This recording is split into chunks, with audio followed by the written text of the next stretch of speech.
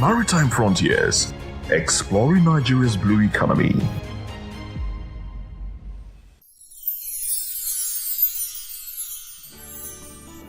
Ẹ̀yin tèmi ní Nàìjíríà lókè òkun, mo ń kí yín fún Kérésìmesì ọdún yìí á yabo fún wa o. Gbogbo àlàrí bá ti ṣe tààrọ̀ náà gbégbá o. I wish my fans all over the world, in Europe, America, Australia, everywhere, a Merry Christmas and a prosperous New Year.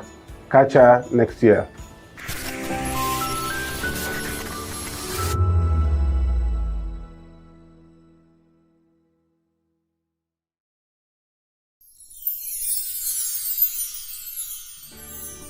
It's the most wonderful time of the year.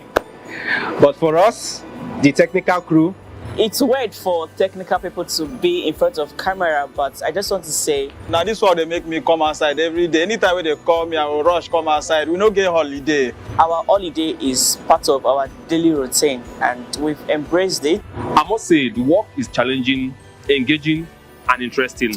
We are all families here at VOP and we the technical crew. For us, it's another day on the job. But it's tough being away from family.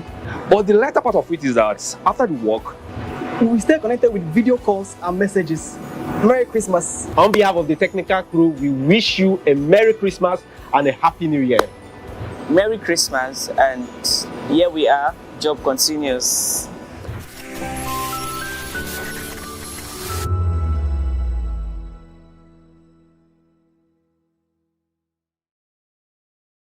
We encourage you to click on the like button and subscribe to our YouTube channel. We are Voice of the People TV. Also follow us on all our social media platforms. We are at VOP TV Live. Visit our website www.vop.ng for fresh and trending news. Also watch us live on SLTV channel 264.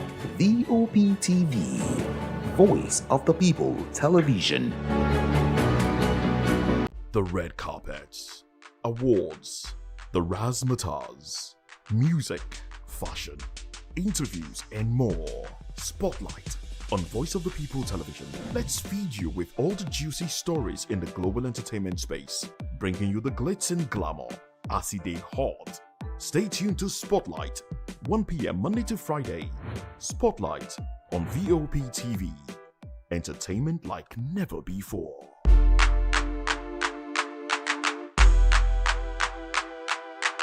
This is African News on Voice of the People Television, where we don't just bring you the news, we bring you Africa's heartbeat, the policies that shapes our world, and the economy that determines our future. African News on Voice of the People Television. Stay with us. In a world where power shifts with every headlines, news breaks and events happens, we bring you unbiased and explicit information on politics, economy and state of the nation. We break down the chaos. Facts, not fluff. Truth, not spin. We discuss not just politics, but a glimpse into the future. Voice of the People Television. Now you have more than a voice. Welcome to the locker room, the home of football talk that matters. I am Jerry Archbishop. Weekday, Monday to Friday at 5 p.m. Nigerian time, as we share the hot takes and hot debates in the exciting world of football. And joining me are the usual suspects, Ikechukwu and Mayowa, as we break down all the hot takes and everything that's happening in the football. Don't just watch football, live it with us. Catch us on the locker room and Voice of the People Television at 5 p.m. Nigerian time. And like I always say, if not 20 minutes off, with the sport. And it's Hakim Ziyech, who puts the As the year comes to an end, we want to take a moment to thank each and every one of you for your hard work, dedication, and the positive vibe you bring to Voice of the People every day.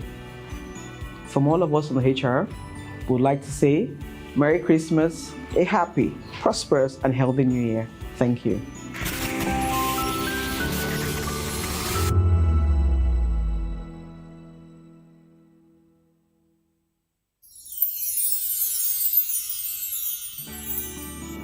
Ẹ̀yin tèmi ní Nàìjíríà lókè òkun, mo ń kí yín fún Kérésìmesì ọdún yìí á yabo fún wa o.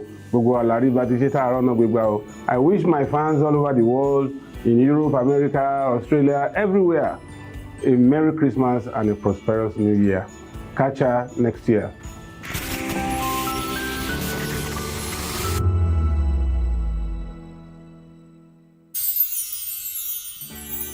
We are here with the leadership of VOP Television Lagos. We do appreciate this opportunity to say Merry Christmas and Happy New Year to our viewers all over the world and admirers. Cheers.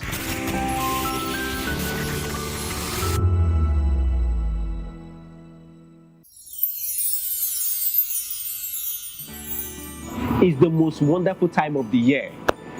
But for us, the technical crew, it's weird for technical people to be in front of camera, but I just want to say, now this one they make me come outside every day. Anytime when they call me, I will rush come outside. We don't get holiday. Our holiday is part of our daily routine, and we've embraced it. I must say, the work is challenging, engaging, and interesting. We are all families here at VOP, and we the technical crew. For us, it's another day on the job. But it's tough being away from family. But the lighter part of it is that after the work, we stay connected with video calls and messages. Merry Christmas. On behalf of the technical crew, we wish you a Merry Christmas and a Happy New Year. Merry Christmas, and here we are, job continues.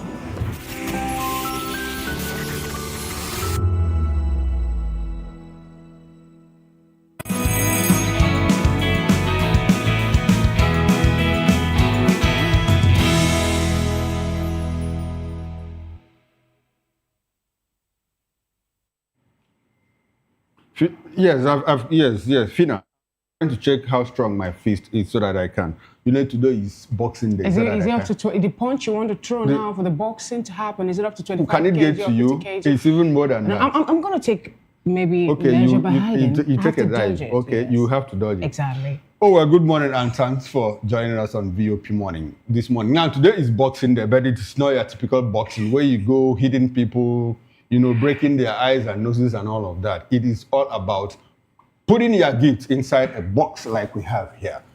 Put your gifts inside a box and give to your loved ones. Today is Boxing Day, and happy Boxing Day from all of us from VOP Television. Now, the typical idea of it is that it's an expression of love. It doesn't necessarily mean that you must have millions, before you can give somebody. My father used to tell me, growing up as a child, that look, little things matter. And he used to tell me, if somebody has 10 naira and he cannot give you 1 naira, if he has 100 naira, he will not be able to give you 10 naira. And if he has 1 million naira, he might not be able to give you 10,000 naira.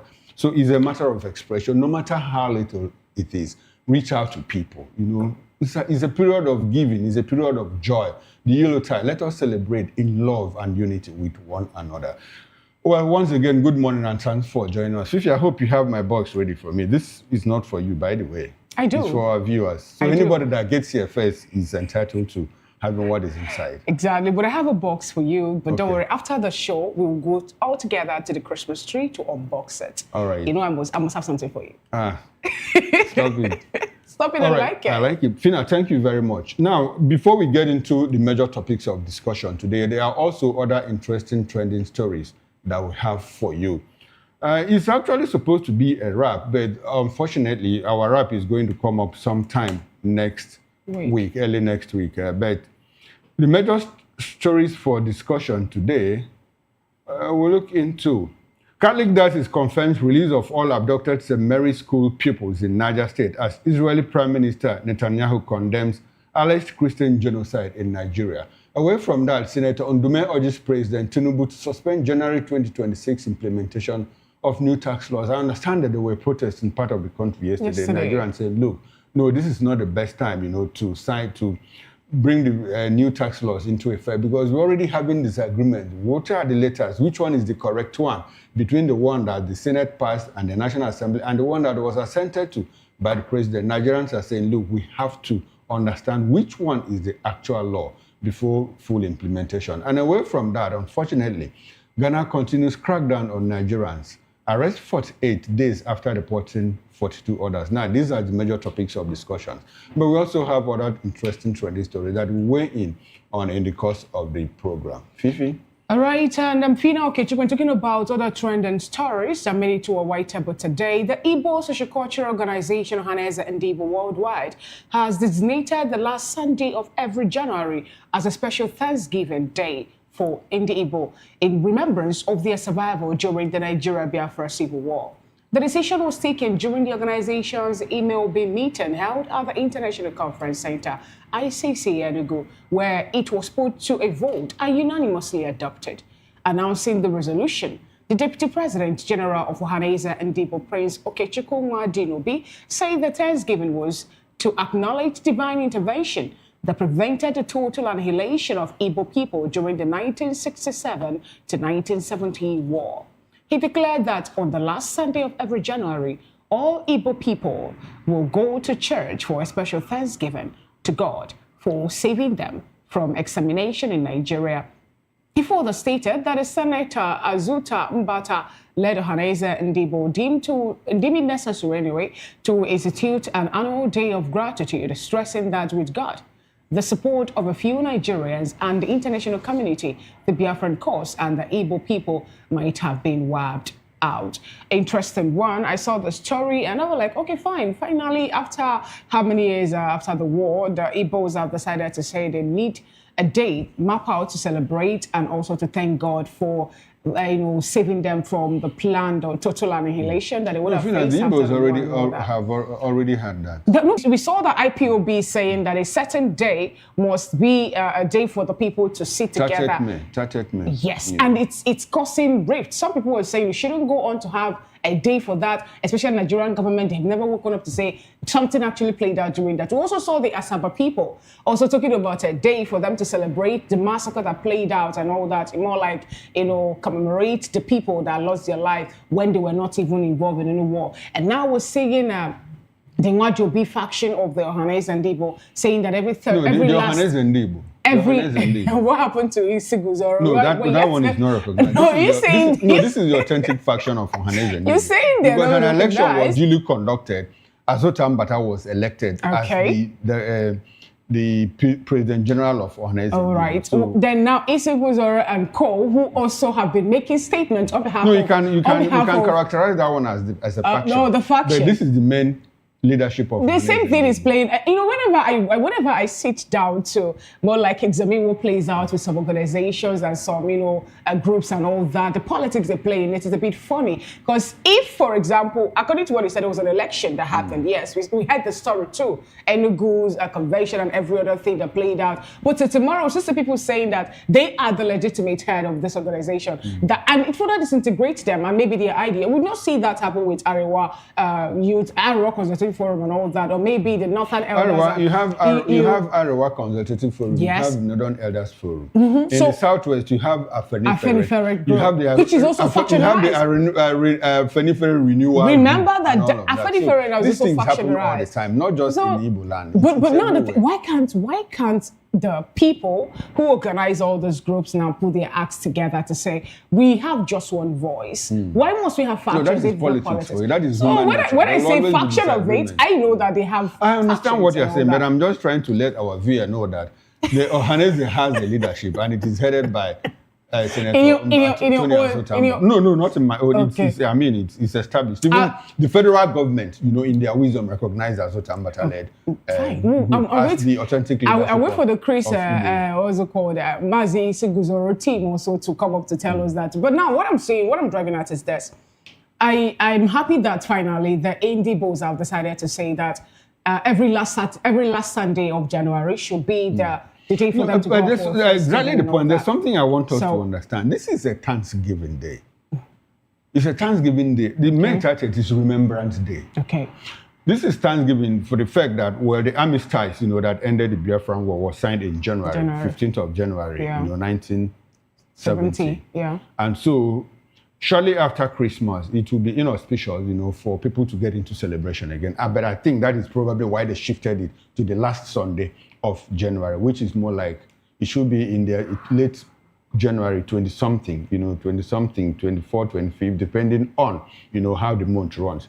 But it's important that this has come up at this period. It is not going to take away, the validity of the fact that May 30th is Igbo Day in Nigeria. Whether we call it Igbo Day or Biafran Day, it's a matter of nomenclature, but people understand. I like this because I was born in the middle of the Civil War, so this should make me happy because the federal government of Nigeria had several policies, both economic policies and military policies. So it took the intervention of people like General Gowon to say, no, we understand that T.Y. Danjuma and Murtala Muhammad said that you need to, cut with the grass. And what they meant by weeding the grass is to exterminate total annihilation of people between age of 0 and 6 years in Biafra land. And if that had happened, I probably would not be here to do this broadcast this morning to celebrate with my people. By January 15th of January 1970, I was less than 2 years, so I would have been caught in that web. So it's a good thing to me and millions of my age mates, people who were born within that period. And so it's worth celebrating. And we thank God for this. But unfortunately, it's difficult to exterminate a race. I can't remember a race that has been exterminated. Even what Europeans did in United States of America, we still have pockets of red Indians, here and there. The Nazis couldn't exterminate the Jews. And today, after about 75 years of war, Israel happens to be about the strongest countries, in the world. And they are doing everything in agriculture, in medicine, in economics, in physics, in technology, revolutionizing these sectors of humanity and bringing up products, that scale human life. And if we had the opportunity in Biafra land, in Igbo land, I think this is what we would have done. But unfortunately, we are better off in Nigeria. I have always believed that, look, that Nigeria, it's our unity in diversity is our strength, and we should harness it. I like the fact that we are one as a country. It gives us more opportunities. We have a living space. What Hitler called the Lebensraum, a living space for people to express themselves and all of that. The Igbo people have it in Nigeria. The Yoruba people have it. The Hausas have it. But if you ask people me, go to every part of the country and settle. But now, when you check it out, Chikuma, I beg to disagree a bit when you say that. We not like the Igbo people have a space in Nigeria. If they do, we will not have any cause for people tomorrow to be agitating marginalization. Recall the no victor, no vanquish statement. No, Nigeria is a work in progress. No, but it can't continue being a work in progress when some people are more like benefiting more from whatever thing is it that's supposed to make us an entity. No, you don't say we're work in progress. No, it's work in progress. No, what do you say we're work? I am always I don't know, maybe because some will say you're Gen Z. I'm not Gen Z anyway, but some will say I don't like that. I'm not Gen Z. It's historical. I understand where you're coming from. Until when we sit together and understand and recognize that we all are a single entity as a nation, and what is good for the good should be good for the gander, then we'll have a way to move forward. Because we check out what is playing out. We have the Southeastern Asset tomorrow. The reconciliation, rehabilitation, and reconstruction policy that was brought up is lagging in that area. And the reason for that... I understand all of that. So that's why I say historically, it's work in progress. Just like I don't think it's work in progress. I think War, you know what happened between the Unionists and the Confederates and all of that. And you know how long it took for the South to even produce a president. But when you check the South, Chukuma, the civil rights, in the 1940s, in the 1950s, what Rosa Parks did, what Martin Luther King Jr. what was Al-Shabaab, Malcolm X, and all of that, everything that they did. Those things are yielding fruits now. The black man has a better place in the United States. So for how long? How long is it going to take? Despite the fact that they are what we call the white supremacists and all of that, it is human nature, it is dynamic. Even if you go to Europe, there are ethnic minorities that are still struggling to find a space. You recall what happened in Ireland between Northern Ireland and all of that. So it's work in progress. We will get there. I don't think it's work in progress. It's not going to be automatic. No, let me tell you why. I'm a realist. I'm telling you. I know you're a realist. Me too. I'm also a realist. But I will still tell you that I bet to disagree, because if you say it's a work in progress, we would have seen deliberate action, deliberate intention for such actually to play out in that region. I don't know, but I don't like telling people where I'm from. What do you want? Now, I expect them actually to have a level of inclusivity from the people of that side. After you made a statement that was made by some generals during the war about how they're supposed to weed the grass and all that, fine, they couldn't do the weeding of the grasses. But today, it's more like we have a deliberate attempt or deliberate intention of some people to keep on making those people not to come up, for them to keep on being suppressed, for them not to, have equal, let's say, representation. That's why someone will say something. That's why I said that Nigeria is work in progress. I'm not sure that there is any hamlet in the whole of this country that you go to, you not see an Igbo man. There is no local government area in this country that you not see an Igbo man, a Yoruba man, an Hausa man, an Urobo man, an Efik man. We are building. You're building. Yes. And someone said something that due to the cross-carpeting... Yesterday, the president just promised us that he's going to protect people of all faiths, different faiths. Please, I don't want to take or say anything about the promises made by the president and also the statement I've been making, because we know, I know. No, I don't know. You know it's a political statement. No, I don't know. But now, the president is doing that. He has promised us to do that. If you say it's a work in progress, I don't see the reason why someone will say that due to the cross-carpeting or the movement of a particular individual from the East to the ruling party, that will now bring them, the people of the East, now to the major players. But Fina, I know you're a patriotic Nigerian. I am. You are. I am a patriotic Nigerian. So now, believe me, Fifi, just believe me that Nigeria is work in progress. Bashir A. Shaba, Senior Special Assistant SSA to Niger State Governor Mohammed Bago, has resigned from his appointment, citing dissatisfaction with political developments and governance in the state and across Nigeria. Shaba in a letter explained that his decision followed careful reflection and consultation. He noted that his resignation is born out of growing dissatisfaction with the prevailing political developments and governance direction in Niger State and Nigeria at large, which no longer align with his personal conviction, principles, and vision for joining public service. Well, he described his understanding of politics as a tool for public service and accountability. Shaba also announced that he had left the All Progressives Congress, APC. Now, people are leaving the APC. For ADC. I hope people will not say that, look, somebody is forcing them to leave the APC, and join the African Democratic Congress, ADC. He clarified that his resignation was not due to personal disagreements, but to create a new chapter in his political career. We see these things happen once in a while, and most times I'm surprised that it's only in the north that people resign from government. The other time it was one Abdullahi Yusuf that resigned, and he said he was to resign to ensure that the president does not come back to office.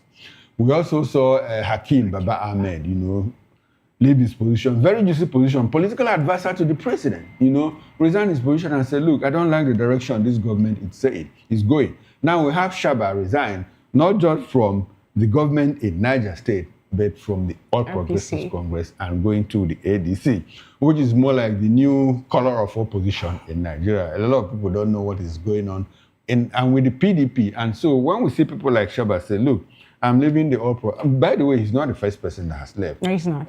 One woman, Hajia Mogaji, on top of my head, I can't recall his name, also left the APC. A couple of people are leaving the APC. So when Nigerians said that, look, Nigeria is tending towards a descent to one-party state, others will cite instances like people that are leaving the APC to join other parties. But I think the issue is the frequency and the rate of, defection from the APC to the other parties.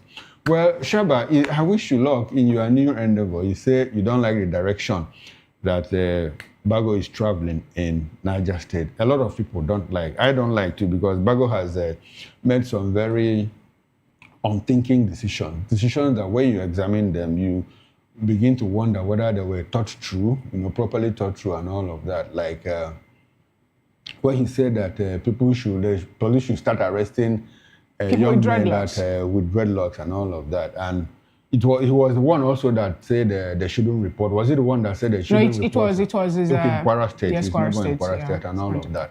But there was another... He sealed a media house. A media house and all of that. A lot of people don't like the level the direction he's traveling. So now this brings us to the issue of our democracy. Is it thriving? when we say people say, look, I don't like what is going in this party, I don't like what this government is doing, and they have the opportunity, the freedom to leave and join other associations, it's a good thing for our democracy. When you say it's a good thing, Chikuma, I hope and I believe that there will not be a political witch hunt to this gentleman who left for another party, because that is what most times we see play out, within the Nigerian political space. If maybe they'll start investigating. Exactly, I'm happy you understand. But let's take a cue from what played out sometime in Delta State. We learned about allegedly a certain amount of money, trillion naira thereabouts, 1.3, tied to the former governor of the state. And then he was called in for questioning, and after that, it wasn't up to 3 months or thereabout. We saw mass exodus of both the governor, present governor now, and his team to the ruling party. And guess what happened? No one is talking about that again till today. And although I have been of the support that if anyone is, if you think someone is culpable of any crime or whatever, go in, arrest the person, do the necessary prosecution. If need be, send this person to jail, let the person face the wrath of law. But if you check out what is happening, it's more like when you fall out of favor from the ruling party, or maybe when you no longer align with them or whatever thing is that they do, and when you are with them, you commit 1 or 2 infractions, they will come for you. They will open your chapter. So now my advice to people that are in government is to stay clean, is to stay clean. So that it's not when you leave, and when they come after you, say, no, it's because I'm no longer with them. We always mention here a certain man who left. And nobody has anything against him. They have turned his paper 360 degrees. They have gone to Babalawo to see if they can find anything. They have nothing against him. Talking about P2B. So if you are in government, ensure that your hands are clean, so that when you leave and they come after you, not tell us, it's because I left their party. It's political witch hunt and all of that. My brother, if you have skeletons in your cupboard, me here, if it is witch hunt, we'll hunt you. We'll hunt you down and recover our money. But we expect to see the same volume or the same speed of light in which they go for opposition members now. We want to see it being replicated in how Are you not seeing that? No, I'm not seeing it. If I'm seeing it... After they arrested Ngige and kept him for after they arrested Ngige and kept him for like 3-4 days, they called for a meeting in Abuja. He quickly went to Abuja. Yes, and then he was granted bail. Good. Now... we see people in this APC that have been tried, by this government. Chukuma, if you want to speak truth to power this morning, I know you're not trying to play the devil's advocate, but all the same, this is Boxing Day to avoid us having a fiscal feast on this white table this morning. I'm not ready for that. Now, on the thing is, check the likes of, what's his name again, the former governor of Kogi State. He's undergoing prosecution. When you say he's undergoing prosecution, if genuinely or really he's undergoing prosecution at this point, we also saw that he returned, the school he paid a certain amount of money to for the children, returned the money. That's number one evidence to indict him. Hold on. If he's really undergoing prosecution, we wouldn't see the ruling party call his name as the people that have been given mandates to make sure that any opposition party will not take other elections coming up, especially the off-cycle election that will be coming up next year. He's innocent until proven guilty. No, but that's if we are looking for a certain 8 billion naira of Kogi State money, and the school returns less than 1 billion naira, I mean, we are still looking for 79. That is a way to say. Okay, you want us to put him in jail? If the school returned 1 billion, like we're just making, more like if the school had to return 1 billion, that shows there is more where this is coming from. Exactly, that's why the case is in court. I am not happy. It hurts me. Nigerians, we have to actually face it the way it is. Some time ago here in this country, some people raised more like an allegation. I'll use the word. About a certain man that was appointed to take care of the insecurity happening in Nigeria. The person who worked with him as his deputy raised alarm. We have a certain clerk or a sheikh in that place too, talk about his activities and maybe connivance with a terrorist group and all that. And then what happened? We're told that the government is looking into it. It was called in for questioning. It wasn't up to 1 or 2 or 3 days. We learned that, there's nothing actually found on him. Few weeks ago, a certain man who was appointed to be the, part of the peace mediation group also come up with evidence and information to tell Nigerians that this particular person really did what he was accused of doing. and we are not getting anything about that. And tomorrow we'll say that the international organization is trying to denigrate us. Nigerians are denigrating Nigerians by speaking about things happening in Nigeria. We have people who have been fingered in one way or another for abuse of office and also the misuse of public funds. And you're telling me that what happened?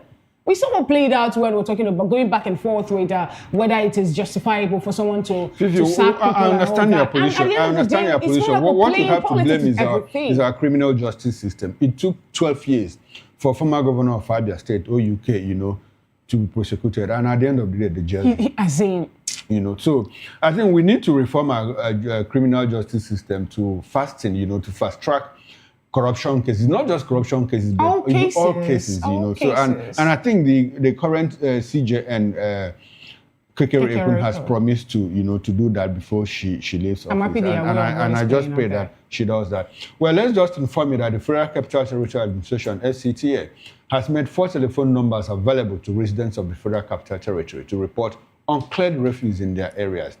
Well, this is aimed at addressing the growing waste problem in the FCT by ensuring that waste management contractors do their jobs as at when due. In a test statement recently, Senior Special Assistant to FCT Minister talking about Leroy Olayinka urged members of the public to send pictures and videos of uncleared refuse to the phone numbers through WhatsApp. He said the location of the pictures and videos should be specified to identify the contractors covering the areas. I think this is important. Unfortunately, we don't have the phone numbers, but if you go through the net, you'll be able to see the phone numbers. And if you reside in Abuja, if you have refugees in your area, just call that number, so that they'll come and clear it. Nigeria, like I said, is work in progress. It's hands-on. People should just do what is important. And for you that is disposing of refuse, make sure that you do it at the appropriate time, not when they clear the refuse. The moment you come back and drop your own, they look as if the contractors are not doing a good job. There are timelines, between 6 and 7 or between 6 and 8, depending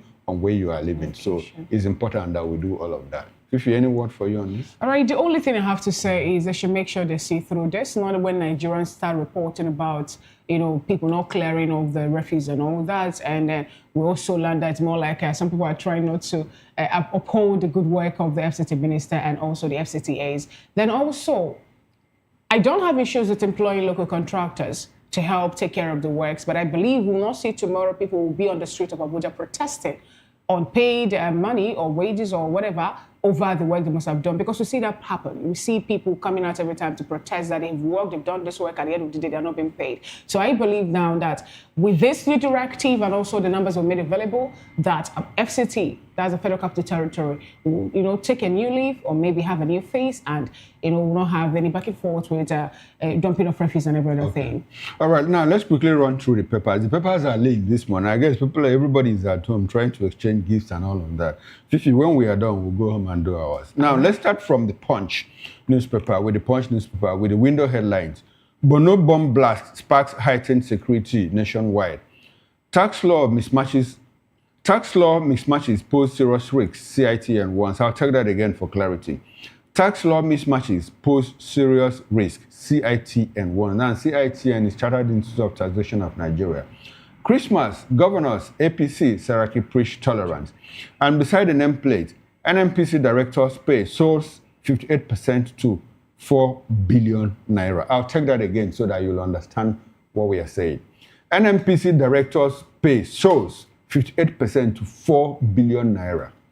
2026 budget, now this big story. Anambra, Enugu, Kano lead in education funding. Akwa Ibom, Imo lag in education allocations as 16 states fall below UNESCO benchmark. 7,900 inmates pardoned in 3 years. We have a lot of criminals in this country. 7,900 inmates. You were told that a society prepares the crime the people commit. Okay, now Christmas Day tanker explosion claims 2 lives in Lagos. Quite unfortunate. FG reshuffles NCAA directors amid corruption allegations. Now, this is from the Punch newspaper. All right, the Daily Trust is up next. Beneath the masthead, but Jabiamila not replaced as Chief of Staff Presidency. 2 killed, many injured in Lagos tanker explosion. Stakeholders set agenda for new oil sector regulatory chiefs. We have the banner headline, Peaceful Christmas Nationwide.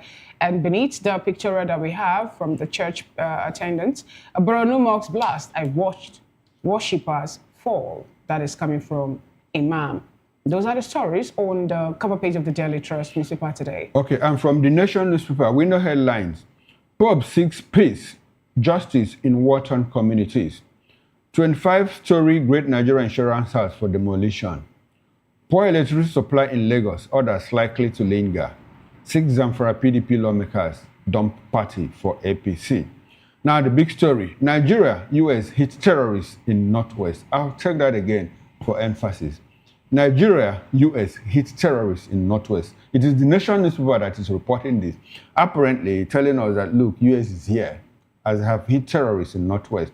There is also a letter of appreciation, to His Excellency, President Bola Ahmed Tinubu, and it is coming from Senator Dr. Ali Modu Sharif, SAS, former governor of Borno State. And that's it from the Nation newspaper. And that's how far we can go on newspaper headlines. We'll return at 10 o'clock for extended review of news stories on cover page and inside stories. Now we'll go for a short break.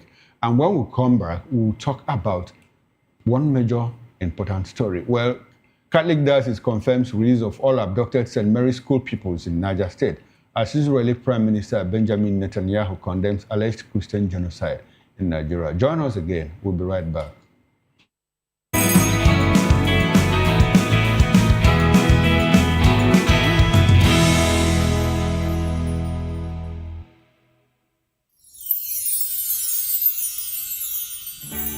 Whether you've been with us through the ups and downs or just joined us for this festive season, take a moment to cherish the moments you've made and look forward to making new ones on the horizon. May this new year bring you everything good, everything prosperous. As we bid farewell to the old year and welcome you to the new year, may your heart be filled with joy and your home with laughter. And of course, may your spirit be filled with hope. We'll be bringing you live updates, exciting performance, and inspiring stories throughout the day. stay tuned for our special New Year's coverage and let's make this year unforgettable. Thank you for making us a part of your celebration. Merry Christmas and a Happy New Year.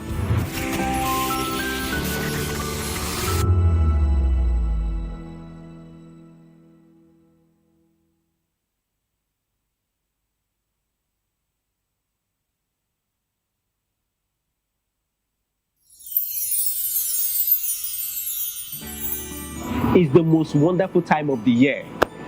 But for us, the technical crew, it's weird for technical people to be in front of camera, but I just want to say, now this one they make me come outside every day. Anytime when they call me, I will rush come outside. We don't get holiday. Our holiday is part of our daily routine and we've embraced it. I must say the work is challenging, engaging, and interesting. We are all families here at VOP and we the technical crew. For us, it's another day on the job. But it's tough being away from family. But the lighter part of it is that after the work, we stay connected with video calls and messages. Merry Christmas. On behalf of the technical crew, we wish you a Merry Christmas and a Happy New Year. Merry Christmas, and here we are, job continues.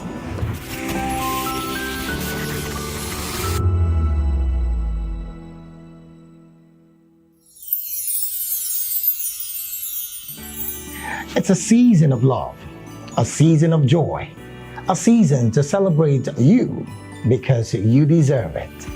From all of us at Voice of the People TV, we only want to wish you a very merry, happy Christmas and a prosperous new year ahead.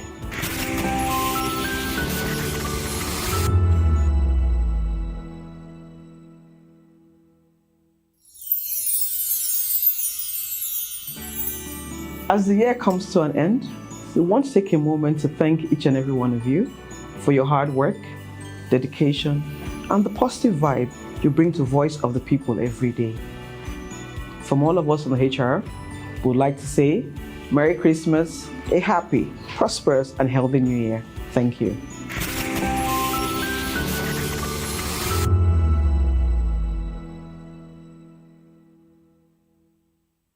I changed my name. I am a friend of the microphone. I talk and get paid, and I look forward to being in your studios. Voice of the People TV.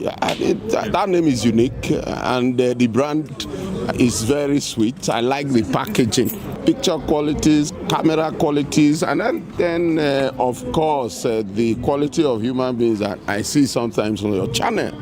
I'll be like, well, this TV station will go places. Voice of the People TV. Oh yes, you are on to Voice of the People TV. Live here in Benin City, the cradle of black civilization.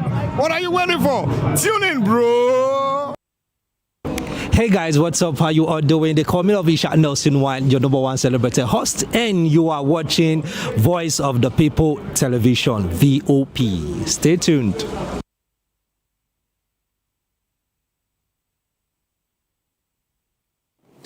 You've been wonderful all through the year. And this is from us, Voice of the People Television, saying Merry Christmas and a prosperous New Year to you all. See you at the top.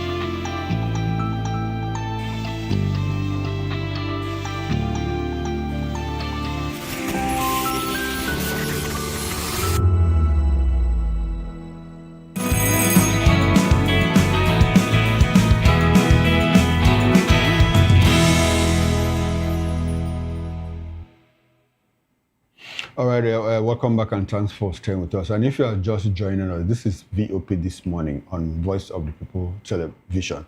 Once again, we wish you happy Boxing Day. Now, we have information. Before we get into our major topic of discussion, President Donald Trump says the U.S. military has carried out deadly airstrikes against ISIS, that is ISIS targets in northwest Nigeria. In a Christmas Day post on X, Trump claimed the terror group had been targeting and killing Christians and said the strikes were ordered in response. He warned that the attacks were the result of what he described as continued violence against innocent civilians, adding that the U.S. will act decisively against terrorism. Now, there has been no independent confirmation of the operation as at press time, as we are announcing this. Well, more than a month after pupils of St. Mary's Catholic schoolgirls were abducted, the Catholic Diocese of Kontagoro has formally brought closure to the incident, confirming that all affected pupils and staff have been rescued. The diocese said the pupils were reunited with their families following a detailed reconciliation exercise. In a statement on Thursday signed by the Bishop of Kontagora, Most Reverend Bolus Dawa Yohana, the diocese disclosed that a final verification confirmed that 230 pupils and staff members were abducted during the attack in Agwara local government area of Niger State and have since regained their freedom. The diocese explained that the reconciliation process was necessary to address public concerns and conflicting figures that emerged in the immediate aftermath of the November 21 abduction, which occurred amid panic and confusion. Meanwhile, Israeli Prime Minister Benjamin Netanyahu has confirmed attacks against Christians in Nigeria, describing the alleged displacement and violence as unacceptable and calling for an immediate end to what he termed militant assaults on Christian communities. Speaking as Israel's Prime Minister in the holidays addressed to Christians worldwide, he warned that persecution based on religion cannot be justified anywhere. Well, we've been joined in the studio here by Mr. Somi Oranta to help us make sense of this. Mr. Oranta is a philosopher, he's an entrepreneur, author, and public affairs analyst. Good morning to you, Mr. Sonny Oranta. Good morning, my brother. Good morning. Happy Boxing Day. Yeah, we start boxing or what? Okay, I can see the gift. Okay, you can see the gift. That box is for you. Please, you go with it when you are leaving. Oh, yeah, that's great, man. Beautiful. I've actually not received any gifts. Don't worry, this is your first gift. This is your first gift. Mr. Oranta, thanks for joining us. Thank you. Now, we heard that like about a month or so ago, we heard guns are blazing. And now, this morning, Nigerians woke to the fact that Trump said, look, Guns have started blazing in Nigeria, northwest, and they have hit ISIS targets. What's your reaction to that? You know, this life is a very deep place. We are not just physical beings, having an occasional spiritual experience, but we are spiritual beings having a physical experience. So every action of man, we don't need God to come and start. The subconscious, every human being has the subconscious essence that documents everything that we do, even in our deepest secrets, in our closet. So, these terrorists promised Nigerians that they are going to give us a Christmas present, that they are going to destroy, they are going to deal with Christians, they are going to bomb churches and all that. And the whole country, in fact, there were churches were asked not to hold crossover services, a lot of things, precautions, were issued out.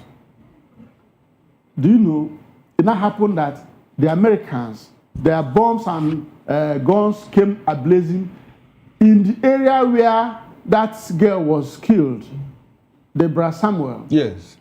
You see how nemesis, the law of cause and effect, operates in our lives. So, it's a great news. Okay. It's a great news because our system has proven incapable of handling this situation. Okay. What you cannot do, when somebody wants to help you, you have to take it. And in this case, we don't have a choice. Okay, you don't. After all, Nigeria went to other areas, other people's countries, to carry out actions which they deemed okay. To save people. In this case, Nigerians are dying in the days, in their numbers. And these people, they are so audacious when they talk about it. They do videos, and Nigeria was telling us, say, we want to ask social media to bring down their Can you imagine? Okay. So mundane discussion, so illogical. They're talking about something. Mr. Ranta, don't you think that the Nigerian government, working in collaboration with the United States, use that as a distraction, to take away, their attention from? Let me tell you the truth. Let me tell you the truth. I may not confirm this truth 100%, but right inside of me, I know that the actions of America, they didn't carry Nigerian government along. Because if they had done that, the thing would have been leaked. Okay, but we have a major media house report that, look, it is Nigeria and US, that did the bombing. When the Department of War issued statement, did they say it's a joint operation? They didn't say so. Would we be seeing the US government sending their person to come have a renegotiation or maybe a discussion with the Nigerian government? We saw that also played out in Abuja. The back and forth, the meetings that were being held, even the Riley Moore who came into Nigeria to check out things. Don't you think that the attack or the launch was still might have actually been a collaboration? Yes. Well, I still do not believe it that there's a collaboration to that extent. Look, there are things. The Americans are not fools now. During the time of Jonathan, look at how many years ago. Okay. They made plans and they divulged that plan to the Nigerian security authorities, and that plan was passed immediately. Okay, and it leaked. To the people, and it leaked. Okay. Now, Mr. Uranta, before we go to our virtual guests, we've been joined by two of our virtual guests. I would like to ask you this question. Did you believe when Trump said all of these things, and at a point it looks like there was a law, a lot of people believe that days, or a week after Trump said guns are blazing, that he was going to do it. At that point, did you believe that Trump was going to come to Nigeria to do something? Were you convinced, or do you think that he was just giving out sound bites? Let me tell you, I have been reading Donald Trump 15 years before he became president. Okay. He's a man that does what he said he will do. He means what he said and says what he meant. He's not a man that bluffs. Okay, so you didn't wish it away. You knew. I knew he was going to act. Especially when he asked the Department of War, Hexed, to prepare for war. Even when he asked the legislature to give legal bites to that statement, I knew. In fact, the moment he mentioned it, I know it was going to happen. Trump is not a man that says something and starts doing something else. No. Okay, now we'll come back to you shortly. When we are going to talk about what some people have termed the economic aspects of this strike and this intervention or interference or involvement or collaboration between Nigeria and the United States of America. Good morning to you, Barrister Eze Luche. We've been joined by Barrister Eze Luche. He is a barrister at, he's an attorney, legal, luminary, and political affairs analyst. Good morning, my brother. Good to have you, Happy sir. Happy Boxing Day. Good to have you. How have you been? No, we're cool. We're cool. In the east, where it's bustling, so beautiful to be home, and it's wonderful. Okay, beautiful, beautiful. So now you are speaking from Owerri. Before we get into this conversation, I'd like for you to, give us a feel, of what is going on in Owerri. Are houses locked? Are the streets empty? Are people scared? When people walk the streets of Owerri, what do they feel? The streets of Imo State, is it some kind of safety or a sign of surrender? What sense does it look like to you? Well, the place is safe. It's bustling. It's the Christmas festivities are all over. Masquerades are dancing everywhere in the communities that have masquerades. Church ceremonies are taking place. So the East, Owerri in particular, is very peaceful. And I will invite everybody to come over. Have a feel of the place.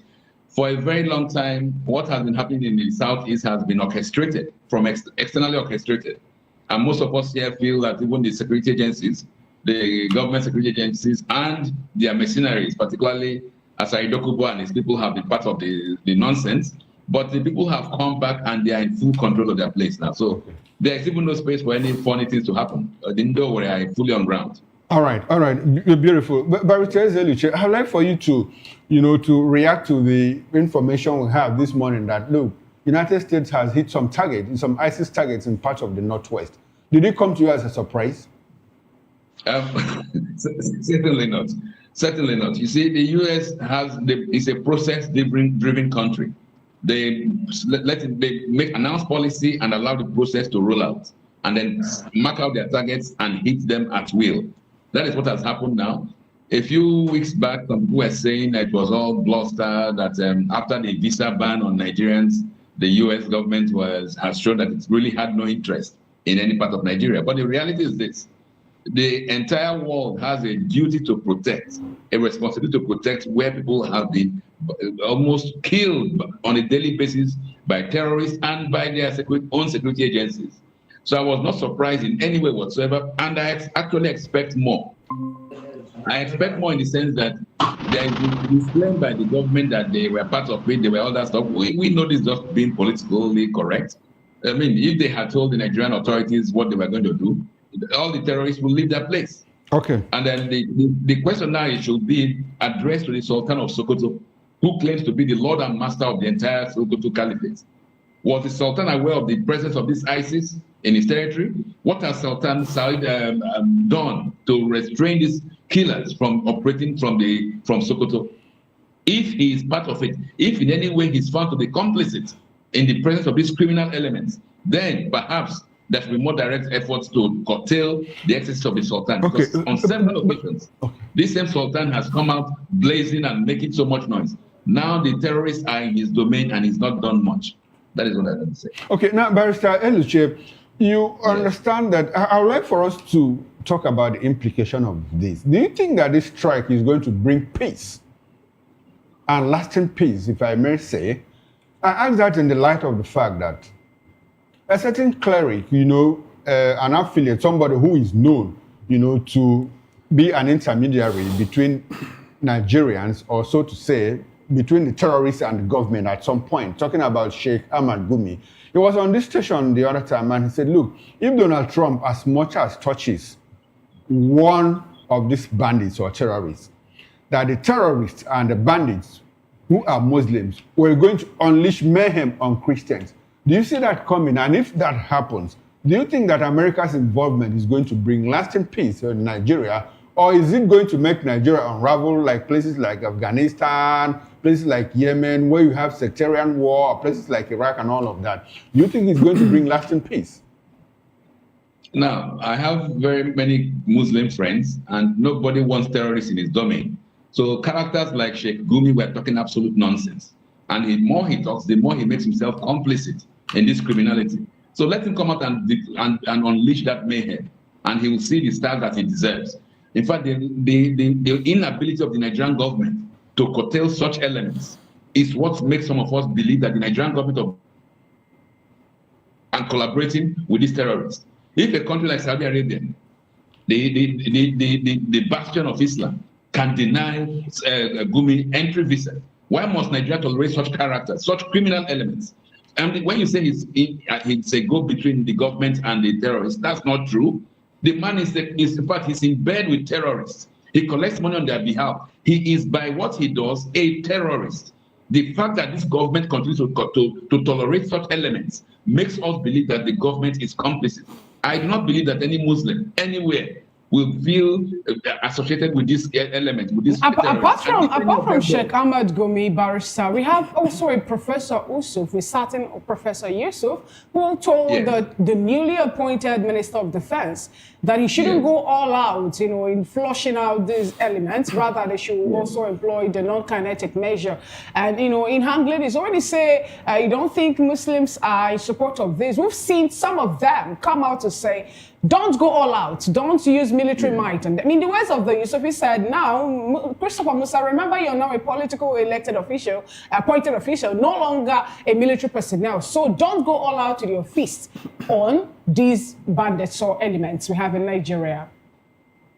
No, I only mentioned Sheikh Gumi as an example. Him and all others of his like, all cohorts, all those who have the same views with him, that you must engage and discuss and negotiate with terrorists, should be dealt with. And the average Muslim on the street is peace loving. Islam, like they say, is a religion of peace. So those who terrorize in the name of Islam are not tolerated anywhere, even in the Islamic world, in the Arabian Peninsula, in Saudi, in UAE, in Kuwait. Those guys are slaughtered.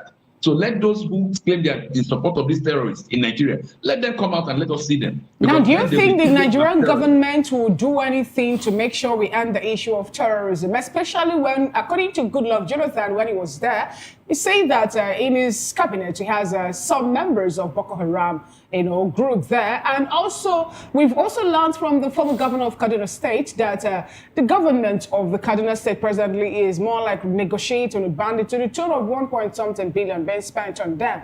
And we saw what was playing out with I think the State Minister for Defense, where people have been pointing him as someone who is in good book of this terrorist, to the likes of George Bello coming up to tell Nigerians that, Matawale should not be arrested, but the former governor of Castina and Zamfara should go in. So do you think we're going to end the issue of attacks or banditry or terrorism, let me use the word now, in Nigeria anytime soon, even with the involvement of the United States of America?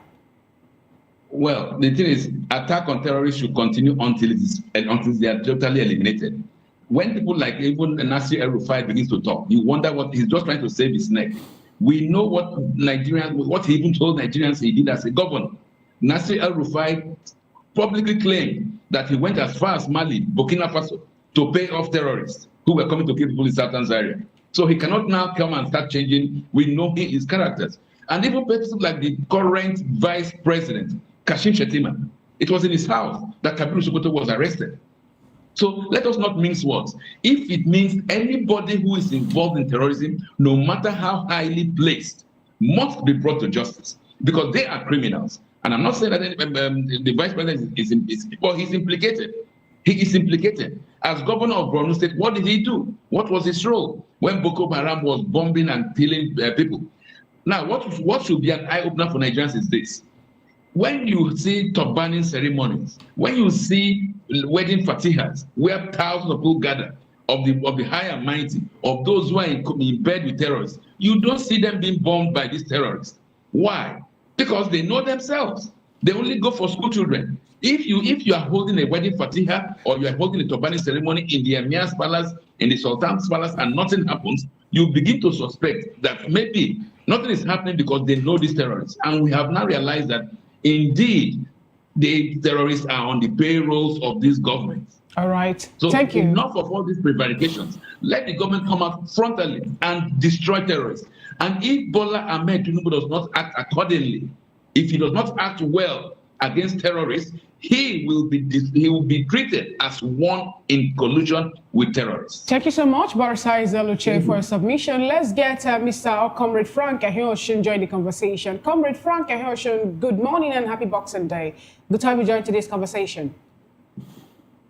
All right, without wasting much time, if you can hear me, I want you to, what's your opinion or your stand on the revelation made by the Bishop of Kotangora Diocese in Niger State that all of the kidnapped victims of St. Mary's Catholic School have been reunited with their family members, and we were also told that the governor himself, Bago, was there to make sure that the process was also seamless. What do you make of this, and how is it? Some Nigerians are asking, how possible is it for the terrorists or the bandits to move such large number of children and also return them back to their parents without harm or injury or even any of them losing their lives? And what do you have to say about this, regarding the fight against terrorism and allegation of how some people are more like aiding and abetting with these terrorists because of their security votes?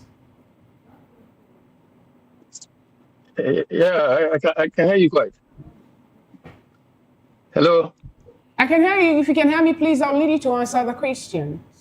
Yes, I can hear you quite. On the issue you raised, in my opinion, Nigeria, unfortunately, is not a serious state.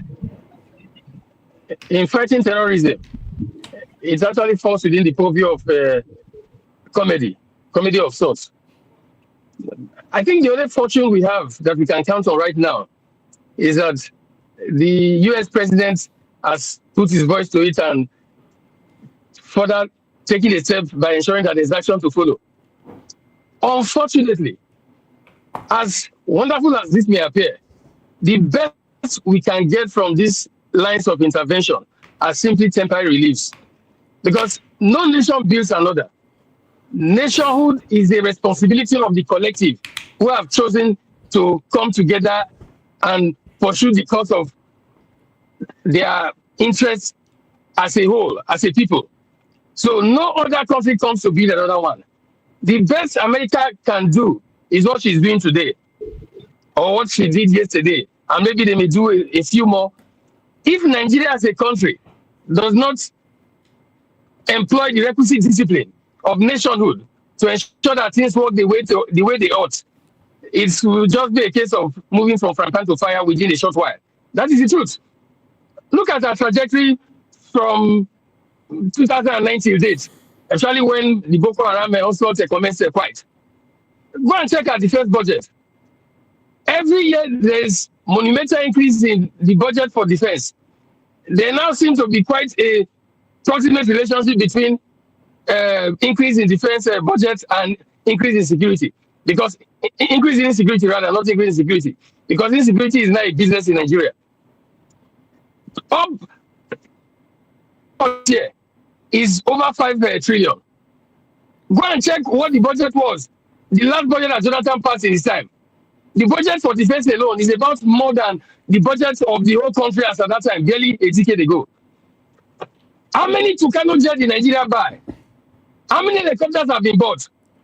The aircraft that the US used for those strikes, I can bet on the fact that they don't fall within or even close to the range of the Tucano jet that Nigeria spent billions of taxpayers' money to buy that have made no impact. What is the point I'm making?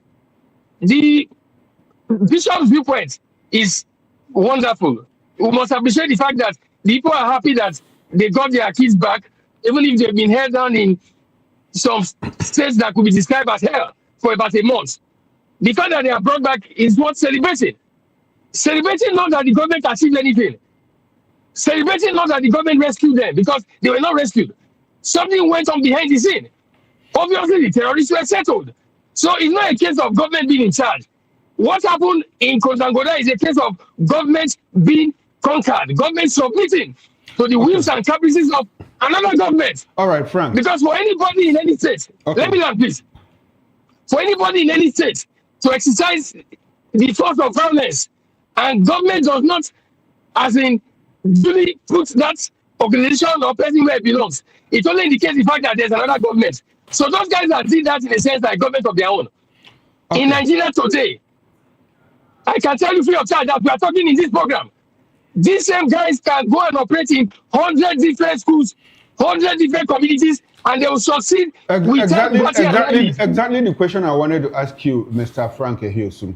Now, we've been battling this insecurity for close to 2 decades now, as far as I know, more than 15 years. And it's been very difficult for us. You just mentioned how our security budgets keep increasing every other year. But America has stepped in graciously, as some Nigerians will describe it. Now, my question is, how long or how much longer do you think, or how long do you think it will take the United States of America, to clear these people? As we understand, they have also boasted that if you kill 10 of us, you have 100 more people that are ready to get into the fight. Do you think that it will get to a point where America will have to bring in troops in the northwest or in the northern part of this country, or any part of this country where insurgency, banditry seems to have taken root? Do you think it will get to that point? And what will be the implication of all of this for Nigeria as a country, in terms of our sovereignty, in terms of America having to probably get a base in Nigeria and all of that? How much longer do you think it will take us to take out insecurity in Nigeria? First of all, when you say we have been battling it for so long a time, I want to change that narrative in a sense. Those of us who, to a large extent, are victims are the ones that I would say are battling it, not the government that we so elected who ought to have that responsibility. When viewed from the lens of the role of government, it's more of the business of insecurity. That is what has thrived in Nigeria. That is the truth. That must be established. Now, on the US coming around and making any form of impact, like I emphasized earlier, I said the best that we can get from it is just temporary relief, maybe for a few days, for a few weeks. Even if America brings our soldiers to the ground to come and fight, were Americans not in Afghanistan for 20 years? Immediately they left, what happened? Even before they left, I emphasized something from the outset. In the history of the evolution of nation states, or nations as the case may apply, no nation builds another. Nationhood is the responsibility of those who have come together as a collective to define the course that they want to take.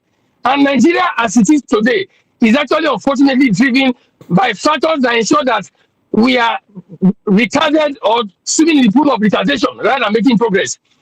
See, the source of this conflict, the feeding mechanism, is like a limitless bowl.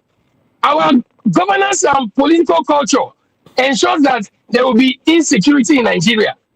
So even if you go and bring angels from heaven to come and be the ones fighting, maybe to join the Americans, it will not change the narrative. If you take a cursory look at our history in insecurity, from independence till date, the first man that gave primacy to the concept of such insecurity that pertains to terrorism was Mohammed Mawa. The guy was not even a Nigerian. He's actually from Cameroon. He's from a village called Mawa in Cameroon. He was deported by emergency then in 1962. He was exiled from Nigeria. He came back a few years later after Nigeria had become a republic, and he continued with his onslaught. But because Nigeria, as at that time, still had some semblance of discipline that was required for proper nationhood, they were able to checkmate him and cut him on and on and on until 1980, when he was caught down finally. When the guy was killed, over 4,200 Nigerians were killed in one day. He told us when Nigerian soldiers and policemen came after him. Shagari was the president then, but our military was still very functional. Not the politicized system we have today, where the battle against insecurity is more of a business more than carrying out the real function. Okay. So I just say. All right. If you can hear me. Yes, I can hear you. Land on your thought. Yeah, I just say that as a collective, Nigeria as a country today is not serious. It's not even quite concerned about fighting insecurity as much as it ought to. Okay. Because what we call government in Nigeria is actually a ceremonial institution of people who are there fighting for themselves. All right. We don't fall within the purview that Warman Liebman defined as public interest for real. All right, and thank you very much, Mr. Frank Ehiosu. Now, let's go back to Barrister Eze Eluche. Mr. Eluche, Frank has said something that strikes me as, well, do we consider that as, do you think that Frank's position is that America is not going to solve the problem, that even if they come, it's going to persist? Do you share his sentiments? Do you agree with him? Oh, certainly. I mean, and I can assure you that there will be no single American boots on the ground in Nigeria. There will be no single boot on the ground.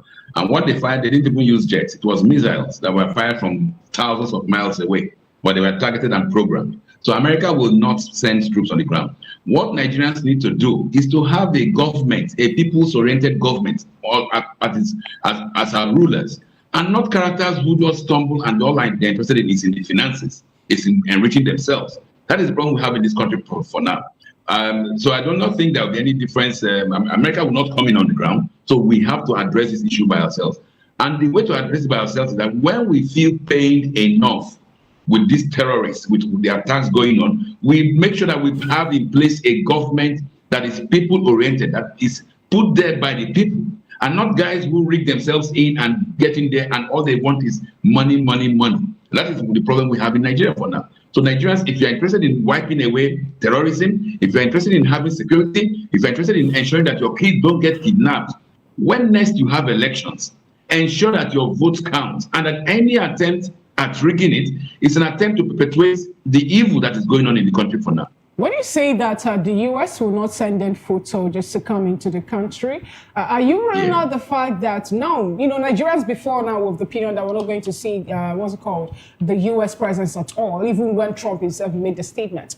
So are you saying he might go back on his words? And also, what do you think the war against security in Nigeria is moving towards, where we have the likes of Benjamin Netanyahu also making a statement in line with the killings in Nigeria that no country or no one is going to, turn a blind eye or a deaf ear to the cries of Nigerians over the incessant killing of terrorists. Are we seeing, other international bloc or maybe other countries now coming into Nigeria to help, exterminate the terrorists that are killing Nigerians? Now, when they come in, like the U.S. has already come in this instance now, did they have troops on the ground? No. But have they wiped out some terrorist elements? Yes. So what they need on ground is their firepower, not really the troops. Because if nobody wants to risk their soldiers or their armies for you people, for anybody, American troops will only go to fight for American wars. That is the new policy of the Trump administration. They will only go to fight where American interests are involved. Otherwise, Barrister, do you think that this might get into, a war of attrition where the terrorists will just, lag, persist, do sporadic strikes here and there to wear out America and the Nigerian government, and the thing will last longer than expected? Do you think it will get to that point? Because it's also a war strategy for guerrilla warfare and all of that. They fight a war of attrition and let you wear out yourself. Yeah, I don't think so, because these terrorists, if indeed they are foreign elements, where would they stay? Where would they hide? Because already we see that up north, the northerners in the Hausas, in Kebbi, Zamfara are already fighting their wars by themselves. In the middle belt, the people are already picking up arms. In the southeast and southwest, there is no space for these terrorists. They can easily be fished out. So there's only war of attrition where the people, the population, the indigenous population are part of the terrorists. But in Nigeria, they are not. Most of these terrorists are foreign elements, either from Arabia, from the Tuaregs or the Fullers from across the West Africa, but they are not indigenous. But they have a huge followership and some kind of sympathizers, in the north. Well, because when you try to hit them, you hear certain sort of people, opinion leaders in the north come to say, look, a strike against them is a strike against us, our people. Sympathies for them. Yes. Now, I assure you, their sympathizers, those enablers, those financiers will be fished out and eliminated. But the population is against terrorists. So people like those characters who keep on saying a strike against the Boko Haram, a strike against the North, will be dealt with because they're terrorists. All right. I mean, despite whatever office they hold, and we have had some of them even as ministers who go to negotiate. People like Pantami, former Minister of Communication, these are ardent terror sympathizers. Those guys need to be fished out and dealt with. Okay. But does the Nigerian population, do they admit or do they condone terrorists? The answer is no. Like I told you, in the southeast, southwest, there is zero tolerance. Okay. Middle belt, zero tolerance. In the north, the Hausas are already fighting against them. So where will they hide? All right. So there is no war of attrition going to go on. Okay. This strike will eliminate terrorists, and that is the end of it. All right. Thank you very much, Barrister Eze Eluche. Now, we've been joined by Honorable Felix Pascal Pulevo is a public affairs analyst and political commentator, and he joins us from Taraba State, which is the northeast, but we understand that the strike took place in the northwest. So let's get a feel of what is going on in the north from Honorable Felix Pascal Pulevo. Good morning to you, Mr. Pulevo, and thanks for joining us on VOP this morning. Thank you, Mr. Chukuma. It's my pleasure. Okay, good to see you again. Happy Boxing Day.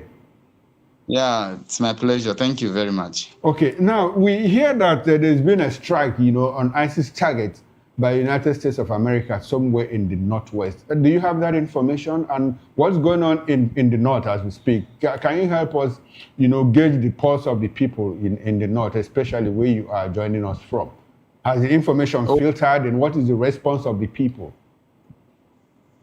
Okay, thank you very much. Yesterday evening, we almost yesterday night, those of us who are social media compliant saw it online, and then we began to feel the waves around in the community. So for us here in the north, when I woke up this morning, I spoke with 7 of my friends. 7 of my friends across Sokoto, Jigawa, Kebbi, Zamfara this morning to know what's the situation, and one was able to oblige me a video call self. Okay. And then he was able to show me how people were reacting to the situation. Okay. In my own little northeast here where we are, there is a little divide. Even if you check out the activities on social media, it was a good Christmas gift to the Christians. They have been jubilating and celebrating it. Some genuine and non-fanatical Muslims also commended it, who are not sympathizers of the terrorists. I've read a lot of commentaries from them. They have also commented that, and especially they commented the fact of the surprise nature of the attack. And just like the way some people have opined in the studio, if it is something that was earlier hinted, probably it would have failed. So, but people are happy, people feel more confident, people are excited that something like this is happening, and that people are feeling that we can take that breath of fresh air, that we can really live in this space in our country. That in fact is sad that there are a lot of religious fundamentalists who feel that probably is an attack on a particular religion, especially some of our Muslim friends and brothers. But like the video I watched, there are exactly. I was coming to that. I wanted you to tell us what happened. How was it? How did the people feel from the video your friend obliged you? Yes, when he was there on the street, there were some of them who were jubilating. In fact, there is one old man that was saying in Hausa that he can now freely go to his farm, that they have killed these hooligans that are affecting them and making them not to farm, that hunger wants to kill him at home. That they are happy that whoever is going to give them this peace, they will welcome it, even if it is America or any country of the world. That so they are happy. These guys have held them hostage for years because the situation has been such that they live with these people in the community, sir. They are there. They move around with their guns and all, and then you are compelled to not to give any hint or information to anybody. So much so that they know themselves very well, they control them, they sit with them in the market, they drink around with them and all whatnot. And so if peradventure they get to hear that you have given out a hint to anybody, then they pounce on you, they just kill you and all that. In fact, they even ask people for monies before they are allowed to go to farm in some places. That is how sad the situation. Are these Nigerians? Are you aware if they are Nigerians or foreigners now? Since they have known who they are, more like we interact with them, relate to them. And are they Nigerians? Are they indigenes of those states? Or are we seeing foreign entities do that? No, basically, most of these guys cover their faces even while they move around in the community.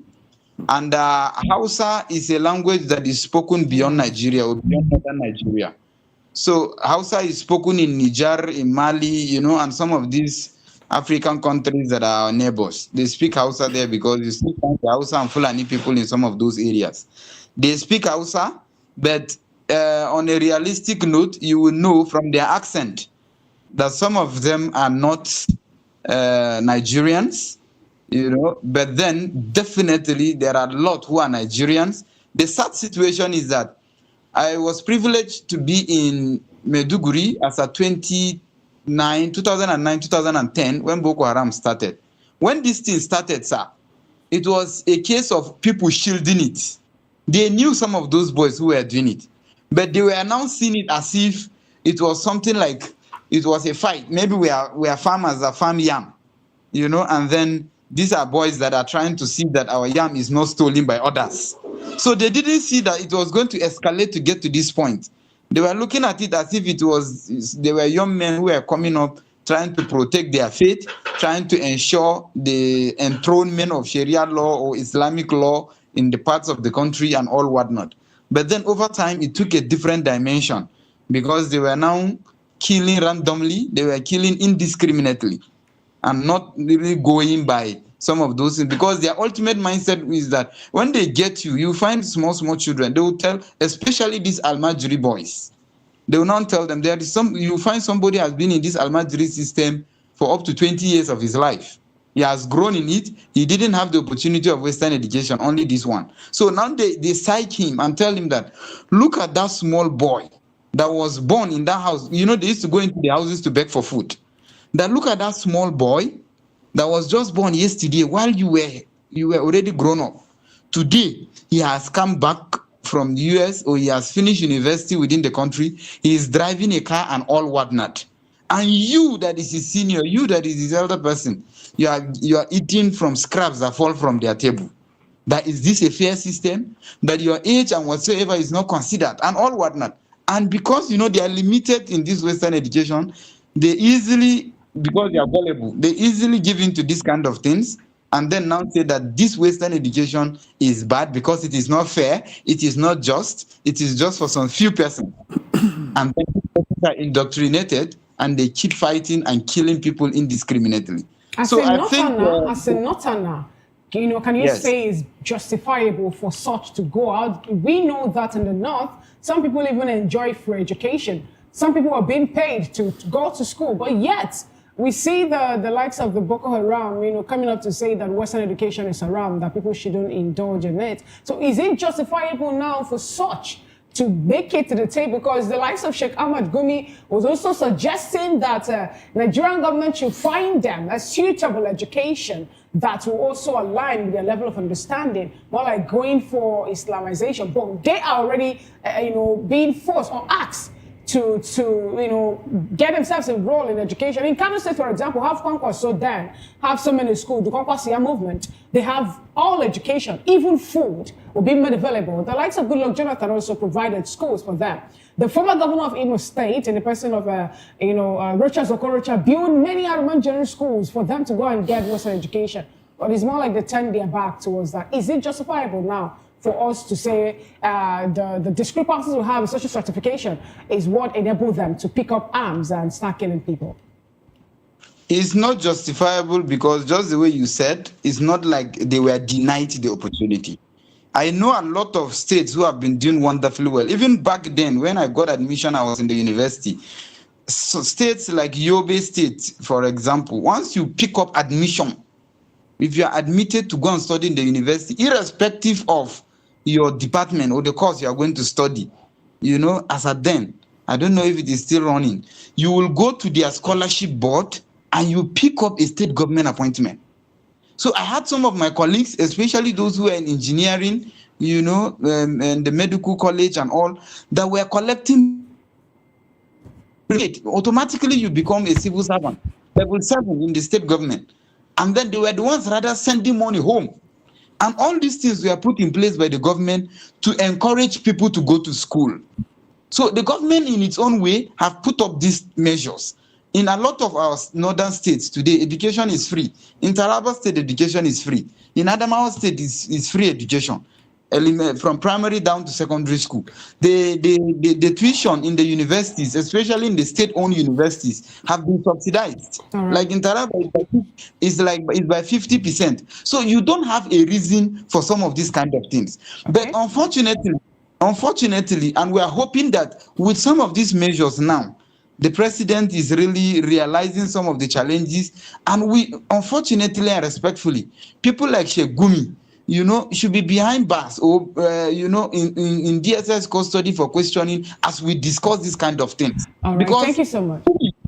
Truly, we shouldn't be having persons revered of his status coming out, to the public, making some of these kind of statements he is making. Those kind of things are decisive, and it clearly people that are collaborated to the whole situation.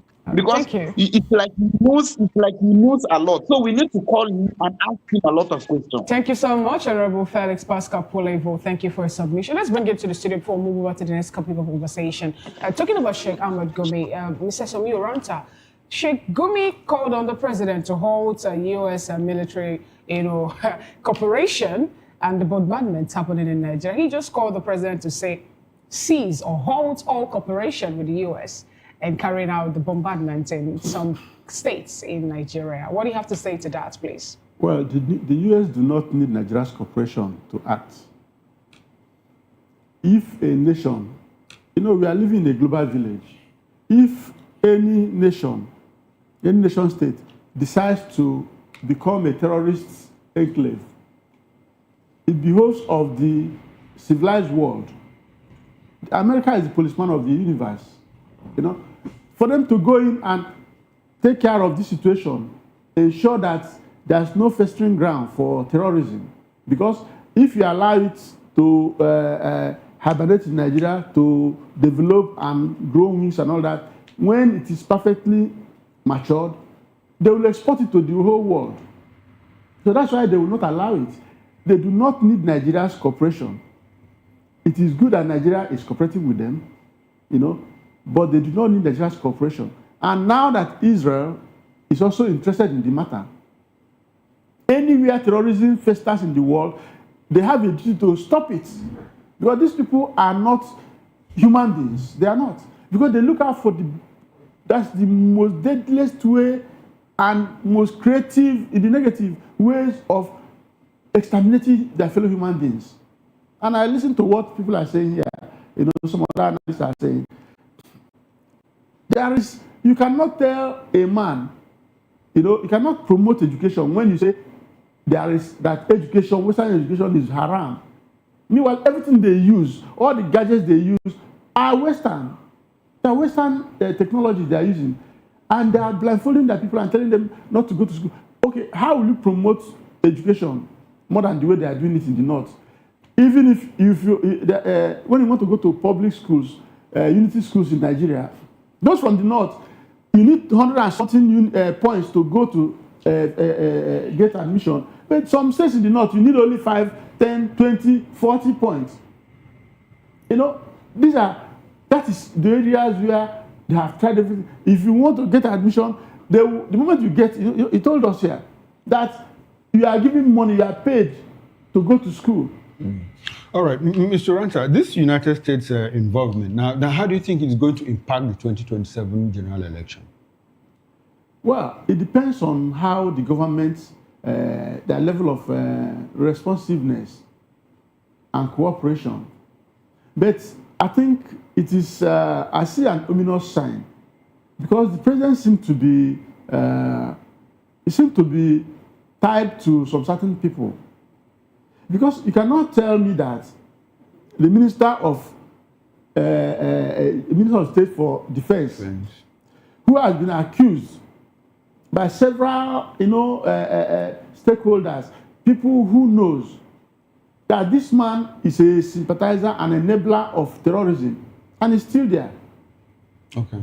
You cannot tell me that the NSA himself, the highest advisory body that takes care of all the military architecture in Nigeria, will arm terrorists Okay. to defend Nigerians. And still be in government. And still be in government. All right. So, and then you will not tell me that with all this release, adoption and releases, without any explanation, who may not know what transpired, but the Americans know. No. The international community, at that level, they know.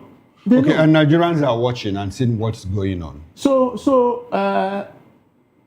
27 election is going to be very, very hot. It's going to be very, very hot. All right, thank you very much, Mr. Somi Uranta. Now let's go back to Barrister Eze Eluche, if he's still with us, and get his concluding thoughts on this before we move into the next topic of discussion. Well, I mean, it's good that the government of Nigeria is aware that there is greater international attention on how it treats terrorism issues, genocide against Christian issues. And I hope this government will sit up now, because for quite a long time, they have taken it as one of those things and focused more on taxation and extorting money from Nigerians, whilst the primary focus of government should be the security of its citizens. So hopefully this will be a wake-up call. And if it's a wake-up call and the government begins to do what it should do, with itself of those who are terrorists amongst its members, no matter how highly placed, then perhaps we may begin to change our views on the government of Bola Tinubu. But as long as it continues on this trajectory, as long as it continues to keep on releasing, detains, kidnap people without telling us how it will happen, without any arrest, Nigerians will forever believe that this government of Bola Tinubu is in bed with terrorists. All right, then. Thank you very much, Barrister Eze Eluche. We must have to say a very big thank you to you once again. Barrister Eze is an attorney at law and political affairs analyst. Thanks for being part of this conversation. Now, we go for a short break, and when we return, we'll still have Mr.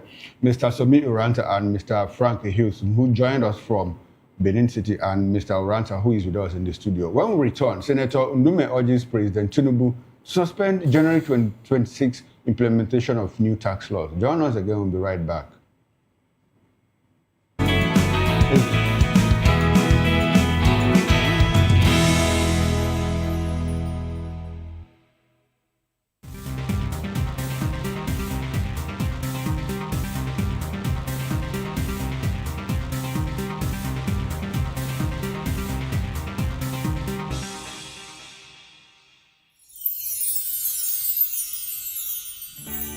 Whether you've been with us through the ups and downs or just joined us for this festive season, take a moment to cherish the moments you've made and look forward to making new ones on the horizon. May this new year bring you everything good, everything prosperous. As we bid farewell to the old year and welcome you to the new year, may your heart be filled with joy and your home with laughter. And of course, may your spirit be filled with hope. We'll be bringing you live updates, exciting performance, and inspiring stories throughout the day. Stay tuned for our special New Year's coverage, and let's make this year unforgettable. Thank you for making us a part of your celebration. Merry Christmas and a Happy New Year.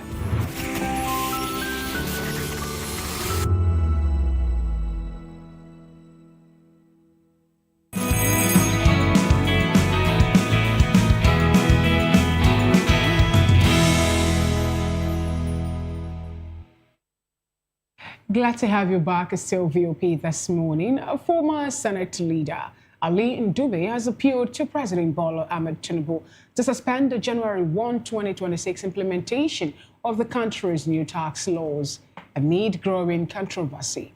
The federal lawmaker made the appeal in a statement he issued on Wednesday in Abuja, and this comes as the Nigerian Bar Association demanded the suspension of the implementation of the new tax law. Also speaking on the ongoing controversy about the tax law, Ndube noted that proceeding with the implementation without getting to the root of the alleged forgery or alteration will create a legitimacy challenge for the tax laws.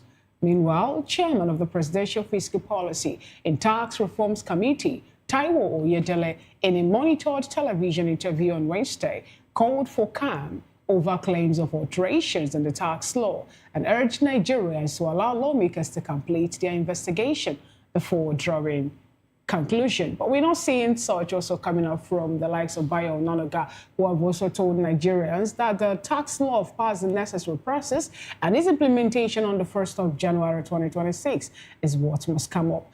All right, we also have with us in the studio Sami Obranta, an entrepreneur, author, and a public affairs commentator, and Barrister Eze Eluche, a legal luminary, a political and public affairs analyst, and Honorable Felix Pascal Polevo, who is a public and political affairs commentator, as well as Frank Ahioshin, who is also here with us in the capacity of Republican political affairs analyst. Thank you so much, gentlemen, for staying with us. Let me start off with you, Barrister Eze Eluche. As a legal luminary, we are going back and forth with, there's this allegation of alteration and also addition of some information different from what was gazetted on the National Assembly floor, and the back and forth playing out, and a certain revelation made yesterday by some National Assembly members that when they went ahead to seek for the original copy of the information, the tax law which they deliberated on, they were told that the clerk refused them the information because of the information given by the Senate Speaker, the President of the House of the Senators, I beg your pardon, in the person of Godswill Akpabio. What does this really portend, and why is it that we're having the back and forth, and yet the presidency is insisting that by January 1, 2026, implementation of the country's new tax law will begin? Thank you very much. There is actually no back and forth. I mean, that is basically what we have is brazen criminality in governance. We thank God for the revelations made by the members of the House of Reps, the honorable members of the House of Reps, Abdul Samad Dasuki and Mansour Soro, who both revealed to Nigerians that what was signed into law is different in material and real terms from what the House passed. Now, why I say there is no back and forth is if there is a difference, then what was signed into law is not a law. The act that was signed is not a law because the Constitution is very clear on this. Nigeria can only be ruled under Section 1 of the Nigerian Constitution, under the constitutional provisions. You can't just begin one day, wake up and sign a law and say you need to rule Nigerians. So if the government tries to implement the new tax law, any part of it that was signed that is different from what was passed by the National Assembly, what the Bola Tinubu government has committed is treason. Because treason is when you try to rule the country that means except as prescribed by the Constitution. And in this case, it's no different from a coup. I mean, so when you say back and forth, Nigerians try to make things very serious issues as if there is an argument. No, Barrister, you just say something about what the presidency have committed to be, treason and all that. In this case, who are we to hold responsible? Is it the Senate president who said that the clerk shouldn't release the original copy, or is it the people? Let's just help us actually work on this, because the president signed what was made available to him, and also we're getting that some individuals must have decided to tamper with it and add their own information without the president being aware of it. So who is really going to go in for this treason? The person that will go in for the treason is Mr. President, because the buck stops on his table. And why do I say this? What he signed was gazetted. So there is even no need to look for any copy from the Senate President. What was passed is also known to all the members of the National Assembly. They have copies. So all we need to do is look at what was passed, copies of which are with the members of the National Assembly, and what was gazetted. And that is the difference we are discussing now. So there is no, you hold the president responsible. The buck stops at his table. Other people who could be culpable include the Attorney General of the Federation, Lateef Fagbemi, the National Assembly liaison officer to the president, whosoever handled it. But the fact is, Mr. President Bola Tinubu is solely responsible. This character who he made the chairman of his tax commission, the Taiwo lawyer there, who comes up and starts saying that there was a draft gazette, there was a committee we set up, they have no idea what they're talking about. A law has been signed, a bill passed by the NAS, National Assembly, has been signed into law by Mr. Bola Tinubu, and if there is a discrepancy, and not just the typographical, what the discrepancy we're talking about is fundamental. Issues that remove the power of the National Assembly to oversight the tax process, issues that ensure that you have to pay a deposit of 20%, When the National Assembly said that you must not pay a deposit, so there are fundamental issues. Okay. It's not a issue. But yes. We hear people in government say, look, this is political noise coming from the opposition.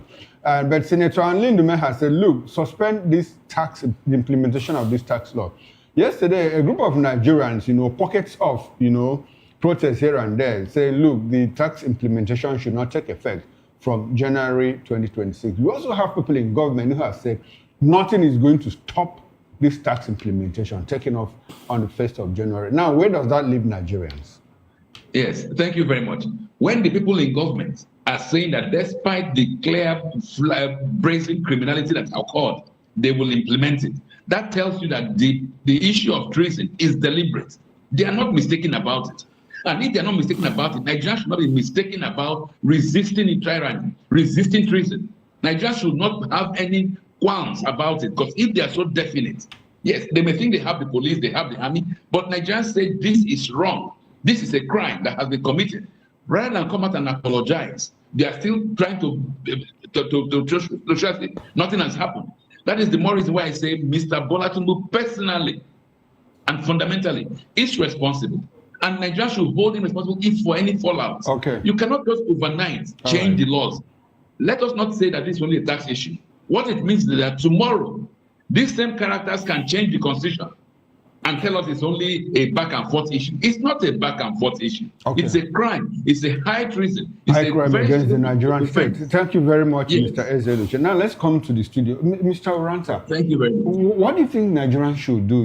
A lot of Nigerians disagree with this tax law. We're already debating, Nigerians are already debating, that look, it is very harsh, it is not pro-poor as the government made us believe, and all of that. Boom, we heard that, look, there was even an illustration that granted the tax authorities power to take money from people's account and arrest people, defaulters and all of that. What should be Nigerians' response? Because we hear the government say, look, nothing is going to stop this. More like trying to force it on Nigerians. What should it be? What should be the reaction of Nigerians? This is going to be a test case of the will of the people and the government. You see, the government needs to be advised that you don't push your luck too far. Because because Nigerians have been so beaten and we are seen to be so weak that we cannot resist. In fact, our elasticity is unending. When they push us to a wall, we break the wall and we keep moving back and they keep pushing. But every reasonable government will know that you don't push your luck too far. Because the day that elasticity snaps, nobody will be able to control it. So when the people are saying this thing, how could it possibly be that a bill passed by the National Assembly will be abandoned or fundamental aspects of that bill changed, altered fraudulently and signed into law? How could that be? And then Nigerians are being forced to accept it that way.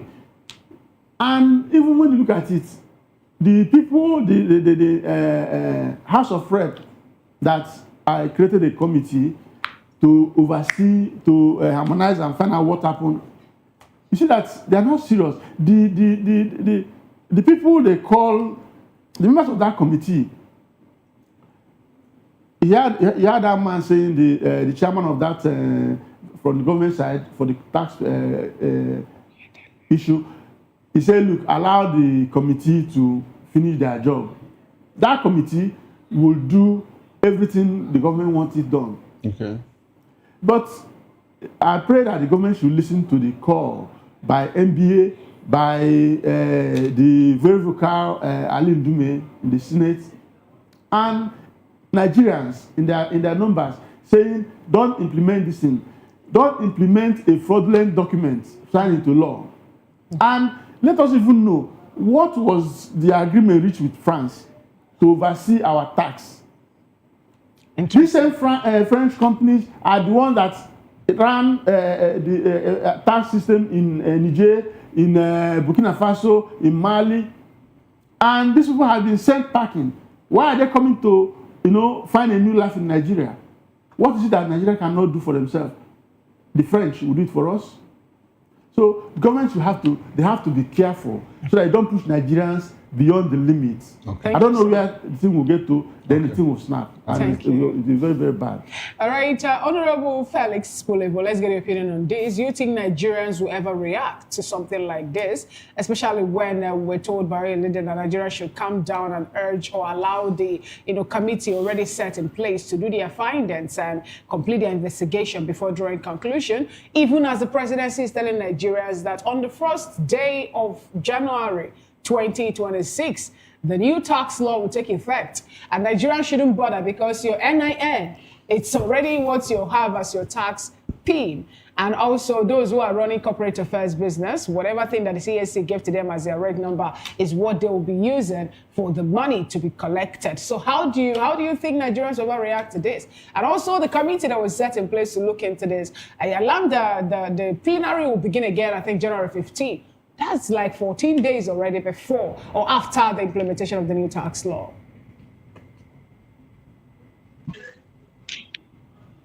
Okay, Frank. All right, let's get your opinion on this, Frank Ahoyoshun, because I was told that we lost connection to Honorable Pascal Pulevo. Frank Ahoyoshun, what do you make of this, please? I hope you can hear me. I can hear you loud and clear. Go ahead.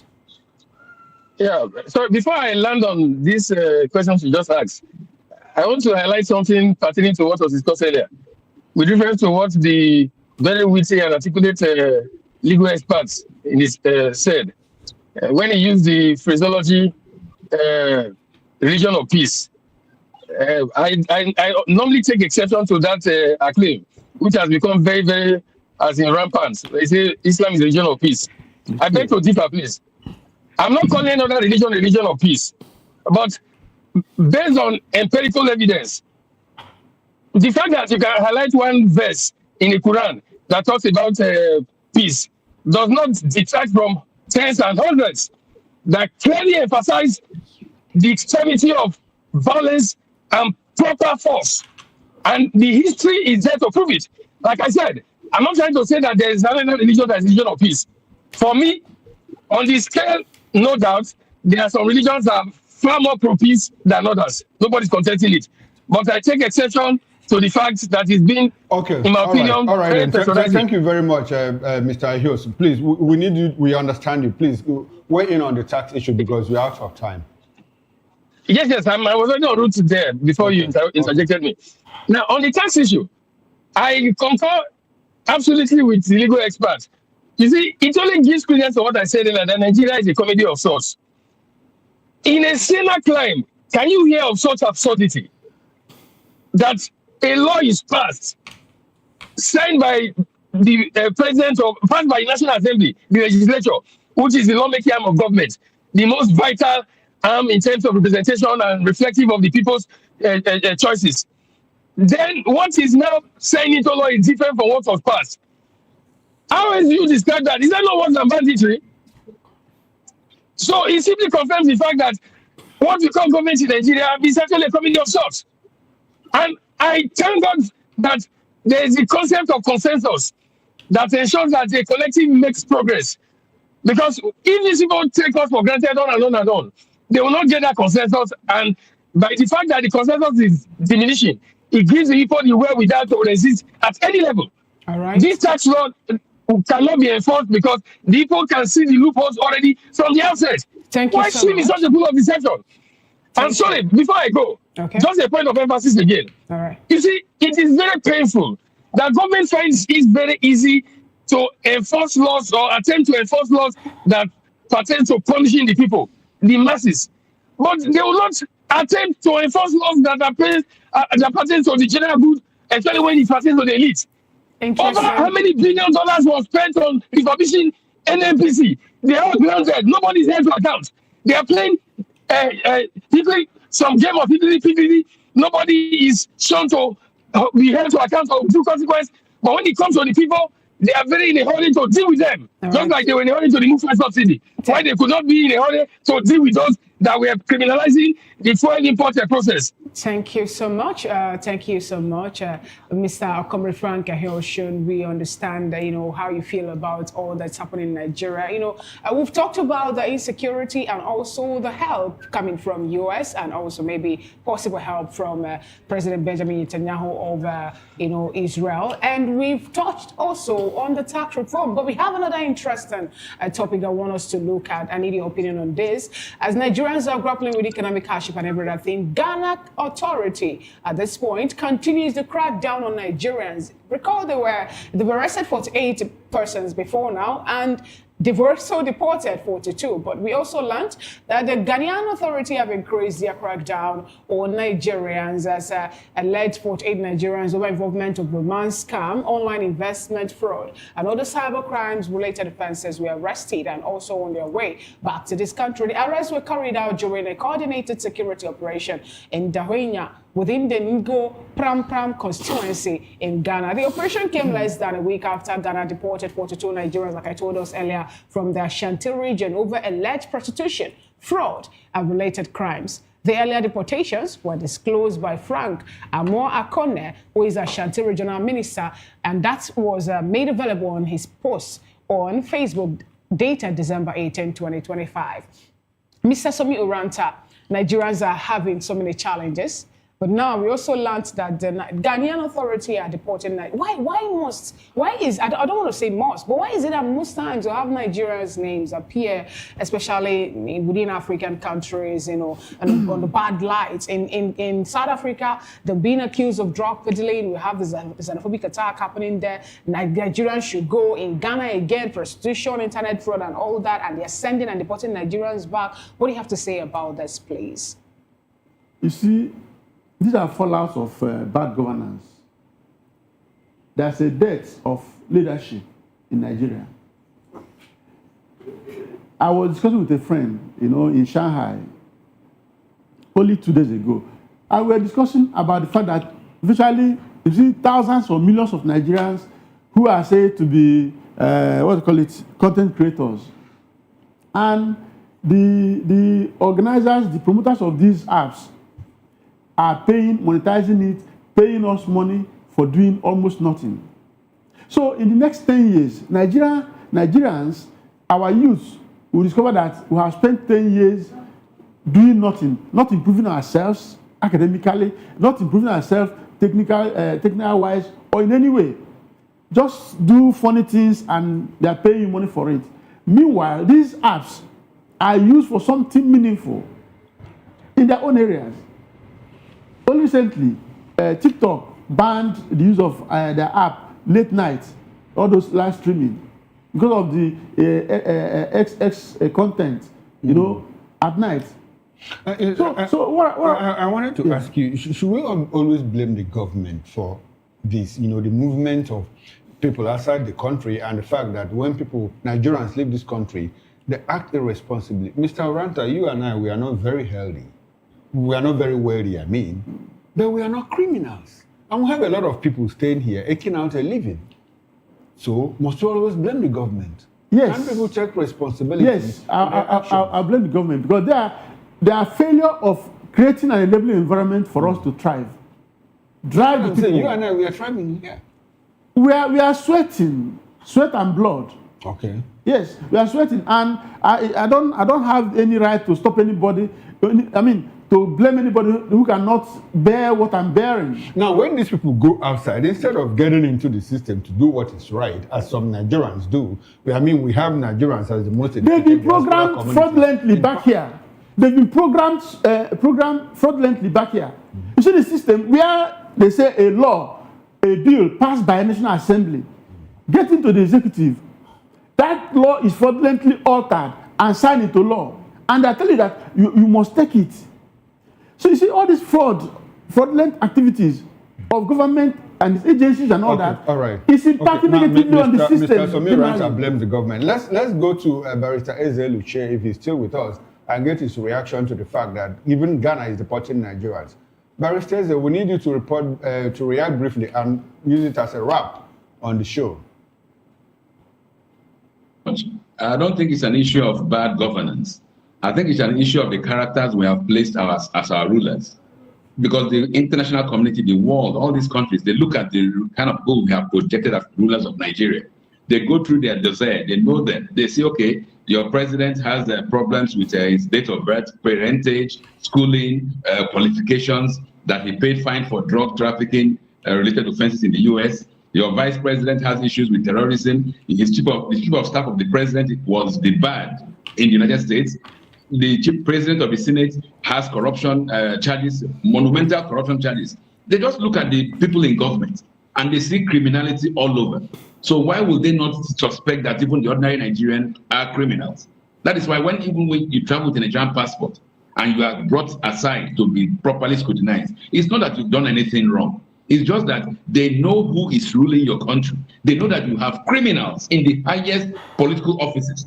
They know that you have ambassadors who have just declared, people like Arek, who over $40-something million cash was seen in his house. They know that you have a lot of criminals who have been sent in as ambassadors to those countries. Why would they not be worried? Okay. And I don't blame Ghana or Benin or the United States, which has recently placed a visa issue, because every country wants to protect itself and its citizens from criminal elements. All right, thank you very much. Next time we have elections, so let me just land. Okay. Next time we have elections, we should ensure that good people only, not criminals, are projected to rule Nigeria. Thank you very much. All right, thank you very much, Barrister Ezeluche. Now let's go to Benin and get a reaction from Mr. Frank Hilson. And I'd like for you to use this opportunity and give us your concluding thoughts as well. Hello, Frank, can you hear me? I'll need for you to unmute your mic so that we can get your audio feed. Okay, yes, I can hear you very well. In 30 seconds, in 30 seconds, we're out of time. Yeah. No, I said what happened in Ghana is not strange. It is what it is. Is it because Ghana just did it? To go to South Africa from Nigeria, people travel to neighboring countries to go and get visa. It's not a testimony to get a visa to travel to South Africa. That is the story of Nigeria. The same country where 40 years ago, you didn't need a visa to travel to the UK and some other major countries possibly. So, like I said earlier, things don't get better on their own. Rather, things tend to get worse on their own, in line with Murphy's Law. Where effort is not put in to make things better, they certainly will go worse. Nigeria, unfortunately, is on the path of things getting worse. That is just the truth. Thank you so much. Oh, wow. Thank you so much, Frank. It's not up to 30 seconds, though. It's really 15 seconds. It's up to 30 seconds. I took my time to do the monitoring. Thank you so much for being part of today's show. We sincerely appreciate your presence. Frank Ahioshon is a political and public affairs commentator. And also thank you, Barrister Ezeluche, legal luminary and political affairs commentator over here with us. Honorable Felix Pascal Polevo, we sincerely appreciate your presence. Mr. Somio Ranta, thank you for being part of today's TM. That's This Morning on Voice of the People Television. On behalf of the backroom staff, Mr. Manfred Mbere, Mr. Alex Asoko. We also have our producer in the person of Matthew Augusto. Thank you so much for being here. And Hazard, thank you for doing the right job with the bars. And then on behalf of my colleague in the studio, Chukuma Okoro, I am Fina Okechuku. Don't go anywhere because 10 o'clock on top of the hour is a newspaper review here on Voice of the People Television. We'll bring you everything the way you're supposed to have it. Bye for now. Enjoy the Boxing Day and show love to one another.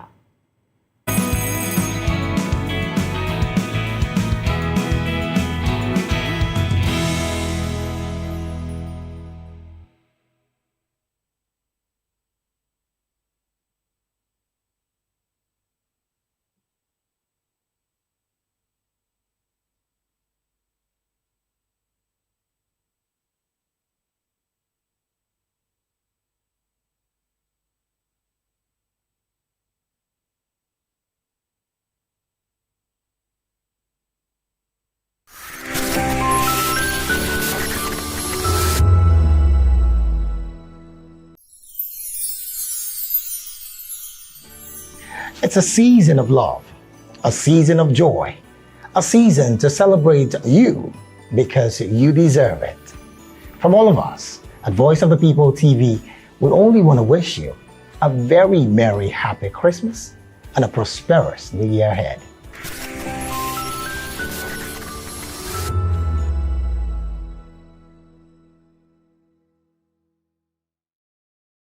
This year has been so amazing with you in it. And that's why we're saying from Voice of the People TV, Merry Christmas and Happy New Year. And we love you. You've been wonderful all through the year. And this is from us, Voice of the People Television, saying Merry Christmas and a prosperous New Year to you all. See you at the top. Voice of the People, you can hear me now. My name is Patrick Doyle, and I wish that you continue to echo the voices of the people. Big up VOP TV. My name is Suibifa Dokubo. Please keep watching VOP TV. Hi, my name is Kwekumali Ikenda Onyekwena, and I am with the Voice of the People TV. Now, if you're looking for the veritable channel for information, politics, robust discussions, you don't need to go far. VOP has you. VOP will always have you. Thank you. Hi, my name is Patrick Diabwa, aka Ibani Chuka, Amayanabo the Eagle King, and you are watching VOP TV. Stay with us.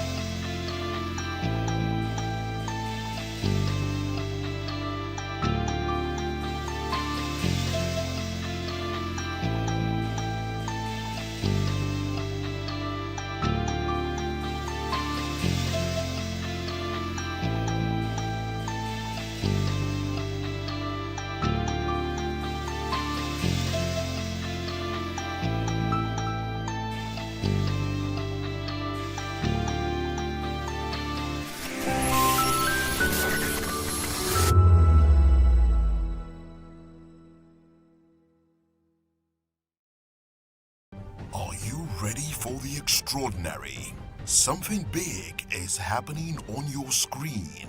Introducing VOP TV, now streaming on SLTV channel 264. From breaking news to captivating conversations, news analysis, giving you all sides to the story. We break in-depth discussions on the issues that matter, from politics to sports, entertainment, and lifestyle. VOP TV on SLTV channel 264. Join us as we redefine what television means to you. Voice of the People Television, VOP TV. Now you have more than a voice.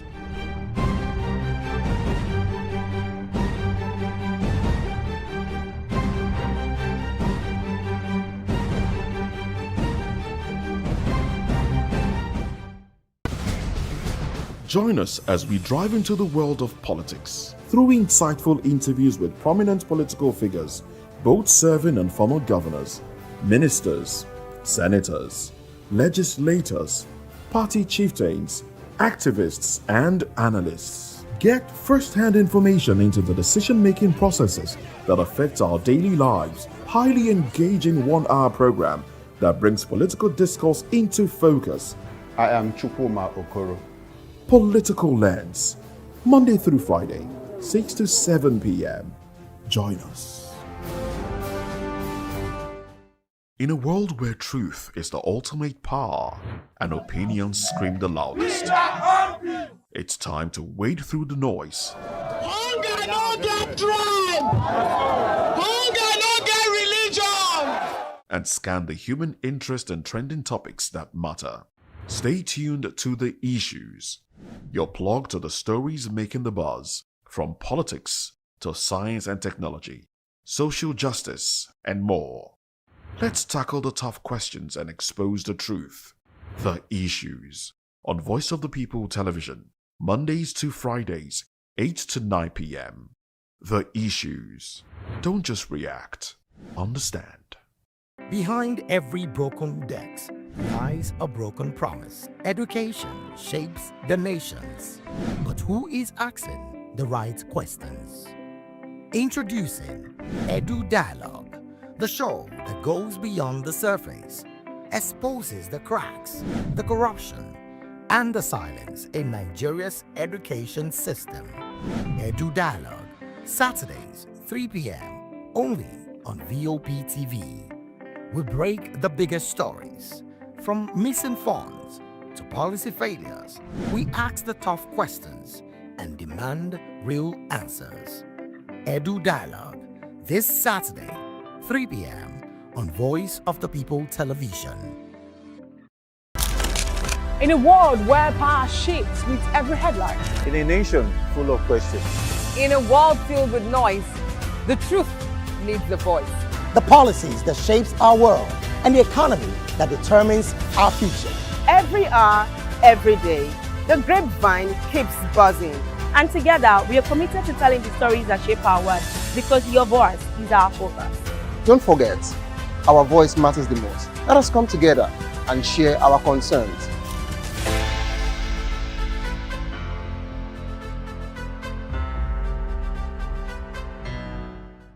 This is African News on Voice of the People Television, where we don't just bring you the news, we bring you Africa's heartbeat, the policies that shapes our world, and the economy that determines our future. African News on Voice of the People Television. Stay with us.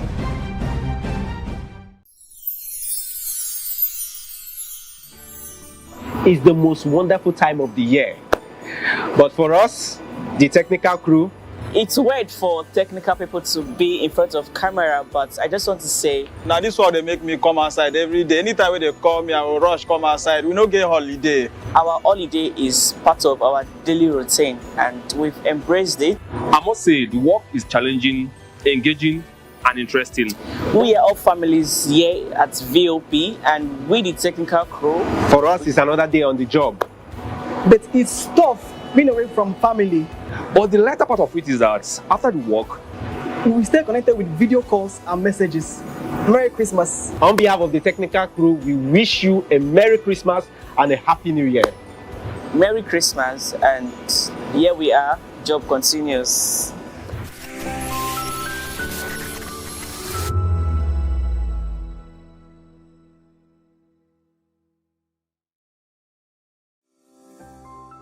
VOP TV. Now, you have more than a voice.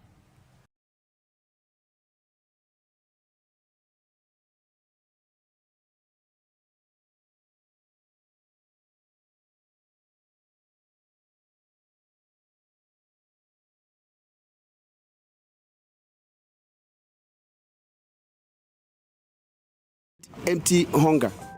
To the blaring horns of a hustling city, the loudest voices of the common man got a medium to be heard. This particular administration, they were coming unprepared. It's not a bad thing to renovate the president's lodge. Through top-notch programming, unbiased reportage of news, sports, business, entertainment, and cultural documentaries, Voice of the People 90.3 FM became a symbol for 21st century media. And now, a new baby is born. Voice of the People Television, VOP TV, youthful, full of vigor and penchant for excellence in the continent's media space, exposing the wrongs, applauding the rights, dissecting the news without fear or favor, through factual and accurate stories and contents. Corruption kills three things that makes a society. Representing the interests of the people and giving them a voice. Voice of the People TV is here to stay towards building a fair society. VOP TV, Voice of the People Television, truly a voice for the people. In a world where power shifts with every headlines, news breaks and events happens, we bring you unbiased and explicit information on politics, economy, and state of the nation. We break down the chaos. Facts, not fluff. Truth, not spin. We discuss not just politics, but a glimpse into the future. Voice of the People Television. Now you have more than a voice.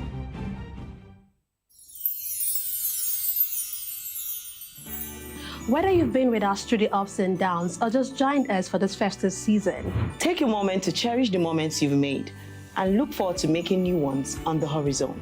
May this new year bring you everything good, everything prosperous. As we bid farewell to the old year and welcome you to the new year, may your heart be filled with joy and your home with laughter. And of course, may your spirit be filled with hope. We'll be bringing you live updates, exciting performance, and inspiring stories throughout the day.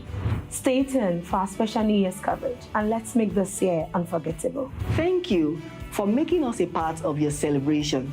Merry Christmas and a Happy New Year.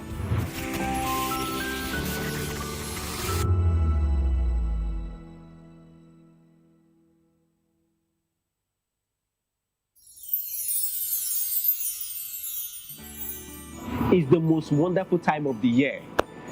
But for us, the technical crew, it's weird for technical people to be in front of camera, but I just want to say, now this one they make me come outside every day. Anytime when they call me, I will rush come outside. We don't get holiday. Our holiday is part of our daily routine, and we've embraced it. I must say, the work is challenging, engaging, and interesting.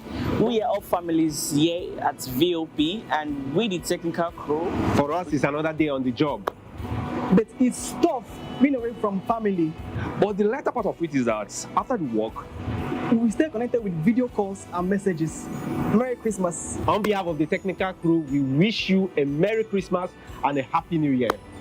Merry Christmas, and here we are, job continues.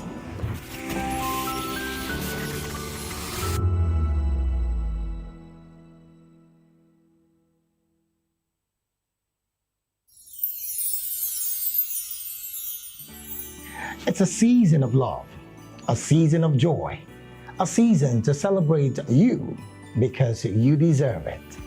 From all of us at Voice of the People TV, we only want to wish you a very merry, happy Christmas and a prosperous New Year ahead.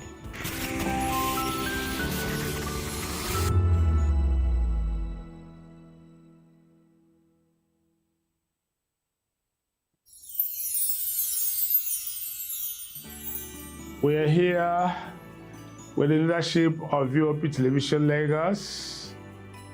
We do appreciate this opportunity to say Merry Christmas and a Happy New Year to our viewers all over the world and our admirers. Cheers.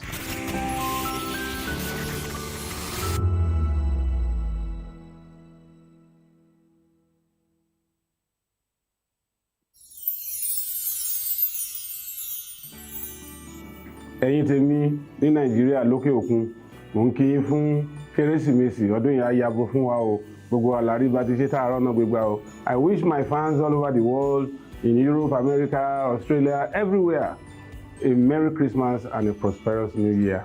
Catch ya next year.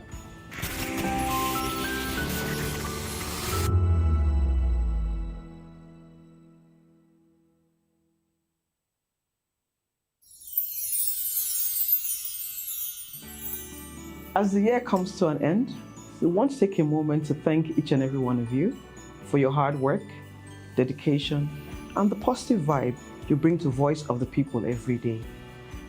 From all of us on the HR, we would like to say Merry Christmas, a happy, prosperous, and healthy New Year. Thank you.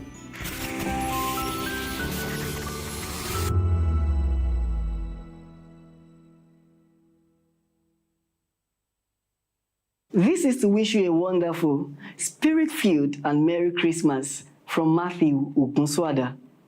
This year has been so amazing with you in it, and that's why we're saying from Voice of the People TV, Merry Christmas and Happy New Year, and we love you. You've been wonderful all through the year. And this is from us, Voice of the People Television, saying Merry Christmas and a prosperous New Year to you all. See you at the top. Mr. Familoni, and here's to VOP TV. Keep watching, stay tuned, do not touch that dial. My name is Made Kuti, and you're watching VOP TV.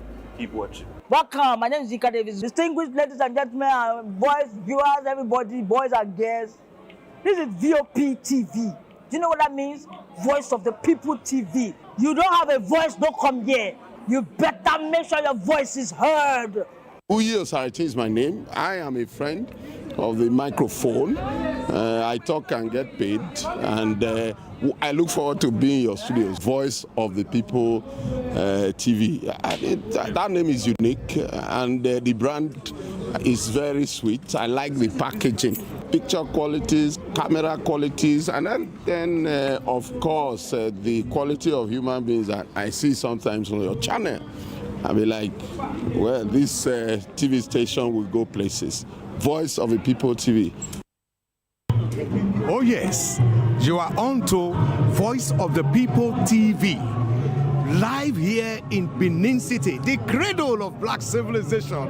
What are you waiting for? Tune in, bro. Hey guys, what's up? How you all doing? They call me Ovisha Nelson One, your #1 celebrity host, and you are watching Voice of the People Television, VOP. Stay tuned.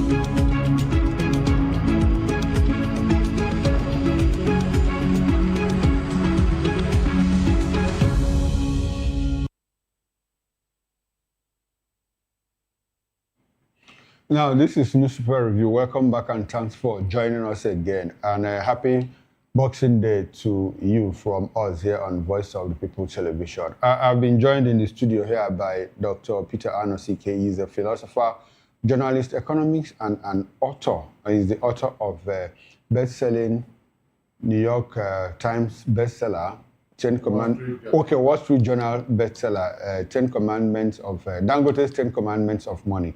Good morning, Dr. Adonsike. Happy Boxing Day and thanks for joining us. Thank you for having me. Okay, now it's beautiful. Now, we have with us here the Nation newspaper, the Punch newspaper, and Daily Trust newspaper. The papers are scanty, but we'll be able to scratch something out of it. There's a very important news. Let's start from the Punch newspaper. The big story is 2026 budget. Anambra, Enugu, Kano lead in education funding. Akwa Ibom, Imo lag in education allocations as 16 states fall below UNESCO benchmark. And the window headlines, Bono bomb blast sparks heightened security nationwide. Tax law mismatches pose serious risk. That is coming from CITN. Christmas, governors, APC Saraki preach tolerance. And beside the nameplate, NNPC directors pay soars 58% to 4 billion naira. And the bottom strip headlines, 7,900 inmates pardoned in 3 years. Christmas Day tanker explosion claims 2 lives in Lagos. And federal government reshuffles NCAA directors amid corruption allegations. Dr. Anosike, let's start with the bomb blast. Sorry, not the bomb blast. Let's take the Nation newspaper. Pope seeks peace, justice in war-torn communities. 25-story Great Nigeria Insurance House for demolition. Poor electricity supply in Lagos, others likely to linger. 6 Zamfara PDP lawmakers dump party for APC. Now, the big story in the Guardian, in the Nation newspaper. Nigeria, US hits terrorists in the Northwest, and there's a letter of appreciation from the former governor of Borno State, Senator Dr. Alimodu Sharif, CON, appreciating the president for attending his son's wedding ceremony. Now, Doctor, Nigeria, US hit terrorists in Northwest. Guns are blazing. Nigerians woke this morning to the news that, in fact, a couple of people saw it last night, when Trump posted it on X that, look, he has hit some terrorist targets in the northwestern part of Nigeria. What's your reaction? Well, when some people were expressing doubt whether Donald Trump would walk his talk, understand me? Because they were saying that it's getting too long. I say Donald Trump doesn't make idle statements, understand? And he doesn't forgive. So once he makes a statement, it is just a matter of time. And for me, that's he has done what he said and has also promised to continue doing it until this bad guys stop. Okay. So even though Nigeria is claiming that they are aware of it, but I listened to Donald Trump this morning, and he never mentioned Nigeria government being in the picture. Okay. So basically, you are not surprised at what happened last night. You saw it coming. Once he made a statement, he always liked to follow it up. Because as a leader, if you don't, it makes you look weak. Okay. Understand? It makes other people not to trust you. Understand me? Okay. So now we have mixed reactions. We had a guest that joined us on the morning show this morning from the Northeast. I said, well, in the Northwest, where he is not present, that a friend of his had to, do a video, live video with him where he saw people rejoicing and say, oh, finally, Mr. Donald Trump has made a good history. He has come and we can go back to farm now. Just one single strike. People are already rejoicing that they can go back to farm and they are not going to pay fees and levies to terrorists for going to farm. But he also says that, look, some extremists are saying, look, this is not welcome. It's more like you are coming to kill Muslims and in the process because you are trying to protect Christians. Sheikh Gumi has called expressly on the president to cut off any collaboration with the United States of America. How do you react to that? The question is, who needs each other more? Okay. Who needs each other more? Nigeria needs America far more than America needs Nigeria. No, a couple of people are saying, no, America, don't come. Donald Trump, don't come. Stop that. I just talked about Gumi that said, if America Tinubu cut off collaboration. If America shouldn't come, then Nigerian government should do the needful. Which they are not doing, by the way. Which they are not doing. Donald Trump is not idle. American soldiers are not idle. It is because Nigerian government has failed on its constitutional responsibility of protecting the life of Nigerians, not just Christians, but Nigerian citizens. That's the reason why America intervened. Understand? So if they don't want them, and Donald Trump gave conditions, if you fail to stop these bad guys, I'll come and help you to do it. Understand? So it's not just that he's a warmonger. He's not. He is not. This is just an intervention based on the failure of Nigerian government to protect its citizens. Now, Dr. Anosike, the worry in some quarters is that for how long is Trump going to hit this? How many targets is he going to hit? To make sure that he takes out these terrorists. And you recall that at a point, we had Gumi say, in fact, a group of terrorist sympathizers have been saying, if you kill 10, we'll have 100 more people that get into it. And they'll continue being So now killed. the question is, for how long is Donald Trump going to do this? Recall that the Nigerian government has battled insecurity, insurgency for more than 10, 15, 20 More than 15 years. More than 15 years. And so these pockets of hits here, without answer. So these pockets of hits, and when we are being told, if you kill 10, we have 100 more people that are going to get into the fight. How long do you think it will take Donald Trump to take out these terrorists? Even if they are breeding them like a turtle, America will continue to kill them. Either they repent or they die. So I'm in support of American intervention, understand? Because already they have had meetings with the Nigerian government. That there's an agreement. So nobody can say that this is a violation of our sovereignty. Even though the Nigerian government did not make public what they agreed with the United States Congress people. Understand? We are not sufficiently informed, but we can say that Nigerian government has confirmed the attack, and now saying that it is in collaboration with the American government. And I know that since from November, American drones have been on surveillance in Nigeria. So basically, they must have gotten enough of information, understand, to start doing what they are doing. So according to Donald Trump, it is a Christmas gift to Christians and even to the dead terrorists. Okay, now the question that some people are still asking is, don't you think that this is going to cause some form of problem to the Christian community, where we have a situation where Trump is coming, guns are blazing, you know, according to him, trying to protect Christian communities. If you recall, America's involvement in certain parts of the world, talk about Afghanistan, where they spent close to 20 years, and they had to cut and run. You know, look at what happened. No, because a weak president was in power. Because Biden was a very weak president. Okay. Donald Trump between 2016 and 2020 has finished with Afghanistan. Understand? Okay. It's just that a weak man came on board and they resurrected. Okay. Understand me? So for me, my prayer is that let J.D. Vance succeed Donald Trump. Okay. Now, the people that are saying that are also saying it in the light of the fact that when they talk about a place like Iraq, you know, America went into Iraq. What did they achieve in Iraq? Nigeria, people are asking questions.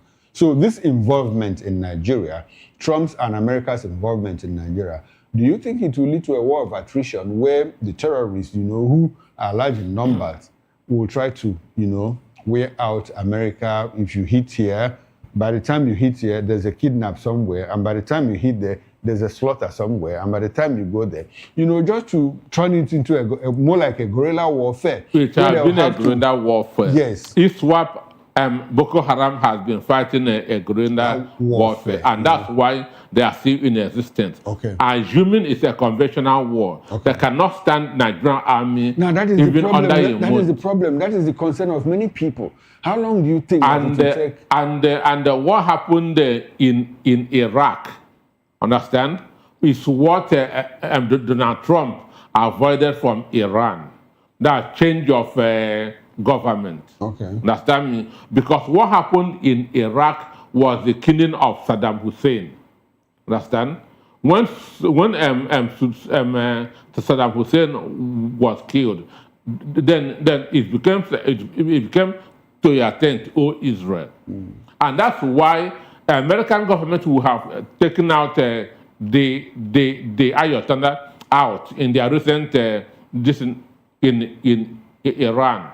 But Donald Trump said no regime change. Okay. Because he wants to avoid what happened in Iraq. Okay. When you reduce what happened to Iraq to trying to take out Saddam, there was already sectarian violence in Iraq before America stepped in. But still, Saddam Hussein there was one country then. Okay. There was one country then, but since the death of Hussein, we now have more than 3 different governments in Iraq. Okay. Understand me? So basically, what you are saying is that with the wisdom of Donald Trump, he is not going to push regime change in Nigeria. He has never talked about regime change. Okay. Understand?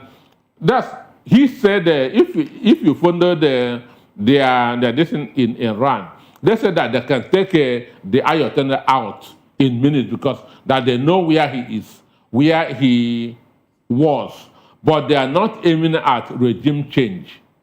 Understand? Because regime change will destabilize the country. So he's not talking about a regime change in Nigeria, but to take out the bad guys. Understand me? So we are not hoping for a regime change.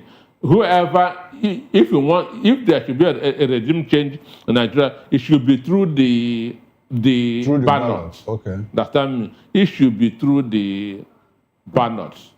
All right, Dr. Anosike, let's get into another topic. Borno bomb blast sparks heightened security nationwide. You know there was a bomb blast in a mosque yesterday. Yeah. You know, Christmas Day in Borno State. Now, we're just talking, Sokoto State, you know, there's been a hit on ISIS targets in the northwest. Now, yesterday, there was a bomb blast in the northeast. So, how many more targets are we going to hit to ensure that we take mind you, this it comes back to the issue of How far do you think that United States of America can travel in trying to, wipe out terrorism in Nigeria? Well, you cannot finish all the bad guys. All you are doing is send a deterrent, which is what America is doing now. Now, they have shown an example of what they can do in Sokoto. Understand? Now, those in Zamfara, because Sokoto and Zamfara used to be one state before the separation. So those in Zamfara, seeing what happened in Sokoto, will begin to use their tongue to count their teeth. Ordinarily, nobody wants to die. Understand me? So all they are doing is we have the capacity to do this.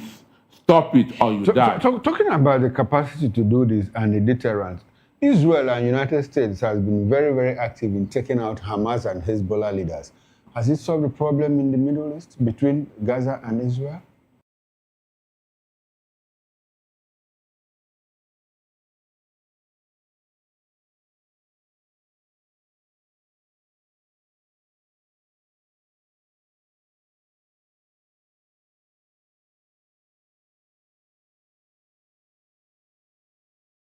Hamas and Hezbollah leaders has solved the problem in Iran.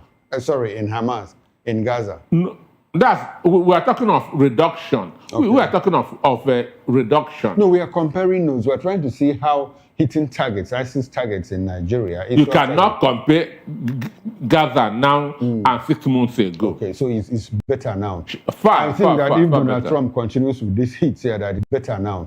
I think that if Donald Trump continues with this hits here, that is going to improve. It's going to improve. We'll have a more peaceful Nigeria. Now, what do you think? What do you expect the government to do in terms of collaboration? Government is already taking credit. Look, we did this with the United States of America. If the United States is involved, do you see them pressuring the government, to try the sponsors of terror, at least to cut off that link?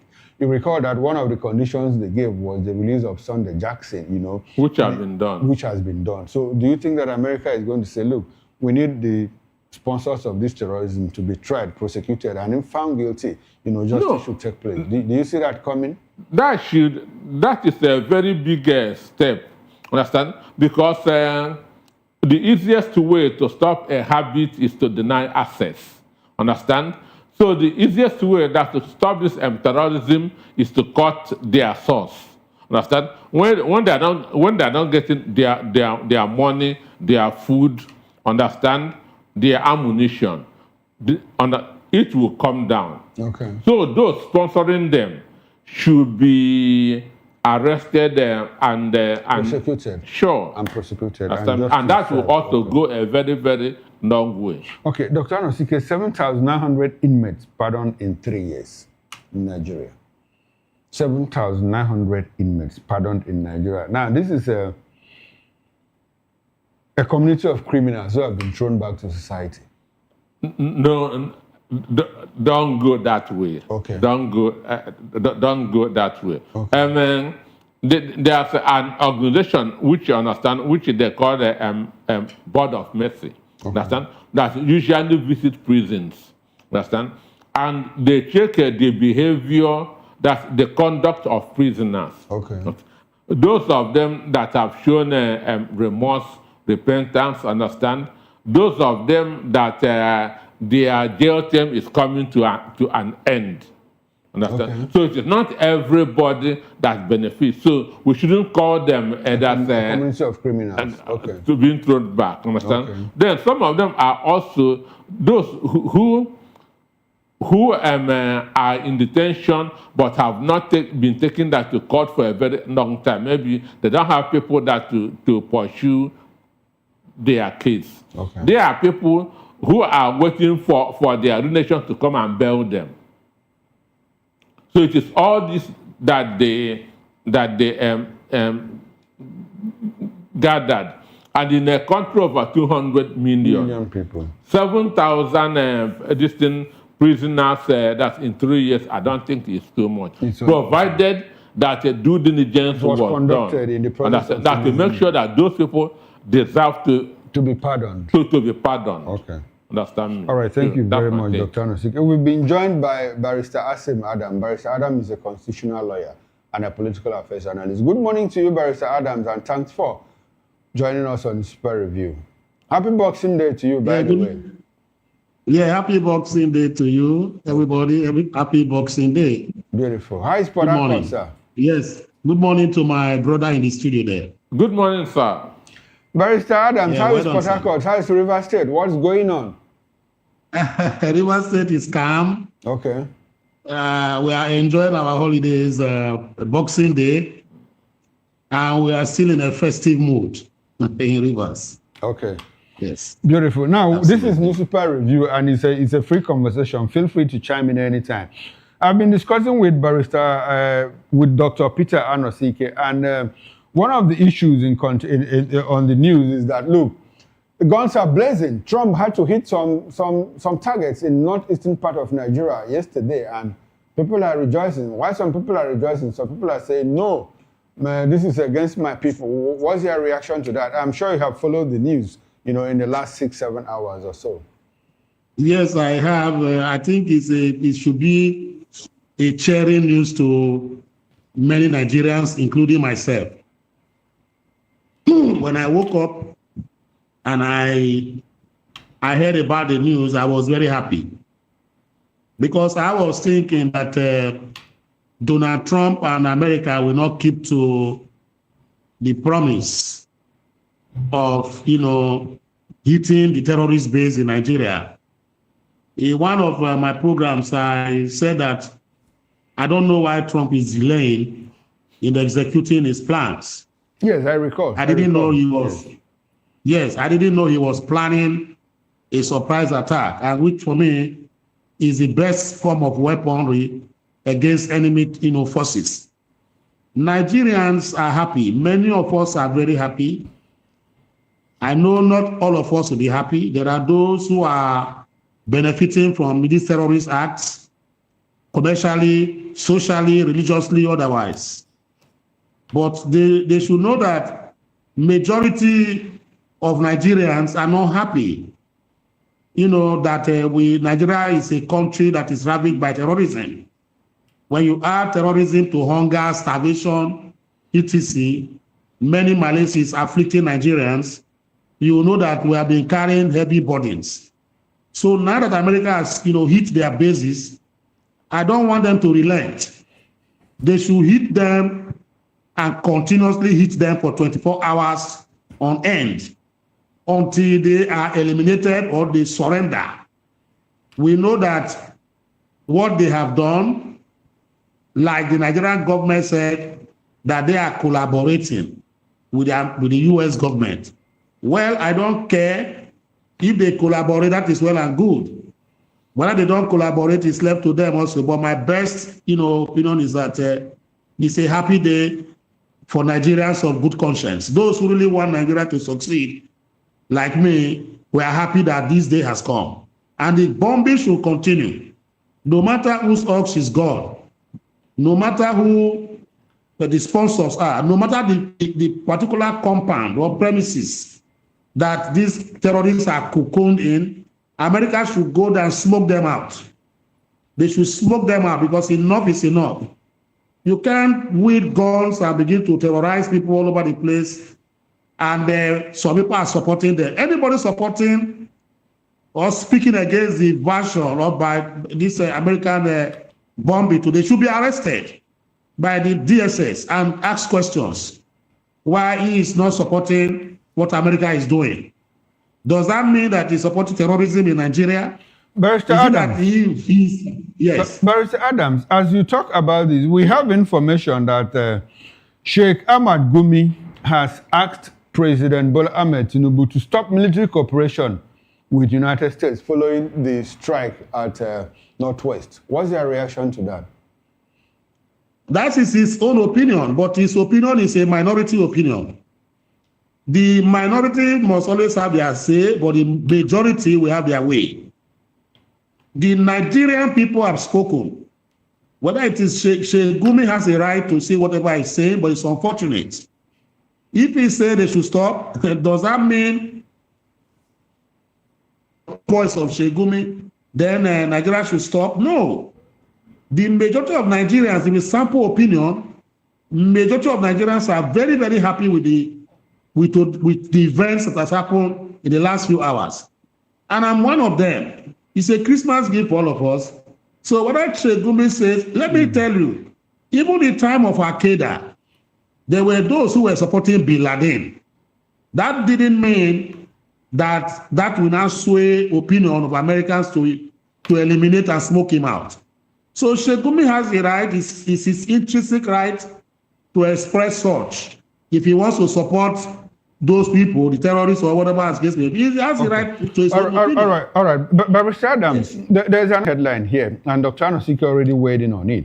7,900 inmates pardoned in 3 years. You're a lawyer. I'd like for you to give us the legal perspective to this. 7,900 inmates pardoned in 3 years. Prerogative of mercy. Okay. You know, Jesus Christ that we are celebrating today, in the Bible, we saw that 2 people were in the cross with him. One was the one that was condemned to death, and the other one too was condemned to death, just like himself was condemned to death.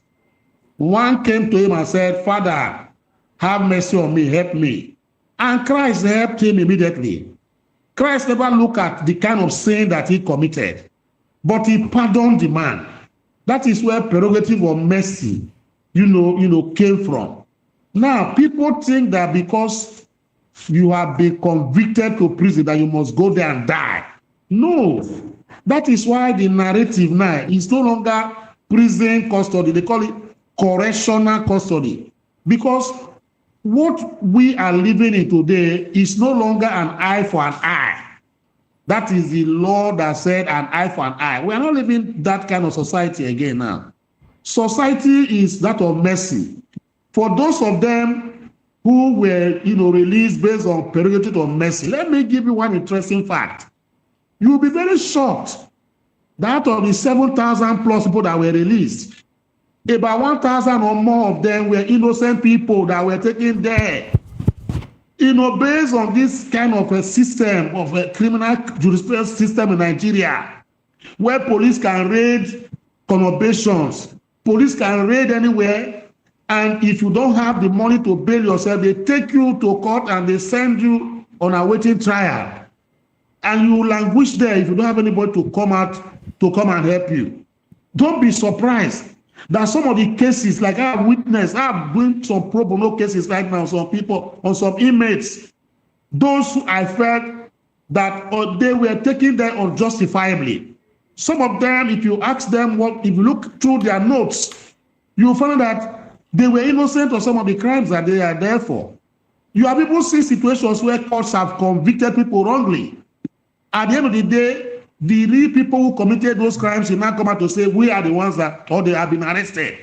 So people have been sent to that correctional center by error of man, by error of judgment. We have seen that happen in Nigeria, even in America.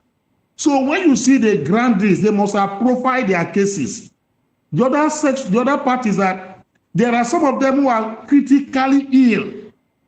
How do you keep a man that has tuberculosis, for instance, a man that is terminally ill in the correctional center? Why do you need to keep such person there? You have to release that kind of person to go and get proper treatment for himself. Okay. So when you people say 7,000, the people have been freed, the freedom is not just that, just go. No, they are asking them to go and commit sin no more. Go and sin no more. That was what Christ used, as the case may be. All right, then. Yeah, so it's a welcome development. Thank you very much, Barrister Asim Adams. Before we move away from the Punch newspaper, there's another headline here, and it says NNPC director's pay soars 58% to 4 billion naira. Dr. Anosike, we have a situation where NNPCL, the director, and I think they're talking about Bayo Ojulari here and other directors, their pay soared to 4 billion naira, and it should be per annum. Now, NNPCL, what do they do for us? What do they represent? Refinery, regulation, and all of that? Well, it's one of the conduit pipes that's of a standing and public fund, because I don't really, since they are not or refining. No, he's not talking about refinery. NNPCL is a conglomerate. They do regulation, they do exploration, they do even production. And so, what is their usefulness to ordinary Nigerians? I just told you they produce. They produce what? They produce crude, NNPDL. You know. Yes. They regulate. They also have a marketing arm. What does an average Nigerian benefit from them? I don't know. I just told you what they do. So, for me, I say it's a conduit pipe. They manage pipe. Nigeria's oil industry, the oil sector. I say it is a conduit pipe that needs serious scrutiny, because we want to know what is happening there. Just like the Saudi oil, Aramco, understand? Whatever everybody is doing there is being seen, understand? Anywhere there's a leakage in their pipe, from their office, they will know. They don't need to be given contracts to pipeline and protectors. Understand me? To Tompono and others. Now, we don't have the meat of the story, but from the headline, 4 billion naira sold to 4 billion naira. What it means is that a director is likely to walk away with 4 billion naira at the end of the month. Now, you have a situation. For doing what? That's what I'm asking now. Exactly For doing what? No, I'm heading somewhere. A situation where somebody earns 4 billion naira per annum and he works there for like 5-10 years. And the civil servant and the person comes out, and the person comes out, put up a very massive structure, and people are doubting, look, where did he get the money from? Without knowing that his annual salary could be in excess of 4 billion naira. So is this revelation, is it not? Mind you, with that 4 billion, he is earning more than the president. Okay.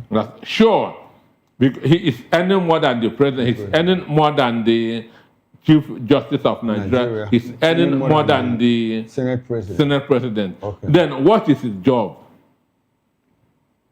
But should that be a problem? We have bank CEOs earn higher than the president. Mind you, NNPCL is a private-owned company. Mind you, now, if you are running your own company, understand? That's a limited liability company, which has nothing to do with the people. Just the people are your customers. You can earn anything based on your return. Understand me? I cannot ask what is the MD of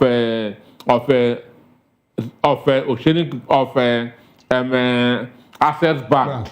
Or Zenith Bank. Or any of these traveling. But these are the people what concern Nigerians. That's why I'm asking, what is he doing? Because to earn 4 billion naira. Yes. What qualifies him or her to be earning that? Assuming that the refinery is working, which is the one that concerns Nigerians. But they also manage imports. They manage imports. You have the NMDPRA, you have the NUPRC. It is a conglomerate, I know. But I said, what is their benefit to ordinary Nigerians for him to be earning 4 billion? That's my question. Now, the issue import license, people import fuel. You and I buy the fuel, drive into gas stations, buy fuel, drive and that qualifies him that you earn 4 billion. And you feel that it is justified. No, I don't have an opinion here. I'm just asking you. So, for me, whoever approved that wages for them should be arrested. But Barrister Adams, this is a free conversation. It's an open conversation. We hear that NPCL directors earn up to 4 billion naira apiece, per annum. I keep asking the question: what are they doing? Are they cracking kernel in the place with stones? Or are they using diggers to do hard labor that they are getting 4 billion per annum? NNPC is a life-threatening company in Nigeria. That company has dismembered our economy. It's a cesspool of corruption. Let me tell you that even Nigerians deride NNPC. If you spend money anyhow, in a roundabout manner in occasions, they'll say, this guy na NNPC.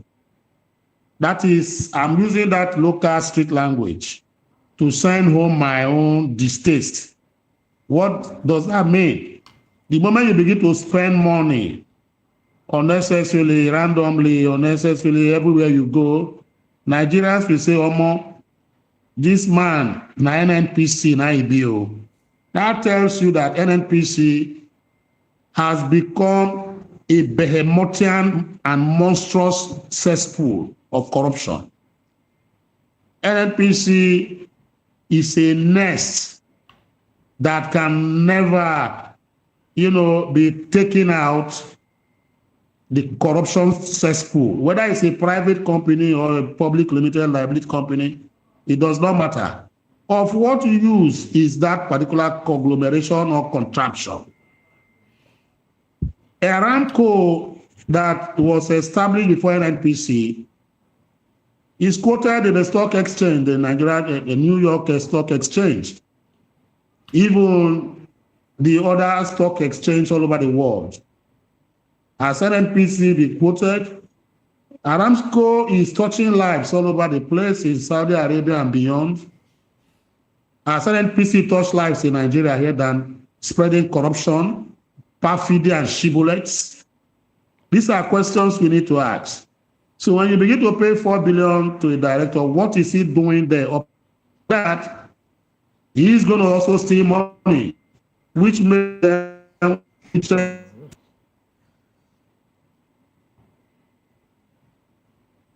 We seem to be having a tech glitch here. And Barrister Adam says he's also going to steal money. And Dr. Anosike here says, yes, of course. So stealing has become our way of life in Nigeria, unfortunately. Now, let's take more headlines from the newspapers. And we have here Daily Trust newspaper. Window headlines, Gbajabiamila not replaced as chief of staff. That is coming from the presidency. 2 killed, many injured in Lagos tanker explosion. Stakeholders set agenda for new oil sector regulatory chief. Still talking about NNPCL. Now, the big story, peaceful Christmas nationwide, and the bottom strip headline, Borno mosque blast. I watched worshippers fall. That is coming from an imam. And from the, we have taken the Nation newspaper before, and the Punch newspaper. Anambra, big story in the Punch newspaper. Anambra, Enugu, Kano lead in education funding.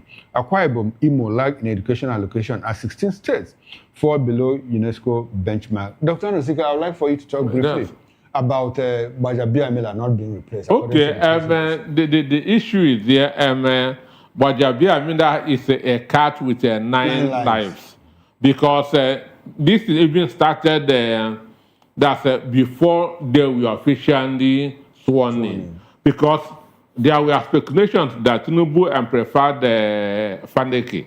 Okay. Understand? Some people said Fashola. But he was there and has been there for more than 2 years now. There's nothing that they have not accused him of. Understand? That he's taking money from people who want to see presidents and so on and so forth. But this he has been surviving.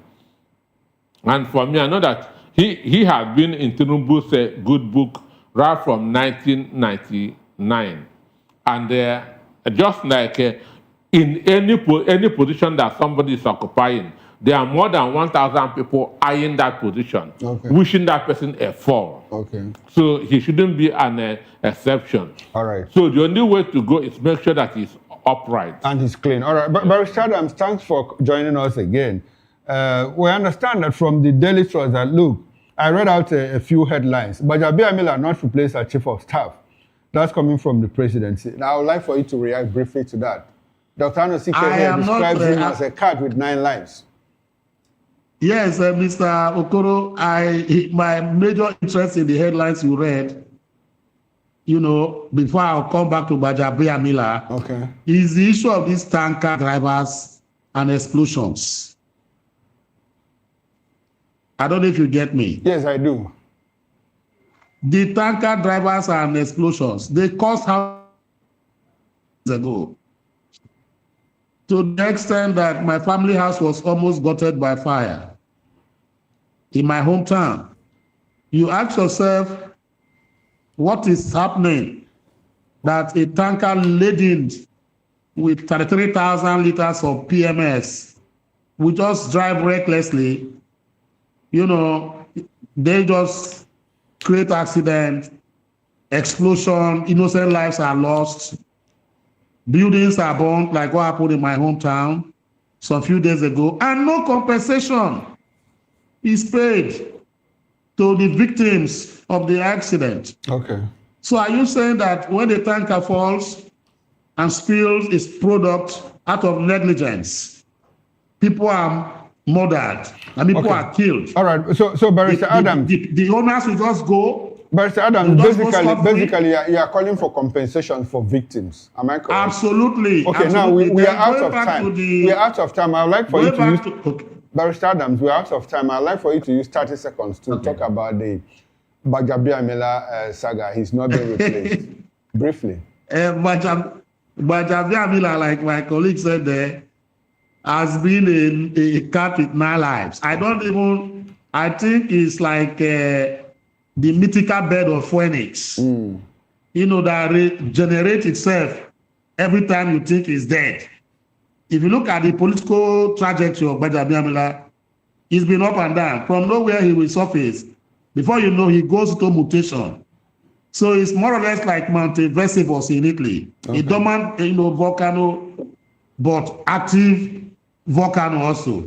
All right. So politically speaking, he knows how to rejig himself. Okay, he's a survivor. And what does that mean finally is that there is trouble between himself and the president.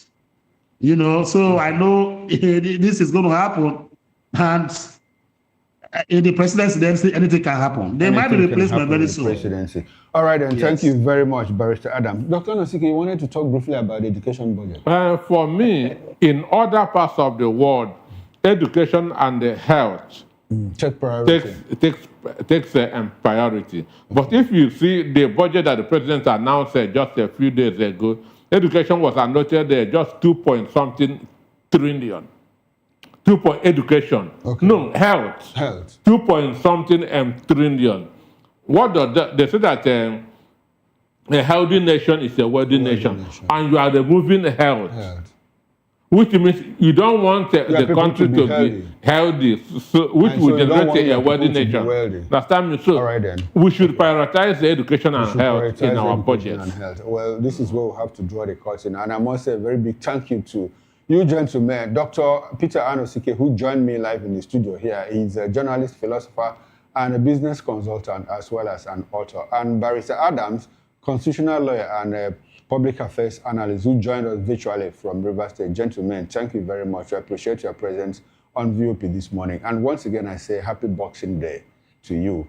Now, on behalf of the backroom staff, I talk about the technical director, the ingest manager, sound engineer, and the bus manager. I am Chukwu Maokoro. Up next is Sports Republic with Mr. Football himself, talking about Mr. Hafiz. Join him shortly on top of the hour of 10 o'clock. And I'll return at 6 o'clock in the evening with Dr. Peter Anosike on Political Lens. And we'll take you around Nigeria to talk about interesting political stories.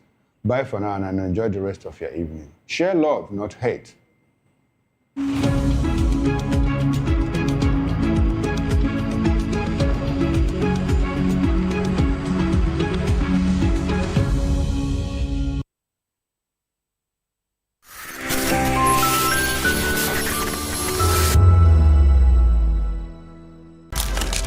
In a world where power shifts with every headline. In a nation full of questions. In a world filled with noise, the truth needs a voice. The policies that shapes our world and the economy that determines our future. Every hour, every day, the grapevine keeps buzzing. And together, we are committed to telling the stories that shape our world because your voice is our focus. Don't forget, our voice matters the most. Let us come together and share our concerns.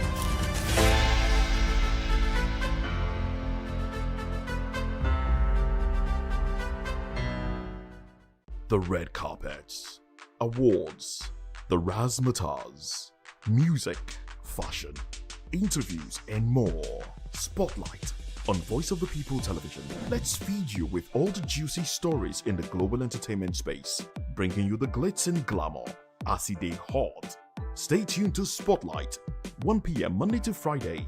Spotlight on VOP TV. Entertainment like never before.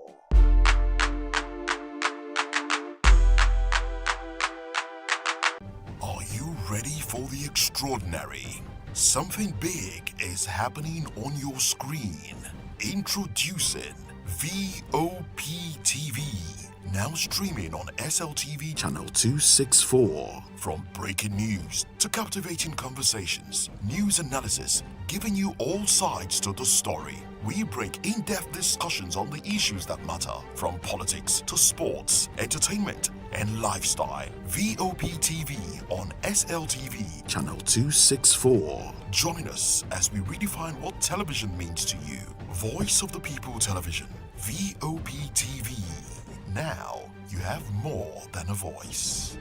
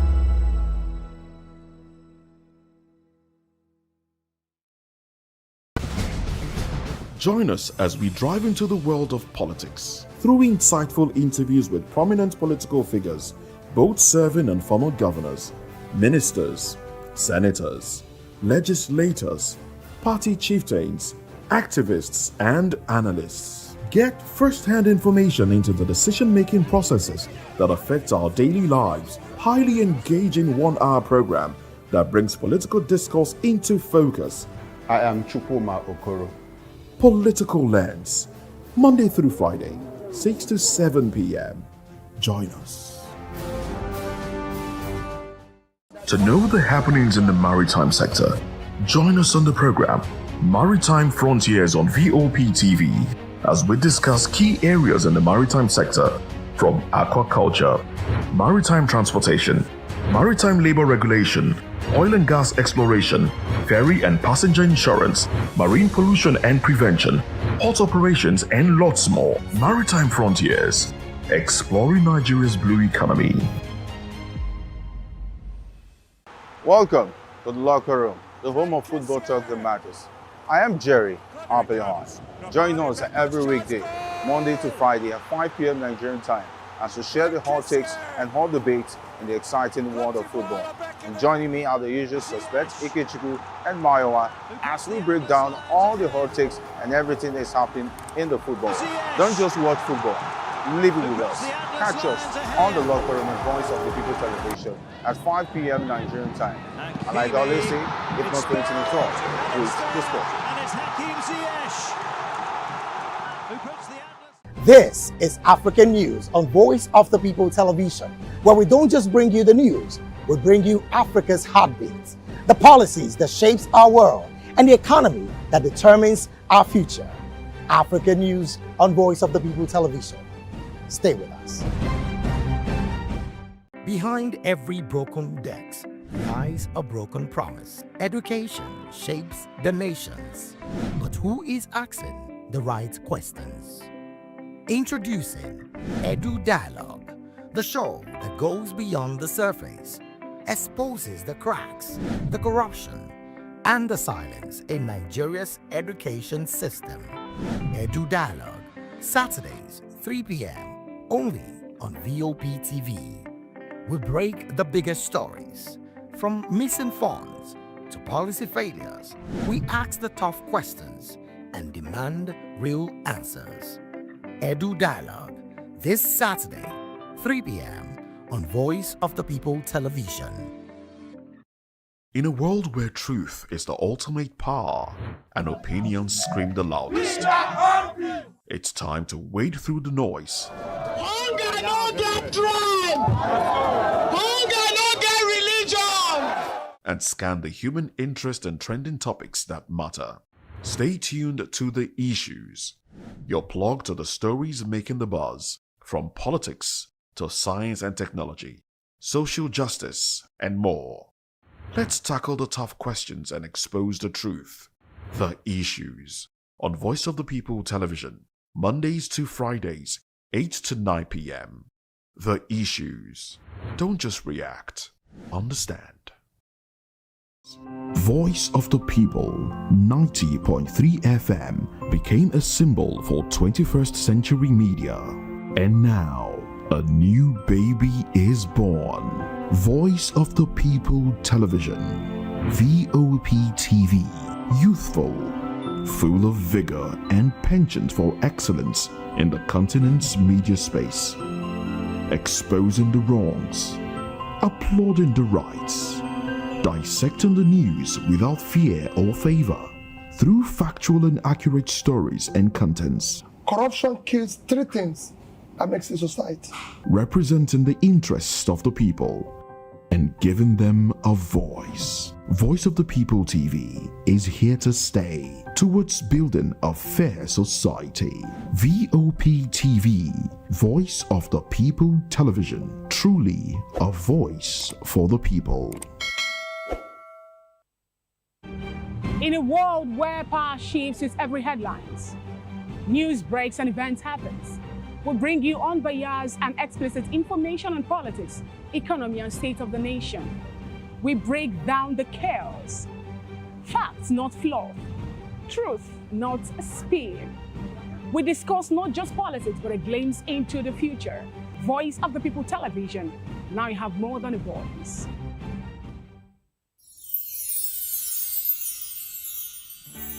Whether you've been with us through the ups and downs or just joined us for this festive season, take a moment to cherish the moments you've made and look forward to making new ones on the horizon.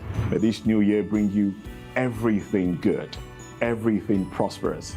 As we bid farewell to the old year and welcome you to the new year, may your heart be filled with joy and your home with laughter. And of course, stay tuned for our special New Year's coverage, and let's make this year unforgettable. Thank you for making us a part of your celebration. Merry Christmas and a Happy New Year.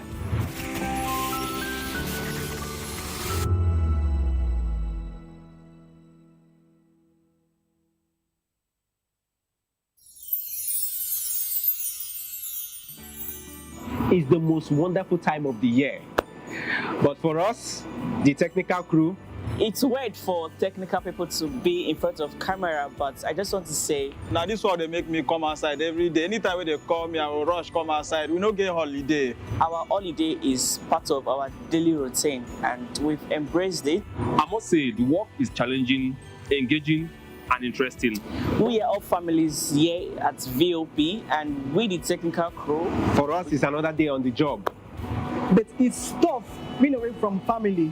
But the latter part of it is that after the work, we stay connected with video calls and messages. Merry Christmas. On behalf of the technical crew, we wish you a Merry Christmas and a Happy New Year. Merry Christmas, and here we are, job continues.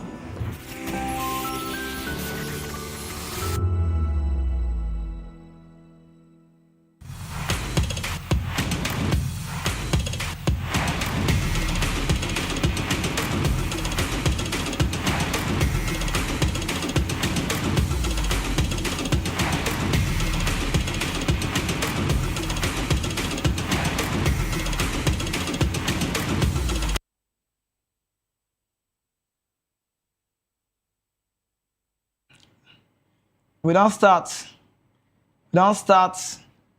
If you don't start. Now, person when understand what they call Boxing Day, now if you go to box every other family member before you go, you say me do Christmas for them.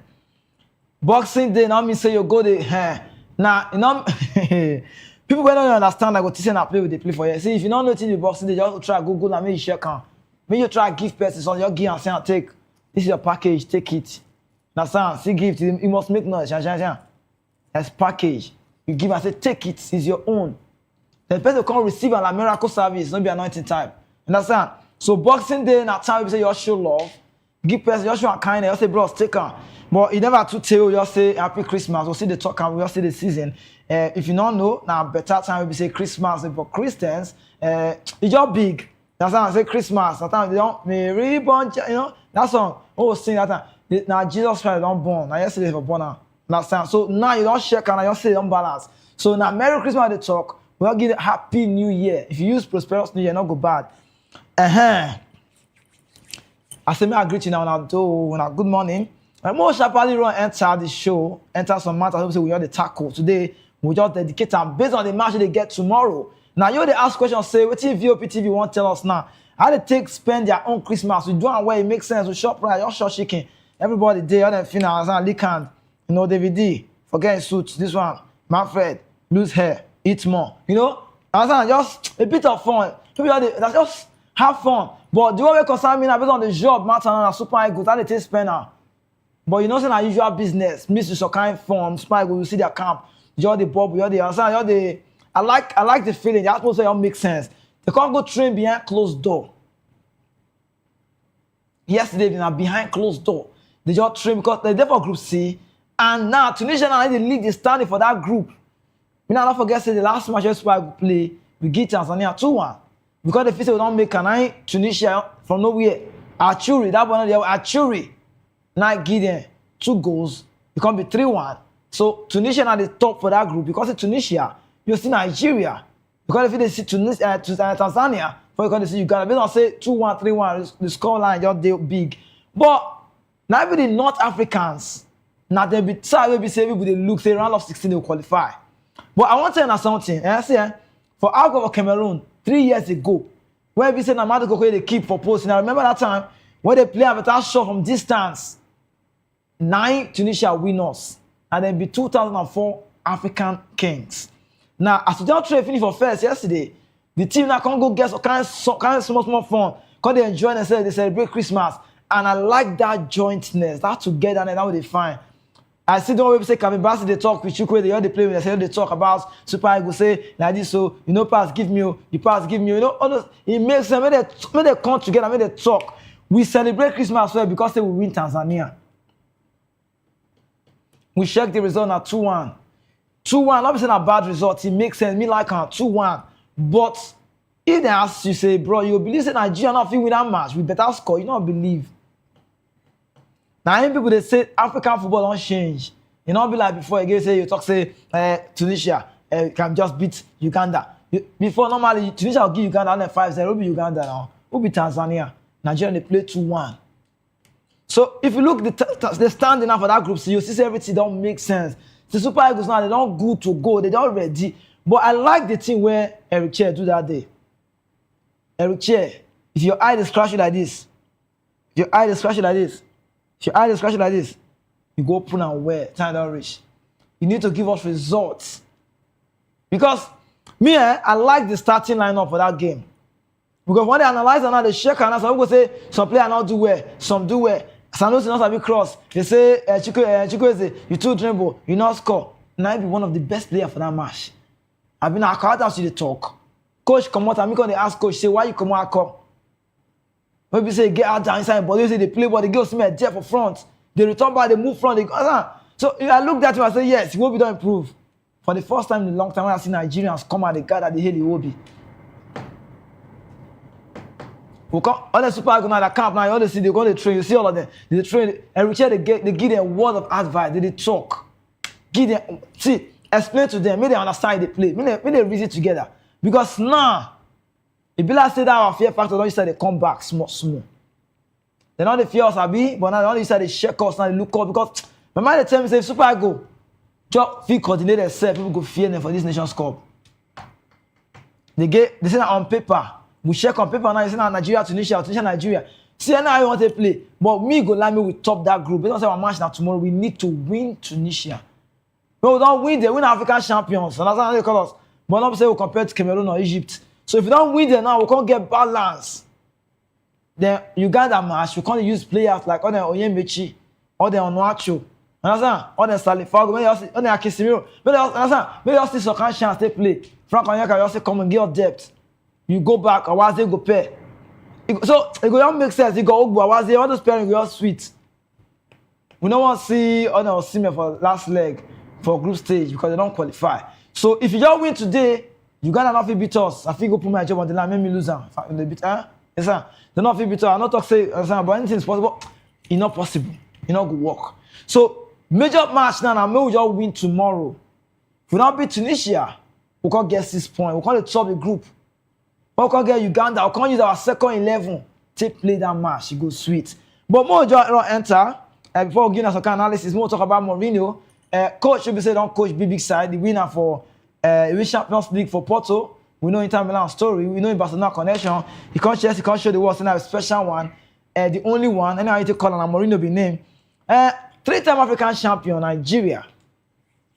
Where they call us popularly known as Super Eagles. We there for the news. But former Chelsea coach Mourinho, he don't tell say Nigeria get the team to qualify to beat all the odds for Morocco.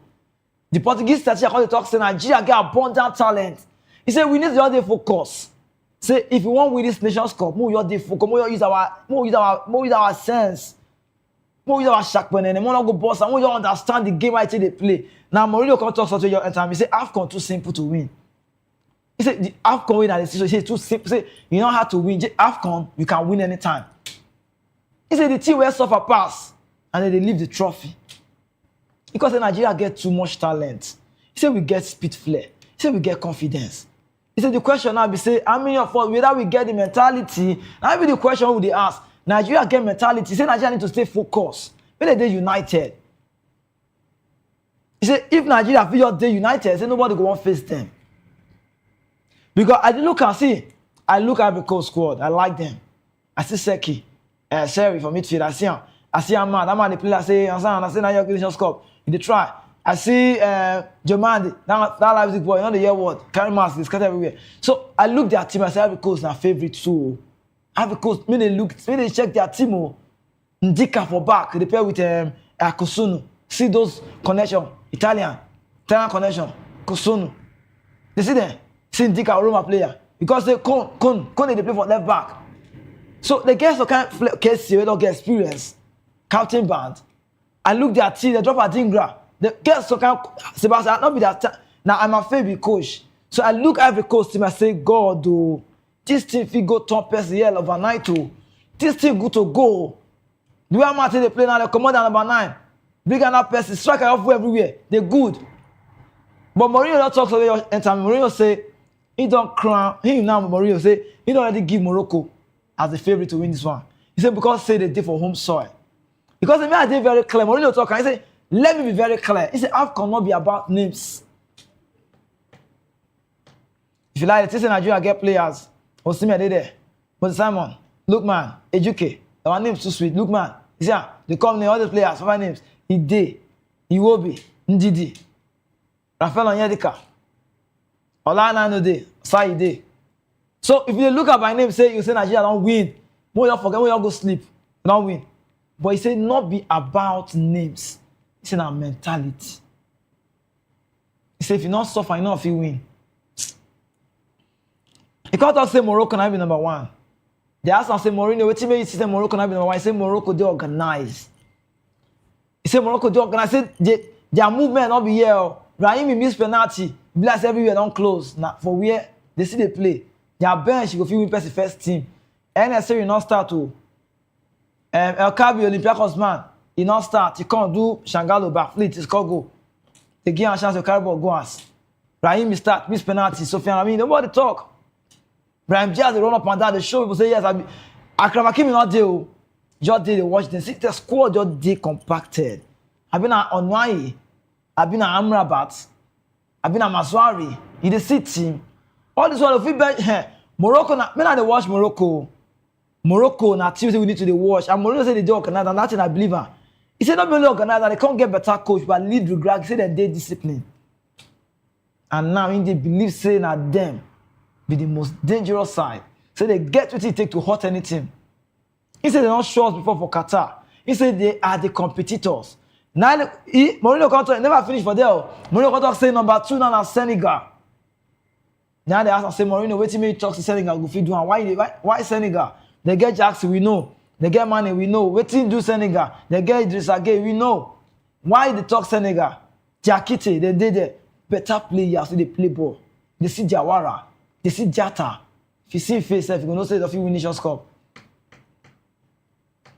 You see, now because the physical power. Oh, see name, Khalido Koulibaly. All them Jai, see name. See, if Nane they win Nations Cup, all these are not winner. You don't have for Khalido Koulibaly, KK 2 times, KK, Khalido, Ndiaye, Diata, Jawara, Mane. See players. See, I looked at him, I said, these boys, that way they play for Spain, what's his name? Gay, I mean, they call not be Idrissa Gueye, they play, they get Matissa, they get squad. Papi Gay, all those boys, if you see their face, you can say, this, see, our face, our boys to get simple face. You don't see look my face. Fine player, but face too soft. You see them, you see how I see them, you drop powder, fine boys, we'll see me. You understand? You see face, those face good, quality face. Go watch Senegal, boy. Go look Senegal face. That Papi Gay, go look am. Go, if you see face, you go say he's determined. He drag Gay go the other shop she gone, because he knows they won't win the match. So the man is not come here to come play. So I did look so kind of team. I say all these ones they're good, but Mourinho come and say their physical power and I be the major thing. He said they get experience, they want to get balance. He said they get everything where they talk. He said Senegal know how to win ugly matches. He said now I make them good to win this tournament. He said they're not the fear. See, they're not the way where they all bury the game. If you give them a chance, they go bench you one side. So Nigeria, maybe your advice to avoid Nigeria tomorrow match, I beg. All these small chances that they get, me I know they take them. Understand? Me I know they take them for granted. You get chance, you bury them. But see, me not that way they get ball, you're the player and the throw away, don't be that one though. You get chance, you bury them. Not say you get chance now, you're the not even say you go even score. See me one score. You get the throw away ball, you're the waste chance anyhow. Later, I'm not going to see chance again. Chance going to fear us. You will be able to give you pass.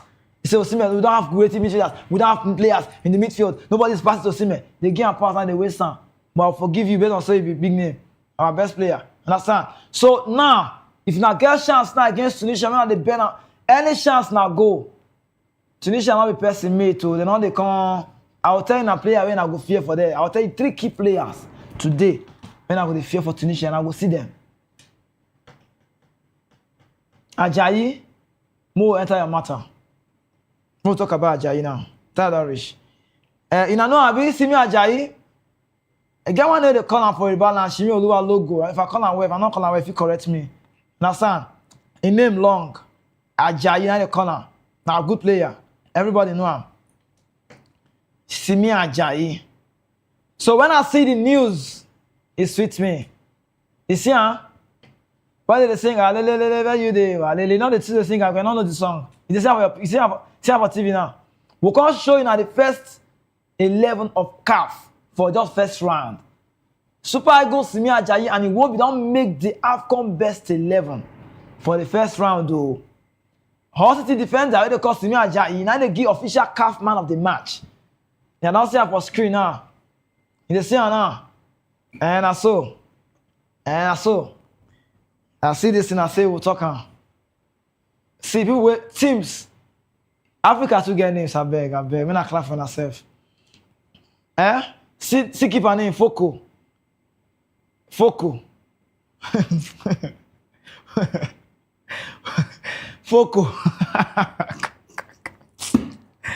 In a too much, you. See, we will get here at 3 at the back. Super score and I try to give us these updates. Simi Ajayi now be 8.0 and again a Koto.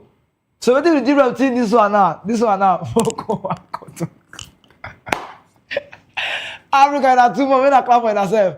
They get Foco and Koto. Can't get Tapsoba. You say?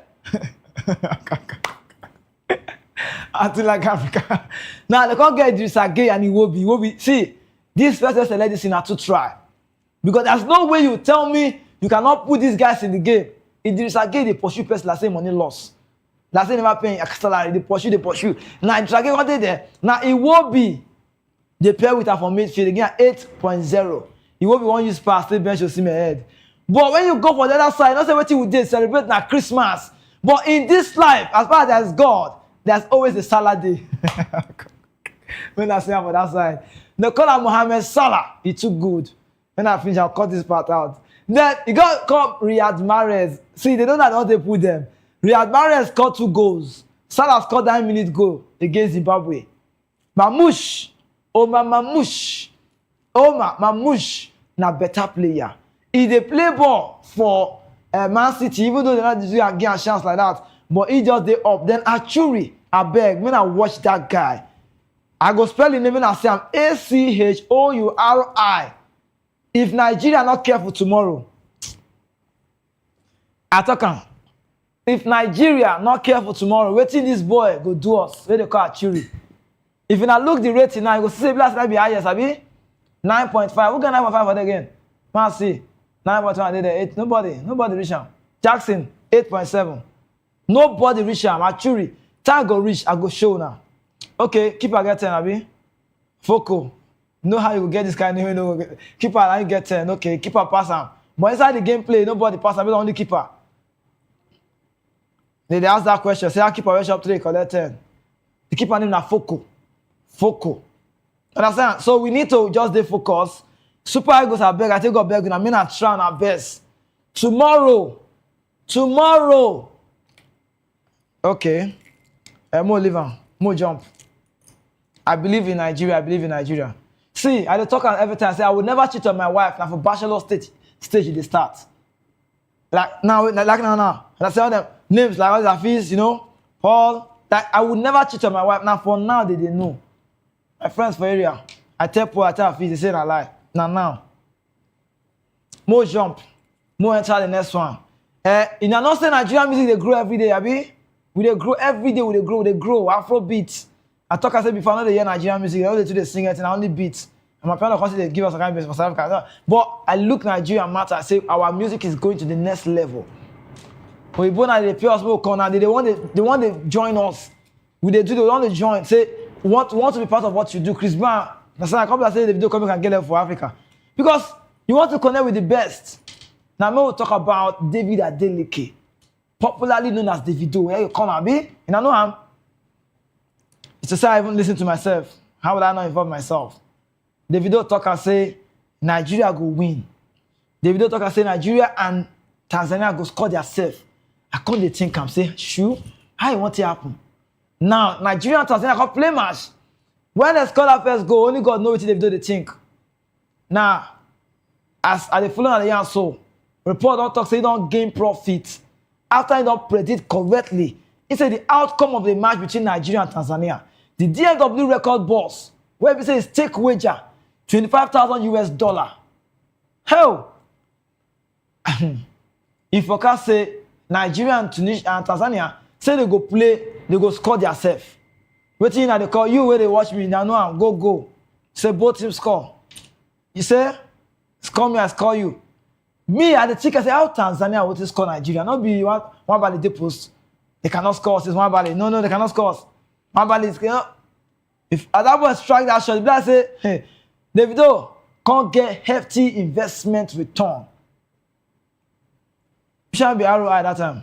He said, report can indicate say he don't collect 96.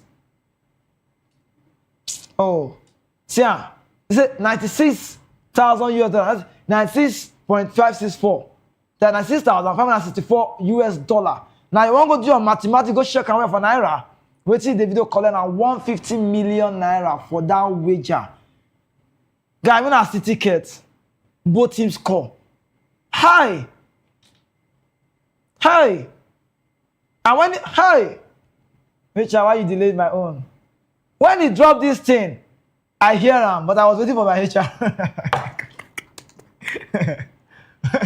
When guy, see, knows that they laugh. When the video play on, I wanted to follow his footsteps, but I was waiting for my HR. If you know, you know. So today, HR drop out time. I'll follow the lead. Waiting make artists, Afrobeat stars see 150 million Naira for this time, this regime. So when Nigeria, Had I known, they say the way to come last. May never be a portion next season in Jesus' name.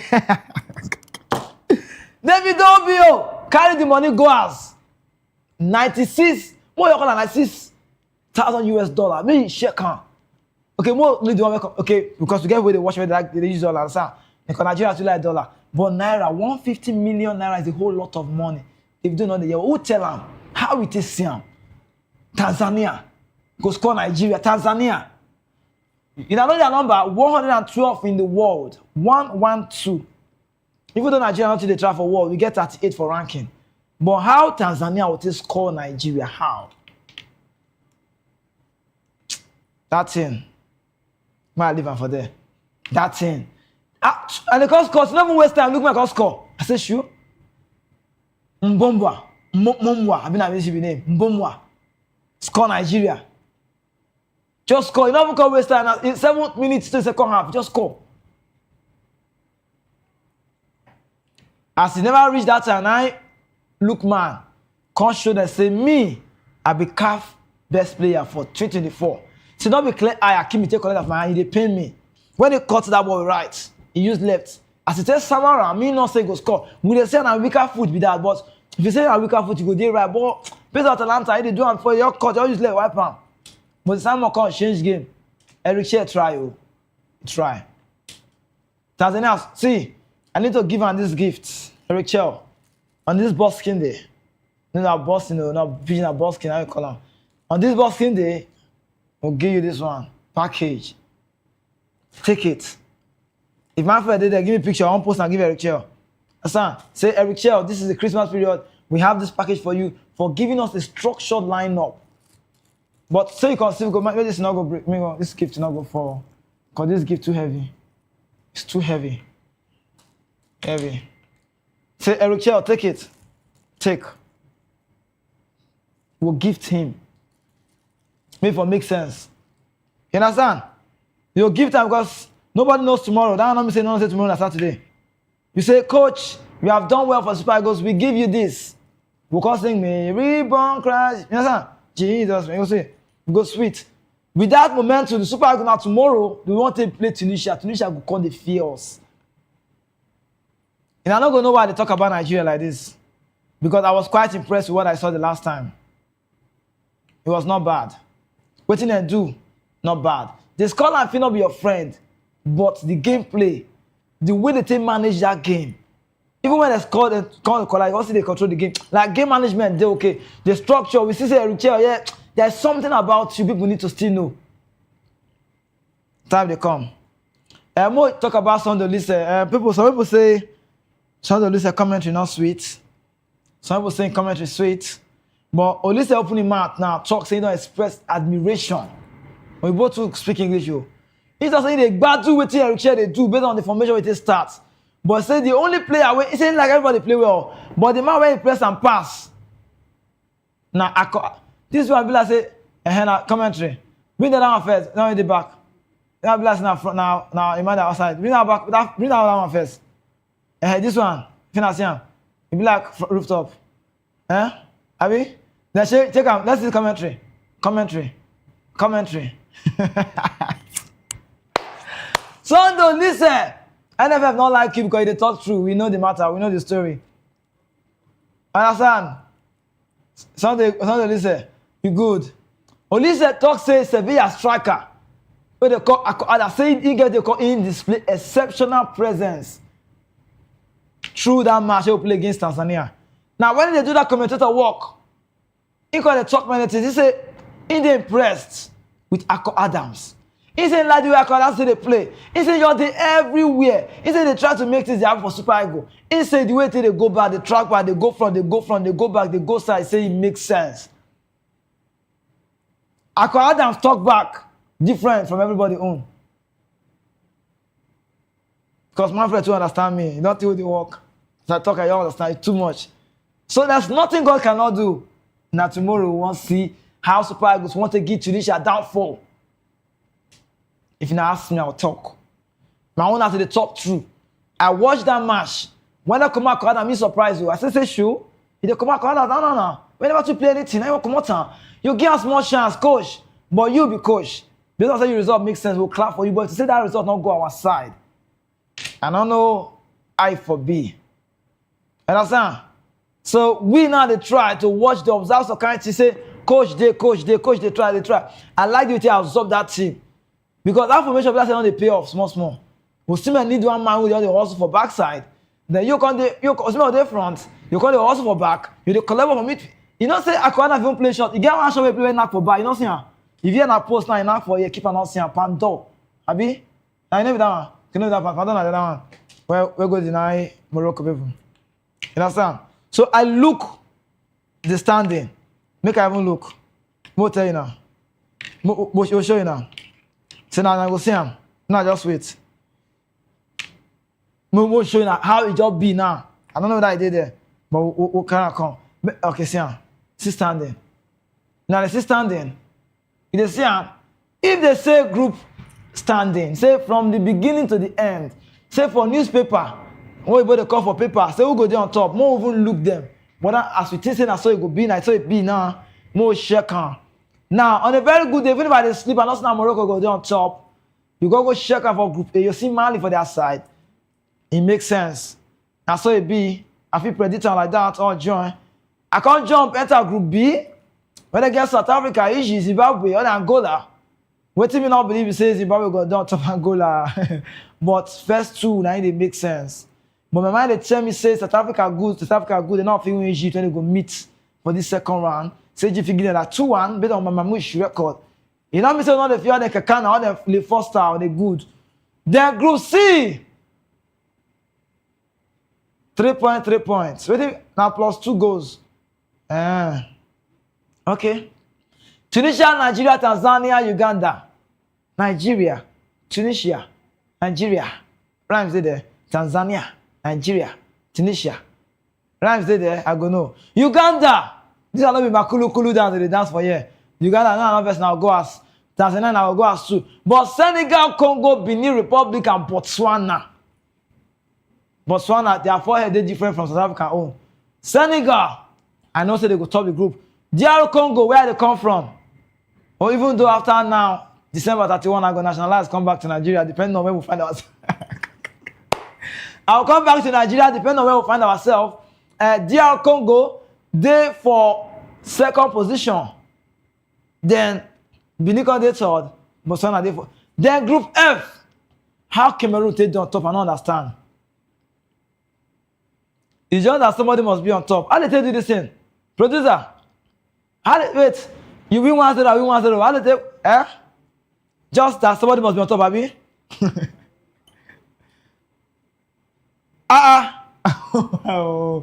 Okay. Then Cameroon, Cote d'Ivoire, Gabon, Mozambique. People go to ask questions, say, tell us. Tell us how possible. Can I confess? Say how possible can it be? Say we'll get this kind of country. They go there. Say, it says say Congo. This one. Say how possible can it be? All this is the question they ask. They check and say, if you look, you'll still say Cameroon, Congo. I like the settings, it makes sense. But my mind they tell me, my mind they tell me, say, if we're not careful, some countries now collect the Nations Cup. Me, wait, not tell you now. I think say now, take people go win them now. Ivory Coast. They don't say that quality day. But at the check and they look. I say no. It's time for us to gift the best team in the world, which is Nigeria. So tomorrow now, we'll carry Nigeria just see they fling them. They fling and say, yes, it's the gift. Say this is our boxing day. Take them. Don't go call them boxing, no. Boxing. Make this, I'll give you gift. You'll take them. Say, no look. So from there now to the next one, I'm going to just talk. More enter. Super Eagles shut down. We get this one. More 10, I just play. Now I understand. Nigeria train for the next one there. So Nigeria they train for what they call private hiding. See, they go train, they don't make they see them. Eric Chair won't fine-tune the team. They don't make public see anything. They not see them. We win 2-1, Abi. Now, what you want to do now, they like them. In decision now to put out different kind of squad formation. We say, Eric Chair, if you win this match, this one is for you.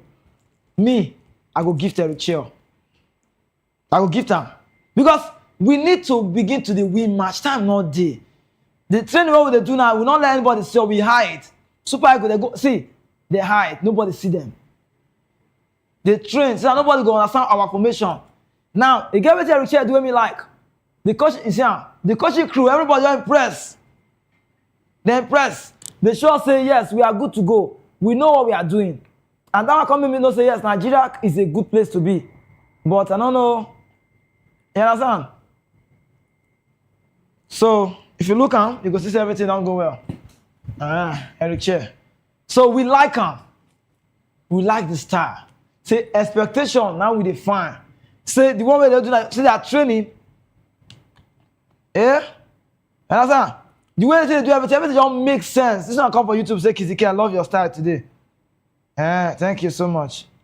You like, I will figure you this thing, I mean, say, take her. See one ballet. See training. Behind closed door. You don't see any fan. Just the flipper when they say, you don't see fans. We hide them. Eric Chair don't want anybody know our style. For me, all these boys say, do you want to play tomorrow? Go different from the one where you know. Eric Chair want defining team.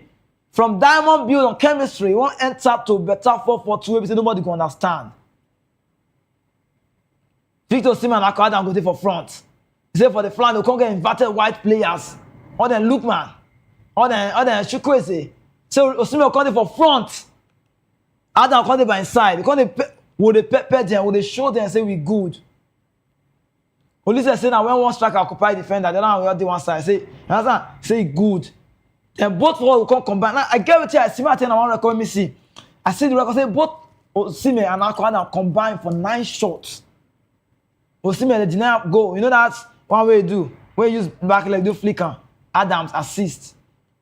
But the Sevilla man will say go hit food work. Now Zuberi Foba now deny that chance. But we don't see the connection. Based on say the pairing is good. The pairing is nice. Osimhen pairing with Akadams makes sense. We like him. Now, Chelsea selection now, don't they sure say Eric Chair has something to offer. They get traditional wide approach. The information we want to use now with the look say it can work. I take God beg you, Eric Chair, tomorrow, this gift is for you. Give Chukwueze a chance, maybe for start. Not go drop him. Sometimes when we talk, your best player can come from the bench. Sometimes it's tactical acumen. You know why? If you say you know how to move, then they can't go change the game. Now, this AFCON is not about how much you play. It's not about how many minutes, but what you give to your team when you get chance. If you put you for 21 minutes, if you get 15 minutes chance, if you get your impact, AFCON not be every day now, not be 2 years that time. You see? Your impact now with the look. Now it won't be now can't get past, now they play well. But Tunisia, hell, tomorrow now Eagles versus Eagles. The one will go fly and I go be super. Because their own where they go now. Carthage Eagles. Tunisia, don't go. Carthage Eagles have scored. Hey, I say presenter with a difference. Thank you so much for those comments. The comment section for YouTube say Kiziki, I love your style today. Presenter with a difference. Thank you. And so if they do good, what they tell you about. But I want to say now, Tunisia now they call Carthage Eagles. We are Super Eagles. The one we go win tomorrow, now go fly. Super Eagles and Tunisia Eagles. It's not going to work. So Super Eagles, Carthage Eagles of Tunisia. Super Eagles of Nigeria. But Eagles, they there. And they fear Tunisia. 23 goals in their last 10 matches. How? They are a scoring side. They score goals for fun. 23 goals in their last 10 matches. Now they don't go average 2.3 per game now. Why Nigeria now don't go keep just 3 clean sheets now in the last 9 outs. Now I play now. Don't be sweet point with that. Not like understand? But we need to change our mentality now. Now tell our rich episode you're giving us some kind of information. And more telling us some kind of player you're there for the team now. We'll shake and we'll look into their matter. Now more telling our 3 Tunisian players that would fear. Would they show on their picture? So if you're not even seeing him for him back tomorrow, you know his face. A better rivalry, delicately poised. Tunisia gets 7 wins to Nigeria. 7 wins to Nigeria. 7 wins to Nigeria, 6. They get 8 draws in 21 meetings. And men are not forgetting that Tunisia, the last time we meet for AFCON, they eliminate us. 2021, I'm not forgetting. And the man who scored Mascani strike, you said Mascani. When he nailed that shot, Nigeria not if he stopped that. Maduko see that shot, leave and say, I remember I have family. Now the Nigerian task now to avoid painful defeat. When they try to do, more not go lose that match, more neutralize Tunisia most dangerous people. Now more talk about 3 players when they get. Number 1 are Elias Achuri. John Hannibal, I'm not sure it's Elias Achuri. Understand? Elias Achuri, he good. If you see that boy, Tunisia arrived this Morocco with familiar faces for attack. But if you take Elias Achuri just 1 match day, see him, just 1 day, me announce himself for the team. You see him, the football player will play for Copenhagen. Understand? Copenhagen they play. He can finish. I don't even know whether I will survive. But when I say in Nigeria, let me know. We go win the match tomorrow. Actually, not even need to overpower himself. They don't say get the move. He don't settle defender. He they move quietly. He enter from center back. You're the way they go. He did everywhere. Now 26-year-old boy. Now he don't gonna get combined composure with hunger. In time inside box now magic, outstanding. Your ability with the attack space. It's too much. He occupy everywhere. See him. We need to watch this boy tomorrow. We need to watch him well. Now, already among the early top scorers for this tournament, he need all day there. So for Nigeria backline, communication and positional discipline, we need to get her. They don't negotiate with this guy. His name is Churi. If we not get chance, we'll block him, making us scores. From that one, more header number 2, Ellis Kiri. If Achuri, now Tunisian blade, Ellis Kiri, now be the hand where they guide down. Mamouche, come out, this one did there. Eintracht Frankfurt midfielder. Understand? He own her from midfield, which own her number 8 or number 9. He own a heartbeat of Tunisian side, he dey play ball. He get balance, he get control, he get authority. One day for center of pitch, like we don't forget him. Against Uganda, you don't watch that match. He just set tune, you open scoring. In foot, both left and right they walk. Can't get in 4th international goal before they dictate the game. The rhythm, the controller. He gets 75 caps, 2 World Cup and 2 AFCON tournament behind him. So this is an old man with experience. He gets experience. So if they bring better experience, come down match. So Nigerian players, we must respect them, but not before feed. Another man yesterday, product of Montpellier with Cologne and 90 Frankfurt. He did 30 years. So I respect this guy when I see him. But another man who won't talk now, Hannibal Mejbri, former Man United player, now midfielder. He dey thrive. He get intensity power. He dey play for Burnley now. He don't play some kind of small football level. He don't go Spain to go show himself. Against Uganda, I can't get in 40th cap. Now player, Hannibal Siam. Quality. He dey cover ground. He dey aggressive. He get pressing power. He dey press without hesitation. He always dey try to show himself. He say in dynamics he not be here. This na player, so we need to take careful tomorrow. To stop Mejbri, you must require discipline. You get composure. You go try, maybe stop him, may not dictate your game. We dey see some message. Which time is the match? Complex Sportive Defense. Kickoff, 9 p.m. Nigerian time. Me not miss am. So more we do to end the show. More talk about the match preview. Carthage Eagles and Super Eagles. It's sweet. More tell you now. Tunisia don't defeat Nigeria. Tunisia defeat Nigeria when the two of them meet. You don't tell. 2022. Round of 16. They come on Nigeria. Thank God. They are back. You understand? Thank God they are back. You are back. Nigeria is back. We can do it. We can do it. Now tomorrow we'll know. Tunisia defeat Nigeria. The last time we meet, 2022, they beat us. Round of 16. Another fact I want Guinea. Okocha from that leading scorer for this game. Okocha now from Nigeria will be the leading scorer for this fixture. For we and Tunisia get record. No, Okocha now the score pass. As we not get Okocha now, Osimhen not get record for their head. Osimhen if he try tomorrow, maybe off a score, then it will make sense. Now, Nigeria last defeated Tunisia back for 2019. So the last time they beat us, the last time they do bubble gum, I don't know how many you want. 2019. May check on. Now, more talk about the injury news and team news. Super Eagles not get Ago. Super Eagles not get Ola Aina. Super Eagles not get Benjamin Frederick. We get some kind of injury news. Terry Murphy now did a slap for France.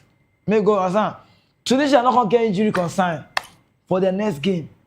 Head-to-head record. Total matches we don't play. Tunisia we don't play 17 matches. All we don't play. Nigeria don't win 5. No, not verse. A mistake. Tunisia don't win 6. Which are the talk self? Nigeria don't win 6. Tunisia don't win 5. That be the thing. So we get record past them. For Mali don't win. But for draws, Nigeria and Tunisia gonna get 6 draws. So more gain a predicted lineup. Eric Chef, tomorrow if you play 4-3-1-2, me never know. It depends though. We'll see. Eric Chef, remember I said if you win, I'll gift you. You know how many times I don't carry this gift? This gift, you know how many times I don't kind of come up? Because I want to give to Eric Chef. You want them? You want? Wait. If Eric Chef lose tomorrow, you can get it, but Eric Chef must win. So we can give to him and say, Eric Chef, Merry Christmas and prosperity year. Take it. And I just think, got into smile. You will collect and wear. Understand? So more look. Nigeria record, more look. Who wants to start? More talk Nigeria first.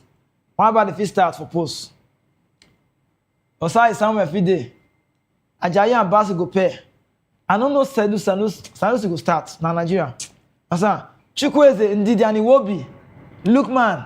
So you go see Iwobi, you see Ndidi. For midfield, they play flat sometimes. Chukwueze, they play like free roll.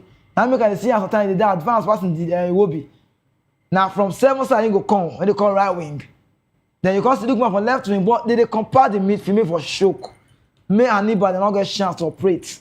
I could add that because they play like say Papa or Shomole. Osimhen will come the front. So the matter now, that look share formation, people would ask question, what I mean do and 4-4-2, I change them. But the 4-4-2, they compact, not be that kind of one. They play in a triangular way. What they make and the work be say, you know, they let him flank player, they day inside flank. Come in and choke the game. More get compacted midfield. When we lose the ball, we spread it. No, when we have the ball, we spread. When we lose the ball, we are compacted. Now making another situation for line, the way to collect ball. But Eric need to open the game because he get qualities where Osai Samuel get. Other than fear, no. Osai Samuel get weight. Sanusi not be all the time. But Osai Samuel supposed to reach ending. We know how for Fenerbahce, when I would say you go reach ending. In the fail to come out. Now, no, come front now, understand? When you meet your mandate for because you go back. So try your best. So let's explore. More no fear, more you play the game. You will be enjoy your time while it lasts. Ndidi control midfield, where captain but not come off your hand. Osimhen, you sabi do and I want to get chance. Not go balloon ball, go that side. So if you ask me, Eric Chair, for make sure you go play now tomorrow now. Nigeria actually do so kind of 4-3-1-2. But on 4-3, but me, I say 4 for back, not go bad. And if we can play 4, and when you say, it's sometimes you play 4-2-2 or 4-2-4, sorry. But I think we make it work now. If you want to play 4-2-4, you go make sure say, oh look man, and Chukwueze understand your formation. They say na rap, I don't agree. Now Tunisia now formation. Tunisia get the men. Valerie, Brown, Tabi, Abdi, Sassi, Skiri, Mejbe, Achuri, Masturi, Sad. If you ask me, Nigeria go win them. But blast say both sides go score themselves, go. Tell them shall come up for TV. I carry my gifts. I want kind of go out because Eric never win. When Eric win, we'll get the gift. Thank you so much, saying that they will talk. When I'm not going, we'll get the meeting if they come and then for 12. You say? Understand? Thank you so much. We'll see now and we'll come back. Might come up for studio.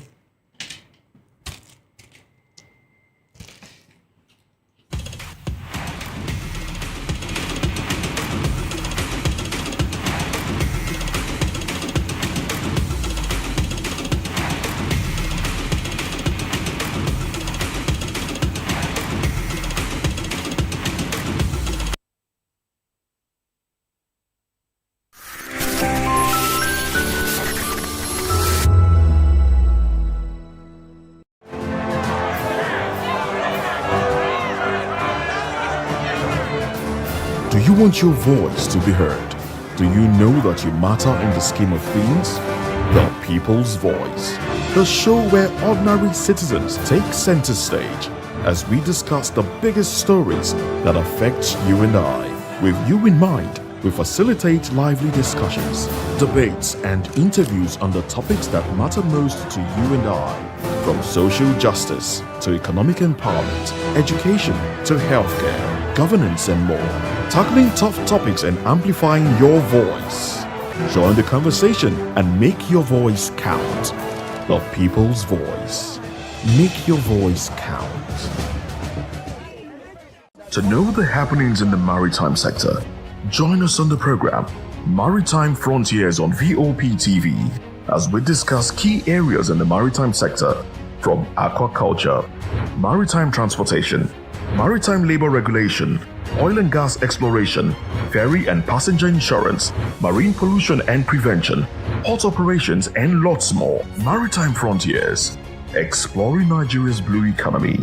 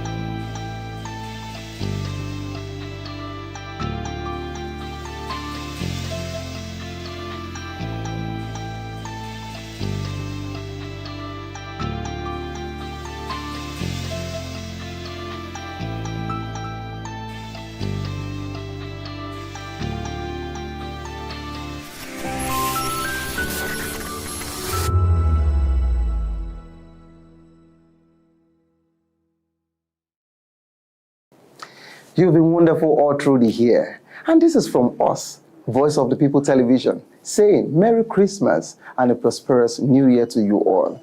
See you at the top. It's the most wonderful time of the year.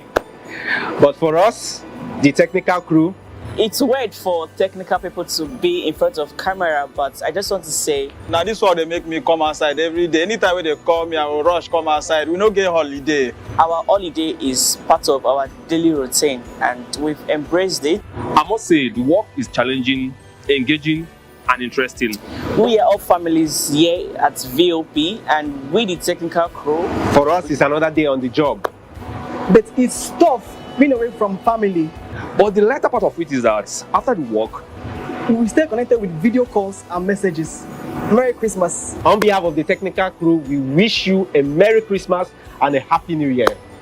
Merry Christmas, and here we are, job continues.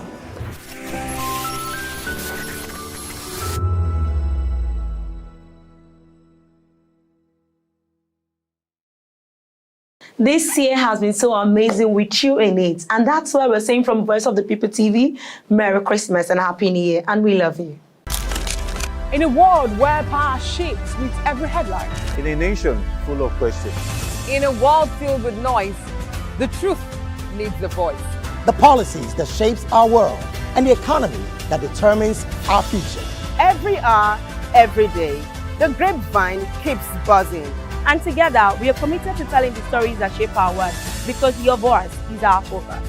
Don't forget, our voice matters the most. Let us come together and share our concerns.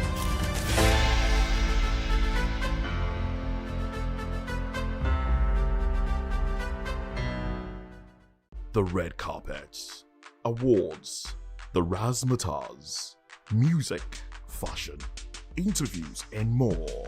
Spotlight on Voice of the People Television. Let's feed you with all the juicy stories in the global entertainment space, bringing you the glitz and glamour as they hot. Stay tuned to Spotlight, 1 p.m. Monday to Friday. Spotlight on VOP TV. Entertainment like never before.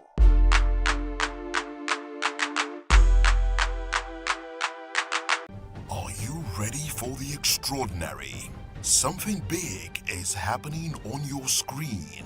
Introducing VOP TV, now streaming on SLTV channel 264. From breaking news to captivating conversations, news analysis, giving you all sides to the story. We bring in-depth discussions on the issues that matter, from politics to sports, entertainment, and lifestyle. VOP TV on SLTV channel 264. Join us as we redefine what television means to you. Voice of the People Television, VOP TV. Now you have more than a voice.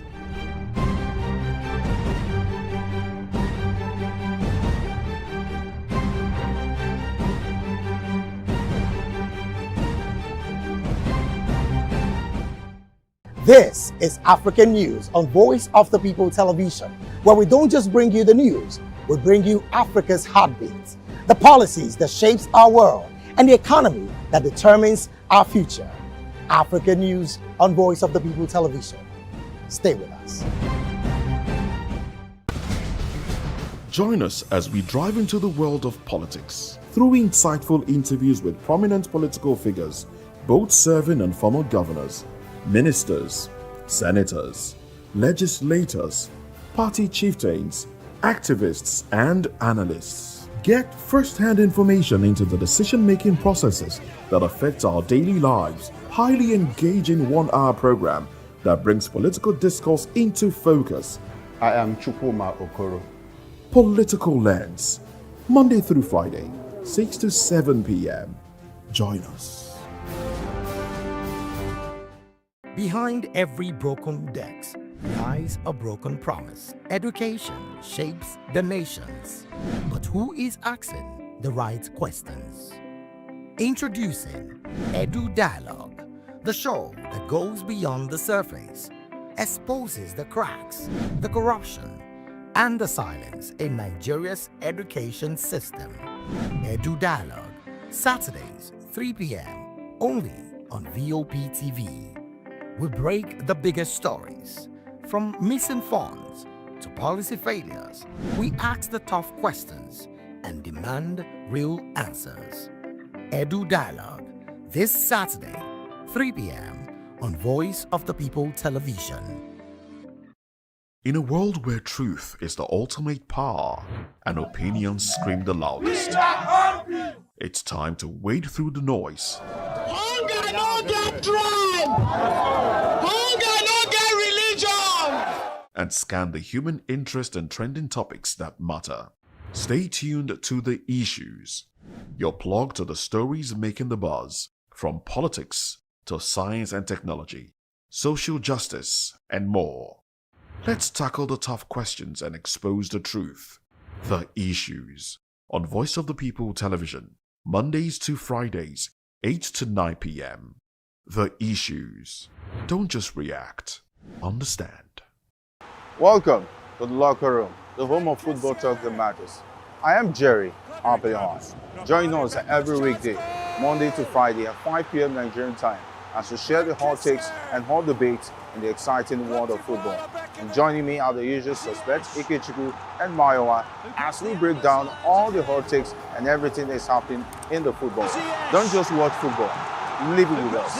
Catch us on the locker room and Voice of the People Television at 5 p.m. Nigerian time. And like I always say, if not 20 minutes off, please discuss.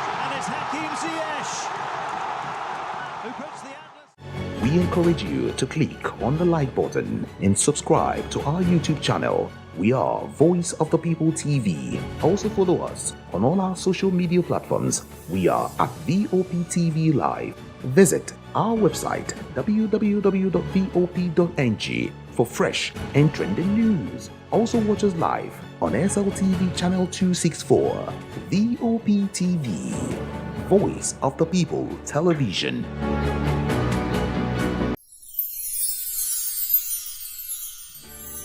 It's a season of love, a season of joy, a season to celebrate you because you deserve it. From all of us at Voice of the People TV, we only want to wish you a very merry, happy Christmas and a prosperous new year ahead.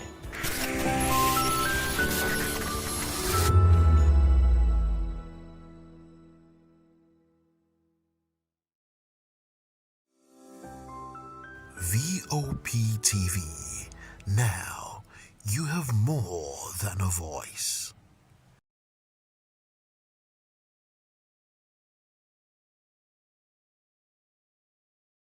To the blaring horns of a hustling city, the loudest voices of the common man got a medium to be heard. This particular administration, they were coming unprepared. It's not a bad thing to renovate the president's lodge. Through top-notch programming, unbiased reportage of news, sports, business, entertainment, and cultural documentaries, Voice of the People 90.3 FM became a symbol for 21st century media. And now, a new baby is born. Voice of the People Television, VOP TV, youthful, full of vigor and penchant for excellence in the continent's media space, exposing the wrongs, applauding the rights, dissecting the news without fear or favor, through factual and accurate stories and contents. Corruption kills three things that makes a society. Representing the interests of the people and giving them a voice. Voice of the People TV is here to stay towards building a fair society. VOP TV, Voice of the People Television, truly a voice for the people. In a world where power shifts with every headlines, news breaks and events happens, we bring you unbiased and explicit information on politics, economy, and state of the nation. We break down the chaos. Facts, not fluff. Truth, not spin. We discuss not just politics, but a glimpse into the future. Voice of the People Television. Now you have more than a voice.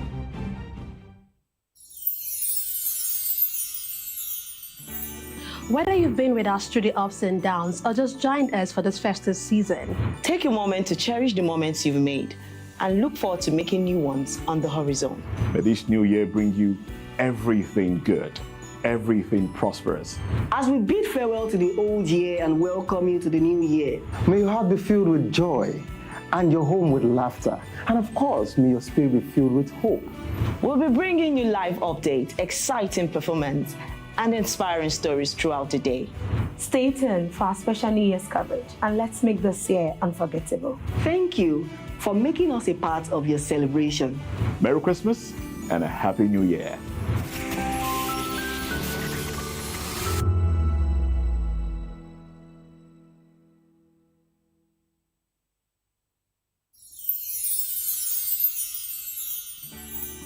It's the most wonderful time of the year.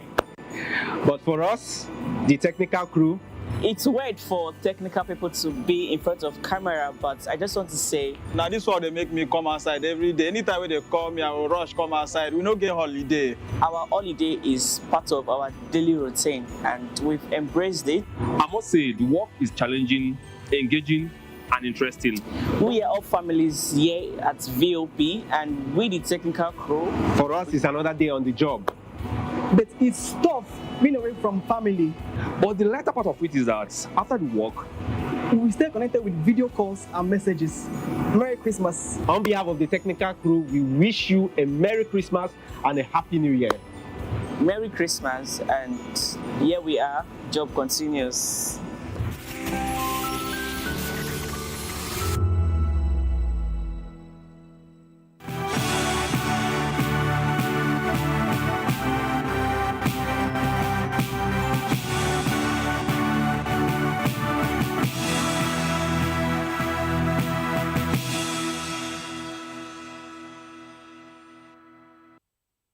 Hello and welcome to the Media News and Voice of the People Television.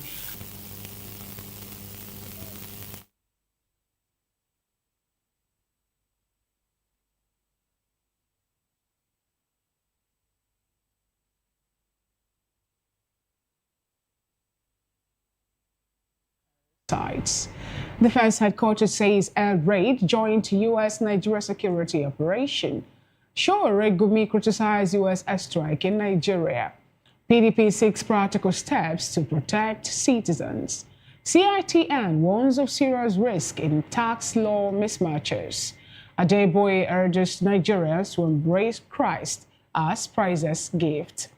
In business, householders tax law check. In sports, Amorim shorts Man United's January windows. In entertainment, Payman suspends Okafor, appoints Spyro as acting president. Now the news in details. The federal government has confirmed involvement in the United States airstrikes on terrorists in northern Nigeria, stating that Nigeria is engaged in a structured security cooperation with international partners to address terrorism and violent extremism. In statement by the Ministry of Foreign Affairs, the government said the action resulted from ongoing intelligence collaboration and strategic coordination with partners. According to the ministry, the cooperation led to the precision hits on terrorist targets through airstrikes in Northwest. It explained that the collaboration follows international practice and bilateral understandings, including intelligence sharing and strategic coordination, while respecting Nigerian sovereignty and international law. The statement noted that in line with established international practice and bilateral understandings, this cooperation includes the exchange of intelligence, strategic coordination, and other forms of support consistent with international law, mutual respect for sovereignty, and shared commitment to regional global security. The ministry said it will continue to engage relevant partners and keep the public informed through official channels.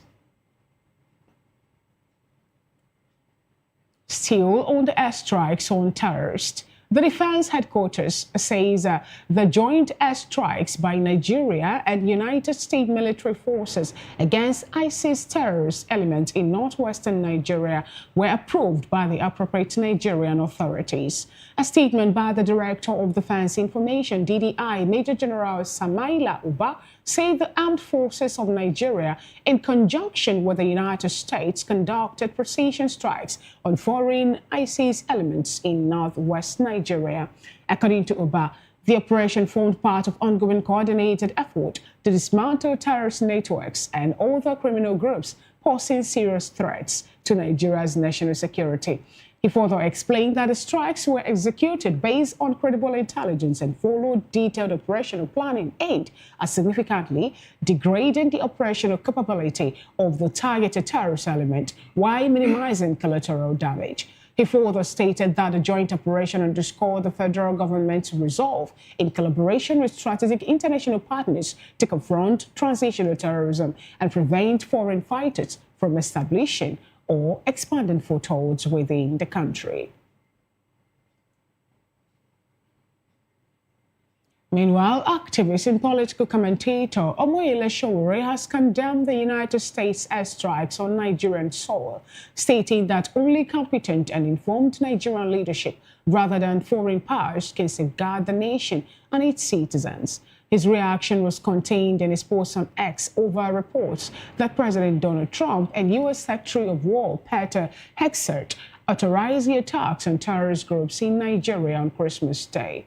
Sowore noted that though the Nigerian government now claims that it was a joint effort, the strikes were carried out without the genuine authority or informed consent of President Bola Ahmed Tinubu's government. Also, Islamic cleric Sheikh Ahmed Gumi criticized the United States' recent airstrikes on terrorist camps in northwestern Nigeria as potentially polarizing and detrimental to national sovereignty. In a Facebook post, Gumi urged and argued that annihilating terrorists is an Islamic obligation. However, he stressed that such action should be undertaken by clean, holy hands, rather than foreign powers who, he claimed, killed innocent civilians in the past. He urged the federal government to halt military cooperation with the U.S. and instead seek assistance from neutral countries.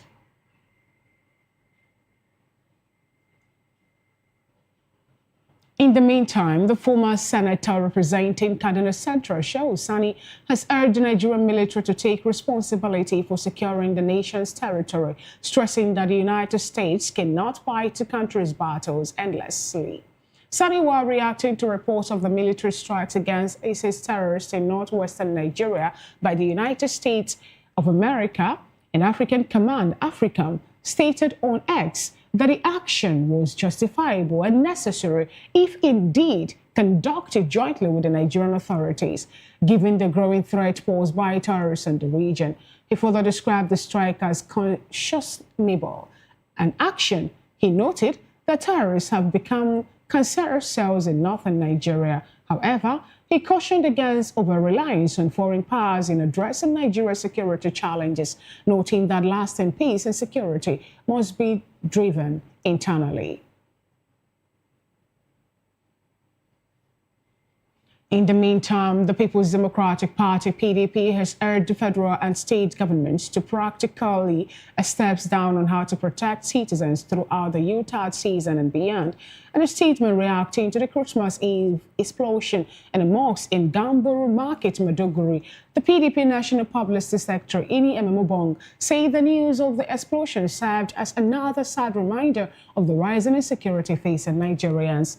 Commiserated with the families of those who lost loved ones, the PDP said the incident is totally unacceptable and that the menace should be confronted with the urgency and seriousness it deserved. According to the statement, no one should be killed while worshipping God.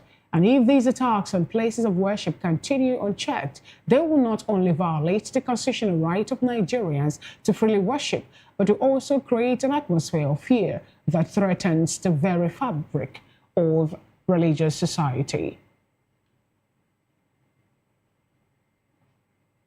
Away from that report, the Chartered Institute of Taxation of Nigeria, CITN, has warned that the alleged discrepancies between the tax law passed by the National Assembly and the versions eventually gazetted pose serious risks to governance, legal certainty, and public confidence. In a position paper on the development, the CITN President and Chairman in Council, Innocent Ohagwa, say the integrity of the legislative process is fundamental to the rule of law, good governance, and public confidence in democratic institutions. He added that tax legislation, in particular, requires the highest level of accuracy, transparency, and procedural fidelity due to its far-reaching implication for government revenue, businesses, professionals, and citizens.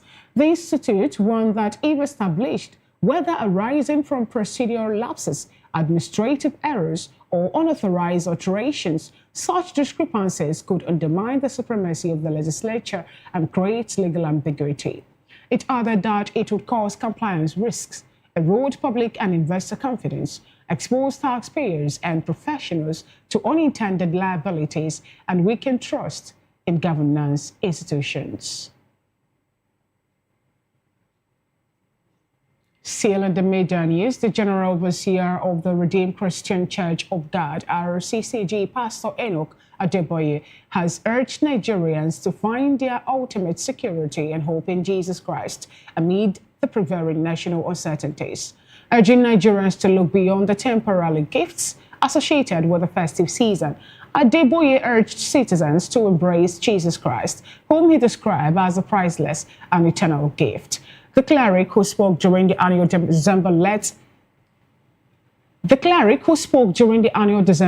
Go a Fishing evangelistic outreach at the National Stadium in Lagos disclosed that the program was taking place simultaneously in 40 locations across Nigeria.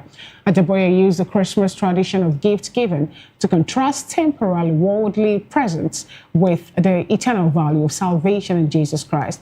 He noted that no matter how precious the earthly gifts are, they are always temporary, with money finishing and clothes wearing out, while only Jesus Christ can give a gift that lasts forever. Governor Babajide Sanwo-Olu of Lagos State has felicitated with mothers of Christmas babies at the General Hospital at Ijede in Ikorodu axis of the state. According to a post on Lagos X.com account, the delegation led by the Director of Pharmaceutical Services at the Health Service Commission, Bakari Mudupe, who represented the governor, presented gifts to the newborns and inpatients. The hospital's recorded first Christmas baby, Okiki Omobolale, a male, was delivered via cesarean section at 12:45 a.m., weighing 2.8 kilograms.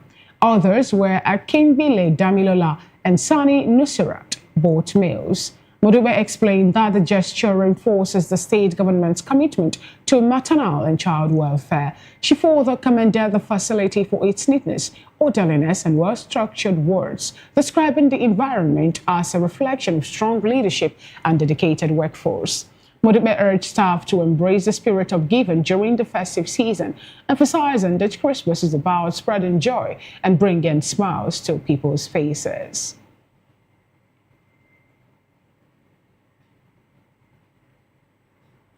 You're still watching the Media News on Voice of the People television. It's time for the Media News analysis. And joining us to help analyze the stories that made it to the bulletin thus far is an educationist, a public affairs commentator, Mr. Lawal Ekundayo. Good afternoon, Mr. Lawal Ekundayo. Good afternoon. Good to have you join today's Media News. Thank you. All right, without wasting much time, let's start off from what we're celebrating today, the Boxing Day. Some persons will say it's a day to throw fees, but we also know that the Boxing Day is a day for also exchange gifts, unbox the gift and all that. And with that, we saw it play out in Lagos State, where the first Christmas baby in Lagos was gifted by the governor of the state, Babajide Sanwo-Olu, and also juxtaposing that to what the RCCG General Overseer Adeboye is talking about how temporarily the earthly gifts are ephemeral, and urging all persons, especially Christians, to embrace the gift that Jesus Christ has to give as the only gift that will last eternal. What do you have to say about this, given the fact that some people don't even have anything to exchange at this point because of the recent economic hardship and all that? Yeah, thank you very much. Merry Christmas to Nigerians. One thing about gift is that people think that a gift is always everything material, physical. No, there are so many other gifts. Even prayer. You offer prayer to somebody is a gift. You assist somebody is a gift. Some people will see elderly ones carrying load. Assisting such a person is also a gift. And so, gift cut across is showing your empathy towards somebody else, that this person is going through challenges. What can I use to assist this person? So it could be by, physical assistance. It could be by gift. It could be by prayer. And that is about a gift. But this one now, in which we talk about Boxing Day. Now, this Boxing Day has to do with, purposely sharing gifts with people. And then goes beyond gift, like I said. You also go about sharing prayer with people. You felicitate with people who are going through issues, physical issues, emotional issues. You can pay them a visit and talk to them, preach to them, tell them that life is not, they should not give up about what they are going through, that whatever they are going through is temporary, that God has the solution to everything. So it's part of the gift. So it goes beyond material. All right, when you say it's part of the gift, let's go on to what Nigerians are talking about, what made it to the burner of every social media account as of today. Some persons with the opinion, what do you make of the airstrike? Let me start first from there.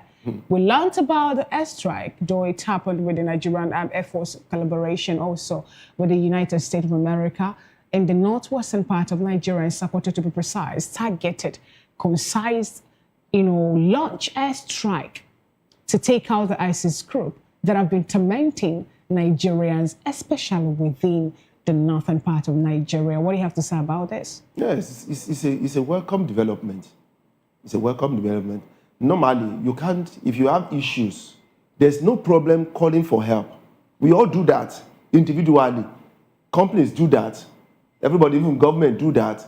So if you have a security challenge, it's not a big deal calling for help from outside. It's welcome. Everybody's doing it all over the world. So will you tag that to be a Christmas gift come early or Christmas gift come at the right time? Because, some Nigerians on social media were of the opinion that this is more like a very beautiful gift from the U.S. launching such attack without making noise, without telling Nigeria. Recall that Nigerians, some were already losing interest in the aid, which they believe will come from U.S. when Donald Trump were a bit vocal about launching an attack on Nigeria, especially against the terrorists who, according to him, were killing people, even, Christians in some part of the country. And we saw how so many persons were talking about that being an infringement on our sovereignty. So are you saying at this point that, you accept such gifts coming from US. We didn't hear anything about it. Next thing we heard is that there's an airstrike, and boom, the Nigerians are reacting to it. See, this is national security.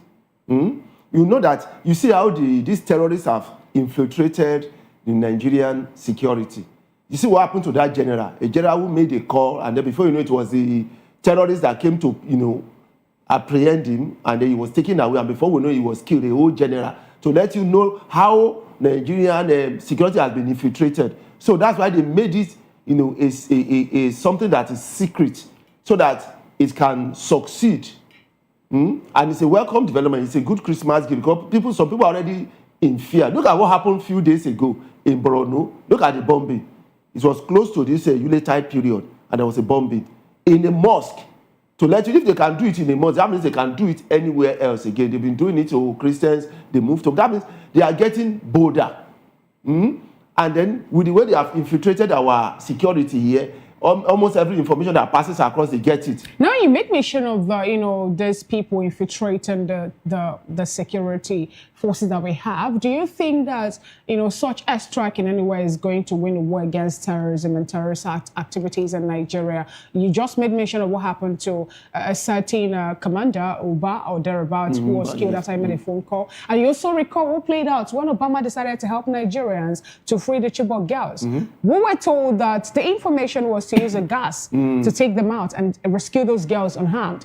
And then when the US were able to get to the place to carry out the attack, they saw the terrorists already marked it up and all of that. Now, do you think that with this infiltration, the ground that I've already gotten within our military, operators and other security, agencies, do you think that we're going to win the war, even with the airstrike coming from US anytime soon? Yes.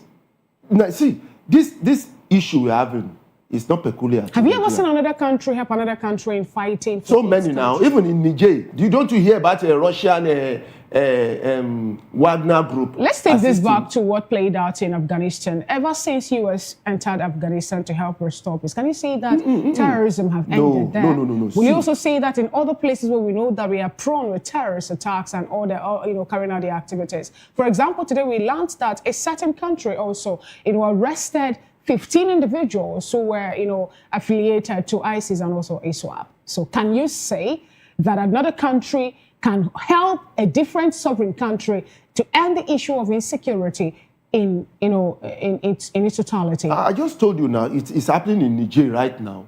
It's happening in Mali. So many in Congo. You see Russian mercenaries. When you talk about Mali, we learned last month that even fuel supply in Mali were cut off because of the fact that we have insurgent group members terrorizing the route for them to get fuel. And till today, they are still fighting them. So you know why? Will you say they've actually won? You know one thing, because those ones, the Malians, when the military took over, they decided to cut off so many foreign assistance. And because they did that, so who's going to assist them? Now, if they happen to have something like the US now coming to do airstrike on these terrorists that have blockaged the capital, do you think they will not be free? When you say they cut off international aid, we have Russia supporting it. Only Russia. So what's that Russia? Russia is already facing this problem. And also they have a Sahel countries of a country that are going through the same problem that are not here. What do they have? Are you saying that the help coming from the likes of Russia, you just made mention of the Wagner team and all the mercenaries, are you saying that is not enough for them to end the issue of insecurity in Mali? There's what we refer to as coordinated all over the world. See these developed countries and developed countries. There's a coordinated work.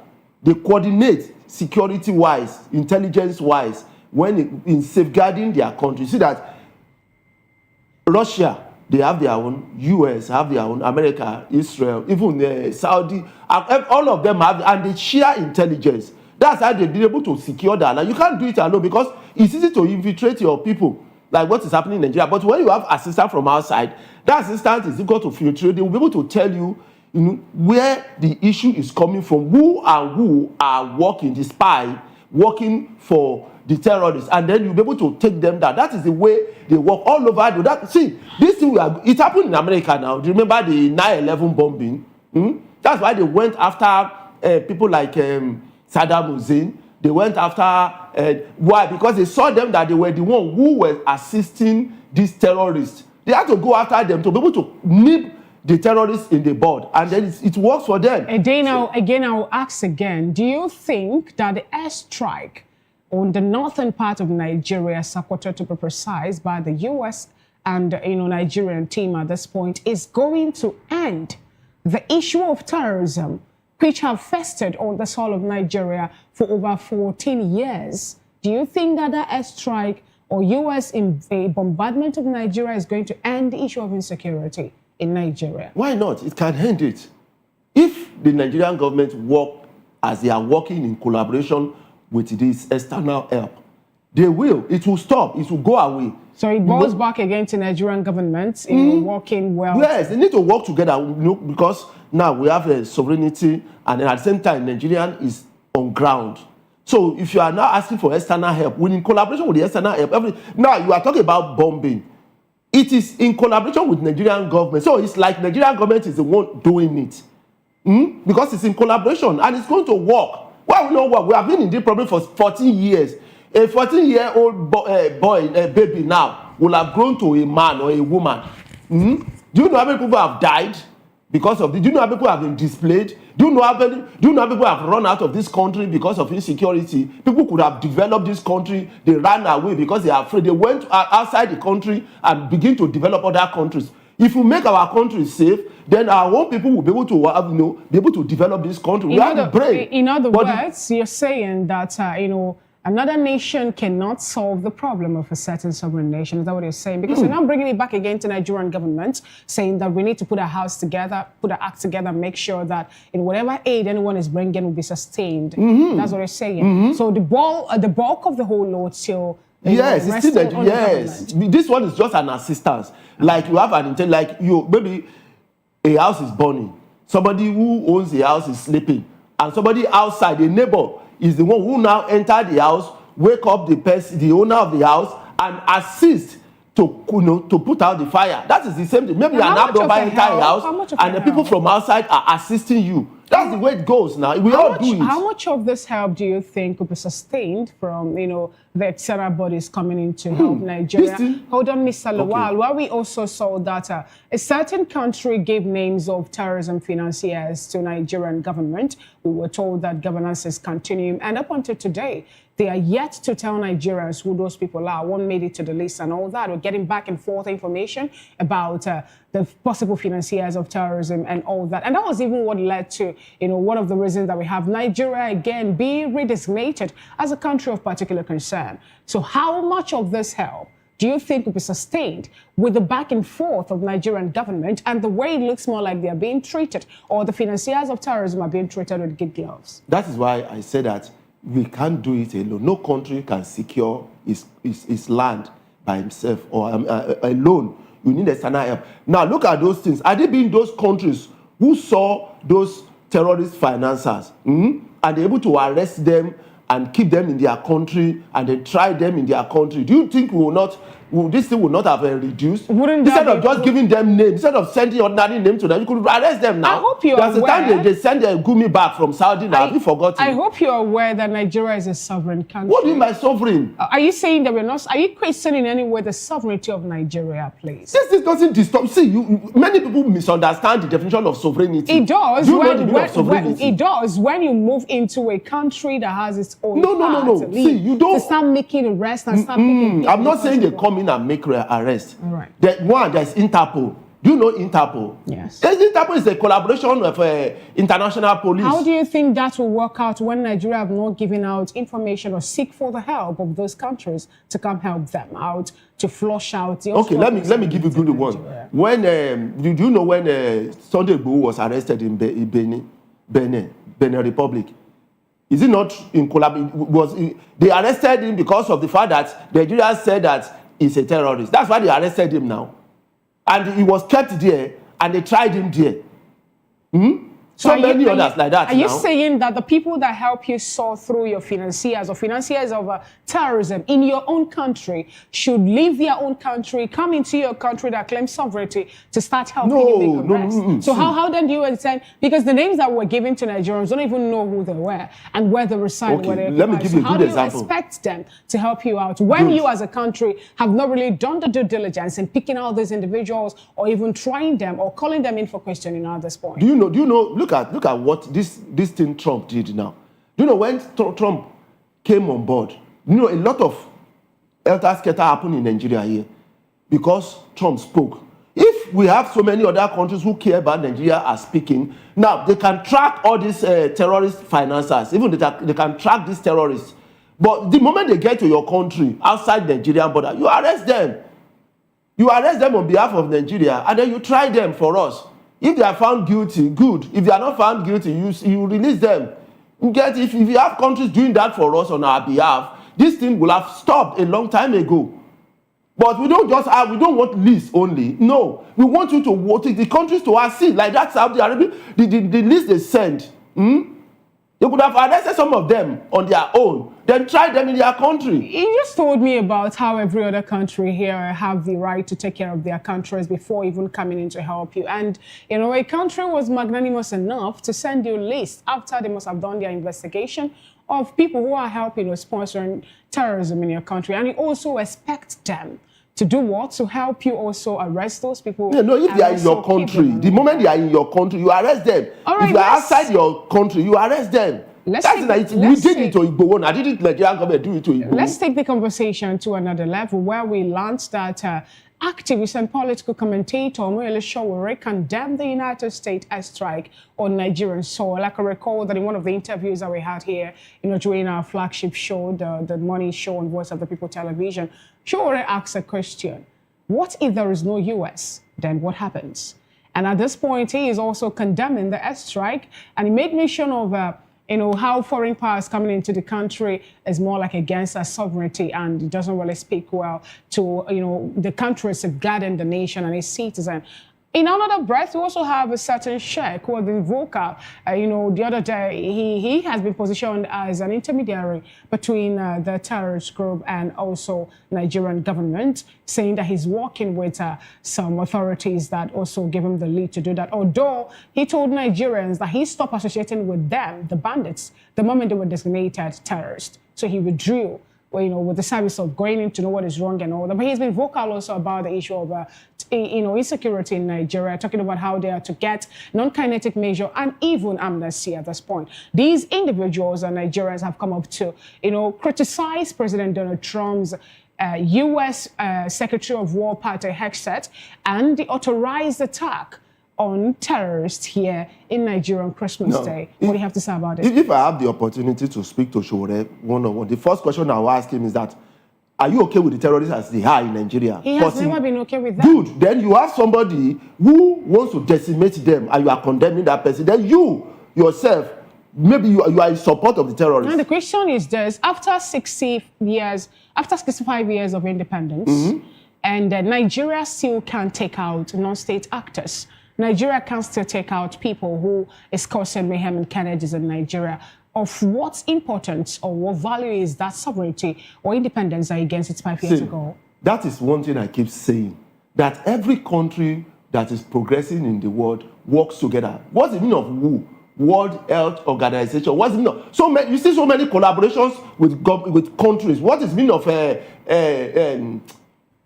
AU, African Union? What's the meaning of we have West Africa, we have West Africa, we have this, you have European Union, you have this, what's the name of this, what the Nigeria, BRIC.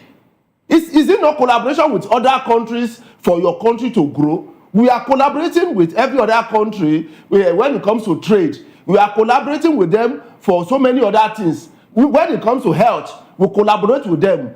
But when it now comes to insecurity, we are complaining. Whereas every other country that are progressing are collaborating together. Even Saudi Arabia get assistance, military assistance from America every now and then. Even Qatar, Saudi, Qatar, Dubai, Name them. Kuwait. Go to Europe, even Germany. Go to Japan. So what are we now saying? What country does Ghana collaborate with to keep peace and maintain all that India? You know that. You know. Hold on, Mr. Lawal. Recall that before the issue of banditry began in Nigeria, we were told that a certain group of people wanted to spread their tentacles somewhere in Ghana.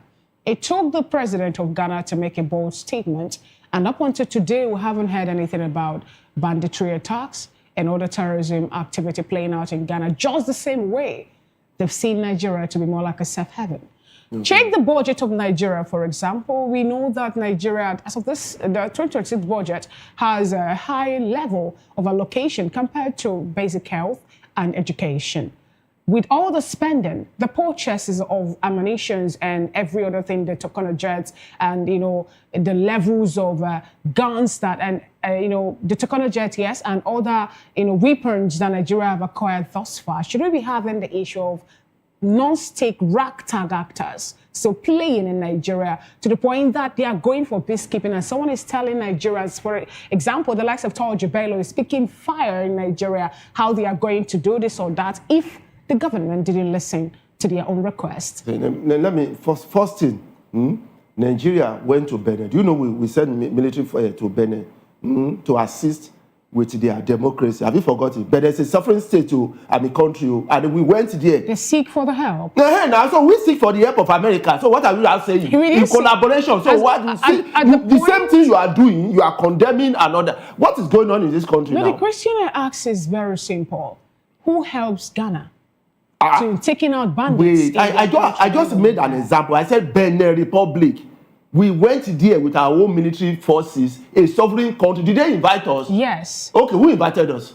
The ministry, the foreign ministry of Benin, foreign ministry called on Nigerian government to help end the coup. It was a coup. Okay, it's a coup. Yes. But who planned the coup? Is it not the same people of Benin planning coup against the same people of Benin? So is their sovereign now? So it's their internal crisis. It's an internal issue. Are you equating but we went there. Are you equating terrorism to coup d'etat? I'm talking about help. I'm talking about international assistance. I'm talking about international assistance. We ourselves will do it. You remember ECOMOG? We went from Nigeria to other sovereign countries to assist in stopping insecurity there.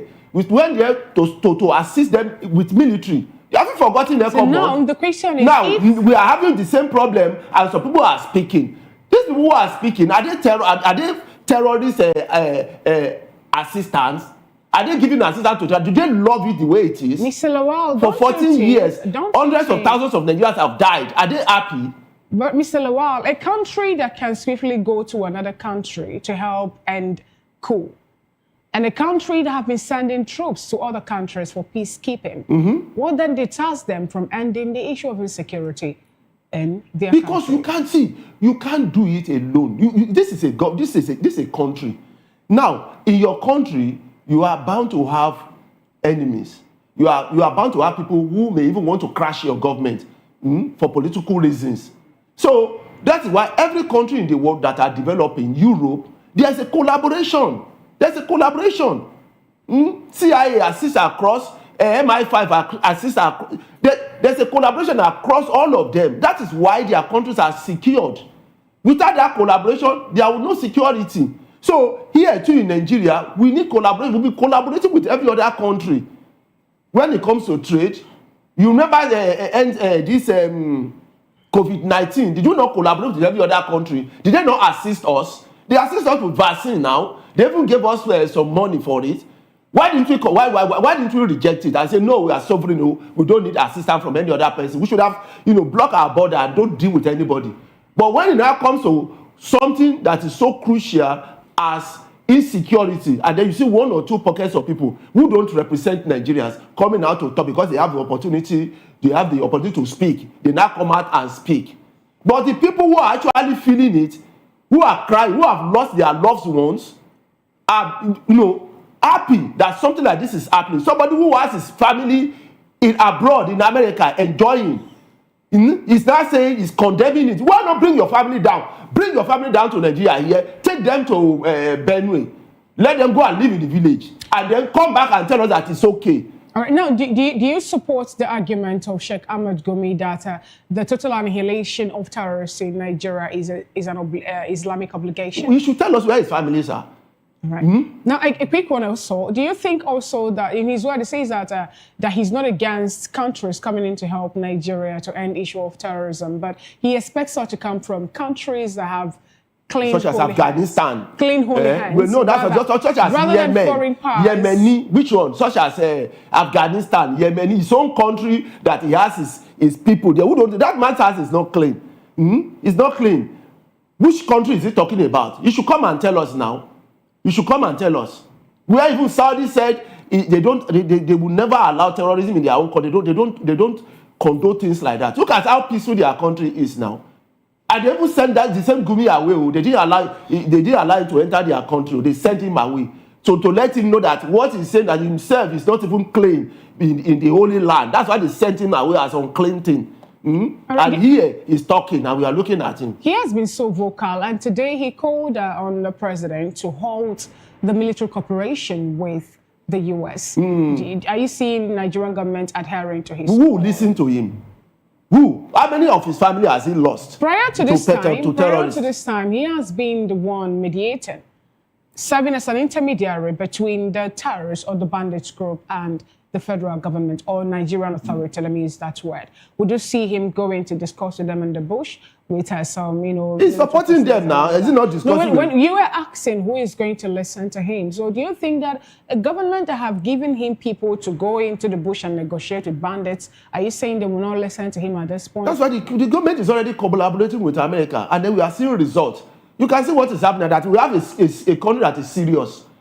Trump, when it is within few months, he's already taking action. He's been taking action the very day he said it.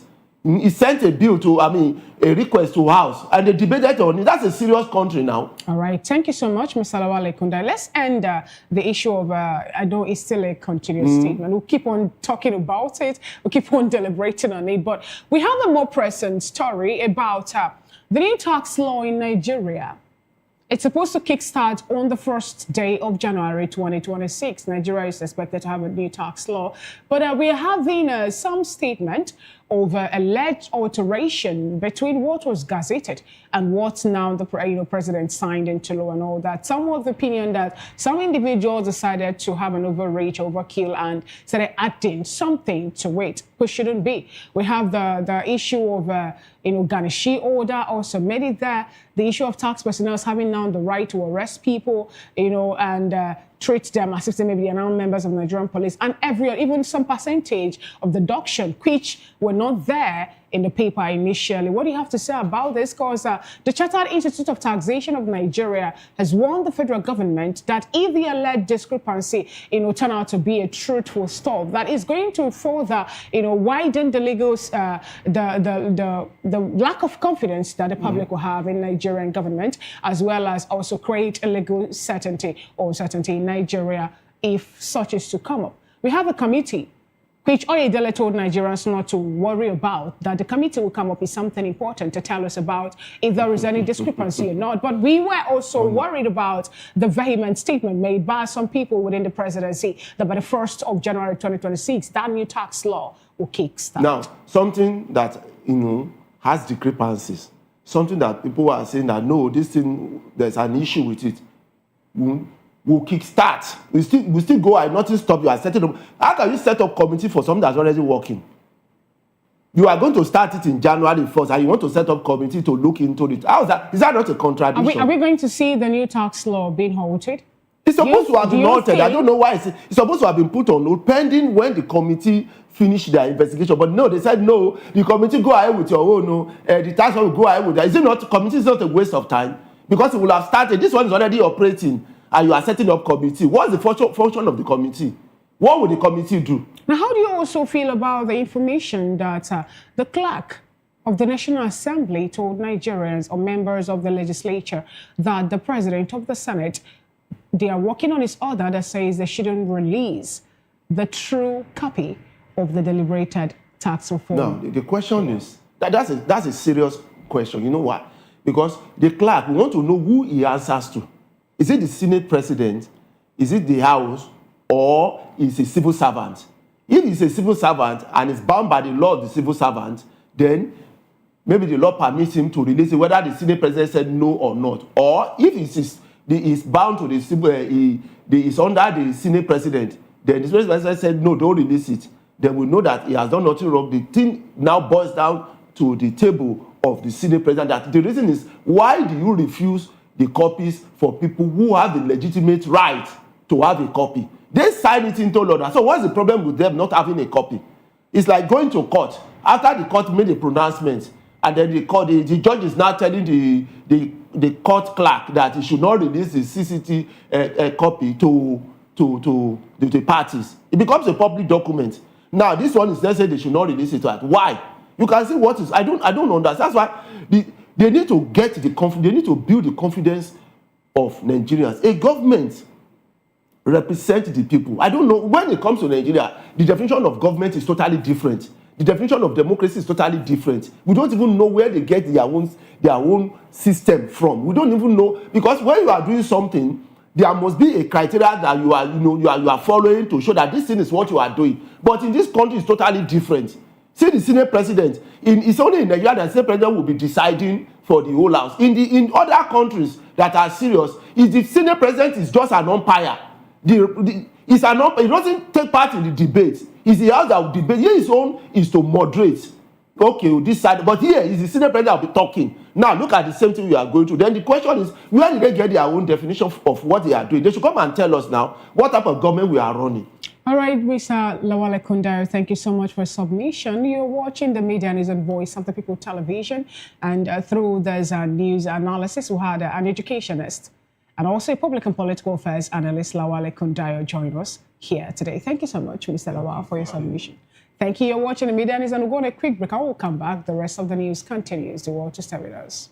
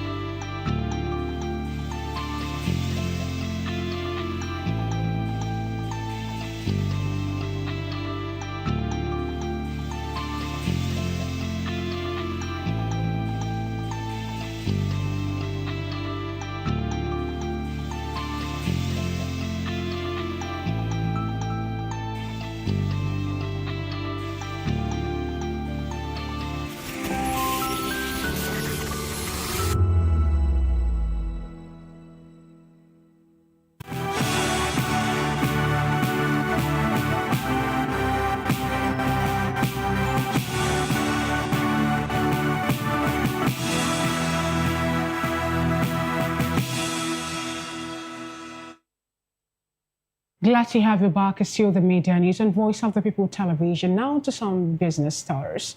The House of Representatives has ordered a review and re-gazetting of Nigeria's tax reform laws following public backlash and allegations of alterations.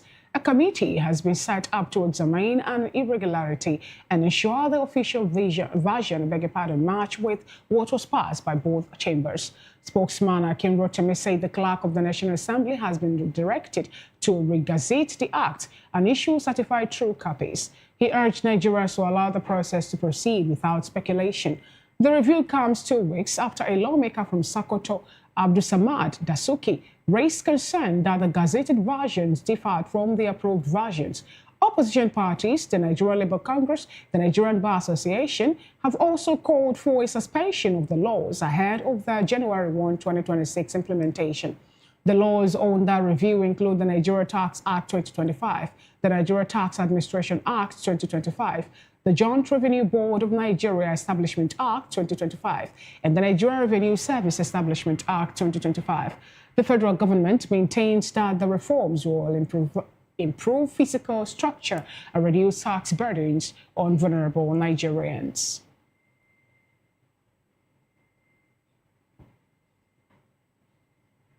In sports, Manchester United coach Ruben Amorim has ruled out the chances of players leaving the club in the January transfer window if no replacements come in. According to reports, Kobe Mainoo and Joshua Zirkzee are both keen for regular play time, and while Mainoo wants to go out on loan, Zirkzee is linked with a return to Italy. However, Amorim said that even with the return to fitness of skipper Bruno Fernandes and with Brian Mbeumo, Ahmed Diallo and Mazzarri returning from the African Cup of Nations, he cannot cope with a reduction in members. According to him, it is going to be hard for someone to leave the club if they don't get a substitution, as they are short, adding that even with a full squad, something could happen. He further explained that the club have a big responsibility and are dealing with all these issues. Amorim will be without 7 senior players for the Boxing Day match against Newcastle. Mainoo is still sidelined with a calf problem, while defenders Matt Cheese, Delete, and Harry Maguire also miss out.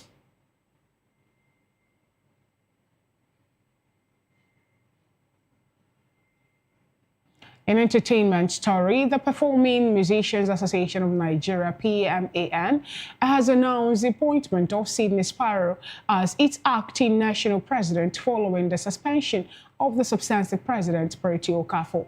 Disclosing this to newsmen in Owerri, Imo State, PMAN National Treasurer Baba Ojunuga said Sparrow's appointment follows the emergency National Executive Council meeting of the body held to address what he called serious governance and constitutional concerns within the association. The statement explained that acting in line with the powers vested in it by the PMAN Constitution, the NEC resolved to suspend the president pending the outcome of a full investigation and disciplinary process. According to Ojunuga, the decision followed a number of alleged infractions, including repeated violation of constitutional provisions, abuse of office, disregard for due process, and actions deemed detrimental to the welfare, credibility, and integrity of PMAN. That is it on the media news on Voice of the People television. Do also subscribe to our YouTube on YouTube. We at Voice of the People TV, and across all the social media platforms we at VOP TV Live. Up next on the schedule of Voice of the People television is the Spotlight Show with Precious Agumanu. I am Fina Okechukwu. Good afternoon and thanks for watching.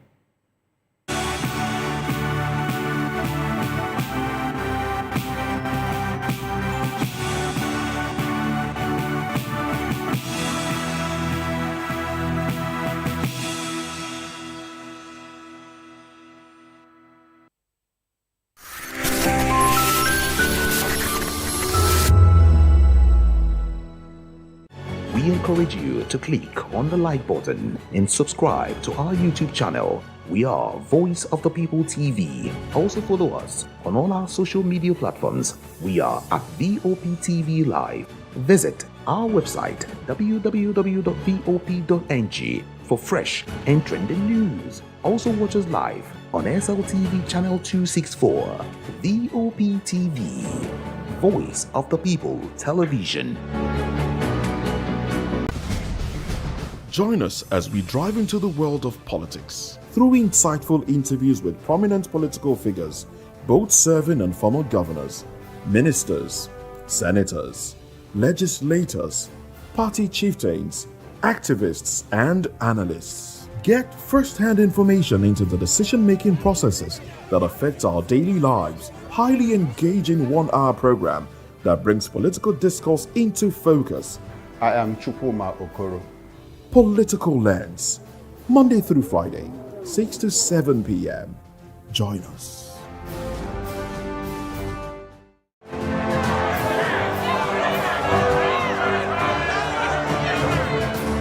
Do you want your voice to be heard? Do you know that you matter in the scheme of things? The People's Voice, the show where ordinary citizens take center stage as we discuss the biggest stories that affect you and I. With you in mind, we facilitate lively discussions, debates, and interviews on the topics that matter most to you and I. From social justice to economic empowerment, education to healthcare, governance, and more. Tackling tough topics and amplifying your voice. Join the conversation and make your voice count. The People's Voice. Make your voice count. In a world where truth is the ultimate power and opinions scream the loudest, it's time to wade through the noise. Hunger no get tribe! Hunger no get religion! And scan the human interest and trending topics that matter. Stay tuned to The Issues, your plug to the stories making the buzz, from politics to science and technology, social justice, and more. Let's tackle the tough questions and expose the truth. The Issues, on Voice of the People Television, Mondays to Fridays, 8 to 9 p.m. The Issues. Don't just react, understand. This is African News on Voice of the People Television, where we don't just bring you the news, we bring you Africa's heartbeat, the policies that shapes our world, and the economy that determines our future. African News on Voice of the People Television. Stay with us.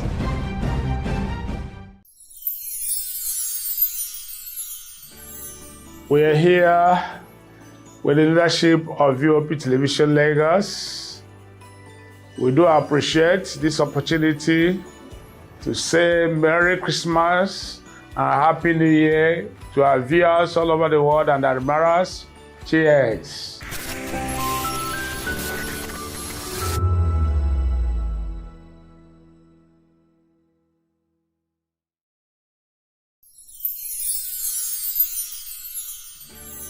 It's a season of love, a season of joy, a season to celebrate you because you deserve it. From all of us at Voice of the People TV, we only want to wish you a very merry, happy Christmas and a prosperous New Year ahead.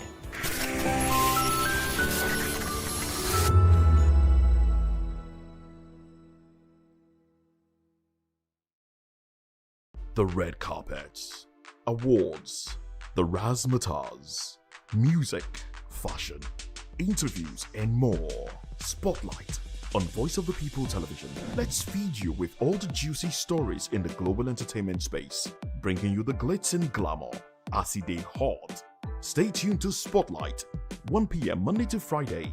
Spotlight on VOP TV. Entertainment like never before.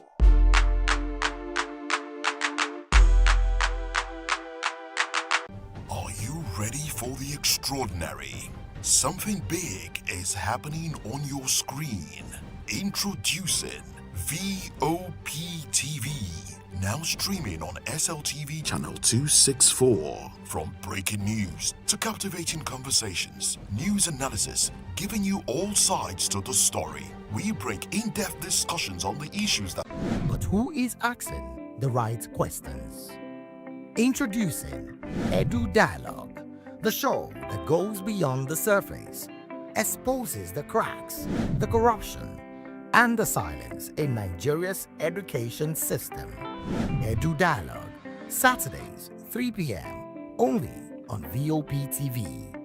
We break the biggest stories, from missing funds to policy failures.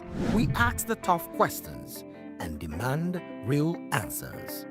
Edu Dialogue, this Saturday, 3 p.m. on Voice of the People Television. In a world where power shifts with every headline. In a nation full of questions. In a world filled with noise, the truth needs a voice.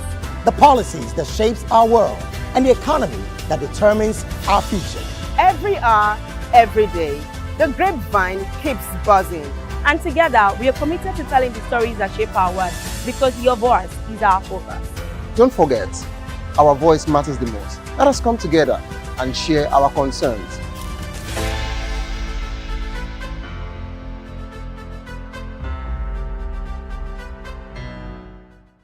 To know the happenings in the maritime sector, join us on the program Maritime Frontiers on VOP TV as we discuss key areas in the maritime sector from aquaculture, maritime transportation, maritime labor regulation, oil and gas exploration, ferry and passenger insurance, marine pollution and prevention, port operations, and lots more. Maritime Frontiers, exploring Nigeria's blue economy.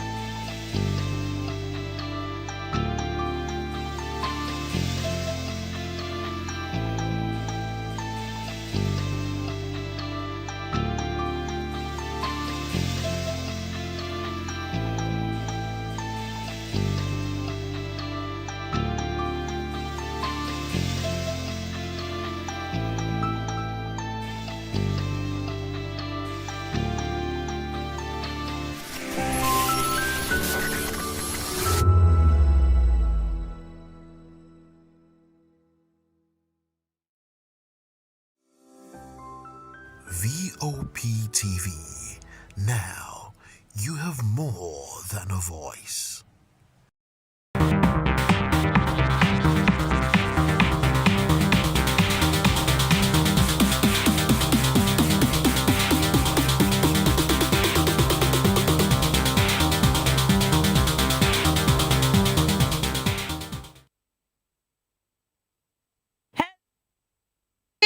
How you are doing? Welcome to Spotlight on VOP TV, your favorite hub where we shine the light on creativity, culture, style, music, and purpose-driven people. And I'm your precious baby girl, Precious Agumanu, aka call me Prezi. And yes, we are still in the dirty December season. And I'm sure you're already going to be enjoying yourself like you have started planning because few days to Christmas. Ooh, I don't know about me. So those who don't plan their Christmas, you understand what I'm trying to say. It's well for you people, but now from, January, now we don't know. Now from December, now we don't know how your January will be. If you are spending, spend wisely. That is my own advice to you. And yes, it's a new day to stay positive, inspired, and grounded. We're bringing you an exciting blend of gist and purpose. So please don't go anywhere. Sit tight while we ride together. And we're going to talk about a lot of things. And trust me, the first we're talking about is American rapper Wiz Khalifa, born Cameroon Jibril Thomas, has been sentenced by a Romanian court to 9 months in prison on drug possession charges stemming from an incident at the beach. So please, you note that music festival in July 2024, cannabis on stage was found with more than 18 grams of the drug in possession. Prosecutors successfully appealed a lighter April 2025 fine, and on 18 December 2025, the Constant Court of Appeal delivered a final sentence for possession of dangerous drugs without right for personal consumption under Romania's strict drug law. So the ruling marks a dramatic escalation from the initial fine of about 3,600 and reflects prosecutors' views that Khalifa's on-stage smoking normalized illegal drug use in front of a young audience. So it remains unclear whether Romanian authorities, will seek extradition or if Khalifa will ever serve term, as he is a U.S. citizen and does not reside in Romania. So he was not reported to be in custody at the time of the sentence. So this is a lot. Like, how do people do this? You're coming to, do your thing on stage and you're doing that. I don't think you are giving us a good thing to look at you the way you want us to, see you. But it's actually very bad because that is not a good one. People out there are watching and we have young people growing up. People want to be like you. So what would you tell them? Young ones that are growing. It's not nice actually. Trust me. I think, this actually will bring you, you have to fix your life. I don't know what to say. But then that's just it. And yes, we have a lot of people coming out to say things about young Khalifa, and it's a lot. And trust me, this one not just good. I just feel that people, young ones, are watching him, and him doing that on stage, it's appalling. All right, let's take some comments of what people have actually come out to say about Khalifa. And yes, with Khalifa, let's take some comments about that. And we have a lot of comments of what people have actually come out to say. You know, a lot of people are saying this is really wrong. It's a really wrong move. You don't need to do this. If you want to do your thing, don't do it. You know, it's really bad. So yes, let's take some comments. We have a lot of comments of what people have actually come out to say. All right, we're still talking about that. You know, right now, a lot of people are doing wrong things and not even thinking of, you know, the aftermath. We just do things like we're not just concerned. And come to think of it, we have people that are, even your children go, they see what you go, they do. Because right now, the kind of people we would get these days, they are really, sometimes they shock me. You know, you have young children that they are looking up to you. You have your kids. You suppose they do things where go make them. They say, I'm proud of my dad. You understand? I'm proud of my mom. But no, these days, people just come out, you know, do anyhow, behave anyhow, and come to think of it, they don't even care. It's really bad. They don't really care. It's really, really bad. And trust me, it's not a good starter for kids, because kids and young ones, they see all these kinds of way our big people, they do. Yes. Now, waiting they see now they fit talk. Oh. You fit tell Pikin now, say make you see that. Like now that one when he stand, he go tell you, say, I want to stand, I want to see what you are doing. If you even tell you to sit down, you tell you that is not the one that they want to do, that is what they do. They are younger children, but it's good that you teach them and you nurture them. Because you doing this now, what will you tell your kids? It's not a good one. And trust me, that's in for that. All right, yes, we'll take a short break. And when we come back, we'll still have a lot of gist. Please don't go anywhere. Stay put.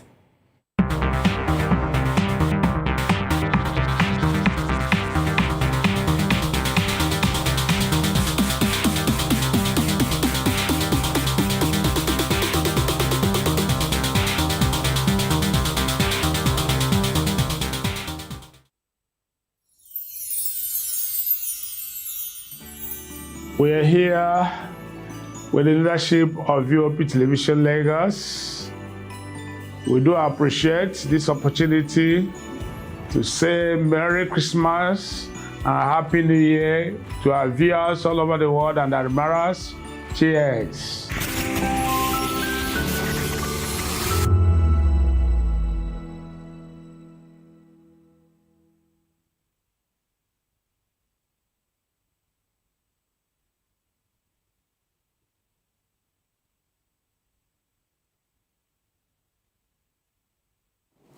You've been wonderful all through the year. And this is from us, Voice of the People Television, saying Merry Christmas and a prosperous New Year to you all. See you at the top.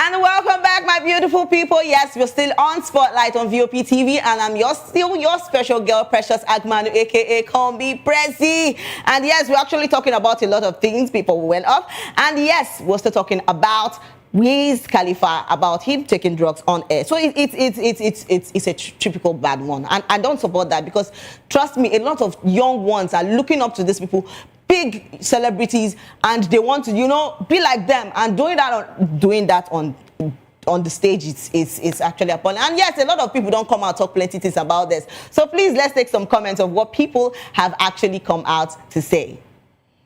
We have a lot of comments, so let's take some. And yes, somebody said, make him go rest. Weed is not legal everywhere. All right. And somebody else said, your tradition is another purpose prohibition. Okay. And this story said, so many people don't read. They just run to comment their opinions. And another person said, Wiz wasn't informed how he won't take run am now. My Shayla is going to prison. Oh, sorry about that.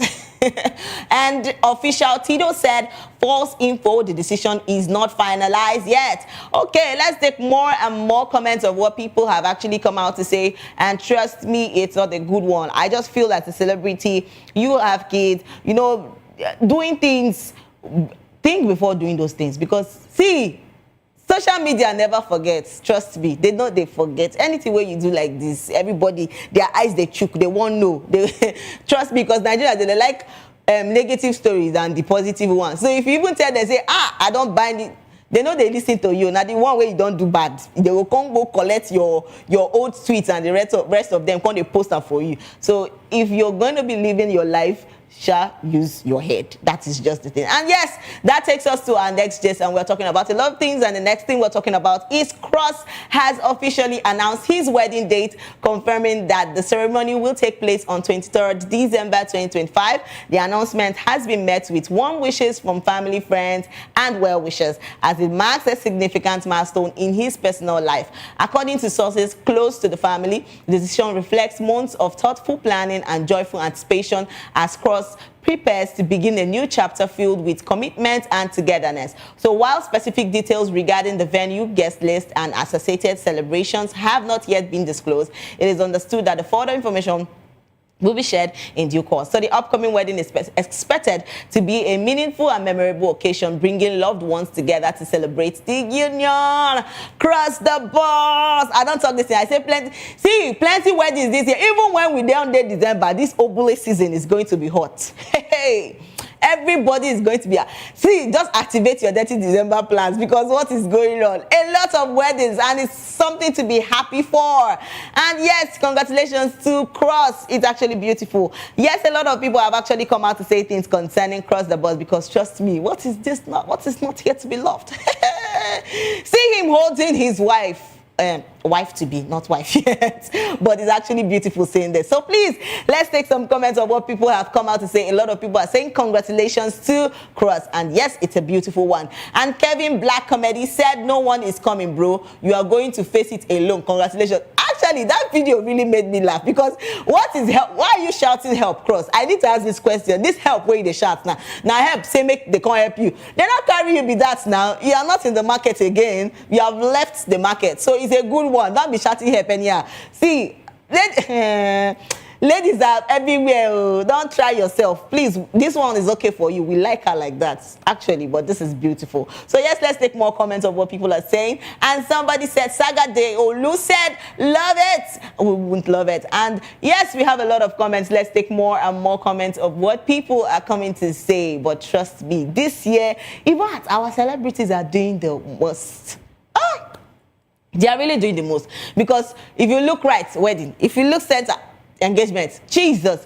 See, it be like saying that this year where God say, everybody, you must marry this. If you not marry this year again, OT law is finished. You're not going to see on. But please, allow the singles to breathe. We want to be breathing in fresh air. We too, we get hearts. I beg, no one know they pepper us, because what is all this?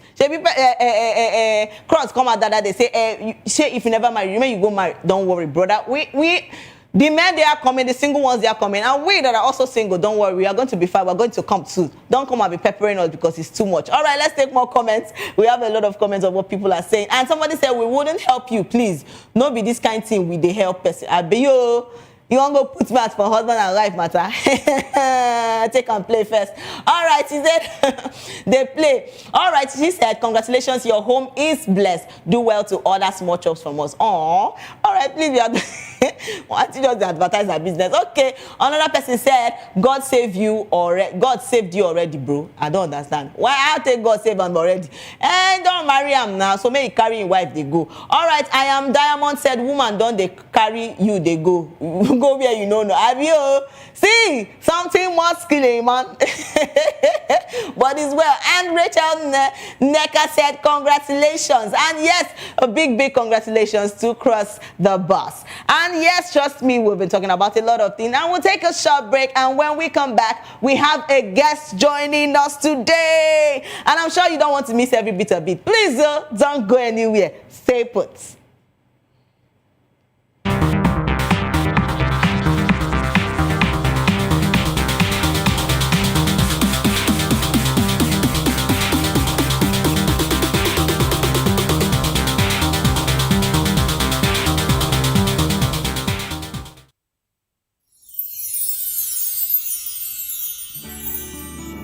ẹ̀yin tèmi ní Nàìjíríà lókè òkun mò ń kí yín fún Kérésìmesì ọdún yìí á yabo fún wa o gbogbo àlàrí bá ti ṣe tààrọ̀ náà gbégbá o. I wish my fans all over the world in Europe, America, Australia, everywhere a Merry Christmas and a prosperous New Year. Catch ya next year.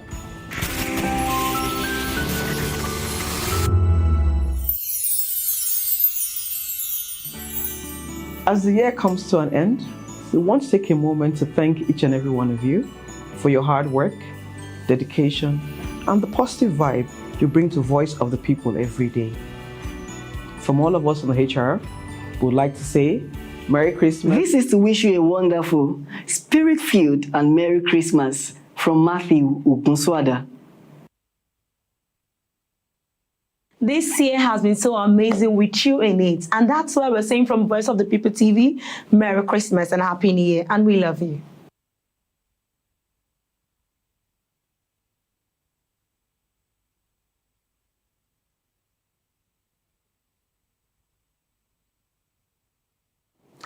You've been wonderful all through the year. And this is from us, Voice of the People Television, saying Merry Christmas and a prosperous New Year to you all.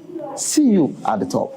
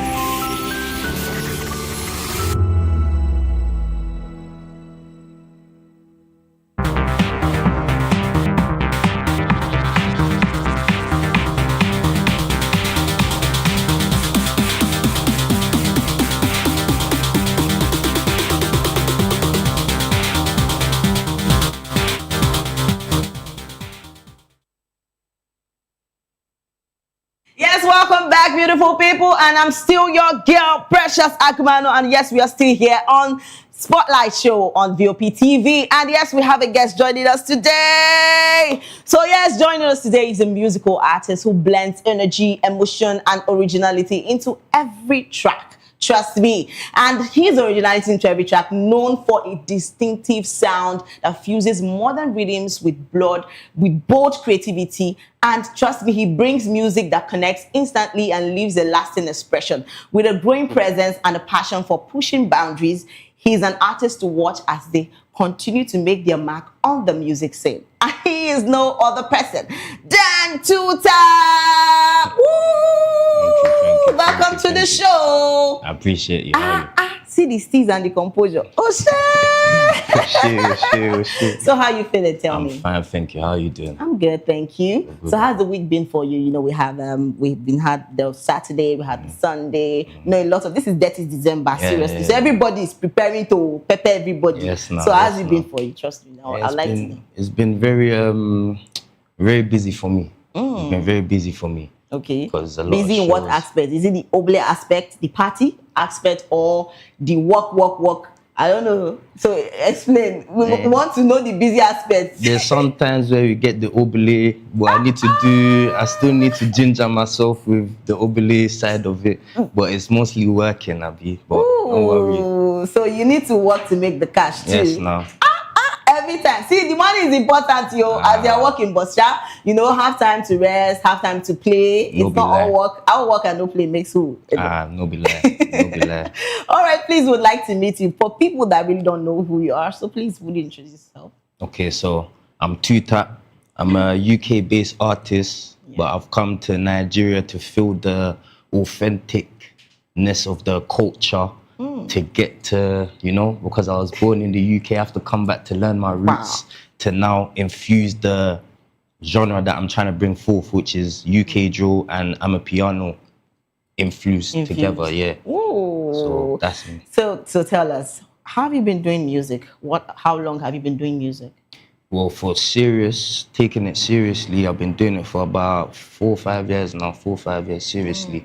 You get it? So obviously there's been little breaks, and you know how life goes. Sometimes life will show you shaggy, so you know you have to just carry on and go through. But yeah, we'll keep pushing. We're still going. Wow. Yeah. So how's the journey been like? Tell us. Journey is a journey now. Journey is a journey. So the journey is a journey. We'd like to know, because a lot of people see, you know, when they see artists, they'll be like, I think this is an easy thing to do. So how's the journey been like for you? No. You know, have you always had this mindset that you're going to be doing music from a young age? I don't know. Yeah, from a young age, it's always been music for me. Only music, really and truly. I'm very hands-on as a person, so I go through a lot of experiences. I'm a very outgoing person, so I'll see many people that I can share their experiences as well, because not everybody has the confidence to come and show their own experience with everybody. So I'm here to share my own plus everybody else's experiences. And yeah, music is you just have to have the you just have to have the energy. The energy. Yeah, no. So tell me, what usually comes to you first, or like the lyrics? Is it the lyrics or the melody? So which one do you really vibe to most likely to? It varies, because there's times where it's the music, the melodies. Sometimes it's the lyrics. Sometimes it be because we're in live, I can't really get it. But the influencers, as we will say, the party. So party. So where do you find your inspirations from? That same thing where Wiz Khalifa don't get arrested for that place where he talk. Oh my God! So tell me, hey God. So you write your own songs, yeah? Of course, no. Oh, so tell me. So apart from that, what other gives you that inspiration to write your own songs? Well, me, I go through a lot of life experiences. Yeah, so obviously that's the basis of what will give me my inspiration. What I go through. Partying, life, struggle. Not everything is good, not everything is bad. So there's a balance with everything that you do, and you just try to express it, because everybody feels it. Okay. You get. So, you know, I've listened to some of your songs, and they're really, you know, something to vibe to. So tell us, can you walk us through how one of your songs was created from start to finish? Maybe basically the one that has been so touchy to you, like you would love to play that particular song all the time. So which particular of your song would you say you would tell us about how you created from start to finish? Well, everybody's different. Yeah. With me, myself, I talk more about consciousness, like where I'm from. Yeah.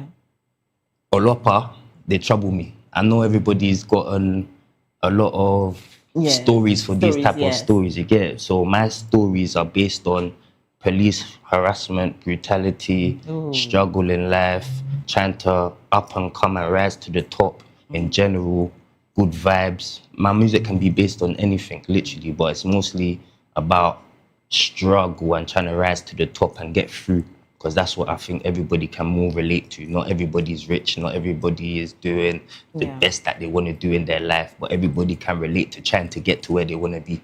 So that's what I do. Oh, wow.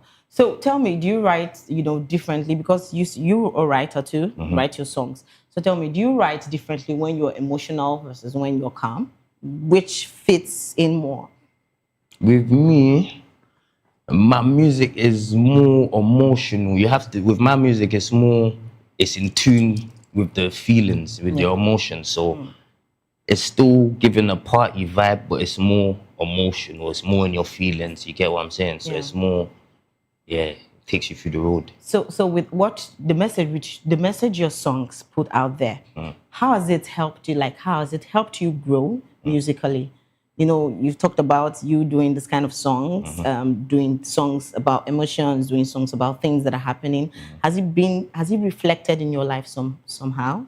Yeah, because me personally, I'm not somebody that will, as much as I'm sitting down here talking, I'm not somebody that just talks to people, especially about my personal life. Do you get what I'm saying? Okay. So when it comes to music, I bring out that's my therapy of talking. So I might not even be talking to anybody. I could be talking to myself. You get me in that music. Yeah. But people tend to relate to what I'm talking about. So it's a therapy. That's what it started as, a therapy. Yeah. Do you get? Oh, okay. So you've been brought up in the UK. So how has music been for you over there? For you bringing it here into Nigeria, how's it been for you there? Well, because of, like I said, police harassment and certain things where they won't let my music get to a certain place, I've had to take a different strategy. Yeah. Do you get it? So I've had to rebuild myself, repackage myself, and think, you know what? Let's get to the money. The hood fame, I've got that already. They know me there. Let's get to the bag. Let's get to the money, you understand? So I had to change my whole thing, and now I thought of what can I do? Still bring my drill, infuse it with a little bit of amapiano to dilute the rawness of it. Yeah. Everybody go have fun now. By force. By force. By fire, by force. Yes, no. All right. What message you talked about the police harassment, a lot of them. Have you actually written anything apart from that in your songs? Yeah, I wrote about love. I wrote about... So I would like to hear the love songs. You want to hear love I would like to hear the love song. Yeah, there's an artist called Rebecca. Okay. That I did a feature. She featured on my track. All right. Rora. And that's, love songs there. Sorry, come again. What's the title of the song? Rora. Rora. Yeah. So how did you write up Rora? What's all about Rora? Rora is same way. It's about, it's asking the female, is she down for you, regardless of what's going on? Do you get it? So is she down? Is she down? That's the question. Literally, is she down? So can we get a snippet of that? Maybe Rora sound? Be like, my shorty wanna go on a late night. Just know I got you. Yeah. Says she wanna go on a late night. Just know I got you. Yeah. She don't in the FaceTime. Just know we got you. Yeah. Hey, something like that. So talking about love. Let's talking about love. Do you believe in love? All right, in Rora. Yeah, I believe in love. I believe in love, but there's different kinds of love. Yes, no. So you explain that. What do you mean that there's different kinds? Because we need to know. Yes. So what do you mean by there's different kinds of love? Okay. In your own aspect, in your own perspective, what will you tell us? If I was to break this down for you now, Okay. There's conditional love. There's unconditional love. There's a mother's love. There's a family's love. There's a girlfriend's love. There's a wife's love. Yeah? So it depends what love anybody is trying to get involved in. But I believe in love as a whole, yes. But it's how you find love. That's the question. That's the real question. You get. Wow. So this is actually beautiful. Yes, we're still here on Spotlight Show. And yes, we still have Two-Tap with us. And when we come back, we'll talk about a lot of things. Two-Tap is still here with us. So please don't go anywhere. Stay with us.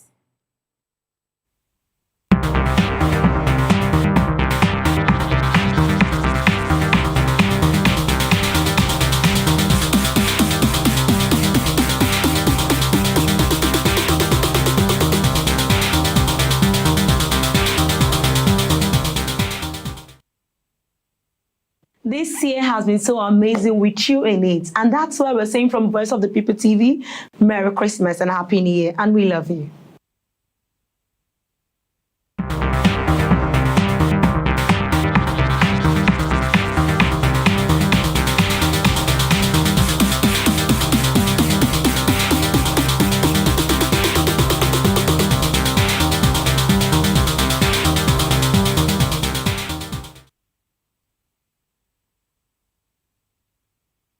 Yes, welcome back, beautiful people, to the show Spotlight, and I'm still your baby girl, Precious Akumanu, aka Call Me Prezi. And yes, we still have someone so special here with us today, and he's still here with us, and he's no other person than Two-Tap, and he's just feeling the vibes, giving us the vibes and the rest of them.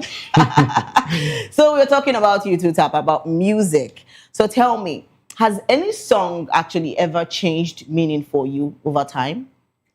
Like, in what sense? You mean? In the sense of maybe basically the love sense.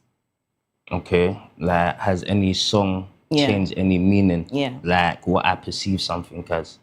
Okay, like when you get a song, when you've done your song, has it ever changed your meaning for you? Like you feel that you actually doing the song because of the love, but at some point you're not doing it again because you feel that there's something that has, you know, happened during that time. Change it. Yeah. Not really, you know. If I write a song on something, let's say even if it's a female that I've liked before, and I wrote a song for her, and I'm not with her no more. Not just because I'm not with her, say I'm not gonna release my song, or that song where I don't write for her, that I'm not with her, might even taking for. You don't mix pleasures with with business, nah. Rule number 101, nah. So has there been anyone that has influenced your music? You know, so far so good. Influence my music not so far right now because, like I said, this is a original genre that I'm taking from scratch. Do you get what I'm saying? Yeah. But influence me as a musician in general. There's many like musicians that's influenced me, but of all genres, from hip hop, R&B, Afro beats, Jamaican. But definitely there'll be lots of people you've been listening to maybe growing up. Yeah. So growing up, that's what I'm saying. Could you mention some of them you've always listened to maybe when you're growing up? Growing up, if we're talking Afro beats. Yes, Afro beat, basically in any of them. If we talk Afro beats, we'll say Wizkid, P Square, what's his name? Me, I just know bare songs rather than the names. You get it? But there's a lot. There's people that I've listened to. A lot of UK Afro beats, Caribbeans, all sorts really, because that's how you get different sorts of sounds anyway. Do you get it? So yeah. So how many songs have you have now? I've released about 7 songs so far. Oh wow, that's a huge one. Yeah. So tell me, do you have any particular one you've sent that you really want to do over and over again? Because there are lots of songs. Definitely, you put all your hard work, put all the energy in putting those songs out. But is there any particular song that you'd say that you always want to listen to because you actually love that song? A lot of them are my unreleased ones. Okay. Because as you keep doing songs, you get better.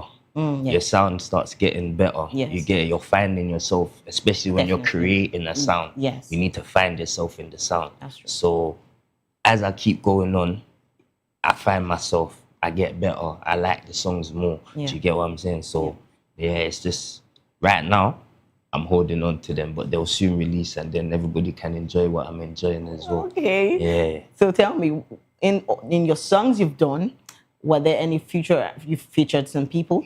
Or you just doing your thing? Yeah, I've featured, like I said, the love song. Yeah. Rebecca. Where you called Rebecca, yes. Yeah, I've featured with Portable. Oh, that's nice. Yeah, but obviously there's certain things. So are there any other person you would like to feature next, maybe towards the future? I don't know. Yeah, I'm open to features with underground artists, big artists. It don't even have to be so much A-list artists. Do you get what I'm saying? Because I'm for the people. Do you get? So yeah. All right. So with the sound, with your genre of music, what would you say about your music in the future? Well, my music is a new wave, so it's a new genre. Yeah. So it's got room to grow, it's got legs to grow. Yeah. Do you get what I'm saying? It's something we're working on right now as we speak. It's in process. You get what I'm saying? But yeah, it's the genre itself. So there's gonna be different sounds. And I'm hearing people using my sounds without even trying to give me credit. I'm gonna say it now. Like that Amadrillo sound, anything I'm a piano rapping based on that, that's my thing. Do you get what I'm saying? So I see you lot. Yeah, don't wanna give me my flowers, but I see you. All right. So I'd like to ask this question because a lot of people would want to know. What was it like for you, first performance? First performance? Yes, musically. How was it like for you? It's good. Where I'm a very outgoing person. Yeah. So, like I said, it's business, innit? Yeah. So, I get into my mode. If it's performing, it's business. So, whether you're shy or whatever you got, this is business. You've been called to do what you got to do. So that stuff, you throw that out and you put your big boy pants on and you go and do what you got to do. You get what I'm saying? So what was the audience like? How did they react to your song? To your songs, actually? I'm not gonna lie, because remember, this is something new to them. This is something new to the whole of the world in general, but I brought it to Nigeria. Yes. Yeah. Some people, my English accent is very strong. So they're not gonna catch on to everything that I'm speaking about. Do you get what I'm saying? Yes. So for the fact that they don't really understand what I'm saying and it's a new sound to them, the feedback I'm getting is very, very good. Because there could be people that's just looking at me like, who this person? You get what? For the first time, right? Yeah, for the first time now. You get. Yes. So, but they're showing me love. They're showing me love. So I appreciate it. All I can do is appreciate the love that they're showing me. Yeah. Okay. So far so good. You've been in Nigeria for some days. So how has Nigeria been treating you physically? Hold on. So how have we been treating you? Talk now. These people. Hey. It don't scatter my body. That mosquito. Oh, Jesus. Yeah. Don't scatter my body. Well. So apart from the mosquitoes that have been, doing some wonders on your body, tell me, have you seen Nigerian music? No, Nigerian music is good now. I've seen it. The only thing I would say is there needs to be more room for like features with underground artists and A-list, B-list artists, whoever they want to call themselves. You get what I'm saying? Yes. Yeah, because I see that a lot of things are kind of gate kept. Do you get it? Yes. So, and that's all around the world. Do you get it? But there needs to be a bit more reaching out. So tell me, have there been any challenges you faced so far in this music scene? Yeah, there's many challenges. Like I said, there's a lot of people that gatekeep in many different aspects. You get it? So, yeah, there's nothing you can't. Could you talk about some of the challenges? Let's say there's certain places where some people won't want you in the room. Yes. Do you get it? So no matter what you do, no matter who you are, who you know, you won't get into certain rooms because you're not supposed to be there. Do you get what I'm saying? Because someone's sabotaging you to get there. Do you get what I'm saying? Yeah. But where there's the loophole for that is for these well-known artists reach out for certain people. You get what I'm saying? Yeah. So I'd like to ask this question. Have you heard something like a lot of people, a lot of celebrities have heard so many bad things about themselves. And trust me, most of those things are not true, but how they come over it, like, it's really hard. A lot of people go into depression. So I'm going to ask this question. Have you been in any position where people said a lot of bad things about you? And how did you overcome it in that particular time? Me, I'm the bad guy all the time. So I'm used to being the bad guy. Being the bad guy. Yeah. I'm the bad guy. They need people like me to call them the bad guy. You understand? But that's how it goes. But, like, you have to... No one's perfect. Yeah, Do you get it? Everybody's growing. Same way with the artists. They might be looked up to certain people, but they're still growing themselves. They still have time for mistakes themselves. Yeah. If you haven't sinned, throw the first stone, as they say. Do you get it? Yeah. All right. A lot of people are watching right now, and a lot of people are looking up to you. They want to do music the way you are doing, and they love the genre of song you're doing. So what would be your advice to young upcoming artists? Just keep it real to yourself. Try to do what you can do. Stay in your own lane. Don't worry about anybody else that's doing more things than you. Your time will come. Everybody has their own time. Yeah. Anything that knocks you down will only make you stronger, because you won't know how to get back up if you haven't fell down. Do you understand? Yeah. And just stick to what you believe in, no matter what. Kick door to door, come out. So tell me, are there any projects you're working on right now? Yeah, I'm working on an EP that I'm due to drop next year. Ooh, so we're going to have a lot of vibes. A lot of vibes. Yay. Plenty. So tell us, what's the EP all about? The EP, I'm still in two decisive decisions, because where I've got a so wide range of songs, the EP is looking bipolar. It can be jumpy hair, it can be love song hair, it can be, so I'm thinking whether to structure it as a whole love song EP, a whole Amadillo EP, or should I just scatter the place with everything? You get? Oh my God. So tell us, because I know a lot of people are, I'm going to do music and I'm really liking this particular, liking this particular type of song and songs you've written. So how do you define success as an artist? Success. For you. Success is not giving up. You get it. Success is not giving up. And success is completing your goals. Do you get it? Yeah. Yeah. So everybody's got their own different definitions of success. Do you get it? Some people could say it's just the money itself. But other than the money, it's completing what you've started, believing in yourself and just carrying it. Yeah. Oh, wow. So a lot of people would want to hear you sing because they've already been buzzing me and I want to hear him do some songs for us. So what song would you love to do for us? What song have this? Do I have to send the song or is you I have to do it live? Yes. A cappella? Yeah, you can do it live, yeah. Okay. Let me think. Okay. Let me think. What type of song would you want to hear? Is it jumpy? Is it? Maybe end the song. Basically, kind of, you've done Aurora already. Yeah. You've done the little Aurora already. So what other song? When we want to hear something like the jumpy part of, another particular song. Of another song. Yes. Okay. Huh? So a lot of people listen to your songs, and yes, trust me, it's a good one because I've seen all of your songs, I've seen your videos, and they're always dancing and the vibes and everything. So a lot of people would want to hear you sing the song. Okay. So what particular song would you be singing for us here? I'm going to sing one that I've recently done, but I'm going to do a little, I'll give you a little, just the first part of it. Okay, so what's the song all about? There's just one life, you get it. Okay. One life, not two. And there's only one life that we have. Yes, no. Definitely. All right, let's hear it. Okay. Aye timowa ko be meji. Waiting if you do not to get money. Make a sort for myself and my family. If I hear nice, do make a big body. I get down before, not before party. See my eyes don't see many bad things. Hands to the Lord that they pray plenty. See the streets where they enemies plenty. Yeah.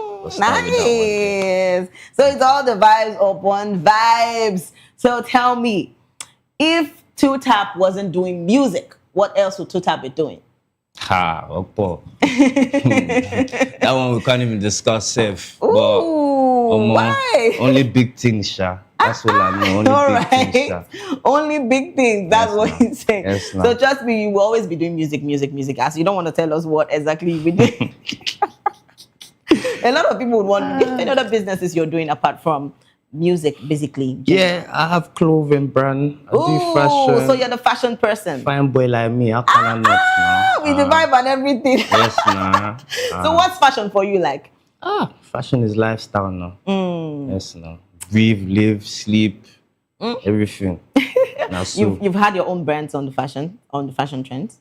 Yeah, there's people that's wearing my brand as well. Struggle don't last. Ooh, nice. So that's what's going on. Two Tap, Amajillo. There's many things that we're doing right now. So how were you able to combine these two things together? Because I know they're different things. Fashion and the music. Though both of them can actually collaborate a little bit. So how's it been for you? Like how do you get to combine these two things together? Well, naturally, I'm a naturally stylish person anyway. Do you get it? So what I've learned is your appearance is what people will take you for before they've even heard your mouth. Yes. You get it. You don't have to look the richest or anything, but as long as your appearance is clean and you're presentable, and then the second thing, respect. How you talk. The first thing that comes out your mouth is very important. Do you get it? Yes. Because someone can profile, a lot of people profile me in a way. Say I don't have my jewelry and certain things, where I'm from. Certain people here would admire me, Yes. Where I'm from, people look at me and they'll cross the road and think, or more. You get it? Yes. But when I open my mouth or say they need help, cross the road, open the door, I'll help them. Elders, you get what I'm saying? They'll be surprised. Wow, this bro, you get manners. Okay, manners gets you very far. So you feel, the way you dress is the way you are dressed. The way you dress, the way I dress is my style. That's just me. And obviously it goes hand in hand with the music. Because some people, they may like your music, but they hear more for your style, your swag, your personality. Do you get what I'm saying? So everything comes. Yeah, you could be a good musician, but are you a boring musician? What personality do you have? Who be you? Yes, who be you? Who be you? Abi? So tell me, what keeps you motivated to keep creating music, creating your songs? What keeps you motivated? Every time, I know there's sometimes when you want to create music and you'll be like, I'm tired.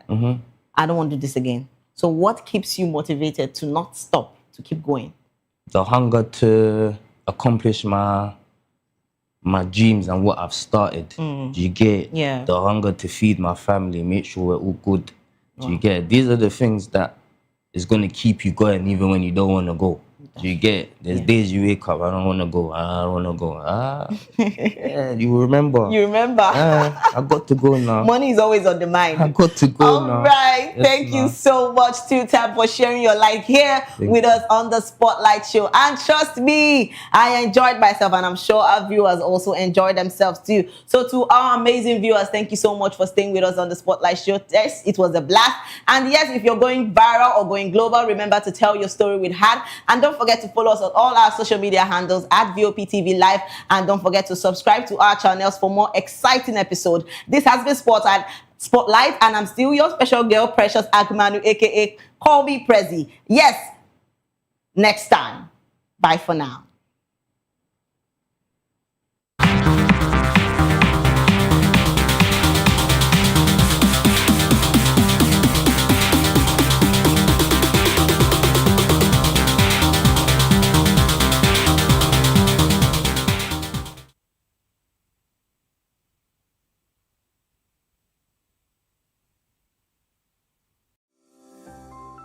VOP TV. Now, you have more than a voice. Welcome to the locker room, the home of football talk that matters. I am Jerry Archbishop. Join us every weekday, Monday to Friday at 5 p.m. Nigerian time, as we share the hot takes and hot debates in the exciting world of football. And joining me are the usual suspects, Ikechukwu and Mayowa, as we break down all the hot takes and everything that's happening in the football. Don't just watch football, live it with us. Catch us on the locker room and Voice of the People television at 5 p.m. Nigerian time. And like I always say, if not 20 minutes off, please discuss. My name is Esther. They call me the Oga of them are the general overseer of them all. Every man, every woman has got a voice where integrity is the volume. So this is Voice of the People's TV. Voice of the People's TV. So this is the people's voice. And the people's voice is the voice of God. That's the voice populi in Latin. The people's voice is the voice of God. So keep watching Voice of the People. In fact, my name is Voice of the People. Keep watching MC Adobe King. Thanks. Hey guys, my name is Kagan. I am Nigeria's biggest tech content creator, and I just wanted to give a quick shout out to Voice of the People TV. Keep watching, enjoy, and you're welcome. My name is MC Alamano. They say they call me Enjoyment Landlord. It's VOP TV. Keep watching VOP TV. Don't touch it down. Even if you want to touch it down, increase the volume. If you don't increase the volume, I told me. My name is Collins Agawabe, popularly known as No Maiden, but last, more than No Maiden, or more. Not be all so the cook right at the fry plantain. We keep on watching VOP TV. The voice of the people, the voice of Edo. If you now want to get the authentic news for Edo the way it be, that's why they show and they want to cut anything come on. At VOP TV.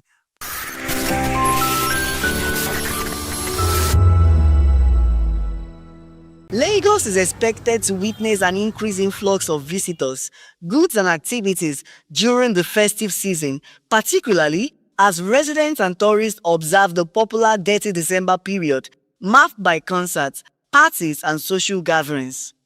But even before the peak of the celebrations, transport fares from Lagos to the southeastern states are already climbing ahead of the annual Christmas and New Year travel rush. Operators at major bus terminals say the rise in fares is driven by growing demand, high fuel costs, and increased operational expenses. I am at the Jibo bus terminal here in Lagos, where passenger movements are gradually increasing ahead of the Christmas and New Year festivities.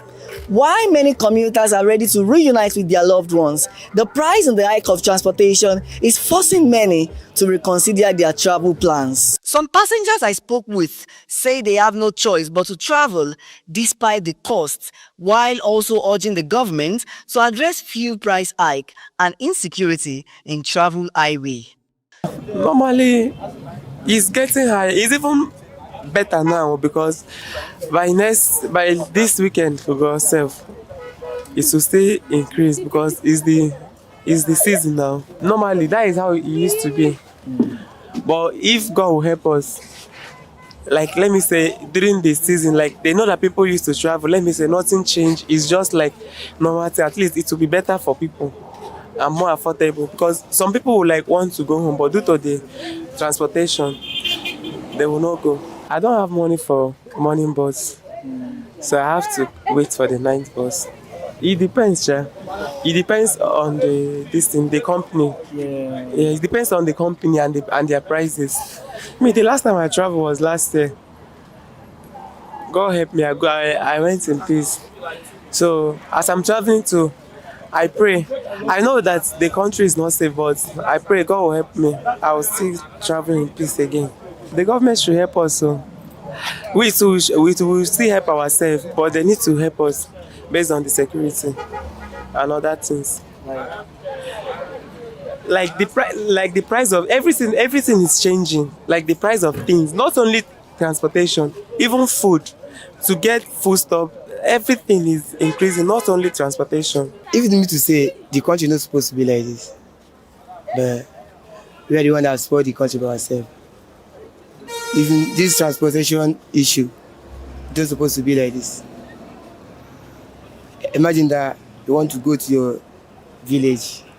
From here to your village will cost 40-something thousand, 40-something thousand. That means you cannot buy anything to your family or to your friend or to yourself. Because if you spend 30,000 from here to east, how much are you going to spend? My own decision is everything I make a human to live, then she will lose everything. It's been long that I saw my mom and my dad face to face. So that's why over 4 years now, I've not seen my mom face to face and my dad face to face. That's the reason why I'm traveling. So concerning the transport fare, I cannot blame the transporters. The government should, if government reduce their fuel money, them also will reduce their price. And another thing I want to say about the security on the road for people that is traveling. Government should provide security, at least soldier on the road and police for the security of the people that is traveling. On the norms, when there is no festive time, like today, Bonnie Way, we paid 30,500. But on a norms, when there is no festive time, I think it should not be more than 20,000 or 25,000 naira. But I don't know why the thing always like that. I'm going from Lagos to Umaya. The government should reduce the price of fuel and provide security for people. Like now, I know that most of people wants to go home, but because of insecurity, most of them is afraid. And another thing, money. There is no money, and transport fare is high. That's why. So I want government to work on that area. Transport operators are calling on the government to address fuel prices, improve road infrastructure, and create policies that will ease transportation costs during peak travel periods. I want the government just help us to reduce fuel, because without no fuel we can't work. Because everything now we don't suffer. Month tonight now we are buying full of 12,000 sometimes inside machine, sometimes 30, sometimes 15. I want the government just help us to reduce the fuel. And people are traveling because if you want to travel now, we are afraid that bandits are around on the road. We are afraid to travel anywhere now because everything now it has been hard now. The government just help us with the bandits and the fuel. With that one have come down, some people will be happy now. But without no fare, we can't be happy on the road. But you see, if you want to go some small place like say 500, it's not our fault. Fuel is here and agbo is here. Everything. That thing have tired everybody. Now I'm coming today now. I just buy full of 10,000. I don't know how much I will see on it. I just come outside. As Nigerians embark on journeys this festive season, safety remains a top priority for passengers and commuters already burdened by increasing transport costs. Passengers and drivers are calling on the government to address the insecurity along major pathways in order to make holiday travels not only affordable but safe for all. Reporting from the Jibowu bus terminal here in Lagos, Matthew Ogunsuada for Voice of the People Television. VOP TV. Now, you have more than a voice. Hello there, my name is Damilola Ogunsi, also known as the Goldfish. Hi, my name is Chiki Bright Emmanuel. I'm an actor and a filmmaker. Hello peeps, my name is Yomi E. Adejimo. Hi everyone, I'm Paul Utomi. Hi everyone, my name is Stacey Benjamin and this is Voice of the People TV. I need you to keep it locked to VOP TV. See, are you looking for good entertainment? You want to get good movies, good music, politics, talk shows, sports and entertainment. You really want a channel that gives you everything you need without you having to run around. VOP is where you are. That's Voice of the People. If you're not listening to this, you're not one of us. And you deserve to be killed.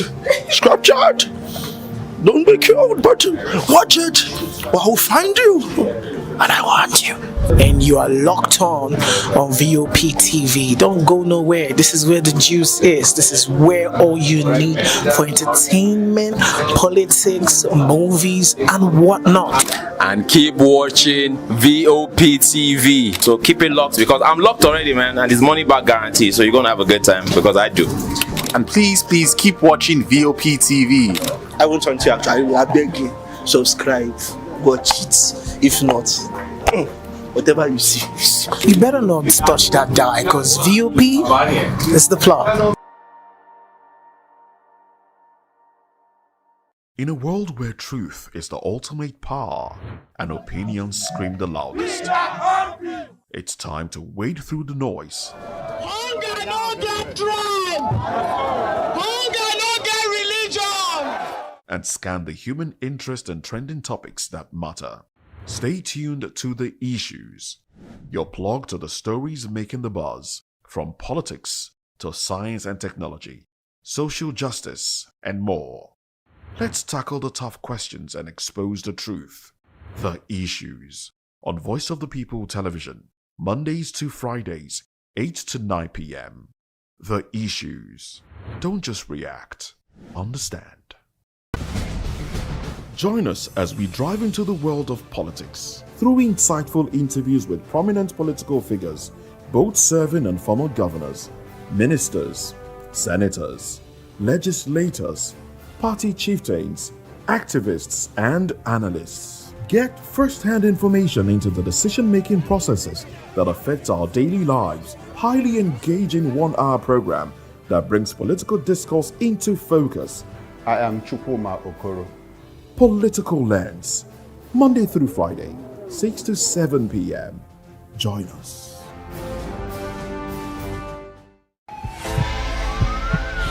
This is Health Check, your weekly guide to better living, smarter choices, and trusted answers. From everyday wellness to urgent health issues, we've got you covered. Health Check, only on Voice of the People Television, where your health has a voice.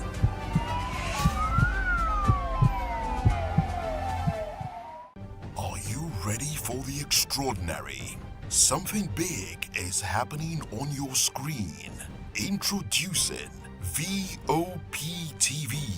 Now streaming on SLTV channel 264. From breaking news to captivating conversations, news analysis, giving you all sides to the story. We bring in-depth discussions on the issues that matter, from politics to sports, entertainment, and lifestyle. VOP TV on SLTV, channel 264. Join us as we redefine what television means to you. Voice of the People Television, VOP TV. Now you have more than a voice.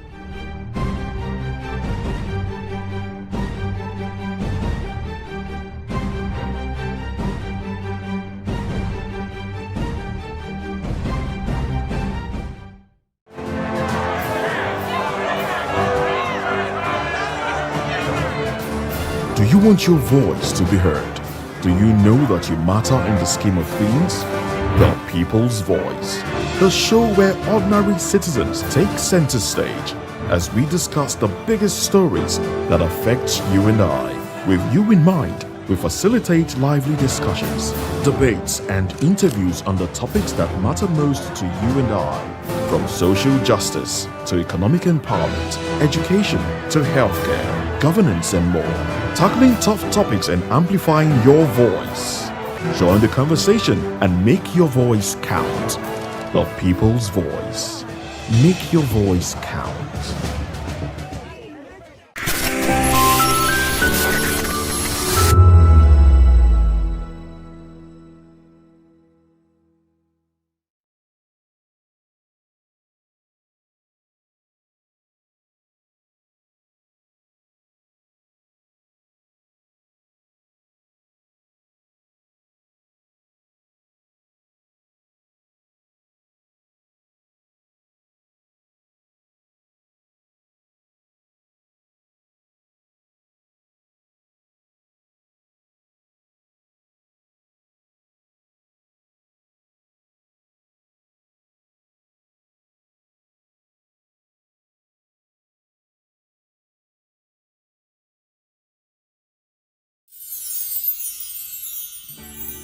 It's a season of love, a season of joy, a season to celebrate you because you deserve it.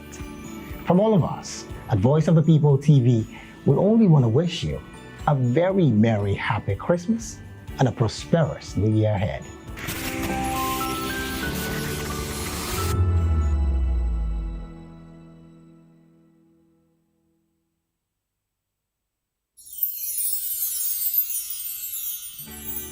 We are here with the leadership of VOP Television Lagos. We do appreciate this opportunity to say Merry Christmas and Happy New Year to our viewers all over the world and our admirers. Cheers.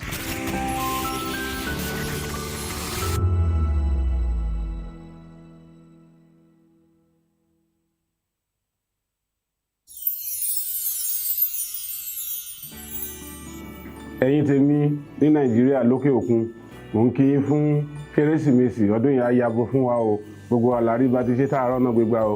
I wish my fans all over the world in Europe, America, Australia, everywhere a Merry Christmas and a prosperous New Year. Catch ya next year.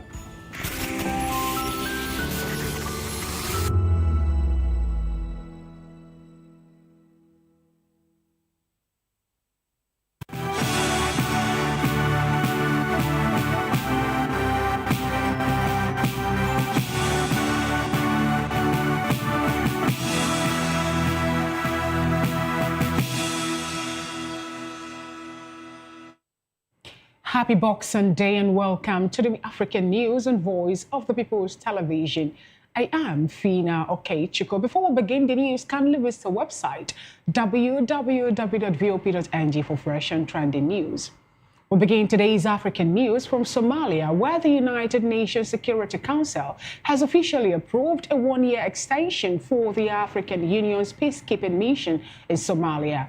This decision aims to stabilize the region despite ongoing concerns regarding significant funding shortfalls and persistent security threats.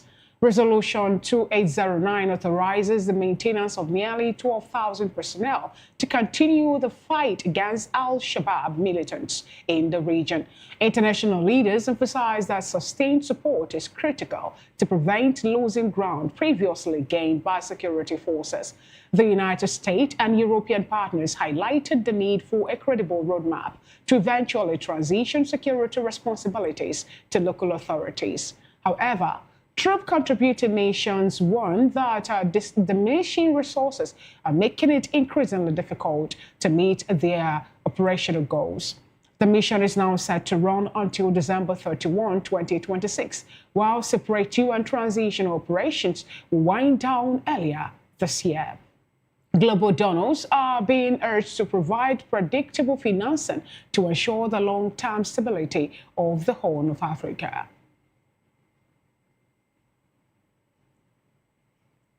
Morocco has joined 7 other African countries facing prolonged delays in U.S. visa processing. Others affected include Nigeria, South Africa, Egypt, Uganda, Tanzania, Ethiopia, and Zambia. The delays are largely impacting first-time B1 and B2 visa applicants, students, business travelers, and those visiting family. Rising application numbers and stricter security checks are placing pressure on U.S. consular services across the continent. The U.S. Embassy remains one of the busiest in Africa, with applicants facing wait times of several months. Additional background checks and partial visa restrictions expected to begin in January 2026 are likely to worsen the situation. Similar backlogs have been reported in Egypt, South Africa, and other affected countries. Officials say the delays could extend into the early months of 2026, especially during the peak holiday travel period.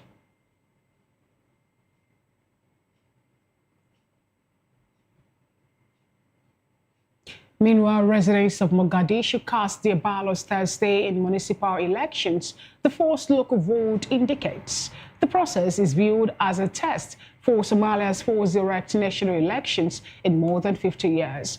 Around 1,605 candidates are competing for 390 council posts. With council members set to choose the seat in mayor, security was tightened, with 10,000 personnel deployed and major transport hubs closed during the vote. A 2024 law restored universal suffrage ahead of federal elections expected next year. However, by Parliament in 2026, sparking debate among opposition parties. Despite security threats from Al-Shabaab militants, residents formed long lines to vote early. Officials described the elections as a milestone in Somalia's long path towards democracy and transparent governance. A helicopter crashed near Mount Kilimanjaro's Barafu camp on Wednesday, killing 5 people. The victims included a guide, a doctor, a Zimbabwean pilot, and 2 Czech tourists. Local media reported the aircraft was on a medical rescue mission, but the crash occurred at an altitude between 4,670 and 4,070 meters, Tanzania Civil Aviation Authority said. Mount Kilimanjaro, Africa's highest peak, attracts around 50,000 climbers every year. Authorities closed nearby areas and launched investigation into the cause of the accident. Rescue and safety officials emphasize the dangers of high-altitude flight into the region. The tragedy has cast a shadow over the peak's popular climbing session.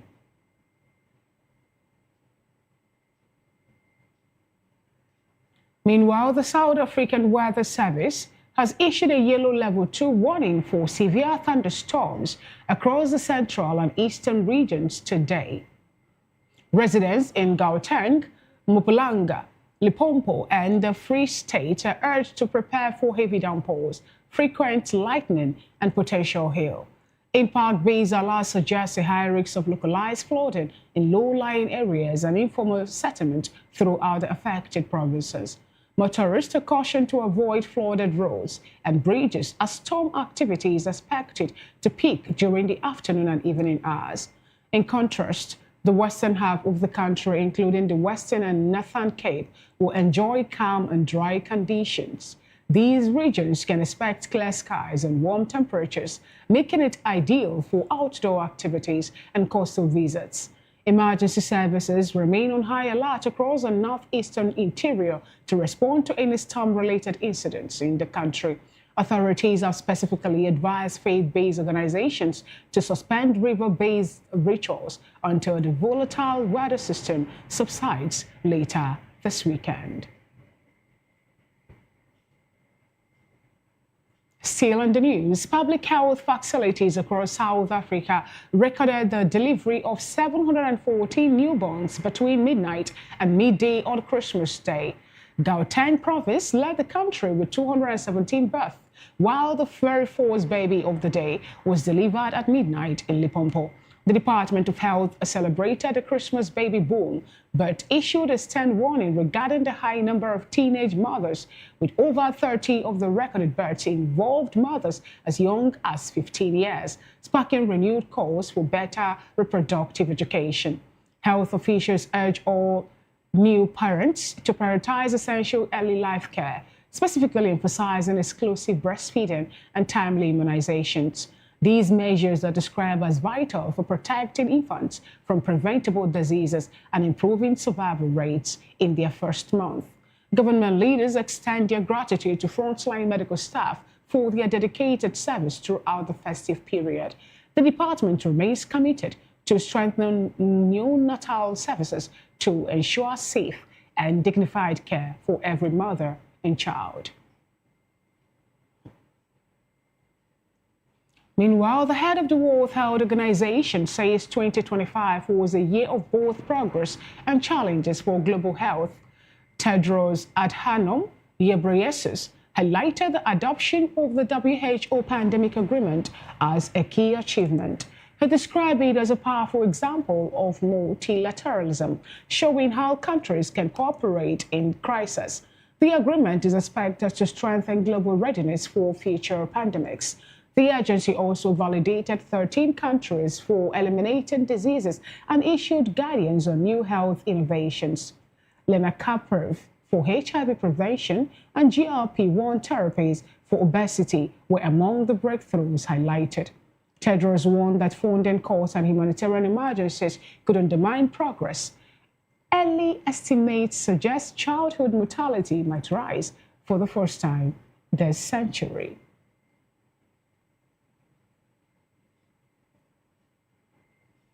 Away from health-related matters, UN experts warn that Al-Shabaab remains the greatest immediate threat to Somalia and the wider region. The extremist group continues to carry out deadly attacks despite military efforts to curb its activities. Linked to Al-Qaeda, Al-Shabaab runs networks of extortion, forced recruitment, and propaganda. An attempted assassination of Somalia's president in Mogadishu earlier this year highlights the ongoing danger. The UN Secretary Council extended the African Union peacekeeping mandate in Somalia to December 2026, and this force of over 11,800 personnel helps stabilize the country amid persistent threats. Al-Shabaab also targets neighboring Kenya, carrying out bombing, kidnapping, and raids. The reports note an average of 6 attacks per month this year, with Islamic State growth in Somalia adding further concern.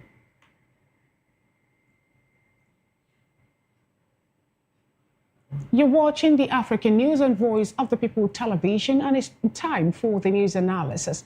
We've been joined in the studio by Dr. Peter Anosike, an erudite, a writer, as well as a political and public affairs commentator. Good afternoon, Dr. Peter Anosike. Good to have you join today's African News.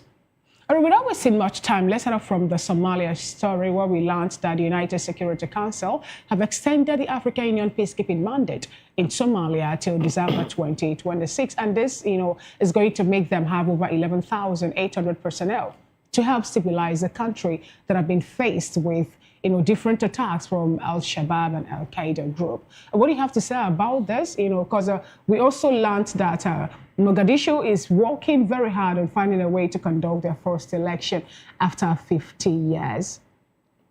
The issue is this, the founder of Al-Qaeda, Osama was there in the 90s. Understand? So that was where Al-Shabaab really came on board. Even Osama was briefly in Kenya too. Understand? So trying that to spread his evil mission. So that's Somalia as a country, because as we speak, so Somalia is a failed country. Somalia is a failed country that the territories are being governed by different sets of people.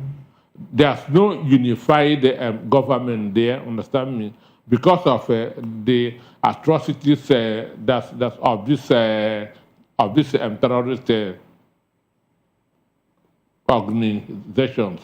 So they really need help, and they also need a military intervention. For me, I feel that Al-Shabaab should be given or the treatment that Hamas that was given to, because for now they have been on a rampage and they are winning this war. Wouldn't that be tagged another war crime if you say that they should be given the treatment Hamas was given? Recall what Benjamin Netanyahu did, with them somewhere in Israel. Depends. The world tagged it a war crime. It depends on who is defining war crime. Oh, okay. Help us out, because I've been trying to wrap my head around this, that a certain terrorist group went into a sovereign nation, more like create a scene by killing innocent, and when the sovereign nation decided to retaliate, some persons come up to say that it's an overkill, it's war crime, it's genocide, and other terms were given to more like the retaliation from most of the definitions in the world is subjective, not objective. So it depends on who is defining a war crime. For me, what IDF, that's Israel Defense Force, did in Palestine is they acted on provocation. Understand me? So they acted on provocation, and when such a thing happens, there's always a connective punishment, because you cannot easily separate the good one from the bad one. So are you saying that the call from the International Court of Justice and also some countries, especially South Africa, that is championing in Africa, and other countries have started to join them to seek more like a more severe penalty or punishment for Benjamin Netanyahu over the killings of Hamas in Palestine, and also the talks, the permutation around them being sent out from that place of their origin maybe to somewhere in South Sudan? Are you saying that it is wrong call at this point? Because we saw what played out during the G20 summit, where some people walked out on Netanyahu when he wanted to deliver his own speech. Assuming that we have a retentive memory, around 1956, understand, there was a UN conference where the man that was representing Israel said at the UN, it was a joke, but a very intelligent one, that the Palestinians are thieves. Understand me? That Moses was bathing, and one of the Palestinians came and stoned his nose. The Palestinian guy simply said no, that the Palestinians were not there at that time. Understand? If you are not there at that time when Moses was there, then it means that the land does not belong to you. So does it mean that the Arab-Israeli war that played out in 1940s 47 shouldn't have come up at all? It shouldn't have come up at all. That's what I said. Most of the definitions in the world are subjective, understand? Depending on the side one belongs to, depending on how you are seeing things. So Al-Shabaab is a terrorist organization that has held Somalia hostage for a very long time and needs to be dealt with. Now, do you think that the extension of the peacekeeping move by the United Nations is going to help in any way to, exterminate these Al-Shabaab group that have been cursing, one or two harm to them? Recall that this year, the president nearly escaped being killed somewhere in his country by these unscrupulous elements. And now, do you think that the extension of the peacekeeping, is going in any way help Somalia regain stability, especially regarding security force? They need help, understand? And, Archbishop is also being funded by Iran. Iran, yeah. So, and they should also sanction any country that is funding them. That brings me to this next question. How possible would that be when we saw that the embargo placed on Iran over I think 2011 was broken, with Pakistan sending them weapons which they cannot produce with China? What do you have to say about this? Because this actually happened, I think, last week or earlier this week or thereabout. Well, there was an embargo, and now we've seen them acquiring arms and ammunition. There was an embargo, understand? And this is the mistake that's of Biden, understand? Because if Donald Trump has continued from 2016, understand, by now, Iran would have been grounded. We will not have experienced what happened in Israel in October 7th. Understand? Because Donald Trump held them, that them was signed peace agreement, their money was seized, but Biden came and released everything, and they begin to build again and start funding. Iran is behind all the terrorist organizations in the world. Why must you allow such country to exist? So for me, the 1 year extension could help, but Somalia needed external intervention. And the soldiers there on peacekeeping, they should also be well funded and well equipped. If not, it is going to be an exercise in futility. All right, still in Somalia, we learned that Mogadishu today cast their ballot. That was on Thursday, yes, they casted their ballot on Thursday.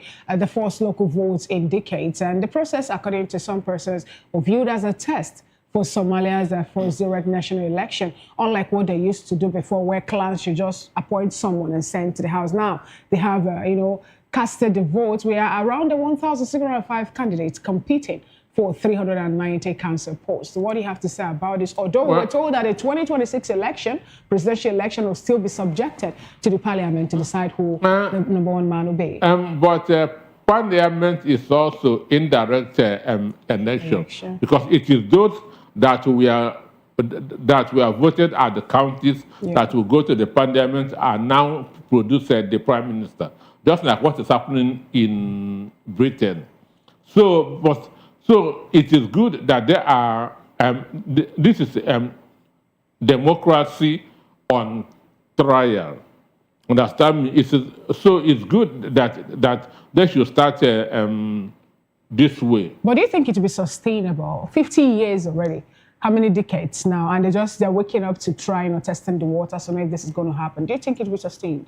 Before 1999, our last election was 2079. Because of military intervention. So are we seeing Somalia is not having any military coup and counter coup? But it is a banana republic. It is not one country as we speak. It is not, because are in charge of some territories. So it is not one country as we speak. But it is good that they will start this, and the turnout is also very impressive, to show that they are really concerned about the development of their country. Because while there's no peace, there can never be development. All right, now you just made mention of peace and development. Why are we not seeing, United Nations presence in places like DR Congo, where they are also having their own internal wars, and Sudan, with the activities of the RSF and the M23 rebel already, in this place. We learned the other time there is a peace that was brokered between the Rwandan government and also the DRC government. But that peace doesn't really look like it's going to be sustained because according to the information we saw, or rather, people were talking about the elements of, the M23 rebel and other terrorist groups still having a high-handed occupation of Uvira and some other places close to Burundi region. America is trying to broker peace, hoping and believing that the gold will be given to them. So why won't the United Nations step in? Why will it just be US? It should be adapt enjoying gold and silver. So why is the United Nations not the one making the move? Why is it an individual country or United Nations is a toothless bulldog. Understand me? Making decisions that you cannot enforce does not make any meaning. Are you saying that all the power blocks, all the sovereign nations, all the people that made up the United Nations are toothless bulldog?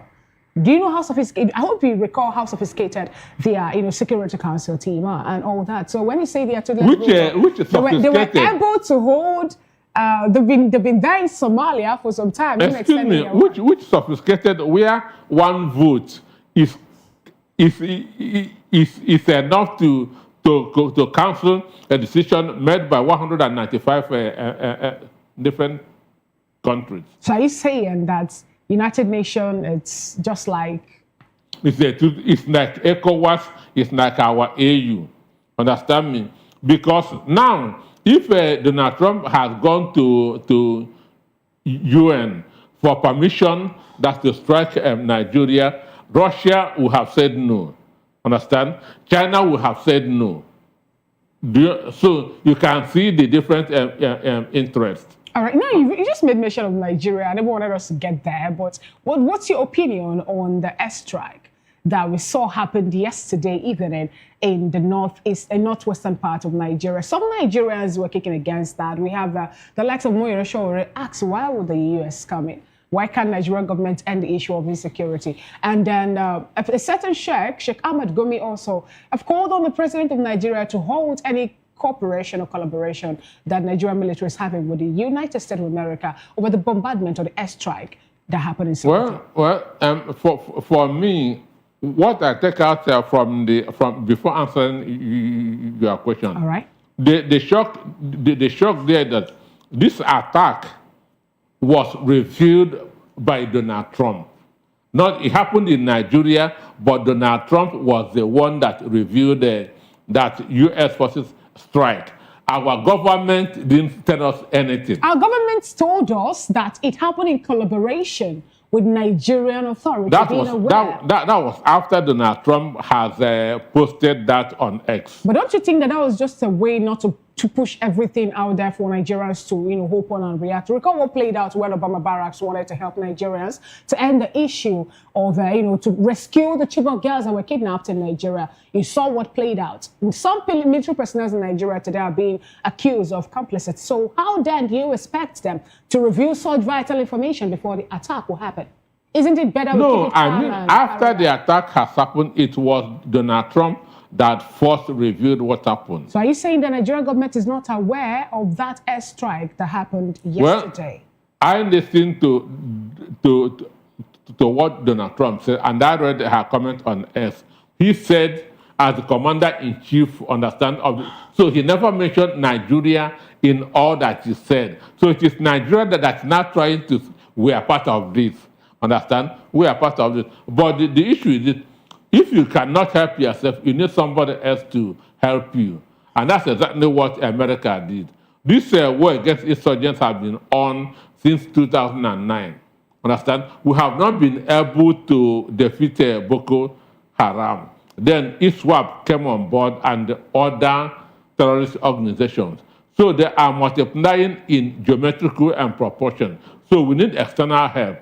Now, something happened. When you say that, it was Trump that said something today, the defense headquarters in Nigeria says that a joint airstrike by Nigerian and United States military forces against the ISIS terrorist elements in Northwest were approved by the appropriate Nigerian authority. And also, this was in a way to make sure that those elements, non-state actors in Nigeria, be flushed out. This was made available by the Director of Defense Information, Major General Samaila Oba. I said, check when that information was released and when Donald Trump posted his. I'm saying it was Donald Trump that first reviewed of the strike. Understand? So, not to be ashamed, Nigeria government has to quickly issue a statement. So, which means if Donald Trump did not make his post, we would not have known that there was a strike. Okay. So, this is my argument. So, when you cannot help yourself, you need somebody else that to help you, and that's what the United States government. So what do you have doing. to say about the people who were against the strike? I told you just now that we have an activist, Samuel Show, kicking against it, and also Sheikh Ahmed Kumi also is speaking what it shows, what Showore is talking about is that Nigeria has shown their inability to defend, to protect their citizens, which is a downside on their own part. Understand? Because America cannot call another country come and help us in protecting our own citizens. But is it fair for Nigerians to draw a comparison, over the military might and strength of US, United States of America, and Nigeria? Let's check our ages of independence. Nigeria is a country that we're yet to get there. Just 65 years of independence. Can we? Is it fair now? Equating out with America, 55 is a grandfather and their grandmother. Years of 55 is a grandfather and their grandmother. It depends on. Understand me? So we cannot. Another of the countries that we are at par with in the 70s are all super economies. Understand me? In the 70s, we were at par with China, with South Korea, with Singapore, with Malaysia, with Brazil. And today, they are all first world economies. And where are we? So it doesn't compare at all. It doesn't compare at all. Nigeria is not growing up as a country. All right, a quick one before let you go. Just a quick one. I want to ask this question because you just made mention of what have the people in DR Congo benefited from the gold. We can also say that also about other war-torn places. Are we seeing another indirect scramble of Africa? Because most of the time we find out that some of these countries that are war-torn have some semblance of foreign entities there, more like the reason for their presence there is to cut away their mineral resources. If not gold today, it might be bitumen or anything in high demand. Are we going to see another 1884-1885 Berlin Conference, or maybe an indirect scramble in partition of Africa again? Well, right now there's a scrambling for Africa, understand me? Especially West Africa. That's where anywhere that France is chased out, Russia or China enters, understand me? So there is a scrambling, and these people who are doing this are not Jesus Christ, who we were told went about doing good, understand? That's interest, guys, everything we do on earth. So they cannot just use their jet fuel, use their jet and come to help you without anything for them. There are two questions that the people in the Western world will ask: can you prove it? What is in there for me? So before coming, there should be what is in there for them. Understand? That's why America has to sign an agreement with Ukraine. We are coming there to protect you, but we are going to take this.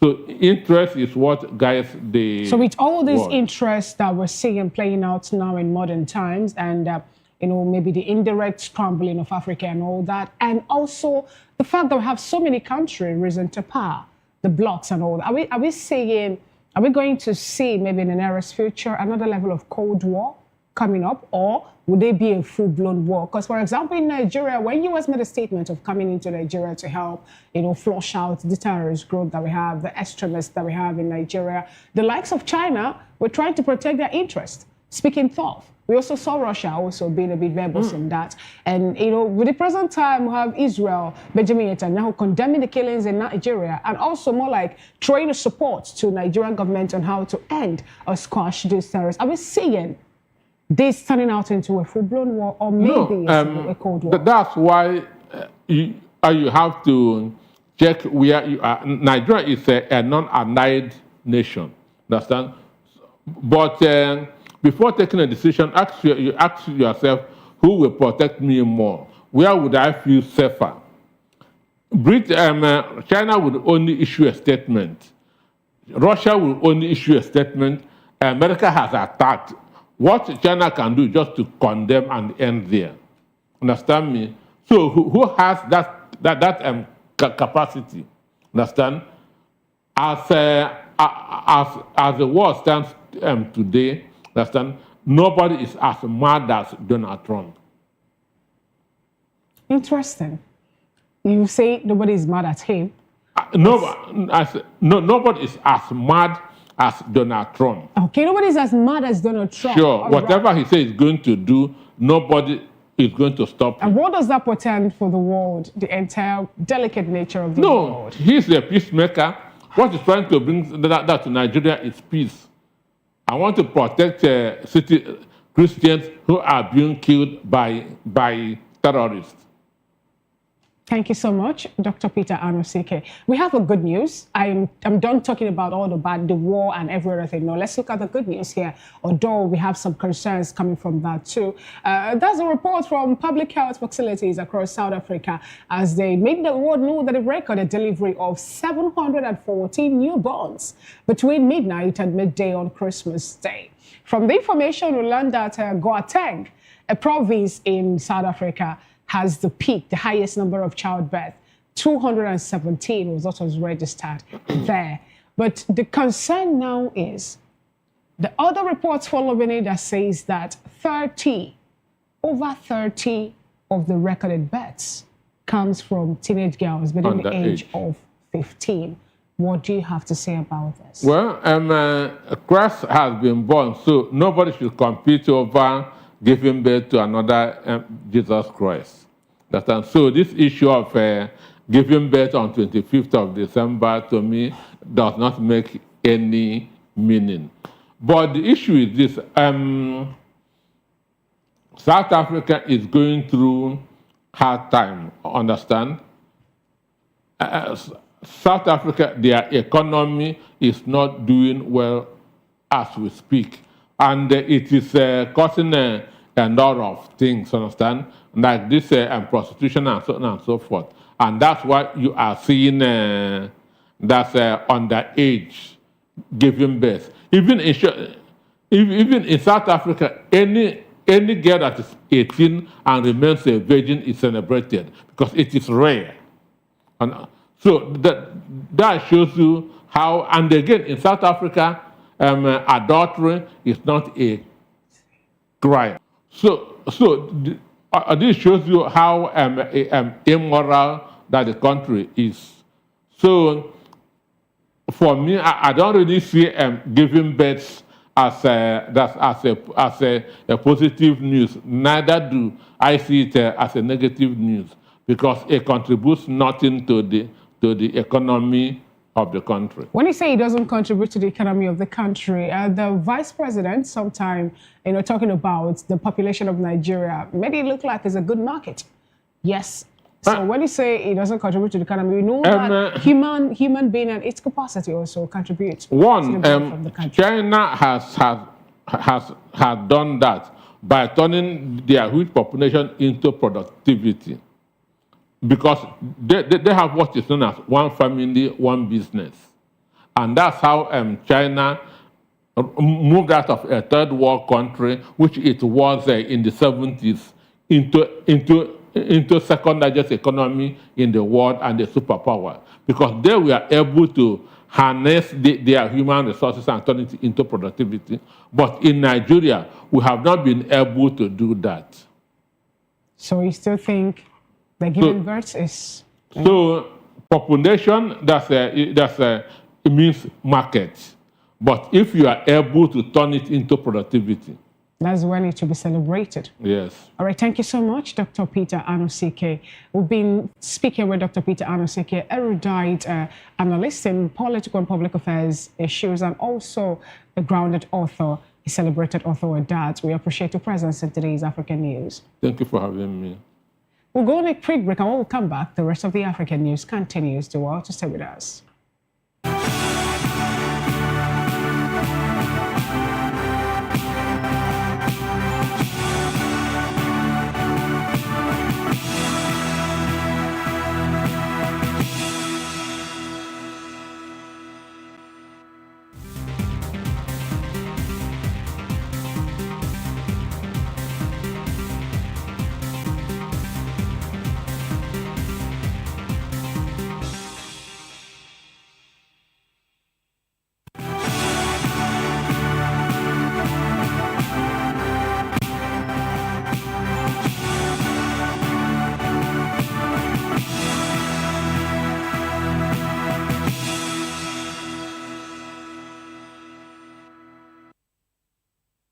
Glad to have you back. It's still the African News and Voice of the People television. Turkish President Recep Tayyip Erdogan met with Sudan's Abdel Fattah al-Burhan to discuss the worsening conflict. The war has caused one of the world's worst humanitarian crises, displacing around 13 million people. Erdogan highlighted the dire situation in areas like Al-Fasher, where human rights abuses are widespread. The conflict ongoing since April 2023 continues to devastate communities across Sudan. Turkey is increasing humanitarian aid and support and cooperation in trade, defense, and agriculture. Erdogan emphasized that urgent action is needed to alleviate suffering and stabilize the country. He also stressed that Sudan's peace, stability, and territorial integrity must be preserved. The Turkish government is calling for coordinated effort to protect civilians and prevent further escalation. Still in the news, the International Monetary Fund has released updated figures on credit outstanding as of December 25, 2025. Total global borrowing now stands at about $119.5 billion, up from $118.5 billion at the end of November.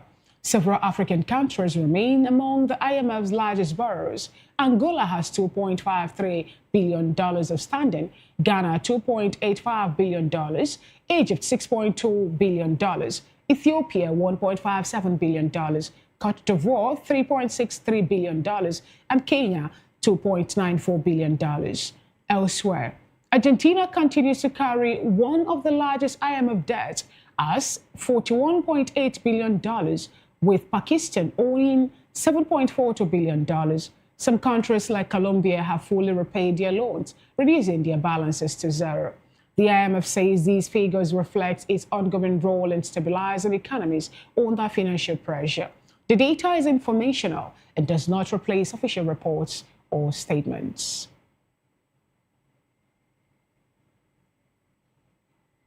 You're still watching the African News and Voice of the People television. We'll go on under a quick break and we'll come back. The business and sports stories up next. Do what to say with us.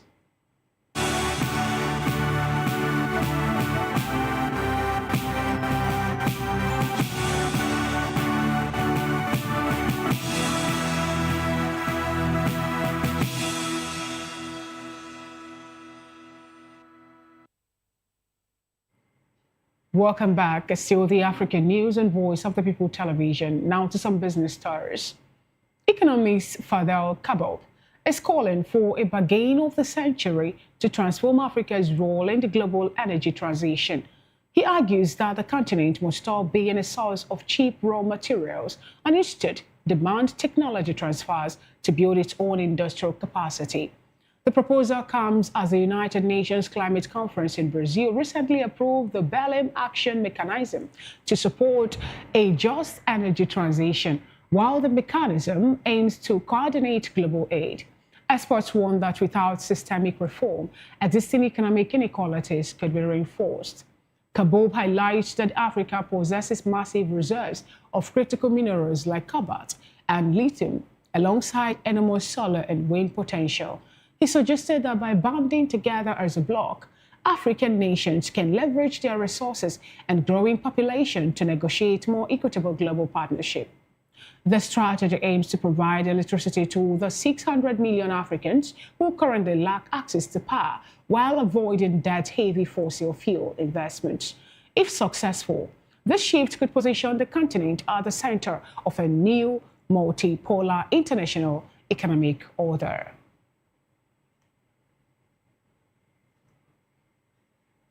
From the sports segment, record Africa Cup of Nations winners, Egypt, take on South Africa in the second Group B match at the Adra Stadium in Morocco. Both teams won their opening games and sit on 3 points each.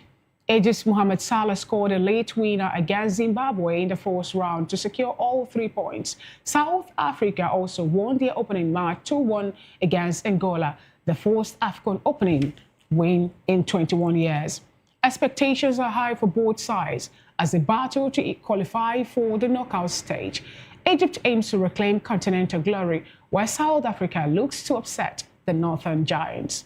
Coaches from both teams are expected to field largely unchanged squad, but the match promises to be a tense encounter with Group B still wide open. Still talking sports, Morocco is gearing up for its Group A clash against Mali at the 2025 Africa Cup of Nations in Morocco. The national team is focused after a strong 2-0 win over Comoros in their opening match. Head coach Walid Lagouragui says the team expects a challenging match with potentially less possession. He emphasized discipline and adaptability as key for success against Mali. Mali midfielder Bissouma says his side is motivated to fight for victory. The team plans to give it all in what promises to be an intense encounter. Kickoff is scheduled for 1600 local time at the Grand Stade d'Alger. Fans are expecting a tactical and closely contested game between the two sides.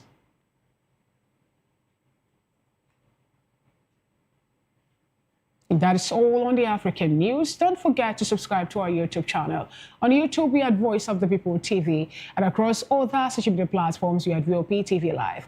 If you witness news happening near you, we want to hear from you. Send your eyewitness reports, event coverage requests, photos or videos directly via WhatsApp to 0814-606-4057. You can also reach our newsroom by email at news@vop.ng. I am Fina Okechukwu. Thank you for watching.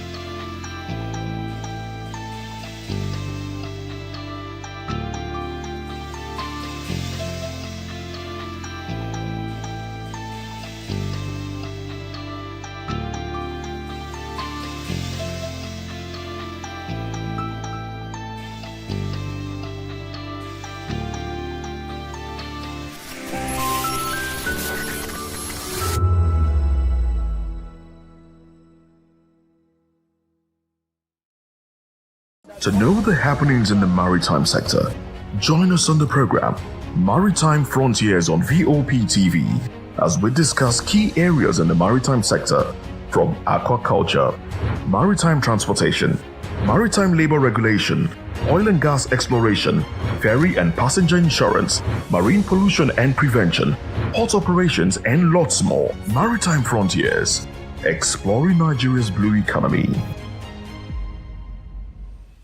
Behind every broken desk lies a broken promise. Education shapes the nations.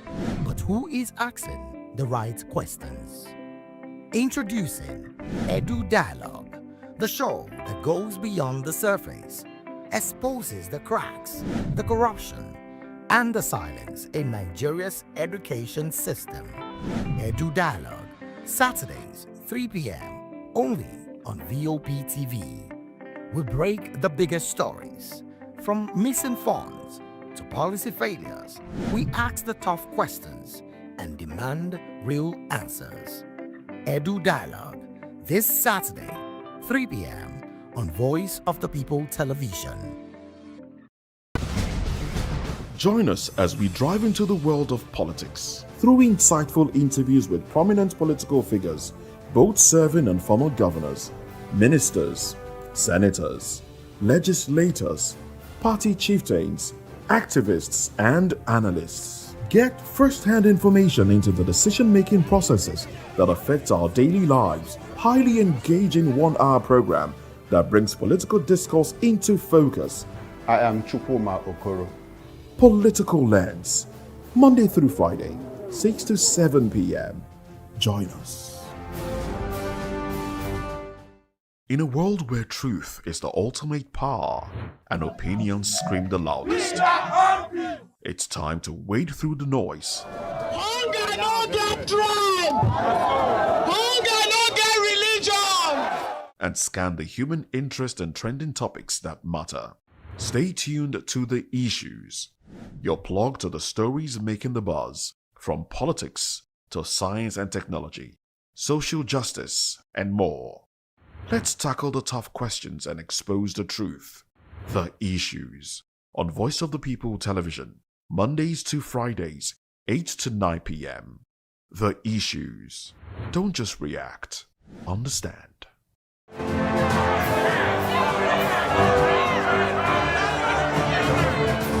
Do you want your voice to be heard? Do you know that you matter in the scheme of things? The People's Voice, the show where ordinary citizens take center stage as we discuss the biggest stories that affect you and I. With you in mind, we facilitate lively discussions, debates, and interviews on the topics that matter most to you and I, from social justice to economic empowerment, education to healthcare, governance, and more, tackling tough topics and amplifying your voice. Join the conversation and make your voice count. The People's Voice. Make your voice count.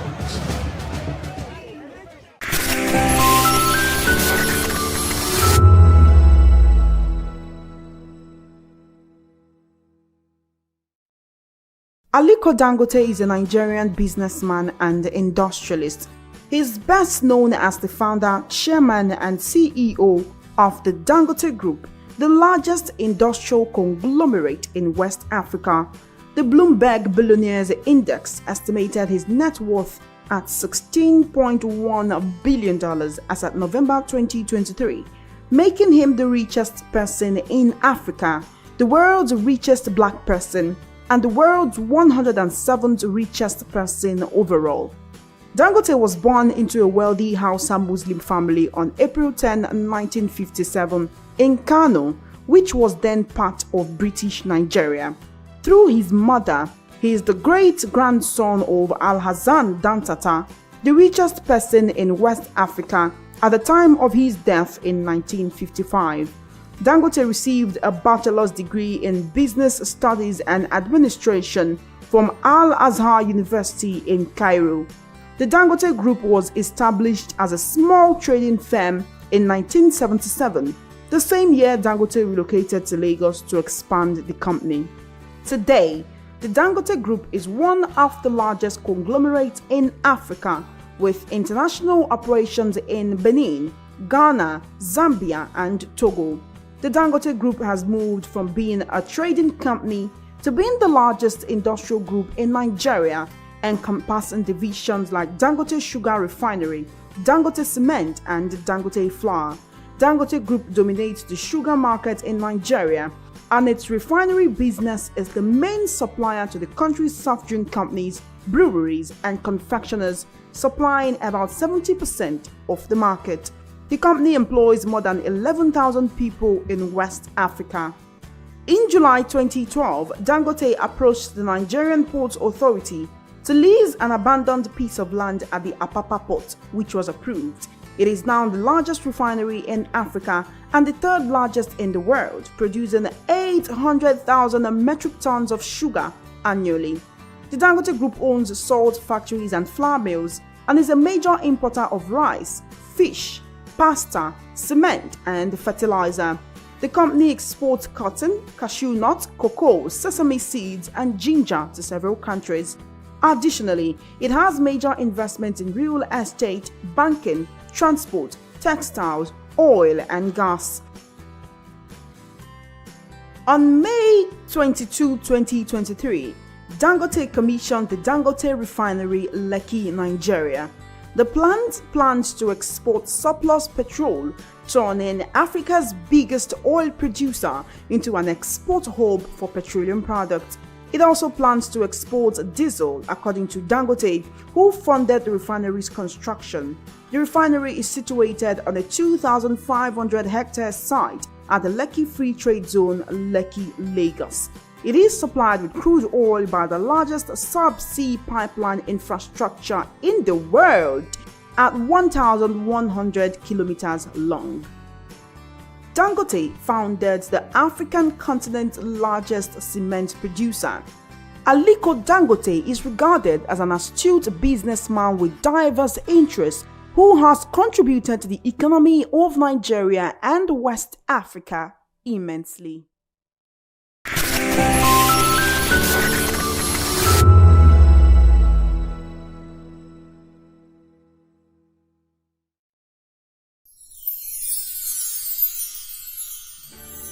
We are here with the leadership of VOP Television Lagos.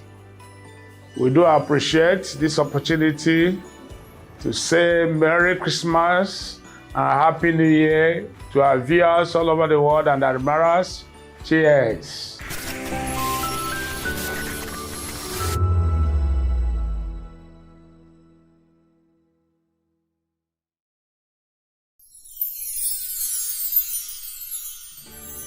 It's a season of love, a season of joy, a season to celebrate you because you deserve it. From all of us at Voice of the People TV, we only want to wish you a very merry, happy Christmas and a prosperous new year ahead.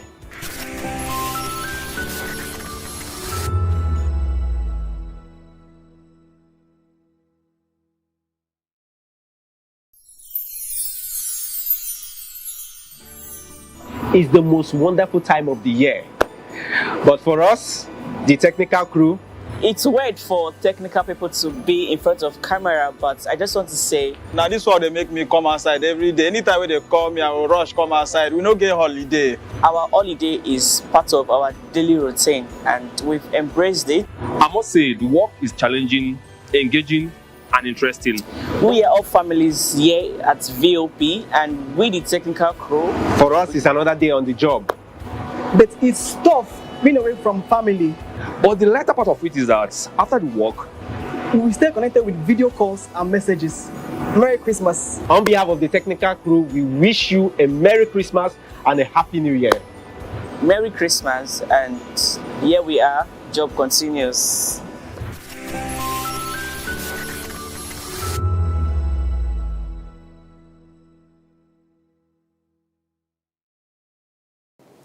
You've been wonderful all through the year. And this is from us, Voice of the People Television, saying Merry Christmas and a prosperous New Year to you all. See you at the top. The red carpets, awards, the razzmatazz, music, fashion, interviews, and more. Spotlight on Voice of the People Television. Let's feed you with all the juicy stories in the global entertainment space, bringing you the glitz and glamour as it is hot. Stay tuned to Spotlight, 1 p.m. Monday to Friday. Spotlight on VOP TV. Entertainment like never before.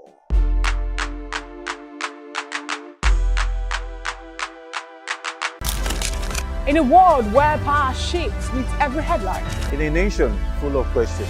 In a world filled with noise, the truth needs a voice. The policies that shapes our world and the economy that determines our future. Every hour, every day, the grapevine keeps buzzing. And together, we are committed to telling the stories that shape our world because your voice is our focus. Don't forget, our voice matters the most. Let us come together and share our concerns.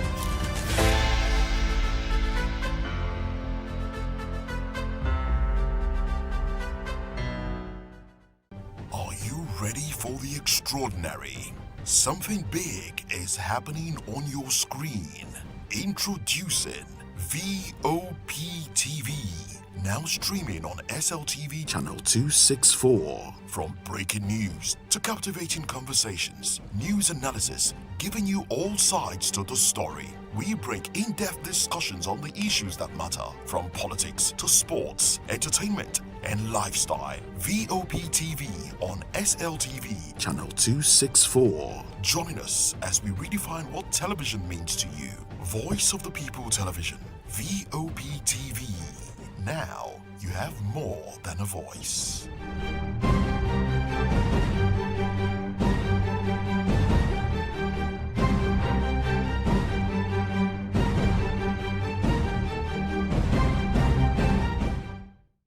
We encourage you to click on the like button and subscribe to our YouTube channel. We are Voice of the People TV. Also follow us on all our social media platforms. We are at VOP TV Live. Visit our website www.vop.ng for fresh and trending news. Also watch us live on SLTV channel 264.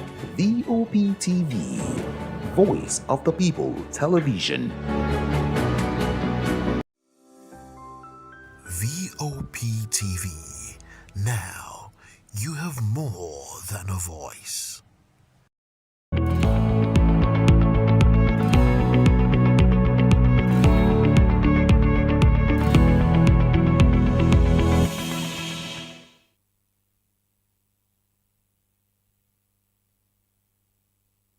Hello and welcome to another edition of Health Check. Well, here we discuss key issues that affect our health and overall well-being right here on Voice of the People Television. I'm Praise Peters, and as always, I'm delighted to be here with fresh energy and a deep commitment to unpacking health issues in ways that are real, relevant, and of course, empowering. Before we begin, remember that you can watch us live on SLTV channel 264 and follow us across all social media platforms at VOP TV Live. But today, we're focusing on a very, very crucial conversation. We're talking about stroke. Yes, and stroke is actually a medical emergency that occurs when the blood supply to a part of the brain is interrupted. And stroke is one of the very leading causes of disability and death worldwide. Yet, many people still do not recognize the early warning signs and delays in getting help that can make the condition far worse. But there is good news actually, and it is that stroke is preventable, totally treatable and manageable when detected early. And that's one of the things that we emphasize on the show most of the time. Early detection saves life. And to help us understand this topic better, we're joined by Dr. Bolarinwa Isaac Akinola, a neurophysiotherapist, founder and clinical director of Newton Therapy Consults Limited, and lecturer at the College of Medicine, University of Lagos. And I'm also going to be joined by Dr. Charles Adeogun, a public health advocate and a wellness physician, of course. Well, these doctors will be shining light to this particular topic of conversation today. So you're welcome, Doctor. Welcome, Dr. Isaac. I can call you that, right? Isaac. All right, welcome. Thank you so much for coming on the show. Thank you. It's so good to have you. Yeah, same here. All right. So, Doctor, how's the week been for you? How's the profession been? I know that you're a doctor, and it's definitely going to be a busy schedule, right? Please tell me about it. Yes, it's been quite a busy week, and it's no different from every other week. But the good thing about it is that we are excited, we are able to help people to get back on their feet. So it's been quite interesting. So the satisfaction comes from having to help people and seeing that they get well. That's very right. correct. That's correct. Wow, that's amazing. But I think I must confess that this is the first time I'm coming in contact with a neurophysiotherapist. Right, I've met a physiotherapist, I've met other doctors, but I have to admit that this is the first time I'm meeting a neurophysiotherapist, right? Really interesting. So please, can you tell me one thing that is really interesting about your profession, something that stands out for you? Okay, so physiotherapy, like most people know, is they deal with bones and all of that, but things have actually changed over the years, and probably that's why you are just meeting a neurophysiotherapist for the first time.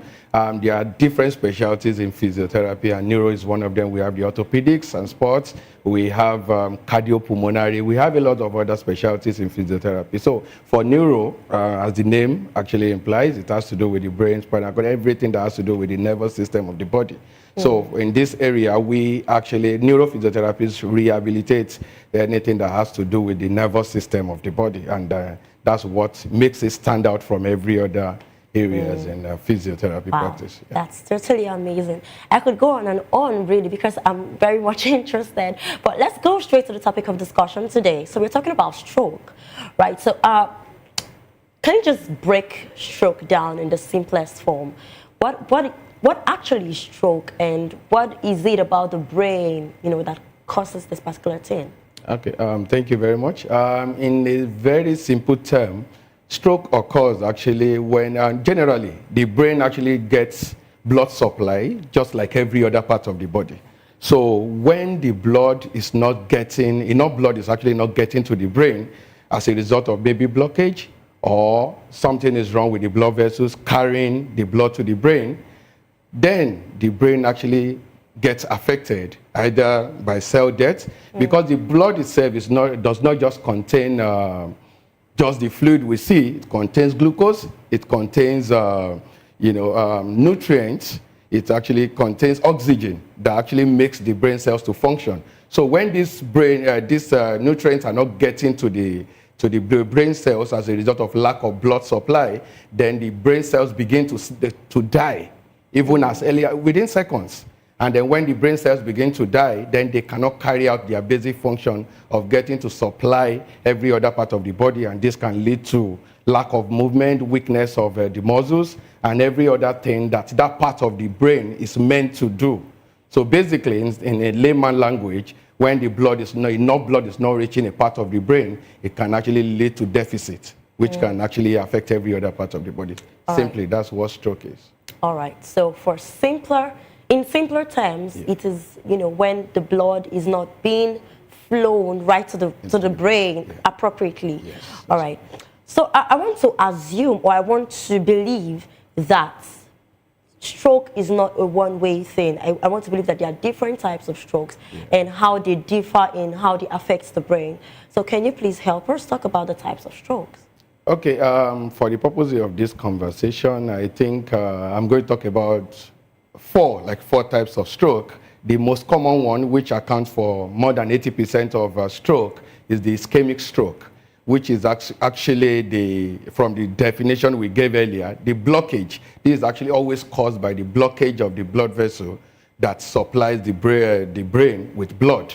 So this can be as a result of blood clots inside this blood vessel, and that's why it's called ischemic. And then the blood is not getting the right nourishment. Another type, which is also common but less common than ischemic, is the hemorrhagic stroke. And then from the word hemorrhage, which is caused as a result of bleeding into the brain cell.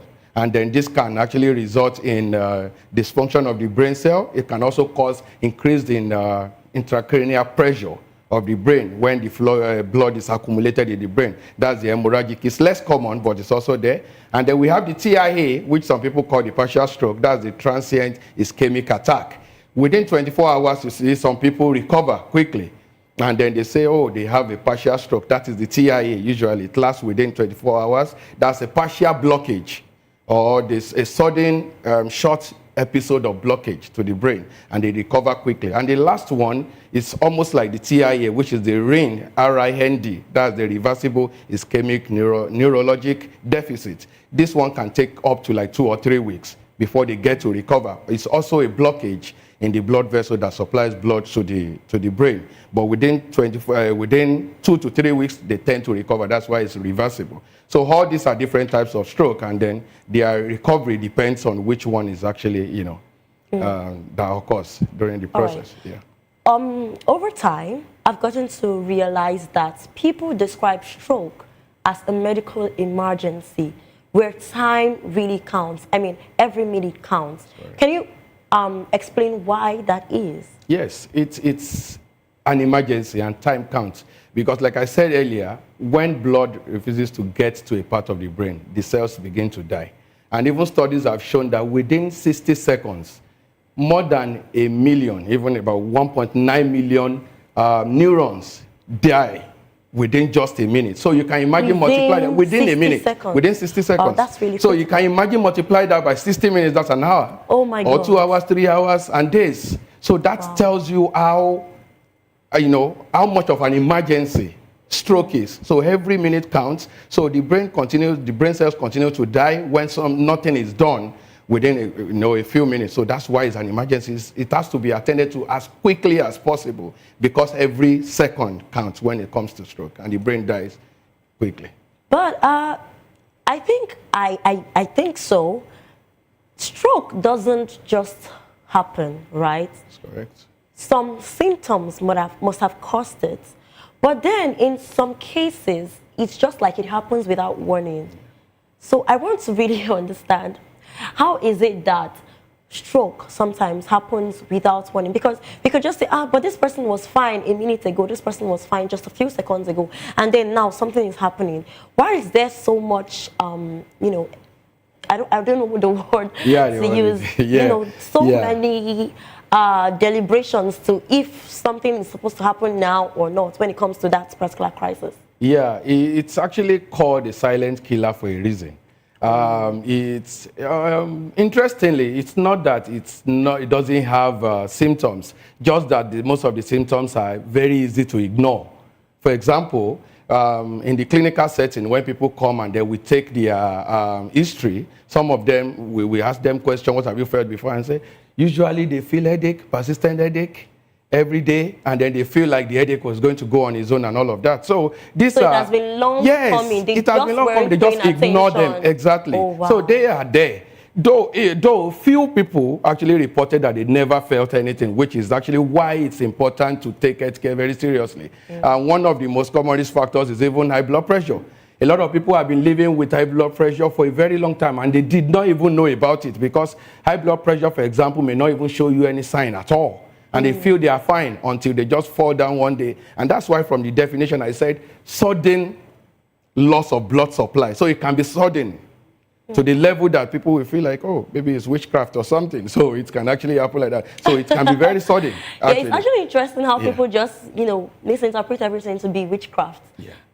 Yeah, well, this is Africa. So this is Africa, Nigeria. All right, so I want to actually understand if there are subtle signs that we should look out for when it comes to an impending stroke happening to avoid, critical emergency and all of that. Yeah, thank you very much. Yes, there are, and I think I highlighted one earlier. So from clinical review over the years, we've realized that there are some that most people actually ignore, especially when it's not very serious. And in this part of the world, we don't get to visit the hospital until something big happens.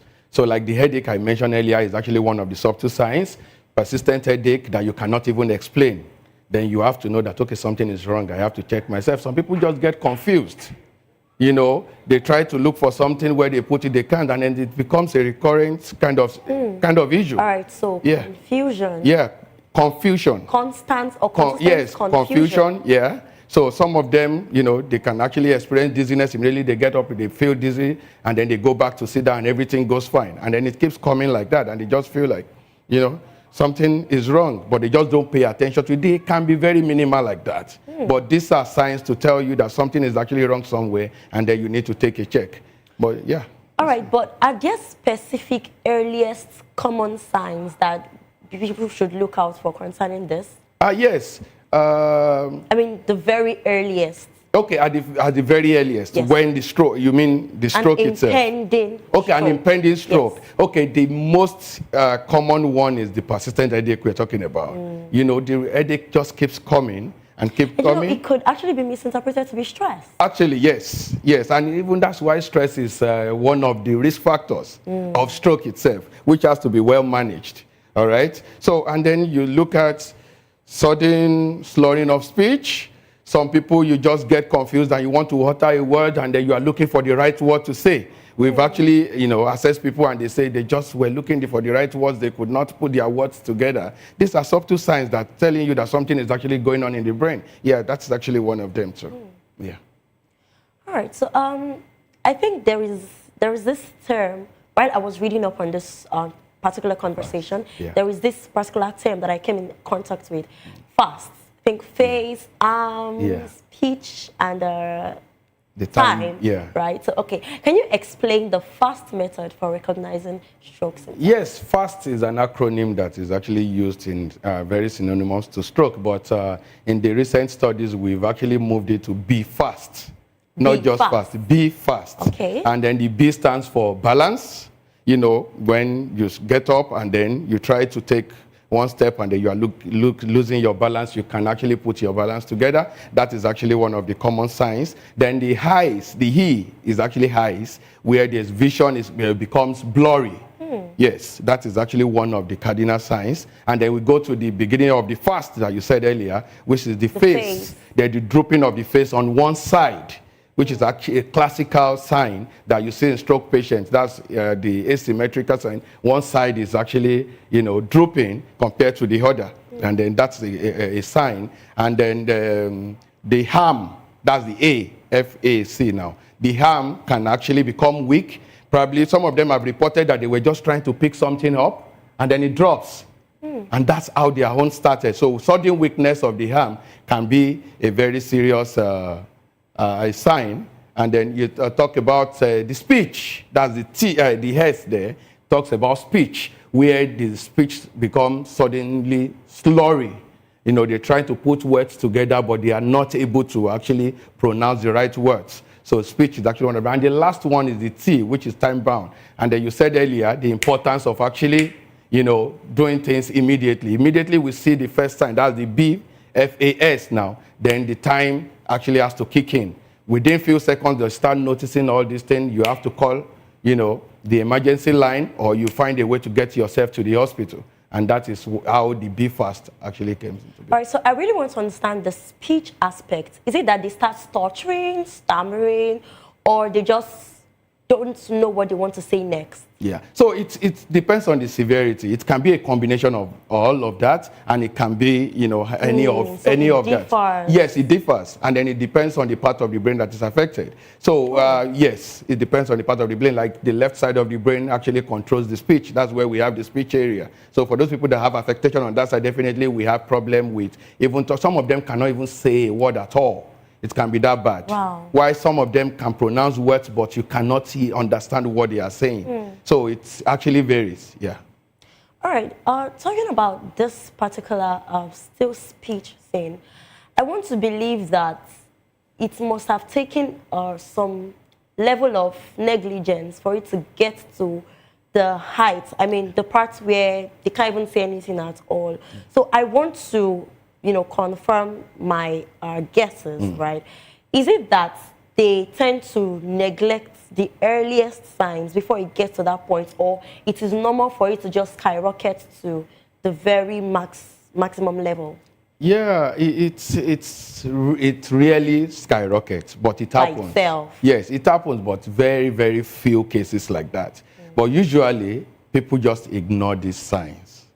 You know, as a result of a lot of factors, probably some people just don't want to get to the hospital. They feel like, what I don't know does not kill me. Right. You know, that kind of thing. They just feel like... ignorance is not an excuse. Actually. So the signs are always there. And unfortunately, like I said earlier, we in this part of the world, we don't do a lot of medical checks. We just feel as long as we are fine, As long as we can move around doing our daily activities, we are good. So the signs are always there. So it really skyrockets, but we ignore a lot of signs. Funny how when the signs are even there, we tend to self-diagnose. Unfortunately. And even people go to the pharmacy to pick up something. Like the headache I mentioned earlier, when they keep getting persistent headache like that, you see people moving to go and get aspirin, paracetamol, and then the headache goes immediately and then comes back again. It keeps telling you that you need to do something about it. But they keep taking these medications and probably feel like it's going to go on its own. So they're always there. I think the highlights of this conversation is that everyone should really pay close attention to their health and not just take everything for granted, really. But when you were talking about the signs, like the really earliest signs, you talked about, constant headaches, confusion, speech, and all of that. So I want to ask if there are other silent symptoms that people tend to ignore that are parts of their daily lives, really, because this is Nigeria. Some people tend to, go through stress that they don't plan to go through and all of that. So are there silent or other silent signs of this particular thing that could, be pointing towards the direction of stroke? Okay, so the blood pressure is actually, the blood pressure, which can be the most silent because you don't know your blood pressure until you check it. Actually, there's no way you can just look at somebody and you say this person has high blood pressure. And it has been shown to be the leading risk factor. And most of the time, these people look fine. Actually.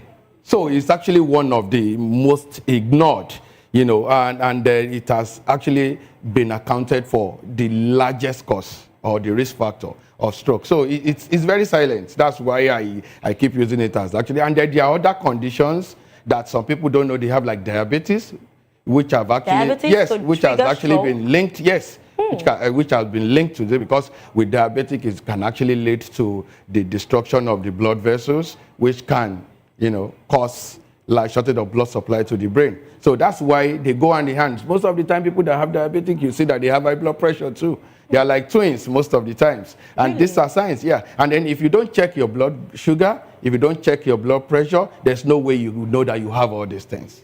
And this is why it's very important for those things to be checked. And yes, that's why we actually really emphasize that we should get this machine that you have, just this portable one that you can always carry around. Yes, so always check your blood pressure, especially when you're already aging, right? Yes, that's correct. That's correct. All right, so you talked about, some stroke being a silent killer. Yes. Right, so that's actually very scary. Yeah.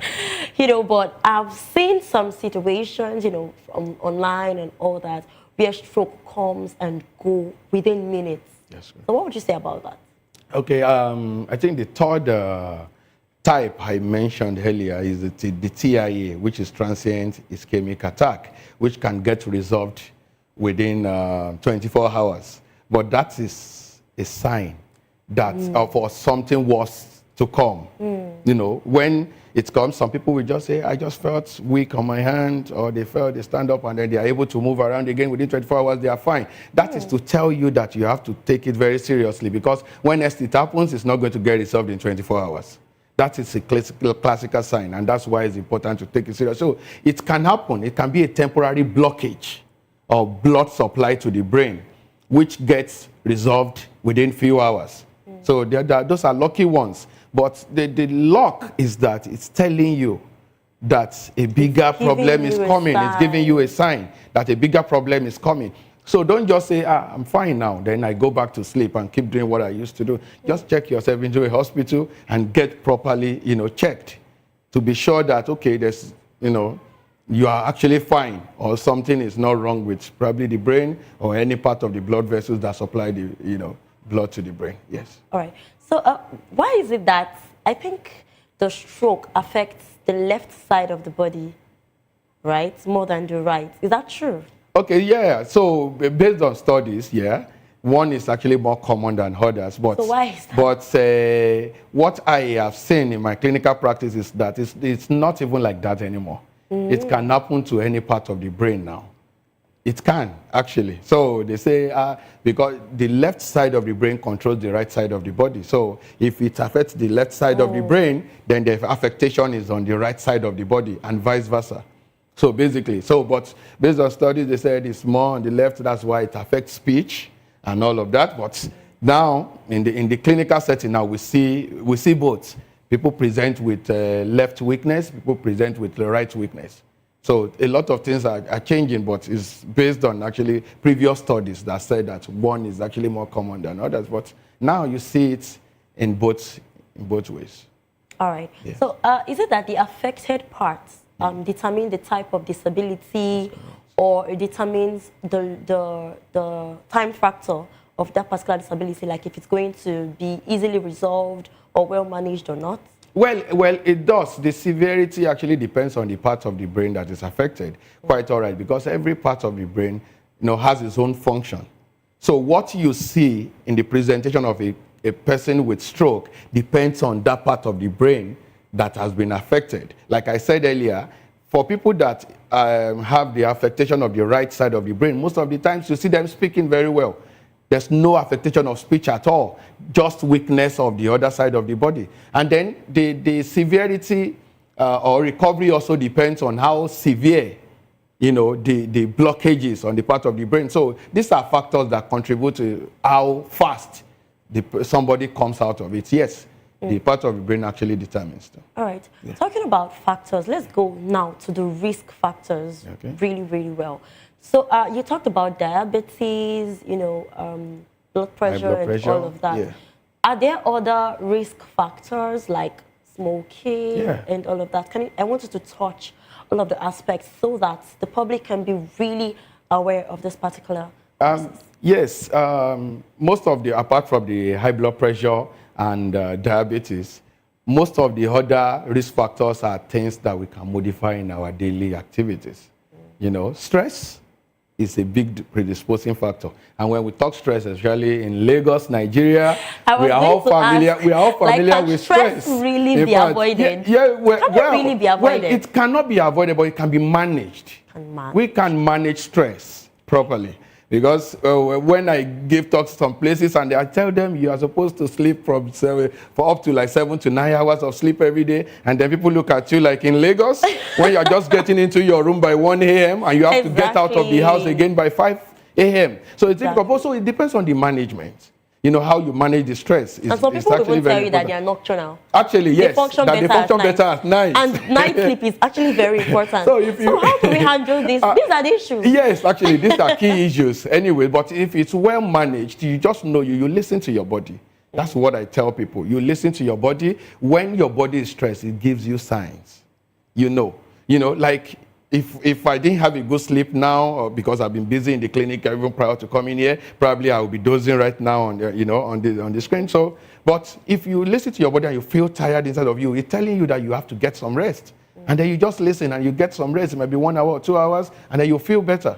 So basically, that's management of stress. And you mentioned smoking. Yeah, smoking, taking of alcohol, they have actually been linked to stroke. There are risk factors of stroke. And of course, yes, alcohol, yes, have actually been linked to stroke. They can actually cause destruction of the lining of the blood vessels, which can actually make it rupture to cause the hemorrhagic. It can also lead to actually accumulation of fat that can actually lead to blockage. I think people do not know this thing. Yes, but it's there. And it has been a cause. A big, very, very big cause, actually. And of course, sedentary lifestyle, lack of exercises, is actually accumulation of fat, and fat can actually form all this blockage. We call it arteriosclerosis, that can block the blood vessels and prevent blood from getting to the brain. So these are basic things that we see every day that we ignore. In these days of technology now, everybody wants to just chill and relax, or Netflix and chill, like people say. Exactly. People just don't. We hardly walk anymore. Short distances, we want to probably take a ride there. So these are lifestyles that have actually shaped our ways of life over the years, and these are contributing factors to stroke. So these are everyday things that we see. So I think there is something I have noticed with the sedentary lifestyle. Muscle pull. Yeah. Yeah, this muscle pull, how dangerous is it? Okay, well, even though it's not directly linked to stroke, but yes, it does. Because you are not even meant to sit on the same spot for a prolonged period of time. That's what we advocate in physiotherapy as much as possible, especially for desk workers. Because it's very common now. If you're a desk worker, you sit on your laptop from morning till 9, the 9 to 5, and then you don't even get up to stretch your body. There's every possibility that you are going to put a lot of problem on your back, your spine, your muscles, because they are not warmed up. They are not stretching. So these are the issues, and it's very serious, because if you keep doing that every day for several years, it's a lot of problem in the future. Even though it's not linked to stroke, but it's a very big problem. All right. Yeah. So still talking about the risk factors, Yes. how dangerous is high cholesterol Oh, yeah, it is. in relation to stroke? It is very, very dangerous, extremely dangerous. I talked about atherosclerosis earlier. That is fat actually blocking the, the blood vessel that can actually lead to shortage of blood supply to the brain. So it is high cholesterol in the body. It is very, very risky, and it can actually lead to stroke. It's a very, yes, how dangerous you ask? Very dangerous, if I may use that. Okay, that emphasis was needed. Yeah. All right, so this particular one, this question, I want to say I'm very interested in this question. Okay. So I learned that people with sickle cell are more prone to stroke, at a younger age and all of that. Why is that? Okay, so the sickle cell itself is because of the sickle-shaped, red blood cells. And like we said earlier, for the blood to flow normally to the brain, they have to be of the normal shape. So the moment they have abnormal shape, definitely the flow will be distorted. And when the flow is distorted, then the brain will not be receiving enough blood the way they should be. So it's as simple as that. And that is why they are the most prone to stroke in the young. Okay, in the young. In the young people. So at what age do they tend to, pass this, this limitation? Okay, so we not say a definite age, because before they say they don't last up to 18 years, then they tend to die and everything. But with advancement in technology, in medicine now, they are actually living to the fullest. Oh, definitely. They are living to the fullest, actually. So, but the risks are there. And, the risk of stroke is there. And then the risk of the crisis, other issues are there for sickle cell individuals. But with, better management, definitely they tend to live for as long as they want. But they are actually one of the major risk factors for stroke. All right, so are old people, elderly people, more prone to stroke as well? Or it can affect younger people, aside sickle cell individuals, of course? Okay, I would say no, they are not more prone, especially now. Traditionally, stroke used to be an issue with older people. Because ordinarily, as you grow older, the blood vessels get weaker, and then it can actually lead to, the issue I said about blood supply and all of that. But it's not like that anymore. Even the youngest of person can have stroke. I've managed stroke patients 19, 20, 21, and they are not even sickle cell. Yeah. Because of the risk factors that I mentioned earlier. Some of them smoke, some of them take a lot of alcohol, some of them even are obese. As early as 19, 20, you see them as obese. So these are risk factors. So it's not only limited to the elderly. Even young people can have stroke, and that is why the information is for everyone now these days. Yes. Unlike before, when you used to say, when they mention stroke, the young people will say, it doesn't concern me because that's for old people. When I get to that age, then I can take care of it. But the truth is, whatever you do at the young age is even what leads you to the older generation. So as much as possible, stroke can happen in any age. It can happen at any age. All right. Yeah. So because this particular medium is for, providing the right kind of information and helping the masses, of course, to have the right kind of information to work with. We'd love to go to the emergency responses now. So if someone suddenly has this particular crisis, this particular stroke condition, what do you advise people around them to do immediately? Because most of the time we tend to see these things, but we just take our phones and our cameras to picture the content, social media, and that's not what we are meant to do. But most of the people, they actually do not know how to handle this situation. So anything can happen at any time. We don't even know the conditions of people living around us or people working with us, really. So how can the people around stroke patients help them when they start to have a crisis?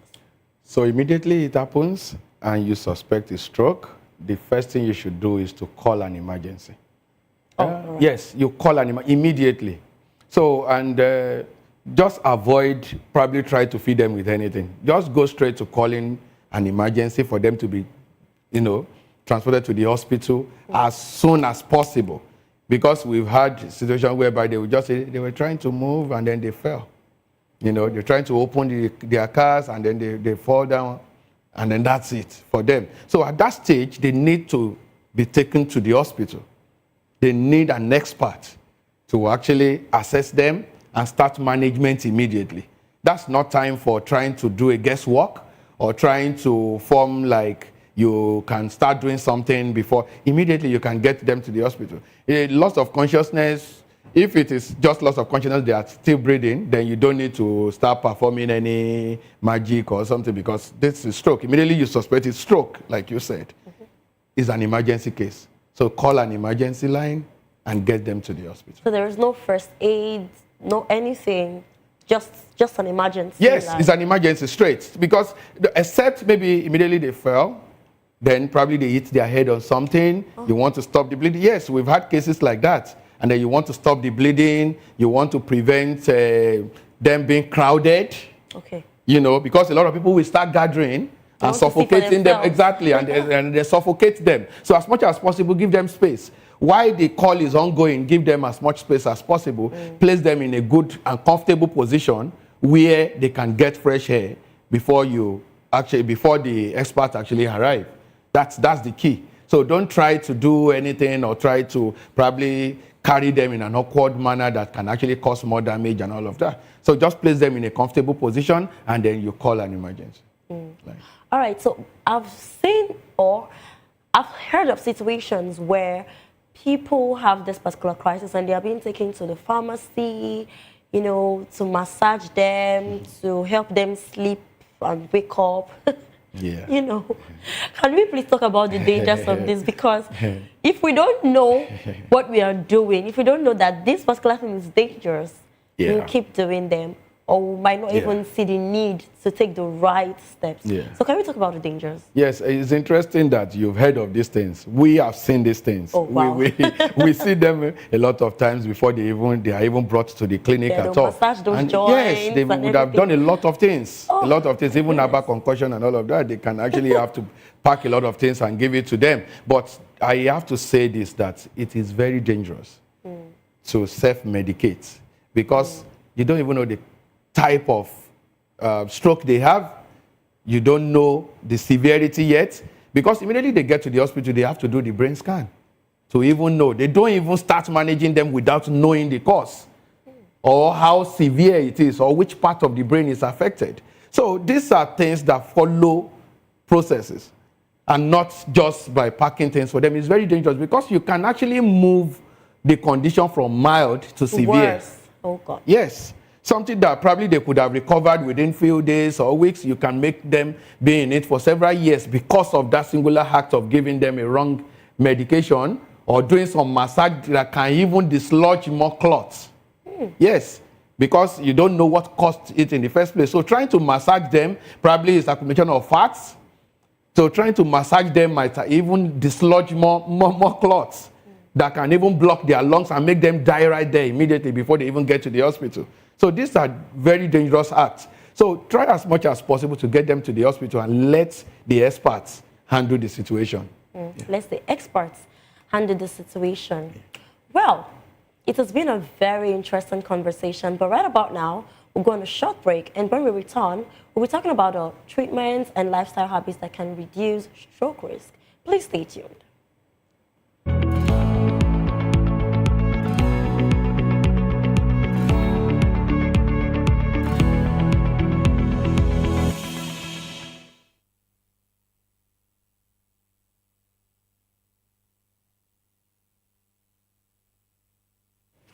Welcome back to Health Check.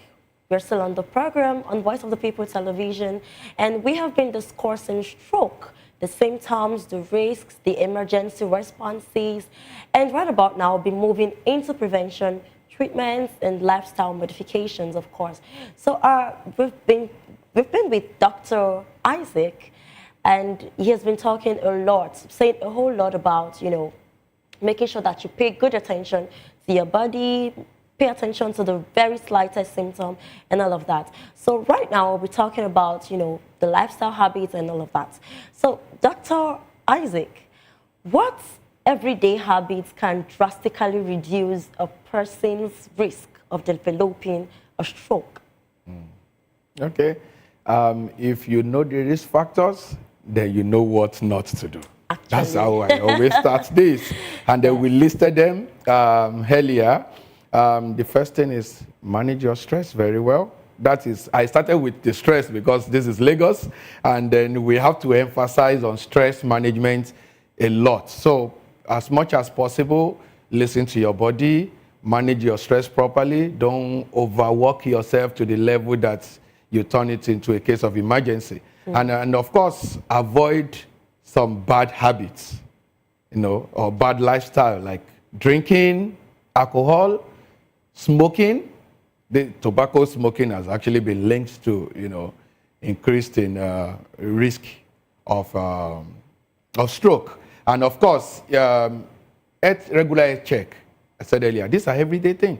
You said earlier, before, while we were growing up, before you can check your blood pressure, you have to check my blood pressure right now. Yeah. In fact, some people even have wristwatches that can check their blood pressure. Exactly. It's as simple as that. Yes. So knowing your blood pressure is the first, you know, stage to actually preventing high blood pressure that can lead to stroke. And then, of course, exercise. Daily exercise. Yes, is very important. About the sedentary lifestyle. Sedentary lifestyle. So take a lot of walk.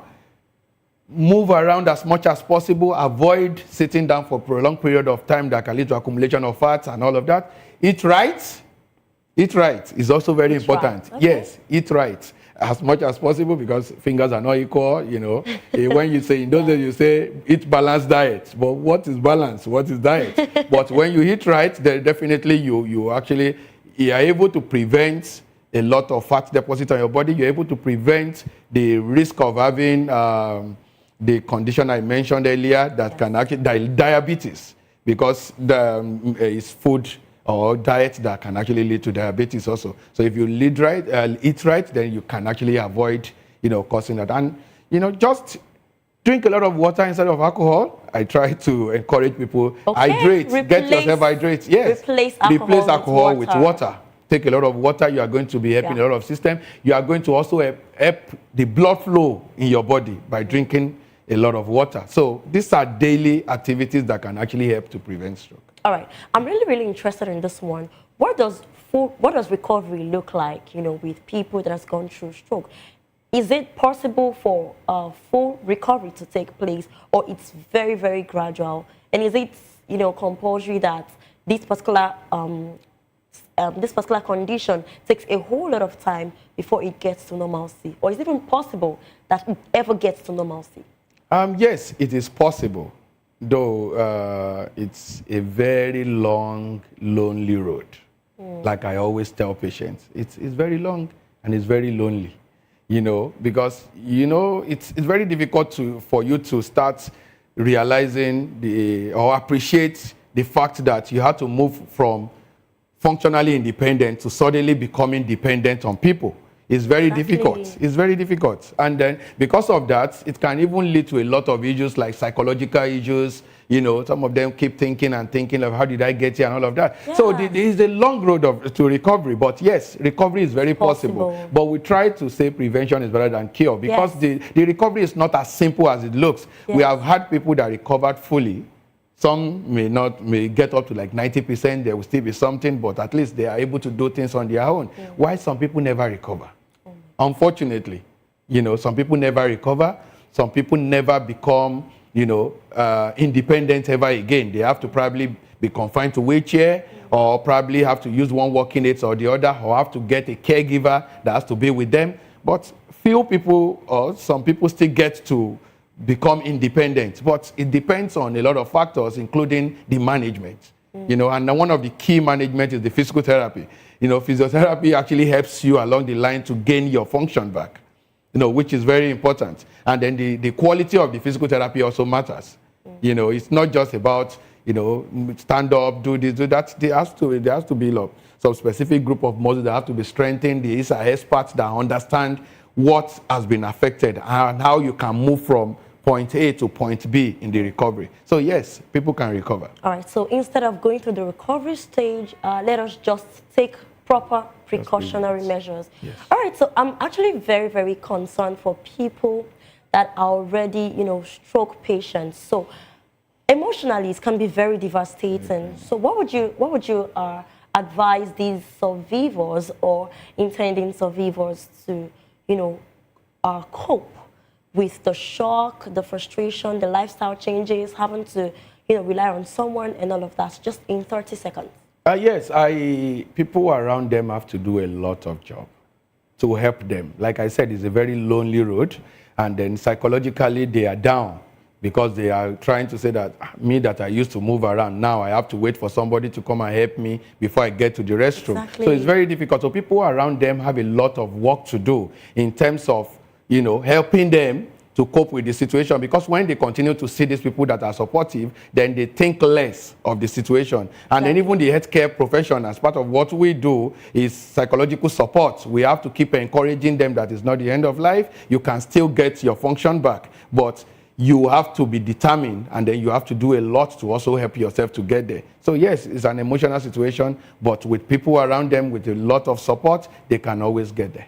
All right, so because you are a professional in this field, I'm sure you might have seen a whole lot of cases in this. So what advice would you give to families, supporting these people? If one person is sick, everybody, yeah. Everybody's actually going through the same thing. It's just that the person going through the actual pain is different. Yeah. So what's your advice to families? Because it can be very, very draining. Yeah. So what's your advice to these families and friends or loved ones that are around these, stroke patients? What would you tell them? How would you encourage them, of course? Yeah. So to the families, I always tell them that this is the best time, or this is the time they need you the most. You cannot leave them now that, they need you to actually help them out of it. And if they are going to recover, because we've seen from clinical practice and even studies have shown that people that have support recover faster than people that don't have support. So now you know that they depend on you to even recover. Now that's when you know that you have to give them all the support that they need as much as possible to get to where they need to go. So psychologically, you have to be there for them. Physically, in terms of getting them from point A to point B, when they are still dependent, you have to be there for them. So with all the support, they are on the verge of actually getting to recover faster than those people that don't get support. Yeah. Wow. Thank you so much, Dr. Isaac. This was really, really, really enlightening. Thank you so much for pouring into this. Thank you very much. So a very big thank you to Dr. Bolarinwa Isaac Akinola, who is a neurophysiotherapist, a founder and clinical director of Newton Therapy Consults Limited, and lecturer at the College of Medicine, University of Lagos. Stroke is a really serious condition, but it is not the end of the road. With proper awareness, quick action, and healthy lifestyle choices, many strokes can be prevented and lives can be saved. If you or someone you know is struggling, please reach out to a friend, reach out to a counselor or a healthcare professional, please. And that's it on this week's edition of Health Check. Remember, recognizing the symptoms early and seeking immediate help, medical help for that matter, can make all of the difference. Don't be afraid to speak up, seek help, prioritize your health and total well-being. I'm Praise Peters, and this has been Health Check. Until next time, do stay safe, stay informed, stay healthy, and stay alive. And join us again next week for another important conversation on your well-being. Bye.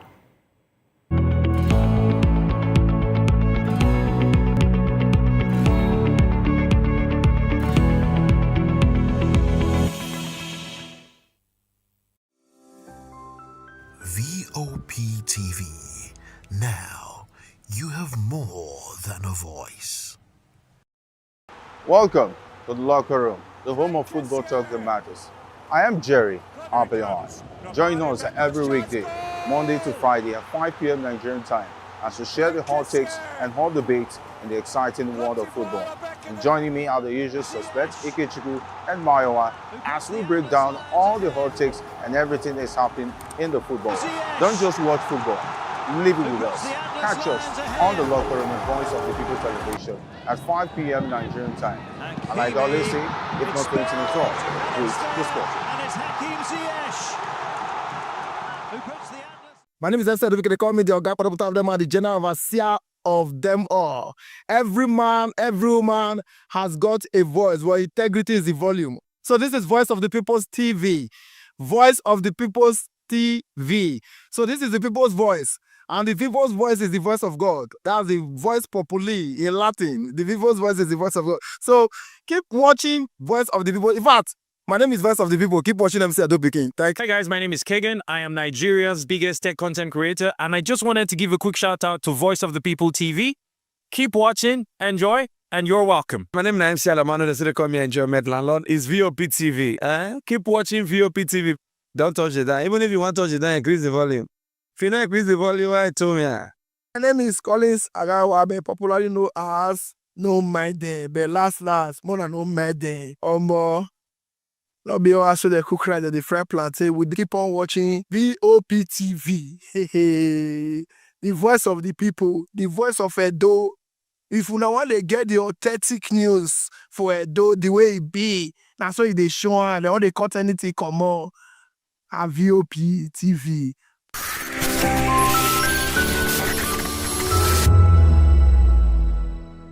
The red carpet came alive in Lagos as industry players, culture enthusiasts, and cinema lovers gathered for the premiere of Amayanabo, The Eagle King. Written and produced by media entrepreneur Betty Irabo and directed by veteran filmmaker Fred Amata. The historical drama brings to life the rich culture and traditions of the Niger Delta, told through the lens of royalty, power, and identity. All we've learned in history is what the white man has told us. Let us start telling them our own side, how our forefathers felt, how we had city-states, we had a structure, we had a government before the white man came in. We need to start telling our own side of the story, not their side of the story. And we can do it, and we are doing it, and I will continue. Nothing will stop me by the grace of God. The movie explores themes of leadership and betrayal with standout performance from its cast. One of the lead actors who played the antagonist shared his excitement about embodying a complex role that challenged the king's authority. Let me say without revealing too much, my character was the character that led King Ibanichuka down the path of unrighteousness. Hey! Oh yes, so this is that means you're like a villain in the movie. Well, without revealing too much, I wouldn't say I was a villain. I would say I was a principled person that insisted on sticking to terms. So those terms are now open to interpretation by the audience. Audience members who attended the screening described the film as a bold celebration of culture, applauding his storytelling, costuming, and cinematography. As the stunt director, how was it? Well, I would say a bit challenging, but because I've been doing that for over a while. I mean, I've been featuring in fight movies as a fighter, so the experience is not totally new. But it was actually a challenge for me to individually choreograph a fight scene of that kind of epic scene. You understand? It's actually a challenge, but I thank God that it was a success. So what are your expectations for this movie as you have directed? Actually, there are no longer expectations. I've seen the final output, and I expect that you will be blown away when you watch it. It's a comprehensive telling of the struggle of a people for survival, and also to stand your ground when it matters most, so that you don't get trampled upon by an intruder, so to speak, and many more. With Amayanabo, The Eagle King, Irabo and a team hope to set a new pace for culturally rooted cinema, proving once again that Nigerian stories are best told by Nigerians themselves. Oyindamola Olukuton for Voice of the People TV. VOP TV. Now, you have more than a voice. Hello there, my name is Damilola Ogunsi, also known as the Goldfish. Hi, my name is Chiki Bright Emmanuel. I'm an actor and a filmmaker. Hello peeps, my name is Yomi E. Adejimo. Hi everyone, I'm Paul Utomi. Hi everyone, my name is Stacey Benjamin and this is Voice of the People TV. I need you to keep it locked to VOP TV. See, are you looking for good entertainment? You want to get good movies, good music, politics, talk shows, sports and entertainment. You really want a channel that gives you everything you need without you having to run around. VOP is where you are. That's Voice of the People. If you're not listening to this, you're not one of us. And you deserve to be killed. Scrap chat. Don't be killed, but watch it. Or I'll find you. And I want you. And you are locked on VOP TV. Don't go nowhere. This is where the juice is. This is where all you need for entertainment, politics, movies, and whatnot. And keep watching VOP TV. So keep it locked because I'm locked already, man, and it's money back guarantee. So you're gonna have a good time because I do. And please keep watching VOP TV. I won't want to actually, I beg you, subscribe, watch it. If not, whatever you see. You better not touch that die because VOP is the plot. This is African News on Voice of the People Television, where we don't just bring you the news, we bring you Africa's heartbeat, the policies that shapes our world, and the economy that determines our future. African News on Voice of the People Television. Stay with us. This year has been so amazing with you in it. And that's why we're saying from Voice of the People TV, Merry Christmas and Happy New Year. And we love you. It's the most wonderful time of the year. But for us, the technical crew, it's weird for technical people to be in front of camera, but I just want to say, now this one they make me come outside every day. Anytime when they call me, I will rush come outside. We don't get holiday. Our holiday is part of our daily routine and we've embraced it. I must say the work is challenging, engaging and interesting. We are all families here at VOP and we the technical crew. For us it's another day on the job. But it's tough being away from family. But the lighter part of it is that after the work, we will stay connected with video calls and messages. Merry Christmas. On behalf of the technical crew, we wish you a Merry Christmas and a Happy New Year. Merry Christmas, and here we are, job continues.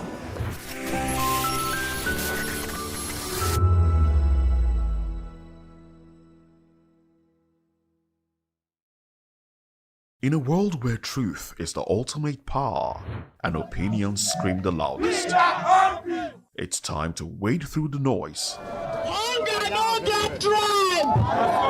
Hunger no get religion! And scan the human interest and trending topics that matter. Stay tuned to The Issues, your plug to the stories making the buzz, from politics to science and technology, social justice, and more. Let's tackle the tough questions and expose the truth. The Issues on Voice of the People Television, Mondays to Fridays, 8 to 9 p.m. The Issues. Don't just react, understand. Join us as we drive into the world of politics through insightful interviews with prominent political figures, both serving and former governors, ministers, senators, legislators, party chieftains, activists, and analysts. Get first-hand information into the decision-making processes that affect our daily lives. Highly engaging one-hour program that brings political discourse into focus. I am Chukwuma Okoro. Political Lens, Monday through Friday, 6 to 7 p.m. Join us.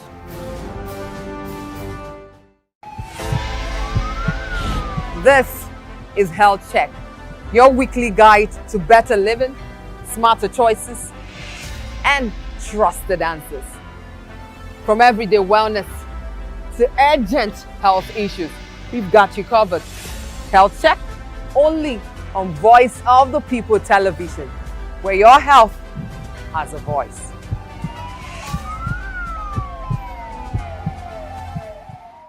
Are extraordinary. Something big is happening on your screen. Introducing VOP TV. Now streaming on SLTV channel 264. From breaking news to captivating conversations, news analysis, giving you all sides to the story. We break in-depth discussions on the issues that matter, from politics to sports, entertainment, and lifestyle. VOP TV on SLTV channel 264. Join us as we redefine what television means to you. Voice of the People Television, VOP TV. Now you have more than a voice.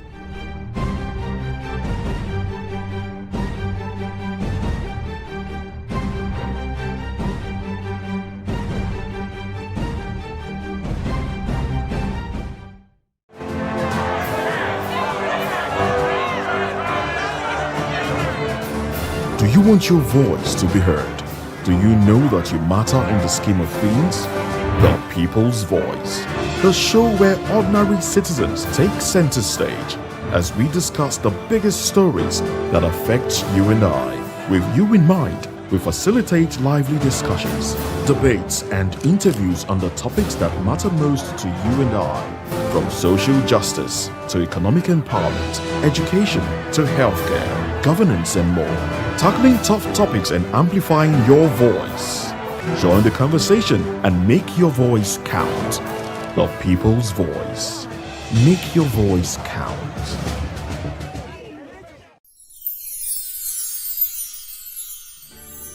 It's a season of love, a season of joy, a season to celebrate you because you deserve it. From all of us at Voice of the People TV, we only want to wish you a very merry, happy Christmas and a prosperous new year ahead.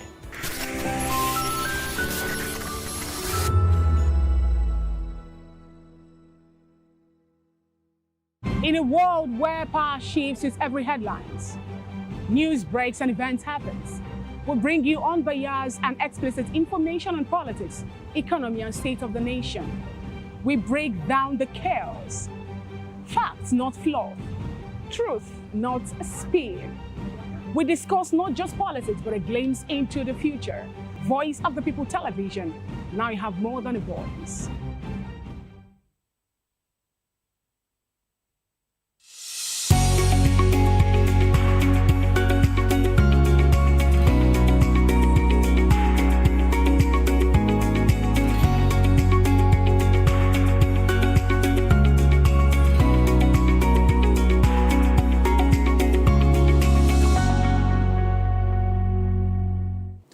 You've been wonderful all through the year. And this is from us, Voice of the People Television, saying Merry Christmas and a prosperous New Year to you all.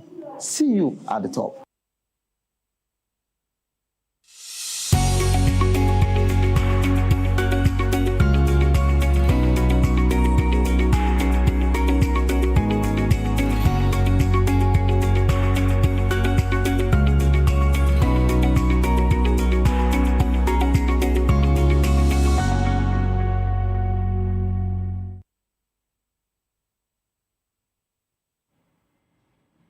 Welcome on board. Yes, sir. And it's a wonderful Boxing Day where you have to start unboxing all of the gifts you actually received yesterday.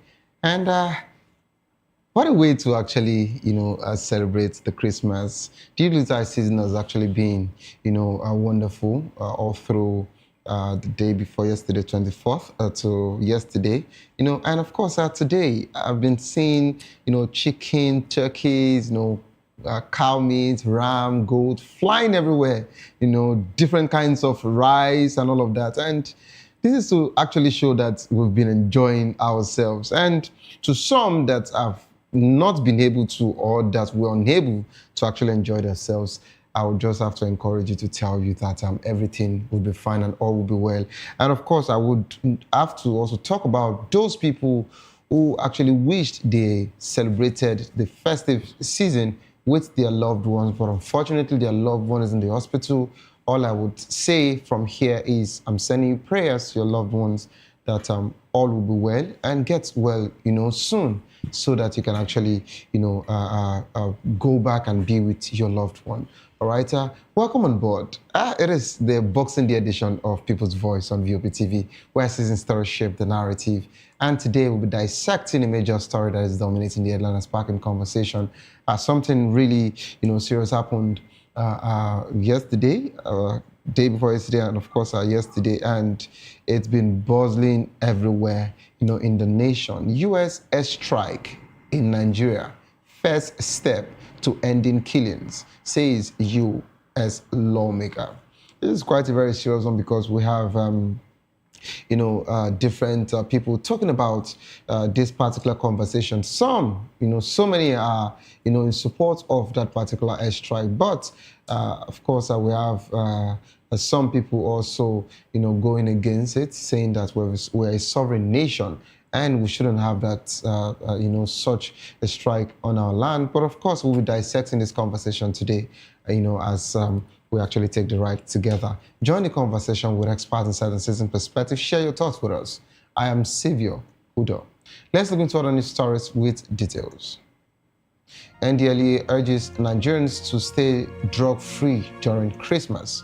The National Drug Law Enforcement Agency has called on Nigerians to prioritize their health and safety during the Christmas season by making responsible drug-free choices. In a statement, of course, the NDLEA chairman mentioned that importance of public vigilance and personal responsibility in reducing drug-related harm and promoting community well-being is all they actually want. And this is actually coming from Brigadier General Buba Mawa. And away from that particular one, Kwankwaso unveils over 300 PhD orders in Kano. Former governor of Kano State and leader of the Kwankwasia movement, Senator Rabiu Kwankwaso, has revealed that his scholarship program has produced over 300 PhD orders. The scholars were beneficiaries of the Kwankwasia scholarship scheme, which has been running for nearly 25 years. Kwankwaso disclosed that he personally sustained the program through the Kwankwasia Development Foundation after government sponsorship was discontinued in 2019. He sold his properties in various states to fund the education of 370 young men and women from Kano State abroad. This is quite a laudable one, and sincerely, I must say that we need people like this, and we need more of this, to actually happen. And away from that particular one, Emir of Kano praises Abia State Governor Alex Oti's achievement.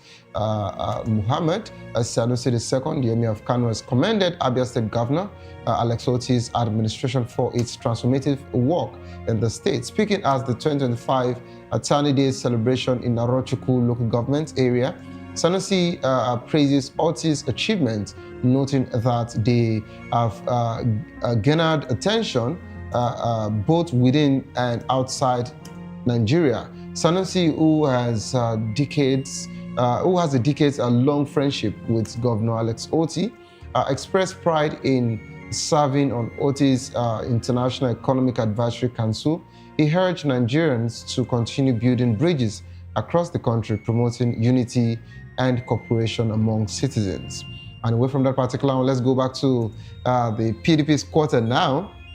PDP slams the government, rather, I beg your pardon, PDP slams government over Maiduguri mosque blast. People's Democratic Party has strongly condemned the Christmas Eve explosion at a mosque in Maiduguri, Borno State, describing it as a grim reminder of Nigerians' worsening security situation and a failure of governments to protect lives and property. The party's National Publicity Secretary, Comrade Ini Memobong, stated that the attack underscored the government's failure to meet its basic obligation to citizens, prioritizing rhetoric over decisive action. The PDP expressed sympathy with families affected by the attack, stressing that targeting a place of worship carries serious moral and social implications for the country. Imamobong warned that continued attacks on place of worship could erode constitutional freedom and deepen fear across religious communities. Away from that particular one, Nigerian problem lies with leadership, not the people, says the African Democratic Party. The African Democratic Congress attributed this particular one, Nigerians wasn't a situation, of course, hardship and insecurity, to leadership failure rather than a lack of resilience among its citizens. In a Christmas message, the party's National Publicity Secretary, Malam Bolaji Abdullahi, urged Nigerians to hold on to hope, compassion despite the challenging circumstances. Abdullahi emphasized that the Nigerians' true strength lies in its people who are resilient, compassionate, and committed to one another across faith and communities. The party called for prayers for victims of violence, particularly those affected by the Christmas Eve bombing at a mosque in Borno State, and appreciated essential service provided by some security personnel and, of course, our health workers who worked during the holiday. And, of course, talking about the conversation of today, FG confirms U.S. strike on terrorist targets in Nigeria. The Nigerian government has confirmed that the country remains engaged in structured security cooperation with international partners, including the United States, to address terrorism and violent extremism. This confirmation follows a recent airstrike on terrorist targets in the Northwest. The Ministry of Foreign Affairs stated that the cooperation has led to precision hits on terrorist targets in Nigeria, with the aim of weakening terrorist network, disrupting their funding and logistics, and of course, preventing cross-border threats. The government emphasized that protecting civilians remains central to all counter-terrorism efforts. To join the conversation, kindly call the number 09044732605, 09044732605. Follow us on social media at VOPTV Live. You can use the hashtag People's Voice on VOPTV. And of course, on YouTube, with Voice of the People TV. Kindly hit the subscribe button, and together we can make our voices heard. It is time for us to go on a quick break. As soon as we return, we'll be dissecting this conversation this wonderful afternoon. U.S. airstrikes in Nigeria, first step to ending killings, U.S. lawmaker says. All right, don't go to a certain place, we'll be right back.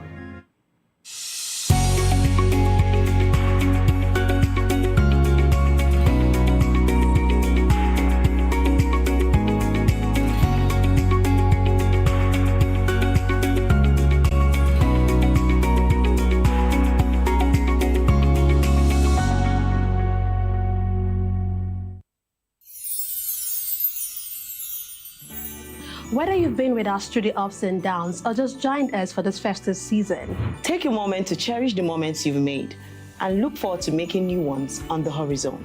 May this new year bring you everything good, everything prosperous. As we bid farewell to the old year and welcome you to the new year, may your heart be filled with joy and your home with laughter. And of course, may your spirit be filled with hope. We'll be bringing you live updates, exciting performance, and inspiring stories throughout the day. Stay tuned for our special New Year's coverage, and let's make this year unforgettable. Thank you for making us a part of your celebration. Merry Christmas and a Happy New Year.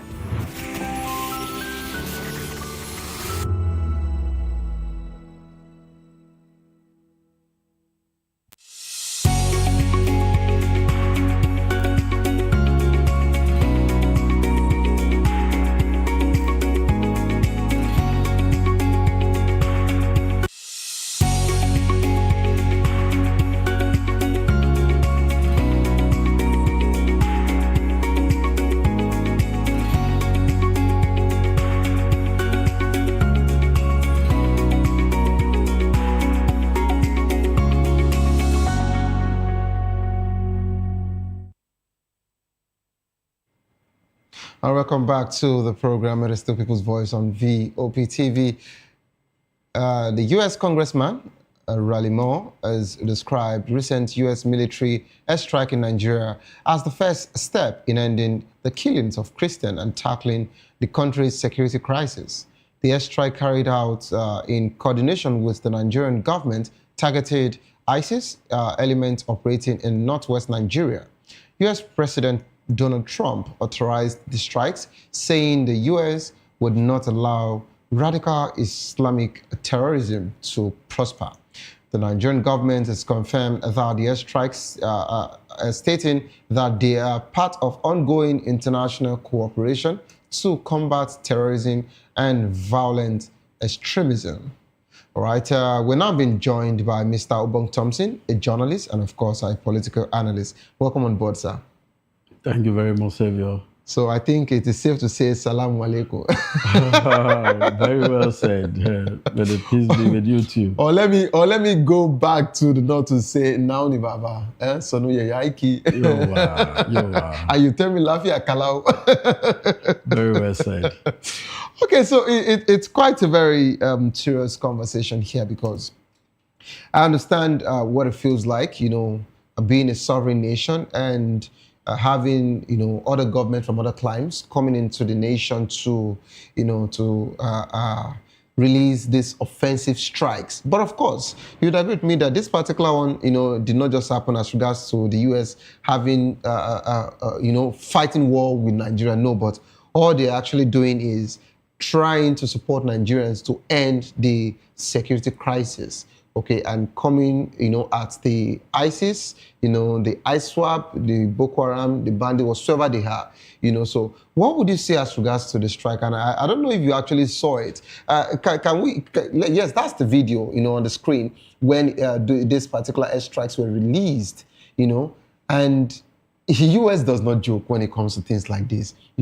I remember some, weeks ago, we talked about all of this particular, and some were even saying that, Trump was not going to do anything about it. He was not going to, they were going to just look for how to, negotiate with Nigerian government or just support them from afar. But nobody actually saw it, that the U.S. government were going to, take this strike up. We were thinking maybe they would just keep supporting Nigerians, by giving ammunition or allowing our Nigerian Air Force to, take all of these strikes. But for them to actually come into our soil and do this particular one, are you indifferent? Are you in support of this particular one?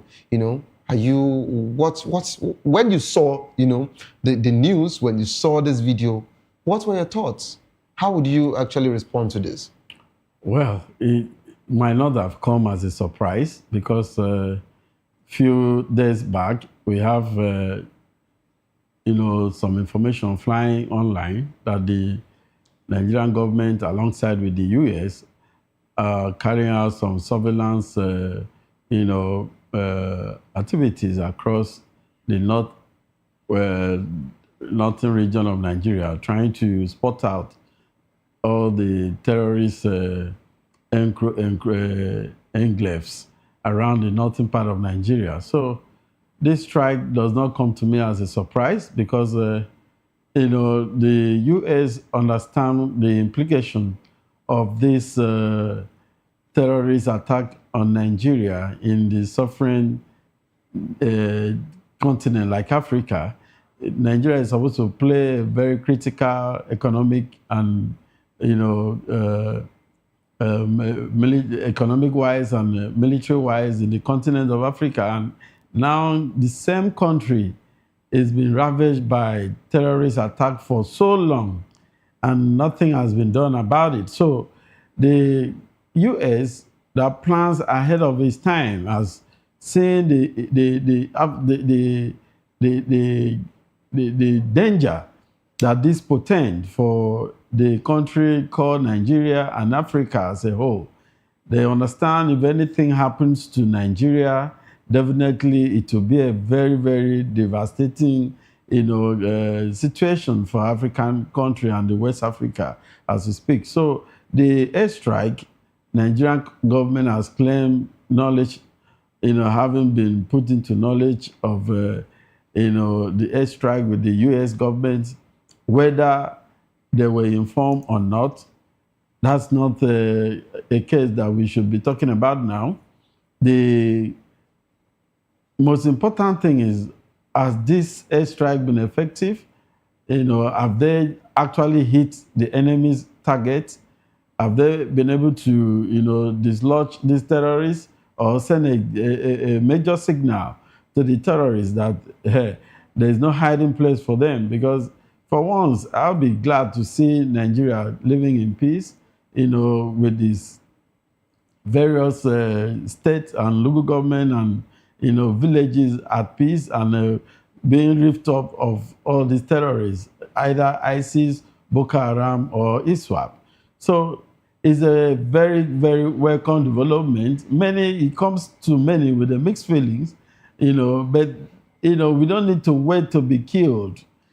It's better the U.S. intervene rather than ISIS keep killing Nigerians, killing our people, truncating our nascent democracy, taking away the fundamental right of people to move from various places, carrying out their businesses. So it's better the airstrike by the U.S., hit those terrorists that have caused several problems in Nigeria. As we speak, if Nigerian government is to come up with the data of, the losses incurred by this terrorist attack, I think it will be in the amount of trillions, both human losses, monetary, and otherwise.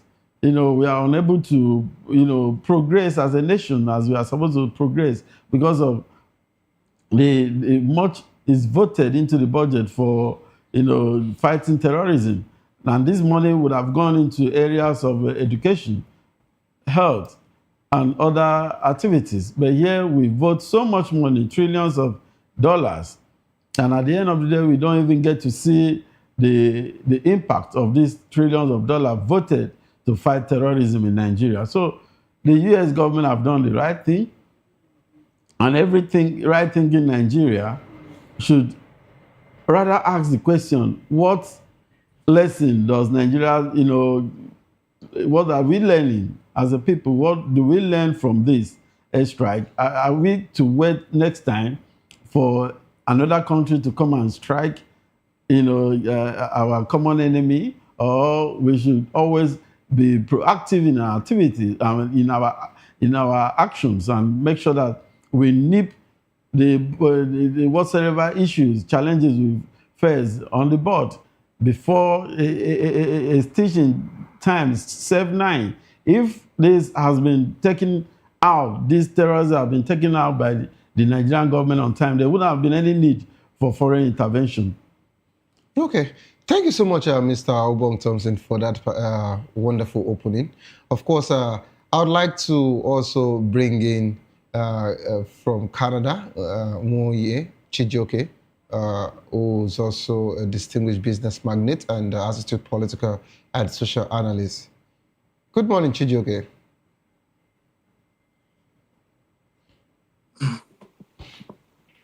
Hello, Chijoke, can you hear me? Yeah, I can hear you. Can you hear me? Loud and clear. Good morning to you. Yeah. Good morning, Xavier. How are you doing today? Very well, thank you. Compliment of the season. Now it's Canada. Yeah, it's as good as it should be.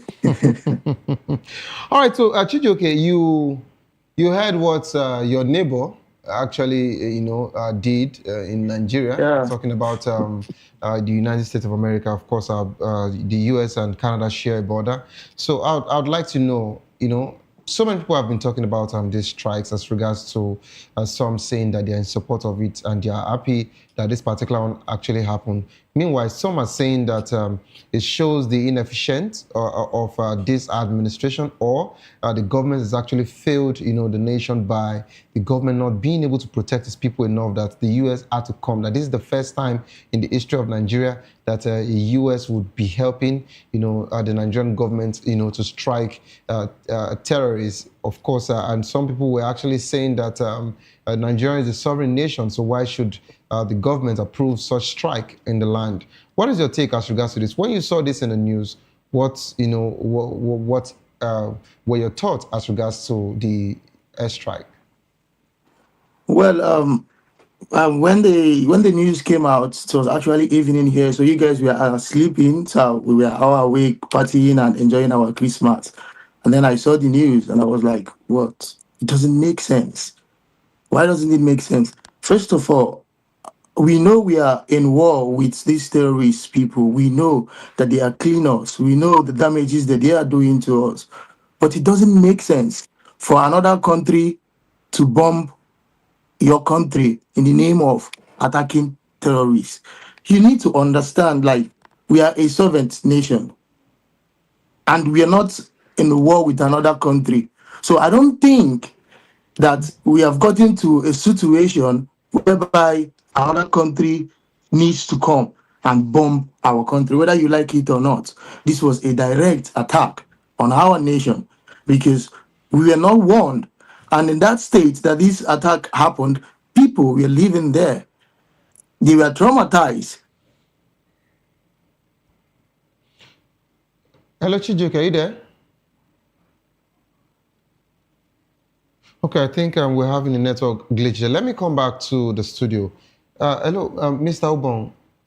Okay, so I love the fact that we're also getting the same, reaction here on air as you don't have issues with that particular strike. Of course, Chijuke is having issues with that strike.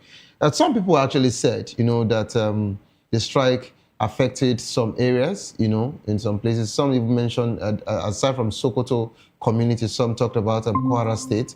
Meanwhile, some actually said it didn't affect anybody, that they actually got the right intelligence and they struck the right places. But some also still mentioned that this strike did not even, get to the terrorists, that it was just wrong places. So I don't know what we need to believe right now. But of course, what would you say as regards to this? Chijuke here is saying that the people who lived in the Sokoto community will be traumatized, or they are traumatized presently because you struck their area without their consent and all of that. And I think a particular political party and some chieftains in the nation actually said that they were meant to, Nigerian government were meant to have announced that before striking. And my question, if they announce such, is it even right? When we talk about intelligence, is it even right that you want to announce, such information before striking? Won't these people live wherever you want to announce, wherever you want to strike? And that, would actually now make me to ask you that can the airstrike alone effectively combat terrorism in Nigeria, or are ground troops needed to achieve long-term stability? Well, to answer your first question, the government of Nigeria, as a matter of fact, may not have the required intelligence to actually get to know areas that this airstrike will be carried out. As such, might not correctly have to inform the residents of this area, because we are talking about war strategy. And in war strategy, you don't need to allow your enemy to get to know your next step.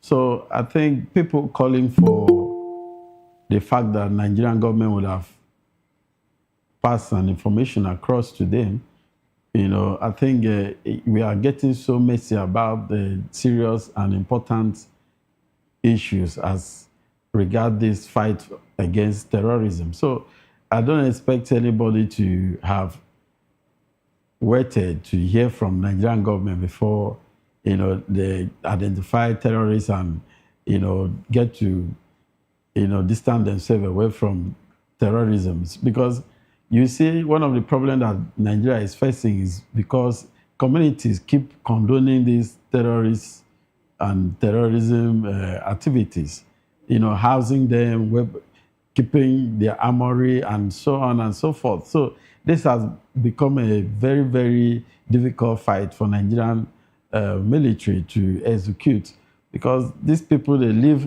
among the people as well.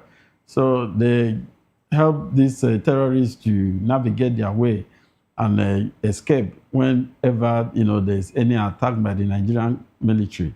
So I do not expect in any way the Nigerian government to, or the American government, to get to inform the residents of or communities of affected by this airstrike. So even when many might have adjudged it to be ineffective. But you understand that U.S. do not joke with their intelligence. They have gathered enough intelligence, and before you see them striking, they are striking on their target, and they have reasons for striking. So we cannot, on our own, mere men cannot adjudge the airstrike to be ineffective in any way. So I believe the government has to cooperate at this point in time, and then the communities too have to cooperate. If you know there are some terrorists come in your area, do it well to report to the Nigerian government and evacuate the innocent people away from such territories so that the fight can be successful against the terrorists. So the other question you asked about the... Yeah, so I was asking, I said that, is this airstrike, enough as regards to, combating this whole terrorism situation, or do we still need like foot soldiers, to also be accompanied or to, do their bid? Because we don't know if after the airstrike thing, all of this particular thing will die down, or we still need the foot soldiers. And now our Nigerian foot soldiers have been doing their job. Do we need them, the US, to send their foot soldiers to actually have like a JTF, a joint task force, having their Marines to come into our land to also assist as regards to food troops? So I just want to confirm that. Well, these are war strategies, and the best executionists are the U.S. government and the Nigerian government. So on the approach they have to, apply, it depends on the cases, they found themselves. If only the airstrike will not do the job, then they will find a way to, have a ground, marine to go into all those communities to actually finish up the job. But it all depends on what their targets are. So if their target is to, completely, like I said, most of these terrorists have a hideout among the people. And you find it very difficult to separate who is a terrorist and who is a member of the community. So it has been the major challenges that Nigerian military has been facing. And the issue of sabotage, should you want to send in the foot soldiers, we have had cases in the past where such approach have been used, but there has always been sabotage and compromise from, this loyal member of the military in Nigeria. Probably before they get there, they'll pass an information to the terrorists, to evacuate. So this has been the issue bothering the Nigerian state.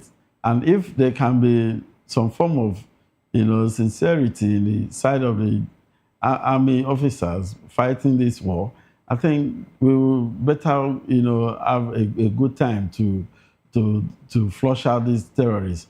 But the fact remains that as long as these affected communities keep taking the fight against terrorists as a fight against them, it becomes a problem. We have heard so many of like Sheikh Gumi still maintaining a stand that Nigerian government should have allowed the US government to carry out a strike, that the terrorists are their own people. So these are the mentality that keeps on, discouraging the smooth fight against terrorists in the northern part of Nigeria. Okay, thank you so much, Mr. Obong Thompson, for that wonderful submission again. I think we have Chijoke back now. Hello, Chijoke, are you there? Hello, Chijoke, are you there? Please unmute yourself. Can you hear me? I've unmuted myself. Can you hear me? Okay, we can hear you loud and clear. All right, so Chijoke, you were trying to give your submission as regards to the strike. You said you're not in support of the U.S. airstrikes. So what would you have, wanted the Nigerian government to do? Don't forget that some months ago we talked about how the Nigerian army, actually lamented as regards to having to work with the so-called repented, bandits and terrorists in the nation. They said after they've repented, they get to reintegrate them again into the system. And now they ask them to join the military. And that's the reason why before they get to a particular point, the terrorists, the people that they're looking for are gone, and they keep attacking them. So they actually raised the concern. The infantry actually raised the concern that they don't feel safe as regards to, all of this particular movement, both from their superiors or the government and all of that, reintegrating these repented bandits into their midst. But you said today that you are not okay with it. You said that the strike was not meant to be. And don't forget that before any intelligence goes out to say that they are going to strike a particular place, it is all gone. We have how many military men who have been killed now, even to the one that actually called to say that he escaped somewhere. And immediately he finished that call, they were able to trace him, and he told his own people, they were able to trace him and kill him. We have different issues going on in the nation. And it's really looking like if Nigerian government alone and the military in Nigeria wants to just, give themselves the intelligence and from the NSA and to, take up this particular situation, it is always, mission aborted, okay? Or the whole effort is always wasted. So that's the reason why the Nigerian government decided to, partner, collaborate with the United States of America. But if you're actually saying that this is totally wrong, or you don't like the fact that the US actually, struck, some of these places. So I would like you to actually, give us more thought and, of course, elaborate on the reasons and your concerns and the reason why you feel it is wrong for the US to actually assist Nigeria. For that wonderful question, and I like the way you put the question. But first of all, I need you to understand that this is not, whatever I'm going to say today is based on my opinion. Okay. And this, my opinion, are based on my observation on what is happening in the terms of the Nigerian government and the United States government. Now, I'm not in support of this airstrike because Nigerians have not gotten to that stage. We have not gotten to that stage whereby a foreign country will just have to come and drop bomb in our nation. That is not acceptable. And we have not gotten to that stage, one. And then two, you need to understand that these politicians, they are smart. They are not there because they just wake up or become politicians. No. For a very long time, we have been on this tension. Oh, that we need the United States to come and fight these terrorists for us. United States to come and fight these terrorists for us. I am saying this in this perspective that this is just a setup for the United States. The Nigerian government be like, okay, United States, come and then prove yourself. Come and do that thing that you can do. Let the people see that we are actually trying our best. We couldn't do it. Then you come and do. If you notice the attack, it happened. No target was hit successfully. No terrorist was killed. It was just like nothing happened. Now this will tell you, it's like because of course the United States they're not weak when it comes to intelligence. And I also read the news where the foreign minister said that they communicated with the United States 2 times before the attack and 5 minutes before the attack, which means that there have been a constant communication between the United States government and the US government. So tell me, the United States government and the Nigerian government. So and that period of time is enough. If we have saboteurs in the government to leak this information, they can. And don't forget, allegedly, I also, before this thing happens and before this news, I also heard that on the 24th of December, some people who are living around Sokoto actually saw these terrorists leaving that same spot. Because just like he said, these terrorists, they are not hiding. They live within. On the 24th, some people are saying that they saw them leaving the checkpoints where we have security agencies. And after 24th, after all these things, and then it happened. So which tells you that at some point, I was thinking that it is our military. But no, because our military are not just complaining about saboteurs. They are also weapons to fight these terrorists. So many things that is happening that, US cannot just make mistake and like this, their intelligence is so superior to just waste their weapon, their money, and just like that. No, this to tell you that the insecurity we are fighting in Nigeria is within the government. Because now, what are we saying?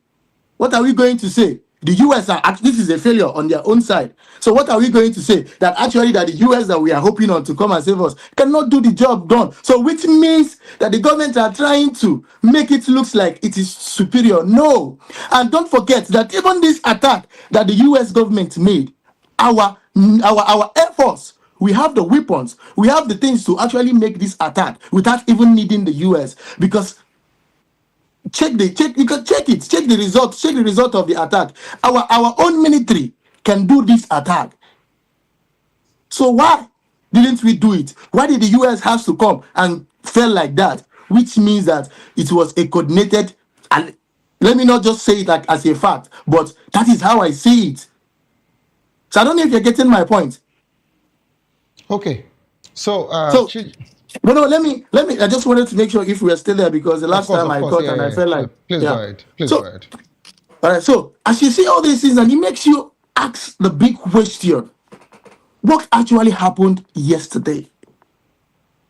What actually happened yesterday? Because this is not a mistake. It cannot be a mistake. And people are trying to say it's a message. Message to who?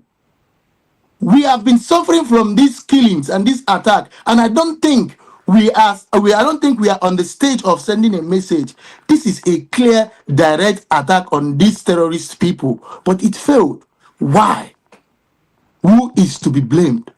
So the government will want you to blame it on the US that they failed. But the question is, have the US failed like this? Even the war with the Israel and Iran, the attack that the B-20, the attack it made on the Iran nuclear site. Although the attack wasn't severe at the Iran said, but they made some damages. This is how superior the intelligence is. So what happened yesterday? Who is really feeding these people this information? Who are these terrorists working for? What is happening in our country? Does the government really want to fight these terrorists? Or are they playing politics with us? Because that is what it looks like. Who are you going to blame now? These people were there. Information notified the US government and even the Nigerian government that these people were there. But on the at this point, I expect people to, like some TV stations, to start going to these locations and start asking people questions. What is happening? People like, I am in Canada. When these kind of things happens, you see investigators, you see journalists moving around asking people, what happened? What did you notice before this attack? But nothing is happening. Are we that dumb? Are we not seeing clearly? So the Nigerian government really needs to tell us, because there is, even the Donald Trump, the president of US, was so sure of the attack that he had to make the comment on it by himself first, because he was the first person that made the tweet before everybody saw it. He was so sure. But what he wasn't sure about was how these people left that location before that attack. So what is happening?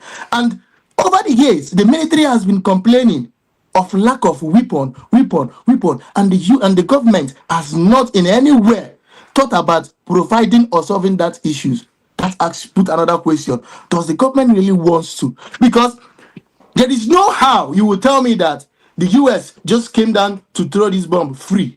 No, there was some kind of arrangement. There was some kind of agreement between the Nigerian government and the US government. Why couldn't they make that arrangement in such a way whereby it will help our equip them in such a way that they can fight? Because our military has never said that they could not. You see the videos every time that you see the videos of this military attacking. You see that the weapons that these terrorists use are always bigger than them, and than our own. So why won't our government use this opportunity to negotiate a better deal that will equip our military? Let's fight this thing once and for all. Instead of, we don't need them to come and throw this bomb. Doing this thing is we are equipping the egos of America, telling America is using this opportunity to tell the world that they are still in charge, using us as a scapegoat, using us to put fears in other nations, in other African nations. Now, because if America can drop bomb in Nigeria successfully like this, how sure are you that they cannot do it in Mali, in Niger, in Burkina Faso, and other countries? So America is using us as a scapegoat to tell other nations that this is how capable that we are. But we don't need to go through that area. We could have made a better deal on how to equip our military. But no, we did not do that.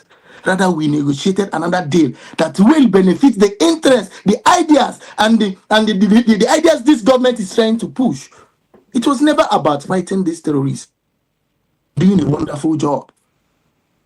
This proves that our military has been doing a wonderful job. Because if the US could fail like this, and our military has been trying to succeed, this tells you that it is not, the problem is not with the military, it is the government. They know themselves. Okay, so Chijioke, what you are saying now is that for all of the strikes that actually happened, none of them hit the targets. Is that what you're saying? None of them. Have you not seen it? See, when the US hits a target, they show you evidence. You see the evidence. You see people.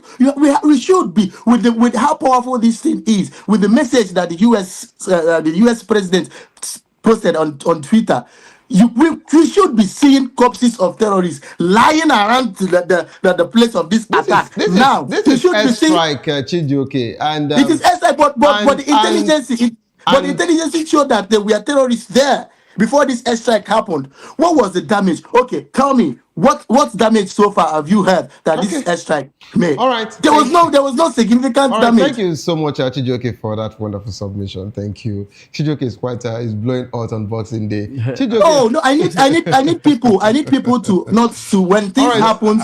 When this happens, Chijioke, I just want us to think with our own brain, from our own perspective. Chijioke, thank you very much for that particular one. All right, quickly, I'm going to just read this. Sheikh Gumi says that Nigeria should halt all military cooperation with the US. Okay, so he mentioned that particular one. And of course, he also still said that all US airstrike risks turning Nigeria into theater of war. We don't actually know what he's saying there. Maybe he's saying that it would offend, the terrorists in Nigeria to now, amplify whatsoever they've been doing before now.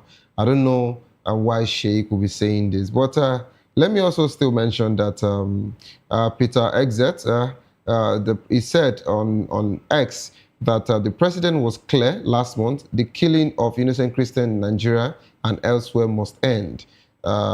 This is always ready. Okay, the Department of War is always ready. So ISIS found out tonight on Christmas. More to come. He used that statement, more to come. We don't actually know when next the United States of America will be striking again. But away from that particular, just to buttress what Chijioke has said, someone called Saki, of course he's a northerner, on X also said that the US is a clown. An airstrike drop in an empty part of a village that neither targeted nor killed a single terrorist is what you are celebrating as victory. So we don't actually know what that particular one means as well. But Mr. Obong Thompson, I would like to come to you so we can wrap up the conversation now. First, Chijioke talked about US, doing all of this just to, add up to their feathers and to make, of course, to make other countries, feel that they are still in charge, and feel that they are still the world power and they can actually come into any country at all. So what potential implication might the airstrike have for the U.S. relations with other countries in the region, of course, and globally? And do you also think, do you share the same ideology, that the airstrike actually landed on empty lands and, of course, the intelligence was sabotaged? I'd like you to take that, please. Well, I think that's a wrong narrative by certain, opinionists on this matter, trying to water down the airstrike by the U.S. on the terrorists, because we are not talking about Nigerian government or Nigerian military. These are military, country that has very good intelligence gathering, and they work based on intelligence. They are not ready to, waste their military equipment for nothing. So I believe before any airstrike is being carried out, there has to be, monitoring. A drone has to be constantly monitoring the targeted area, to give signals, before the airstrike is being carried out. So it will be very, very impossible to, play with those kind of sophisticated weapons, used by this military, U.S. military. So I quite disagree, with such narratives. So as regards the relationship the airstrike will have, Nigeria sometimes ago intervened in Liberia, South Sudan, and I think one other country, and that wasn't to show that Nigeria has they have muscle, they have flexing muscle because they have the military might. No, they were there to keep peace, to make peace and make sure the West African states remain at peace, with one another. So it wasn't to flex muscle. So the U.S. intervention in Nigeria, in whatsoever many people's opinion might be, is not to flex muscle as the war policing power. No, but they understand the aftermath of war in various countries, and Nigeria is a critical stakeholder in Africa and West Africa as a whole. So for anything to cause chaos or disintegration or war in Nigeria, it would really affect the African continent and majorly the West African nations. So it's better to intervene at this particular point in time so that there can be peace across African countries. So this is not in any way, in the other way around, it might send signals as well to other terrorist groups, in Africa that they have no hiding place, because they might feel they can do anything they want to do with the African nations, African territory. But they should understand that the global war will not stand by and watch them, killing innocent Nigerians or innocent Africans. Okay. Thank you so much, Mr. Obong-Thompson, for that particular final thought. This is how far we can actually go. We're pressed for time, and that's why we cannot take, more submissions at this time. If you love the world of sport, I'd like you to stay put to enjoy Locker Room. Of course, coming up next is Locker Room with the sports guys. African Cup of Nations is still on the way. And of course, the match is still on. So I'd also want you to, keep up with them so they can actually give you, good stories and news as regards to the world of sport. Thank you so much, Chijoke, for being part of the show all the way from Canada. And Mr. Obong-Thompson, thank you. This is how we can actually go on the program this wonderful evening. Don't give up because it is not over. Tough time doesn't last, but tough will do last. Whatsoever your face will soon be over. And you will definitely smile again. My name remains Saviour Udo. Have a good evening rest.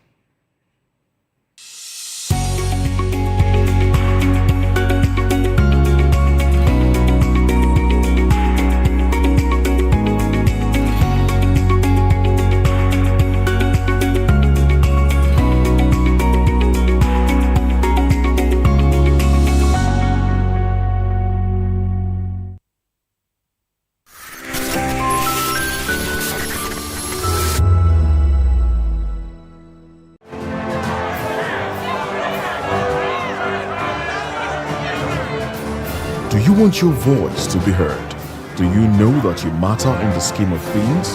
The People's Voice, the show where ordinary citizens take center stage as we discuss the biggest stories that affect you and I, with you in mind We facilitate lively discussions, debates, and interviews on the topics that matter most to you and I, from social justice to economic empowerment, education to healthcare, governance, and more, tackling tough topics and amplifying your voice. Join the conversation and make your voice count. The people's voice. Make your voice count.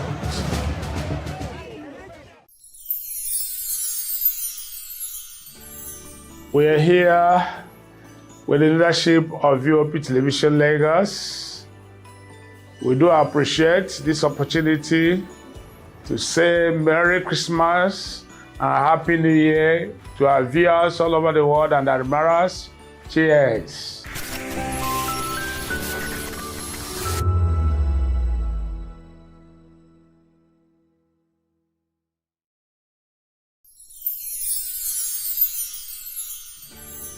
It's a season of love, a season of joy, a season to celebrate you because you deserve it. From all of us at Voice of the People TV, we only want to wish you a very merry, happy Christmas and a prosperous new year ahead.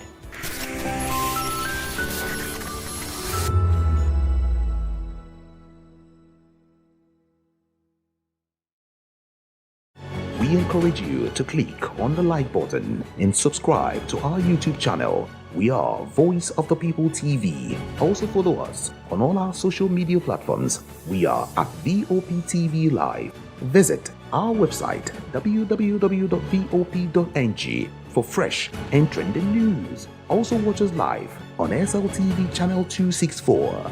VOP TV, Voice of the People Television. This is African News on Voice of the People Television, where we don't just bring you the news, we bring you Africa's heartbeat, the policies that shapes our world, and the economy that determines our future. African News on Voice of the People Television. Stay with us. Are you ready for the extraordinary? Something big is happening on your screen. Introducing VOP TV, now streaming on SLTV channel 264. From breaking news to captivating conversations, news analysis, giving you all sides to the story. We break in-depth discussions on the issues that matter, from politics to sports, entertainment, and lifestyle. VOP TV on SLTV channel 264. Join us as we redefine what television means to you. Voice of the People Television, VOP TV. Now you have more than a voice.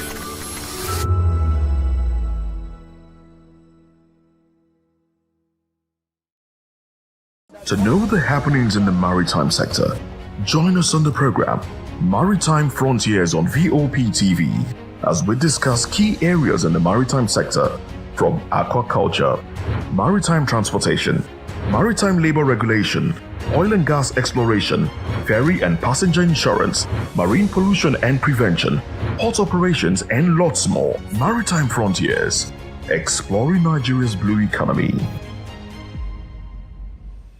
2564 is coming up on Barney 9, right? 2564 Atlantic Tower.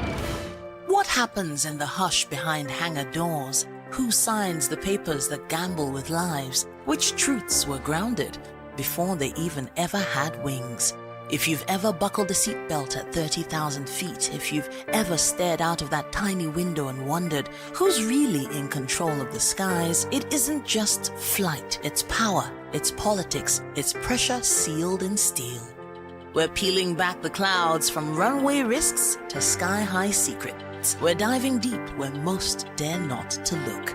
Aviation Scope, every Sunday at 7 p.m. only on Voice of the People TV. We don't just report, we reveal. We don't just ask, we uncover. Because when it comes to the skies, ignorance is turbulence. Aviation Scope, the sky isn't the limit, it's just the beginning.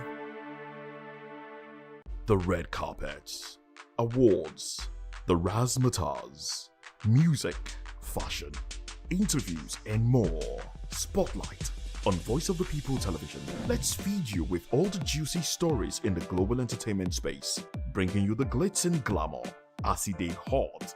Stay tuned to Spotlight, 1 p.m. Monday to Friday. Spotlight on VOP TV. Entertainment like never before.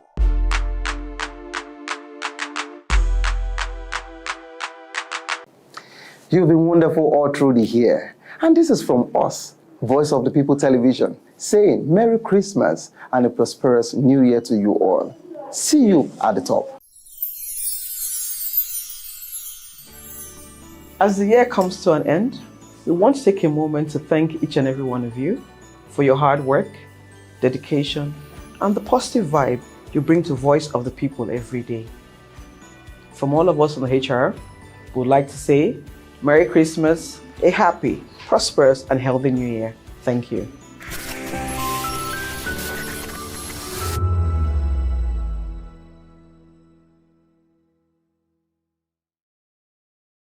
Welcome to the locker room, the home of football talk that matters.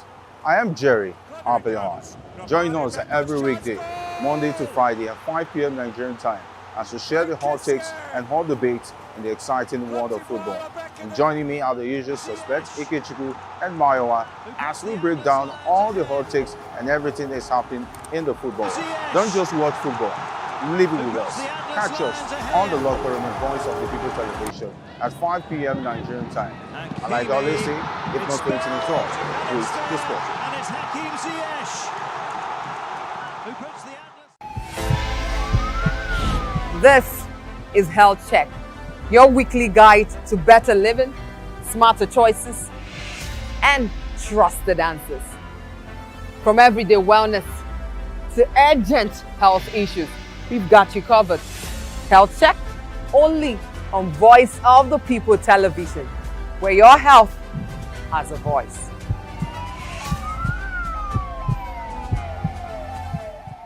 Behind every broken desk lies a broken promise. Education shapes the nations. But who is asking the right questions? Introducing Edu Dialogue, the show that goes beyond the surface, exposes the cracks, the corruption, and the silence in Nigeria's education system. Edu Dialogue, Saturdays, 3 p.m., only on VOP TV. We break the biggest stories, from missing funds to policy failures. We ask the tough questions and demand real answers. Edu Dialogue, this Saturday, 3 p.m. on Voice of the People television.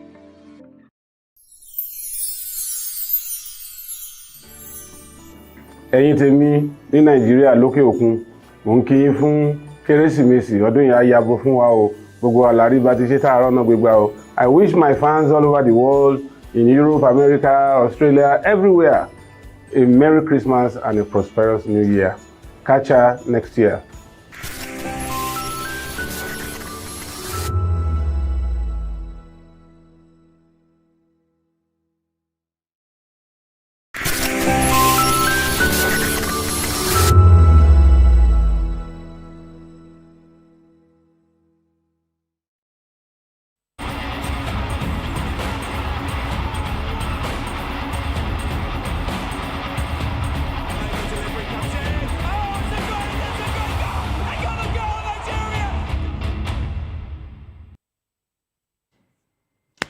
Merry Christmas to all the Christians across the world. And I say from us here at Voice of the People TV, I'm Ikechukwu Agwago. Welcome to Locker Room, another very special edition of the show. Today is the Christmas day and football generally has been suspended. In the APL, even the AFCON had to actually give way for the celebration. I can tell that a lot of persons really having fun at this point and so many conversations actually brewing. Love to actually talk about today, and of course, helping me to break down the conversation is definitely Mayowa, who definitely joins virtually. Good evening, Mayowa, and welcome to Locker Room. Merry Christmas to you. Good evening. Merry Christmas to you. Probably maybe I will step into the studio to come and get my own, my own jollof rice because I know it's happening at the studio. But in any case, in quotes now, boring Christmas day for football lovers. There's no lot. There is no a lot of football on the ground. The AFCON is taking a break after we've seen over 60 goals being scored in the first round of games. That's how impressive the AFCON has been. None of the games played so far, has not produced any goal. That shows, the improvement over the last tournament. But in any case, a lot of football to talk about, and it's also the time is getting close to the transfer, rumors coming out now about players moving all around. But in any case, we are here to break it down. It's always amazing to join you, Ikechukwu. Thank you for having me. Absolutely. It's a lot to talk about in this edition of The Locker Room. And of course, if this is your very first time to join us on the show and you're not yet part of the family, all you need to do is to hit the subscribe button. And of course, do not forget to like and share our content. And of course, right there, we would like to also hear all you've got to say. All you need to do is to actually call the number beaming on your screen, or you can also leave us a message on our YouTube platform. And of course, very much important, just hit the notification bell so you don't get to miss another edition of the show. Yes, we kickstart with the AFCON. Of course, it's the biggest showpiece going on in the world at the moment. Last Nations Cup, we saw 119 goals scored in the entire tournament. That's the history for AFCON. And of course, in the group stage alone, 89 goals was actually scored. And as at 24th December, yesterday, 29 goals has been scored in this edition of the AFCON. A big question mark if this year is going to actually surpass the number of goals that have been scored. We wait to see that. But it's going to actually start with the game against the Carthage Eagles of Tunisia, where the Super Eagles will be firing out in that particular game come tomorrow. And of course, a lot has been talking, a lot of conversation have been, going around about that particular game that's going to be played tomorrow. And the coach of the Super Eagles, Archbishop, is focusing on enhancing the Super Eagles' performance ahead of their upcoming match against the Carthage Eagles of Tunisia. I mean, it's going to be all Eagle affair because a lot of persons actually know what it's going to mean when you play against a side, that's got Manchester United protege who actually left the club at some point, talking about Madrid Haniba, who has been sensational for that particular side, and they did it very good job. It did a very good job against, the Ugandans. 3-1 that the first game actually ended, and now it's going to be a game of the two big sides in the particular group.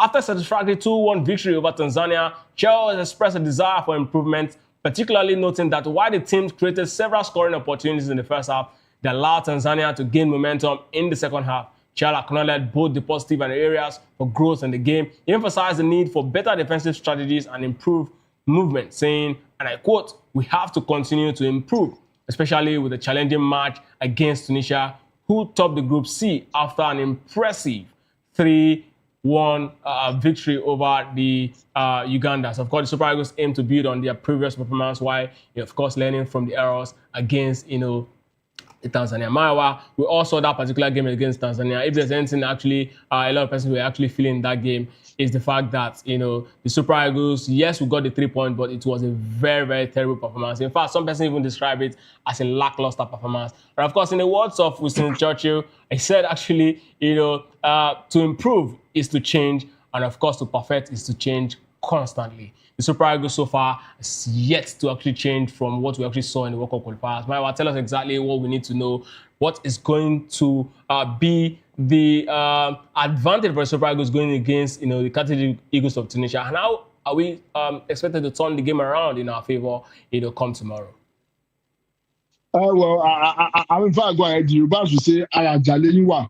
what matters most is in as much as the performance was not good, we secured the 3 points, and that has put us, in a much more better position. It takes away the pressure from us going into the game against Tunisia. Imagine if we had lost that game or we have drew that game. We would have been under a whole lot of pressure, and playing against a Tunisian side that is much more better than the Tanzania side would put us under a whole lot of pressure. However, going to that particular game, there are a few things we need to do.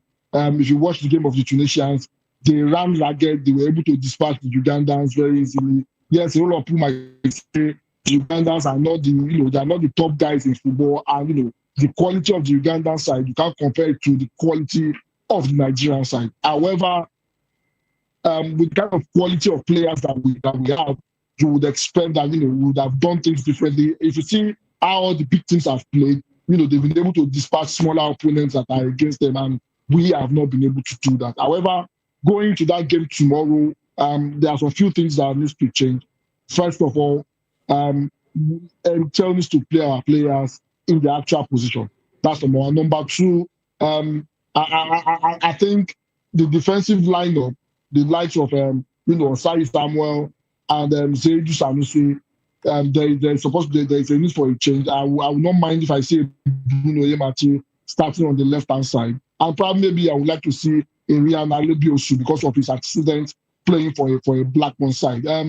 I would not want and it will be to be played out of position. Yes, he was able to do a decent enough job in terms of playing the passes. However, he was restricted. We couldn't get the best of it because the game tomorrow, the battle will be in the midfield. And if you begin to play players out of position, I think we should end up midfield to the Tunisians, and that might spell disaster for us. What I'm suspecting is this: because of our frailties in the midfield, I'm suspecting, and the defense also, I'm suspecting Eric Chell probably want to play, a two deep-seated midfielder, a two defensive midfielder to provide protection, then why sacrificing a bit of creativity and be relying on more of the counters and our wingers to do the job and supply, and the floor. I'm suspecting that's what he wants to do. I do not agree with it, but I'm suspecting that's what Eric Chell probably wants to do in that particular game. Still talking about the game against, the upcoming game against the Carthage Eagles of Tunisia. There are reports that the Super Eagles will definitely be playing their game behind closed doors. And before I even go into that particular conversation, players like Akwa Adams and ex-international Sunday Ogochukwu have actually come out to have dissenting opinions about this particular game. Akwa Adams actually stood strong right there behind his manager, saying, "Hey, this man has what it takes. He's definitely going to help us tactically to actually overcome the Tunisians." Why, Ogochukwu Olise, former skipper of the Super Eagles, also said that this Super Eagles team does not look like a team, that is ready to actually line the big title. Of course, a couple of months ago, he was actually, one of the very strong vocal supporters of, this Super Eagles and Eritrea. But after the game against Tanzania, he seemed to actually have, taken a very different opinion this time around. Now the Super Eagles have actually decided to actually move, into a private session to actually train behind closed doors. My wife, there's anything I've known over the years, when teams decide to actually train behind closed door, it tells me that they're either not confident of themselves or they don't really see themselves as the big dog in this fight. My wife, help me understand if I'm actually wrong about this. I think what the is trying to do, and I will not fault him. Sometimes this is not the first time we've seen players, team call a closed session, meaning they do their training in a closed session. The reason for that, majority of the time, I don't think it has to do with confidence. It's more of, not letting people see exactly what they are planning out. Because, if you are doing an open session, somebody can literally sit down and scout exactly what you are doing and take notes, and that might be used against you. I think it's more of, taking them away from distractions. Probably there's a lot of distraction. That's number one. Number two, also trying to be mysterious, against the Moroccan side. And I will not blame an Akwa Adam. Eric has given me an opportunity to be able to be part of the team, to be able to play regularly. Definitely will come out to defend his coach.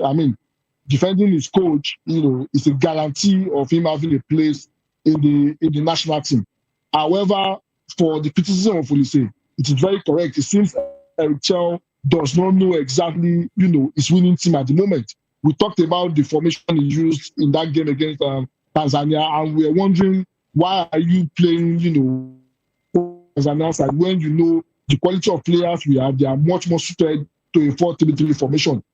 What is not sure yet of what the right formation is. That's number one. Number two, he continues to play players out of position, and that is a strain on those players. You are playing them out of position and you expect them to perform, and that adds to the pressure of the performance on the field, because they are representing Nigeria and the pressure of Nigerians are on their social. So these are the things that make people to doubt them. So for me, I think what Excel needs to do, a lot of people what he needs to do is he needs to go back to the drawing board, look at how our players are flourishing, play them in the right position, and you will get the best out of them. Playing them out of position does not work, and it doesn't favor us. And that's the reason why, we continue to see this lackluster performance. How do you explain playing an Iwobi as, a deep-sitting midfielder? It doesn't work. Yes, it worked against Tanzania because they didn't have enough body in the midfield. But in the second half, when they came out, Iwobi struggled a bit, and that is because.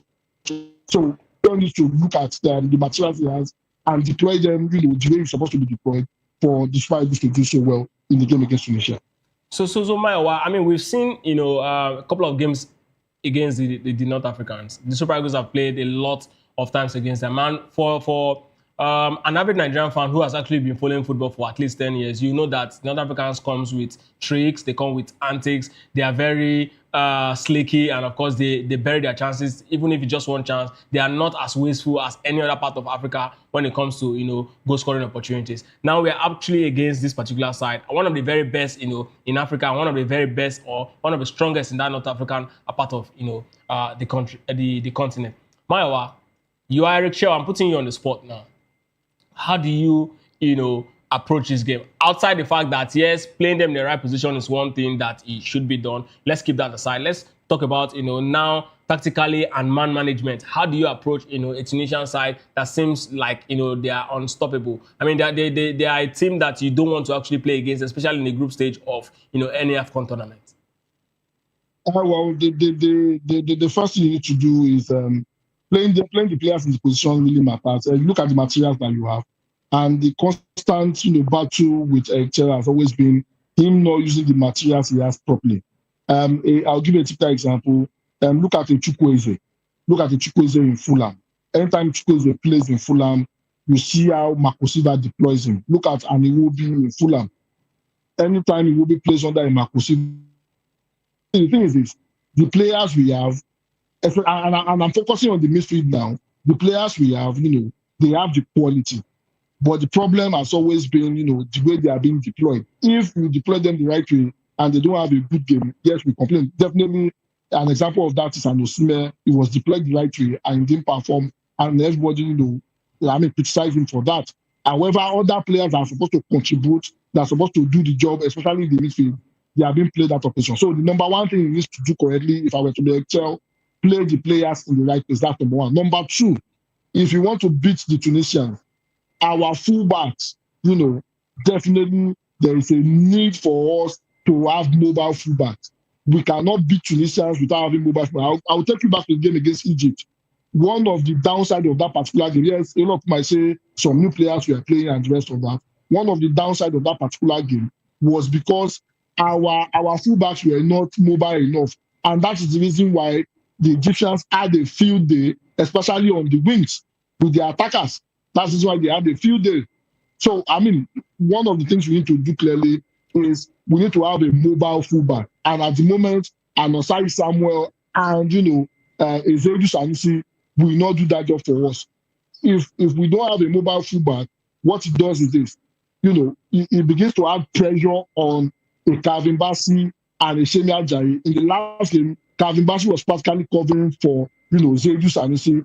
And how long will he do that against a Tunisian side that are well coordinated? So, first thing, play the midfielders in their particular role, in their appropriate role. Don't play them out of position. Then ensure that we have a mobile fullback. If we do that, it creates room for us. It creates a lot of body for us to work with in the midfield, and it starves, the Tunisians a lot of space. The moment you give them space to operate, we will be in trouble. So those are the things I would do if I were to be a child. All right, so we're still talking about the Super Eagles, and of course, we'll look at the players individually. You mentioned a particular player in Zaidu Sanusi, and of course, very interestingly, Garba Lawal, former Super Eagles international, has also come up to actually address the criticism directed towards Zaidu Sanusi, and he actually talked about the goal that was considered in that match against Tanzania, arguing that singling out one player is not actually healthy for the team. He also said that Zaidu Sanusi's experience as a player of the Super Eagles, and of course, as 5 seasons in Porto speaks volume for himself, that the people should not actually attack him, that the guy actually did a very good job in that particular game, and no single player deserved to actually be singled out when a team had a very terrible showing. I'm asking you this directly. Tell me, does this defense of Garba Lawal, does it come with certain level of merit as an ex-international, or is there something that has to do with the quota system? A lot of persons are talking about Zaidu Sanusi being part of the team. Is that why Garba Lawal is actually towing that particular line to actually defend a man who comes from his own part of the country? I'm just so surprised. I've met Garba Lawal a couple of times, and I'm disappointed with the comments. Does he have the same opinion about Osimhen? Everybody, has a speak out for Osimhen. Osimhen is one of our top performers in the national team, and everybody even said we are Osimhen FC, which is true. Osimhen does not play well; we don't score goals. And in that particular game against Tanzania, they were giving him chances, and he was missing the chances. This is somebody that performed so well for Nigerians, and Nigerians came out for him, which is actually the truth. If you're not doing well, your job as a player, you will be criticized. That's just the bottom line. If you know you can't face criticism, then don't play. If you are in the arena of performance, criticism comes with it. Zaidu Sanusi was very poor in that particular game, and this is the reason why it annoys me so much when we do this federal character of a thing. This is federal character speaking, and that's just the honest truth. That goal that was considered was a fault of Zaidu Sanusi, and that's just the honest truth. Every other player stepped up. He decided not to step up. They were playing a high line to keep the Tanzanians offside. It is very simple. When an attacker returns the ball back to in front of your 18, outside your 18, what you do as a defender, you step up. When you are stepping up, you are leaving the attacker alone. You are placing him in an offside position, and that is what they've been doing consistently. Every other person stepped up. Zaidu Sanusi was sleeping. Another thing that Calvin Bassey was practically helping Zaidu Sanusi out. Zaidu Sanusi, because he was not mobile, he was creating a whole lot of spaces, and not for only him. Also, Osai Samuel was doing it, but Osai Samuel was not as bad as Zaidu Sanusi. We should call a spade and not start hiding under the guise of this person are my guy. Now he come from my place. Make I not criticize him. That's wrong. I'm really surprised that Garba Lawal is supporting him and just that. In that particular game, he played poorly, and he deserves the criticism. Am I for the fact that they should banish him for the national team? No. Players have a bad day. Osimhen had a bad day. Does that mean Osimhen is not a good striker? No. He had a bad day. Work on it. If the coach feels he has rectified whatever issue he had in the first game, if he plays in the second game and he gives a very good performance, everybody will come here and praise him. I'm disappointed with that comment from Garba Lawal, to be honest with you.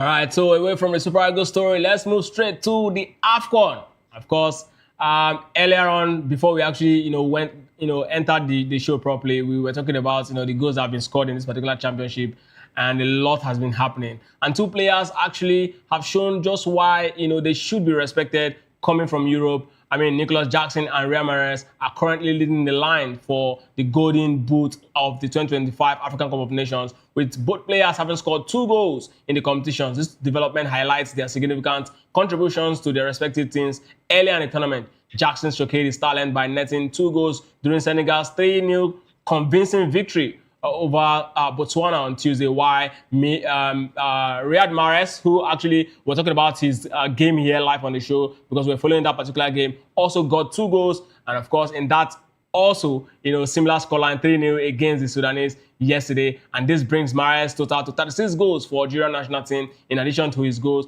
Mahrez has made history by becoming Algeria's leading scorer in AFCON history with 8 goals in the tournament. He now ranks second on all-time all scorers list for Algeria, trailing only Islam Slimani. Both players have set a strong foundation in the golden race for the Algerian national team. Mayowa, look at this Algerian.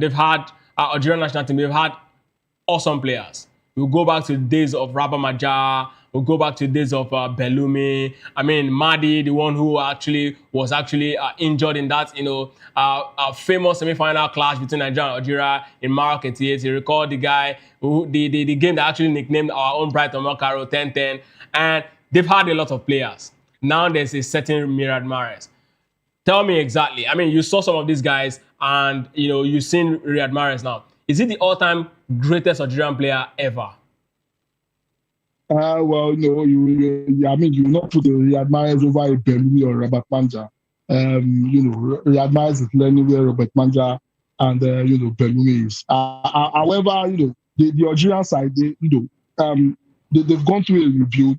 We even saw Zidane, the son of Zidane. We even saw Zidane in that particular game. Zidane to all the Zidane family, all of them were there to watch the son play as number one for Algeria, and it was fantastic in that particular game.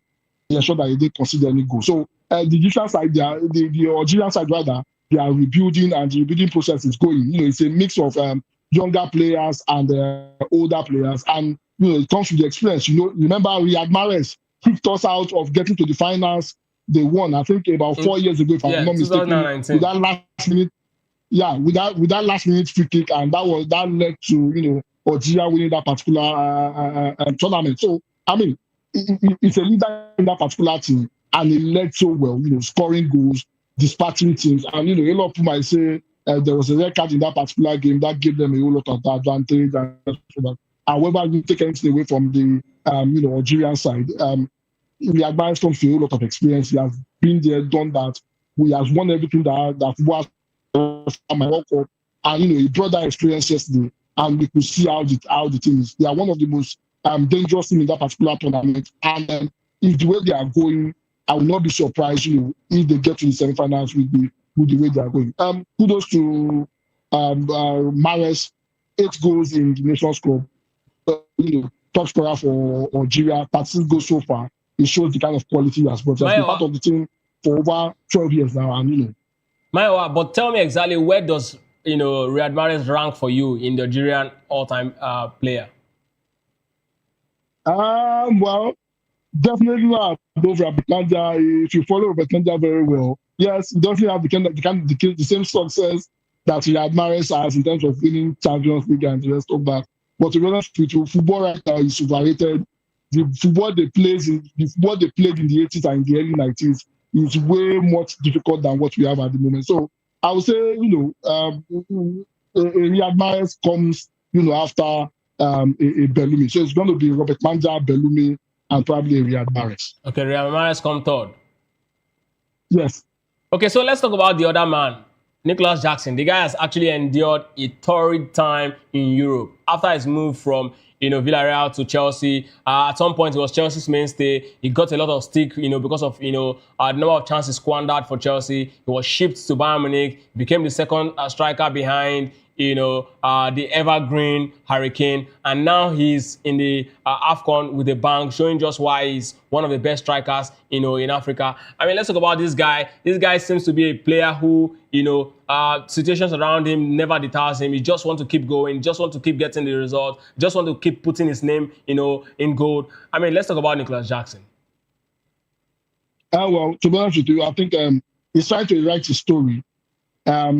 The game, the Senegalese game, it was a thorn in the flesh. If you look at the way he scored the second goal, the footwork was very, very fantastic. Taking, 2 defenders, taking them out, and controlling the ball and scoring that particular goal. It shows he has an instinct of a striker. Yes, he has struggled, and he's trying to write his story. And this is a good platform for him to be able to do that. In that particular game, he gave a very, very good performance. He was very instrumental in that particular game. He could have he could have scored an hat-trick, but unfortunately, that was not to be. If not for the heroics of the goalkeeper, he should have been able to score an hat-trick. But I'm really happy for him. I'm hoping this will boost his confidence, because you remember how he left Chelsea. He left Chelsea on the basis of him not having an opportunity to play. And even with Bayern Munich, it's a second fiddle to an Hurricane. Probably maybe this performance, puts him in better light with Vincent Kompany to give him more opportunity. He has not, he's playing like a player that plays regularly. And these are the kind of things you want to see from a player that's trying to rewrite his story. He had a bad start, and I think the Nations Cup is a good refresher for him, and we can see how dangerous he is. And I hope bigger clubs look at him and probably give him the chance to do what he knows how to do best in terms of scoring the goals. Let's look at the both teams. I mean, they started very strong in this AFCON. I'm talking about Senegal and Nigeria. I mean, looking at their very first game, where do you see them, at least, the worst case scenario in this particular championship, where do you see them ending? I mean, the minimum requirement, the minimum they will get, probably be a quarterfinal, because if you look at the performance from the World Cup qualifiers, especially the two teams, they were very fantastic in their World Cup qualifiers, and that's an indication of what the kind of intentions they have. And if you look at what they did in their opening game, the how they played shows that they have intentions. They have intentions for this particular tournament. They are not just coming to participate. They are coming to show class, and they are coming to give themselves a shouting chance at winning. So with this kind of performance, if they can sustain it, keyword on if they can sustain it, because I mean anything can happen in football, but if they can sustain the same performance, I think the least I would expect from them is getting to the quarterfinals. So let's now talk about the race for the Golden Boot itself. I mean, this guy is leading with 2 goals already. I recall the last AFCON, actually, Emilio Nsue, who actually got, the top scorer of that particular championship, scored 5 goals. And tell me, amongst all the strikers, Victor Osimhen, Riyad Mahrez, Mo Salah, Ademola Lookman, Omar Mamouche, and a host of others, Nicholas Jackson himself, who will you put your money on in this particular championship that, in the end, this guy is most likely going to be, the top scorer of this particular championship? Mo Salah has just got 1 goal now. Ademola Lookman 1. Victor Osimhen yet to register a goal in this particular championship. But then, of course, their quality, they have what it takes to actually deliver in big moments, and that's like what a lot of persons will be hoping will count for them. But tell me, where will you put your money in the end for any of these guys who will pick the Golden Boot at the end of the day? Well, let me first of all say, this particular tournament will not be like the last one. The last one, the highest was 5 goals.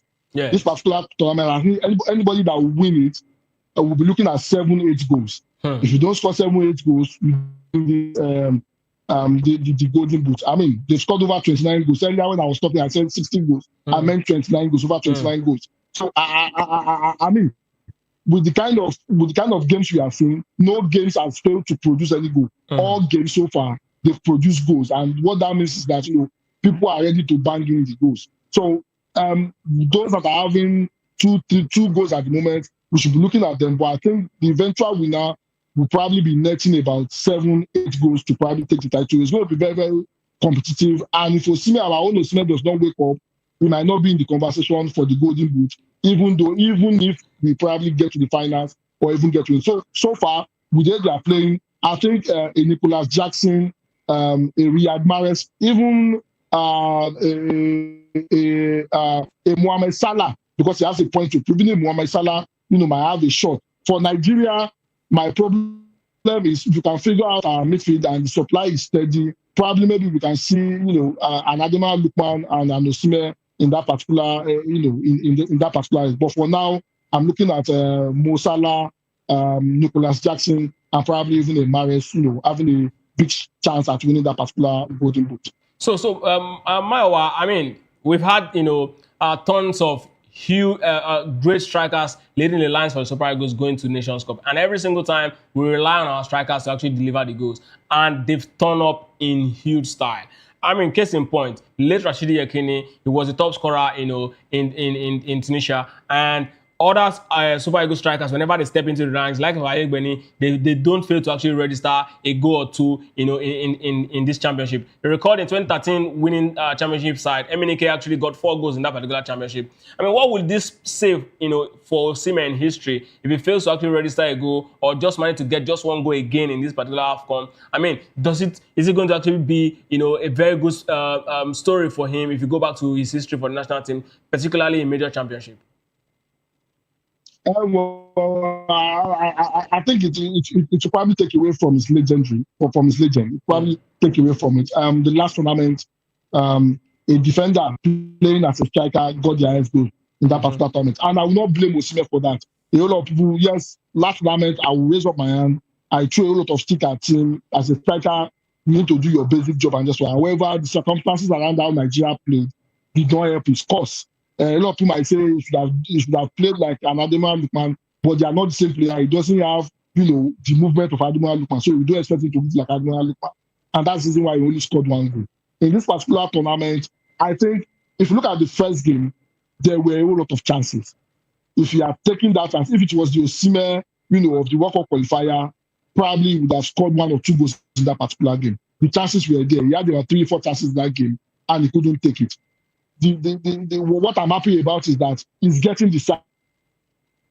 So get the service just like he did against Tanzania. I'm 100% sure that Osimhen will net at least 3-4 goals before the end of this tournament.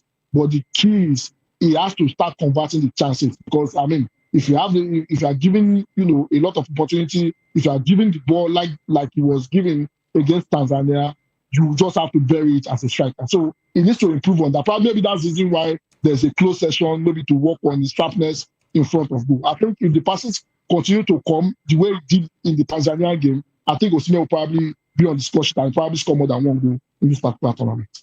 But in the end, if it fails to happen, and then we have an Ademola Lookman score more goals than Victor Osimhen. We've seen strikers go in this into a championship like this. The likes of Didier Drogba, at the end of the day, they don't end up winning it. Because for me, right, one of the things that's going to really cement, like you said, is going to really take a lot away from his legendary. If a striker goes into a particular championship and fails to actually hit the number of goals, the chance of the team winning the particular championship is going to be very slim. Mayowa, that's exactly what the case is. And now Victor Osimhen, like you rightly also pointed out, that in the first game, he was quite wasteful. If it happens in the second game against Tunisia, a side that is definitely certain that the Super Eagles is going to be limited, to few number of chances. What happens to the Super Eagles at the end of the day?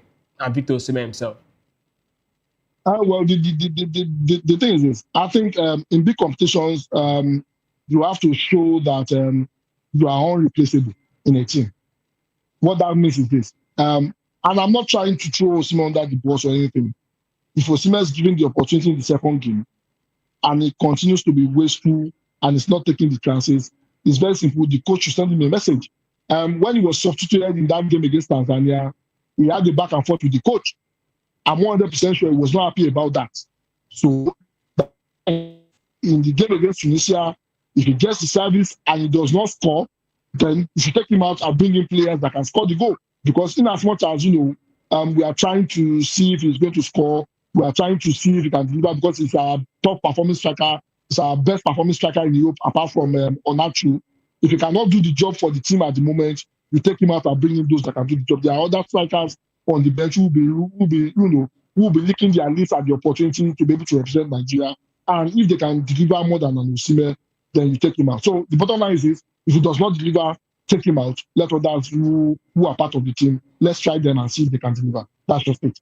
Let's take out the story of the AFCON and, of course, everything concerning Super Eagles and head straight to, the EPL. December is a very, very difficult period for any team that's actually wants to win the league and any team that wants to escape relegation, because that's exactly how close and tight the fixtures in December usually can be. And, of course, former Manchester United player and legend Gary Neville has declared that Premier League title is a 2-horse race and has definitely ruled out Aston Villa out of the contention, despite their strong performance this season. Unai Emery's side sits just 3 points behind Mikel Arteta's men, of course, after match day 17. Mayowa, do you really think this is a 2-horse race as it stands right now in December? Tomorrow, the Boxing Day fixtures, eventually start, and then we're definitely going to see lots of fixtures till the end of the season. So tell me, let's start from here.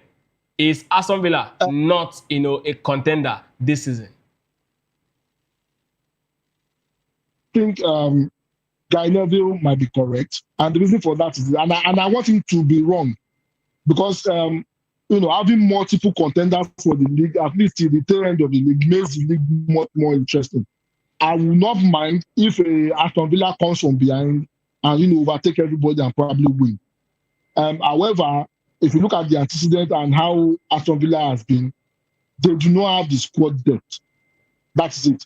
Take out the first 11 of Aston Villa, let some of their key players get injured. Who are the replacements that can do the job?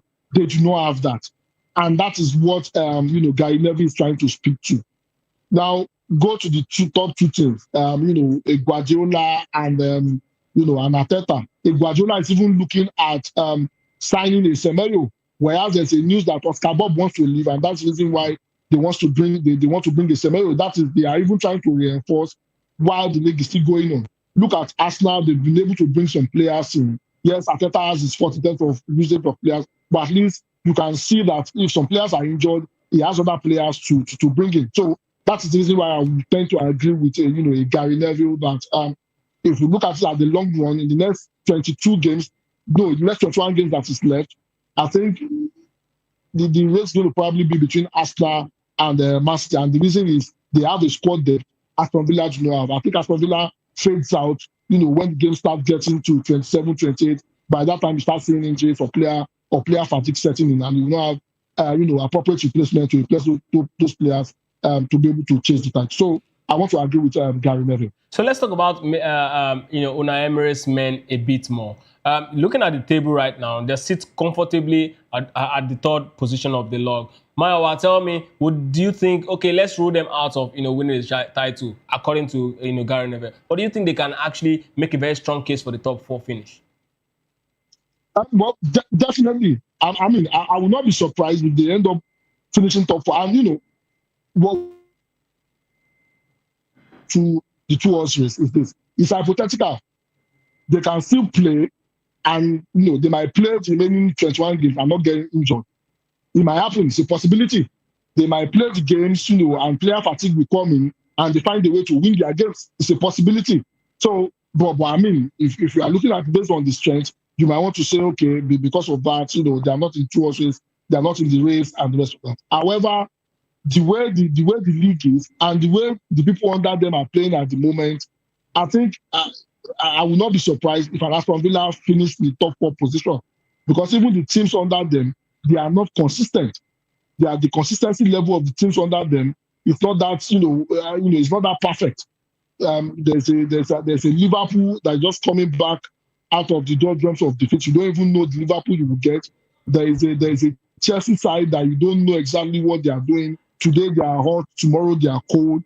There's a Sunderland that's punching above their weight. So these are the teams that are directly below them, and the consistency of this team are not there yet. So I will not be surprised if at the end of the day we find an Aston Villa in the fourth position. I mean, they've been consistent in the Champions League so far, and I think they've made the case for themselves to be a regular in the Champions League, and it comes with a whole lot of revenue. So definitely they want to fight for the top four, at least top five now, based on the new rules.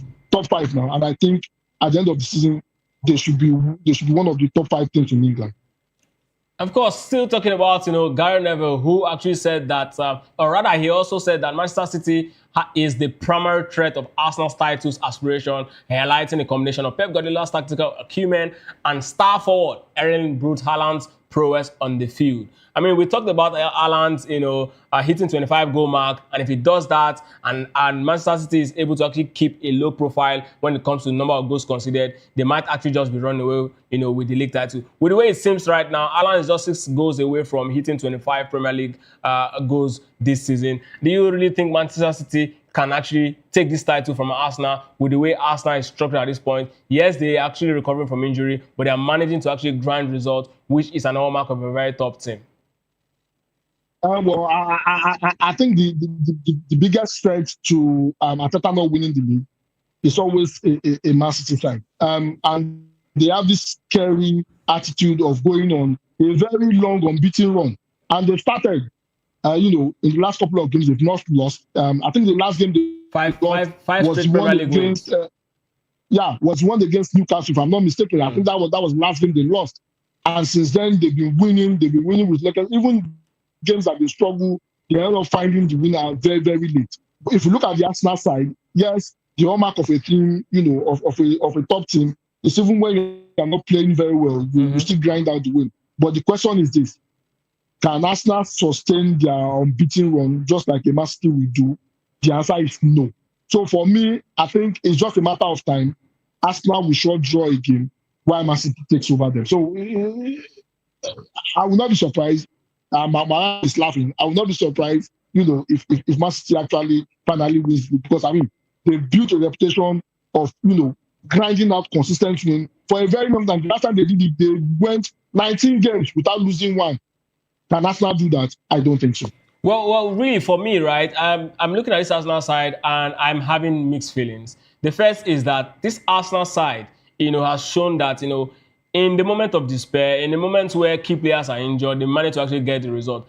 Another way, I'm actually looking at this side, I'm looking at, I'm seeing a lot of weakness. Weakness in the sense that this Arsenal team, in the last 3 games, they've struggled to actually get, proper goals from open play. Either penalties, either set piece, and how long can they actually keep up with such style of play?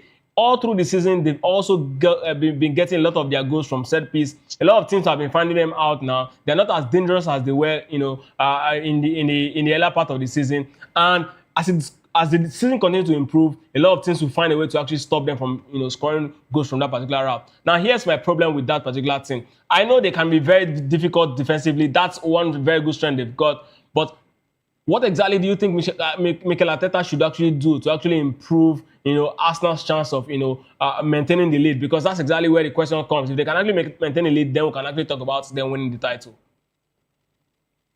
Well, it's very simple. If you see how they are playing at the moment, there's a lot of fatigue. The way he uses players, it burns them out.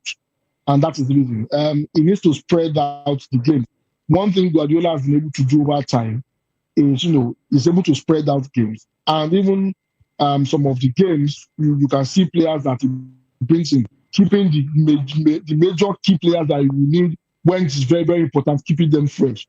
Arteta does not do that. So a whole lot of the key players get burned out, and and that is the reason. Not every game that you should have a William Saliba playing. Not every game you should have a Gabriel playing. These are the things that Arteta needs to learn. You cannot be playing, a lower team on the spectrum, and you are fielding your top players. As time goes on, they get burnt out. And remember, they are in different competitions. They are not just in one. They are in about 3-4 competitions. And you are using the same players over and over again. Fatigue sets in, they get tired and they get burnt out. And that's the reason why the inconsistency starts showing. That's the reason why the drop in performance starts showing. If you look at Arsenal's last 4 games, it's not been fantastic. It has not been fantastic. The game against Chelsea, there was a red card. They couldn't take advantage. The next game, same thing. The game against Wolves, they almost drew that particular game before they finally won it. So the way Arteta is displaying the players is a big disadvantage to the quality, to the depth of player he has. He needs to learn that from Guardiola. That has a way of spreading out players, of spreading out the use of his players, and that keeps the key players very fresh. Arteta is not doing that, and that's the reason why they're struggling at the moment. And of course, Gary Neville also predicted that Arsenal could extend their lead during the February and March, establishing the cushion ahead of the final stretch of the season. Although he also recognizes the unpredictability of the Premier League title, knowing that any team can actually come from anywhere, even if they're actually very close to the top 2 or the top 3 teams to actually usurp them. I think that's the right word to use here to actually nick the title. And of course, teams can actually fall below the pecking order and start struggling for relegation battle. But do you really think this is very feasible from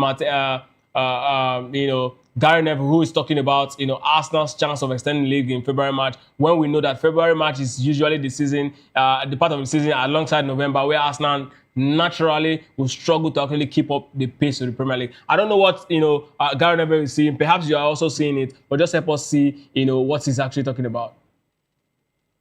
Well, the question is this: can Arsenal even get to that particular period before they falter? Because they are struggling at the moment. Except maybe they come out tomorrow and they play differently. They are struggling at the moment. Even the game against Crystal Palace, they are struggling at the moment. They struggle to score goals. Set piece specialists, and a lot of teams have found them out. That means it has taken away the number of times they can actually score goals from set pieces, because teams are beginning to find them out. Look at the number of goals from set pieces. It has dropped drastically. And when the season started, set piece was one of the major contributors of their goals. But now it's not there.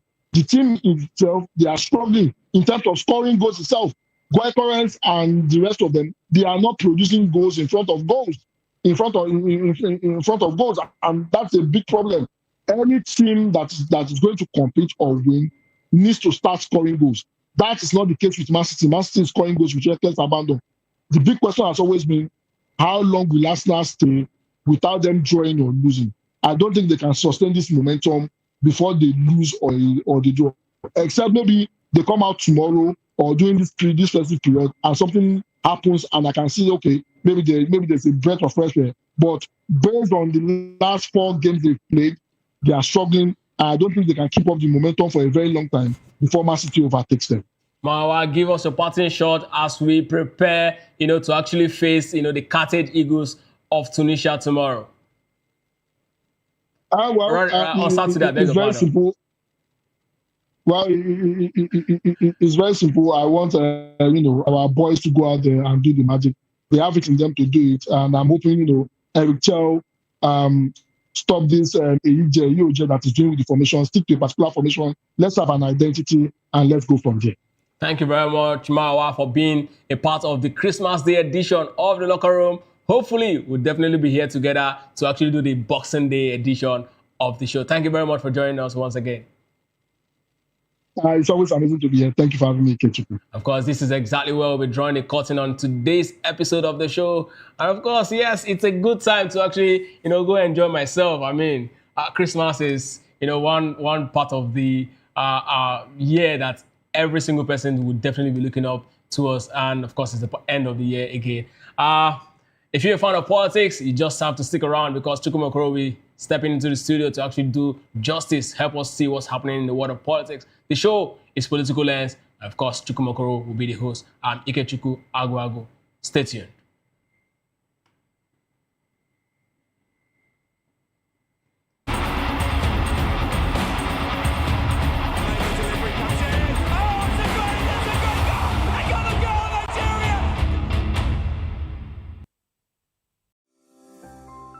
VOP TV. Now, you have more than a voice. The red carpets, awards, the razzmatazz, music, fashion, interviews, and more. Spotlight on Voice of the People Television. Let's feed you with all the juicy stories in the global entertainment space, bringing you the glitz and glamour as it is hot. Stay tuned to Spotlight, 1 p.m. Monday to Friday. Spotlight on VOP TV. Entertainment like never before.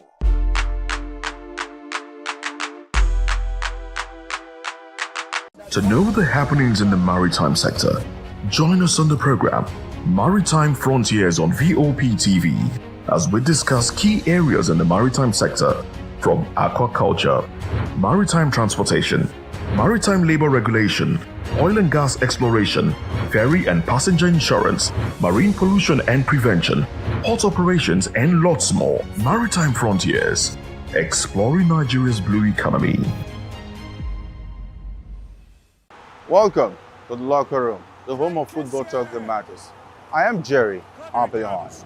Join us every weekday, Monday to Friday at 5 p.m. Nigerian time, as we share the hot takes and hot debates in the exciting world of football. And joining me are the usual suspects, Ikechukwu and Mayowa, as we break down all the hot takes and everything that's happening in the football. Don't just watch football, live it with us. Catch us on the Locker Room and Voice of the People Television at 5 p.m. Nigerian time. And like I always say, if not 2024, please the sport. We encourage you to click on the like button and subscribe to our YouTube channel. We are Voice of the People TV. Also follow us on all our social media platforms. We are at VOP TV Live. Visit our website www.vop.ng for fresh and trending news. Also watch us live on SLTV channel 264. VOP TV, Voice of the People Television. Odumegu Ojukwu, born November 4th, 1933 in Zungeru, Nigeria, died November 26, 2011 in London, England. the Nigerian military leader and politician who was head of the secessionist state of Biafra during the Nigerian Civil War. Ojukwu was the son of a successful Igbo businessman. After graduating from the University of Oxford in 1955, he returned to Nigeria to serve as an administrative officer. After 2 years, however, he joined the army and was rapidly promoted thereafter. In January 1966, a group of largely Igbo junior army officers overthrew Nigeria's civil government, but they were forced to hand power to the highest-ranking military officer, Major General T.U. Johnson Aguiyi Ronson, also an Igbo. He appointed Lieutenant Colonel Ojukwu as military governor of the mostly Igbo Eastern region. However, Hausa and Yoruba army officers from the northern and western regions feared a government dominated by the Igbo, and in July 1966, northern officers staged a successful counter-coup in which Lieutenant Colonel, later General Yakubu Gowon, was installed as the new head of state. Under Gowon's rule, Ojukwu retained his command of the eastern region. Meanwhile, the rising tide of feeling against the Igbo and the northern region led to a large-scale massacre of Igbos by northerners in May to September 1966. Ojukwu responded in March to April 1967 by separating the Eastern Regional Government Administration and revenues from those of the federal government. Mounting secessionist pressures from his fellow Igbo finally compelled Ojukwu on May 30th, 1967 to declare the Eastern Region an independent sovereign state as the Republic of Biafra. Federal troops soon afterward invaded Biafra. The Civil War broke out in July 1967. Ojukwu led Biafra's unsuccessful struggle to survive as an independent state throughout the Civil War, and on the eve of Biafra's surrender in 1970, he fled to Cote d'Ivoire, where he was granted asylum. Ojukwu remained in exile until 1982, when he was pardoned and returned to Nigeria.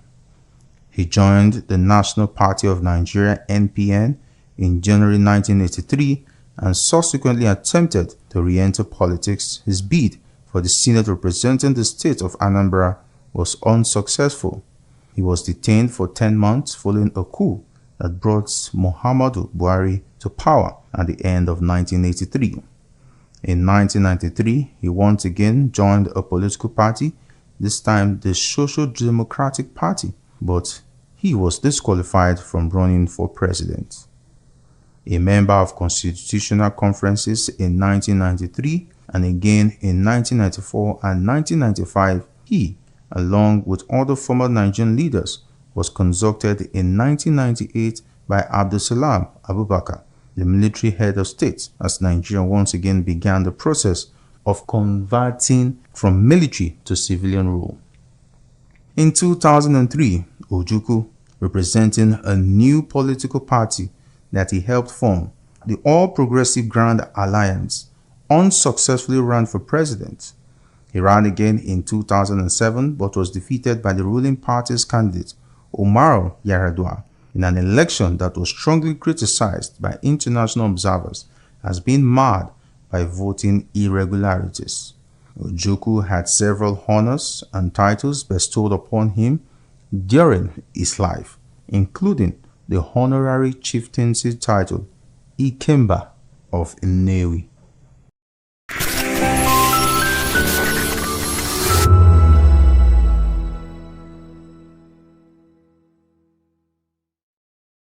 This is African News on Voice of the People Television, where we don't just bring you the news, we bring you Africa's heartbeats, the policies that shapes our world, and the economy that determines our future. African News on Voice of the People Television. Stay with us. Are you ready for the extraordinary? Something big is happening on your screen. Introducing VOP TV, now streaming on SLTV channel 264. From breaking news to captivating conversations, news analysis, giving you all sides to the story. We bring in-depth discussions on the issues that matter, from politics to sports, entertainment, and lifestyle. VOP TV on SLTV channel 264. Join us as we redefine what television means to you. Voice of the People Television, VOP TV. Now you have more than a voice.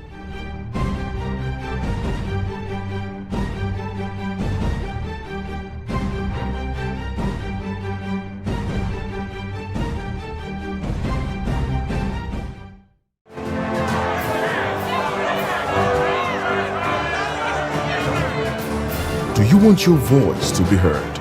Do you know that you matter in the scheme of things?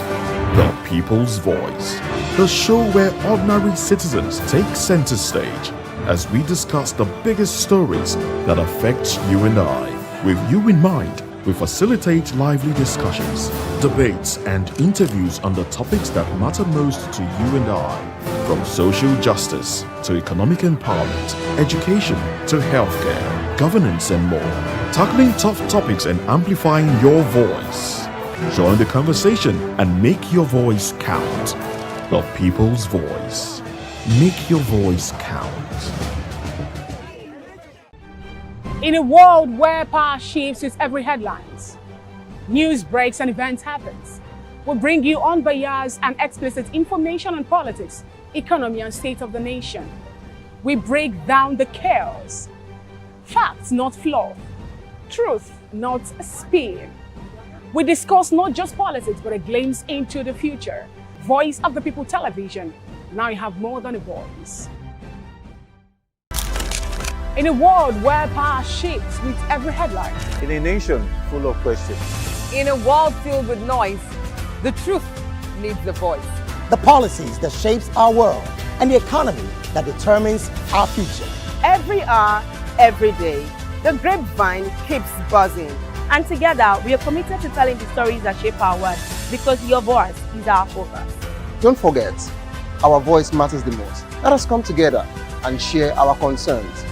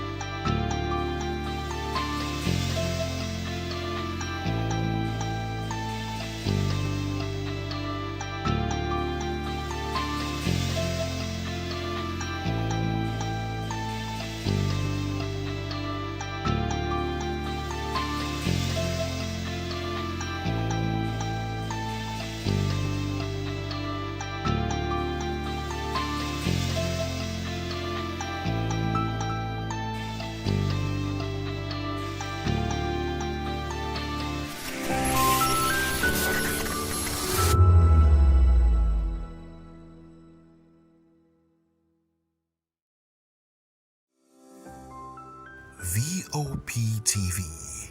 Now you have more than a voice.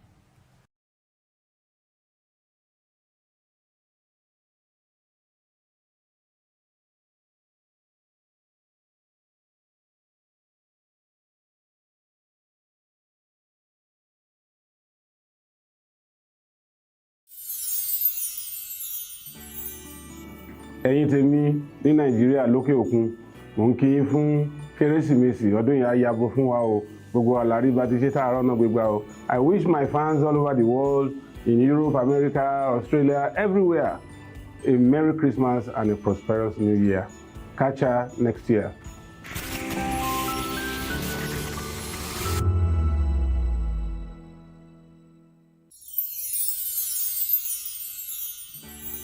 It's a season of love, a season of joy, a season to celebrate you because you deserve it.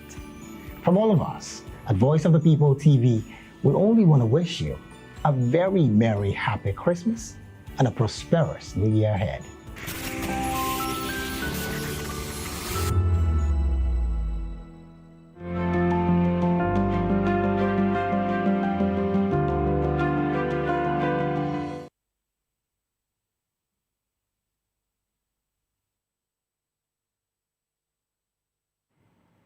Hello there, good evening once again, and welcome to Political Lens on Voice of the People Television. Today is 26th December,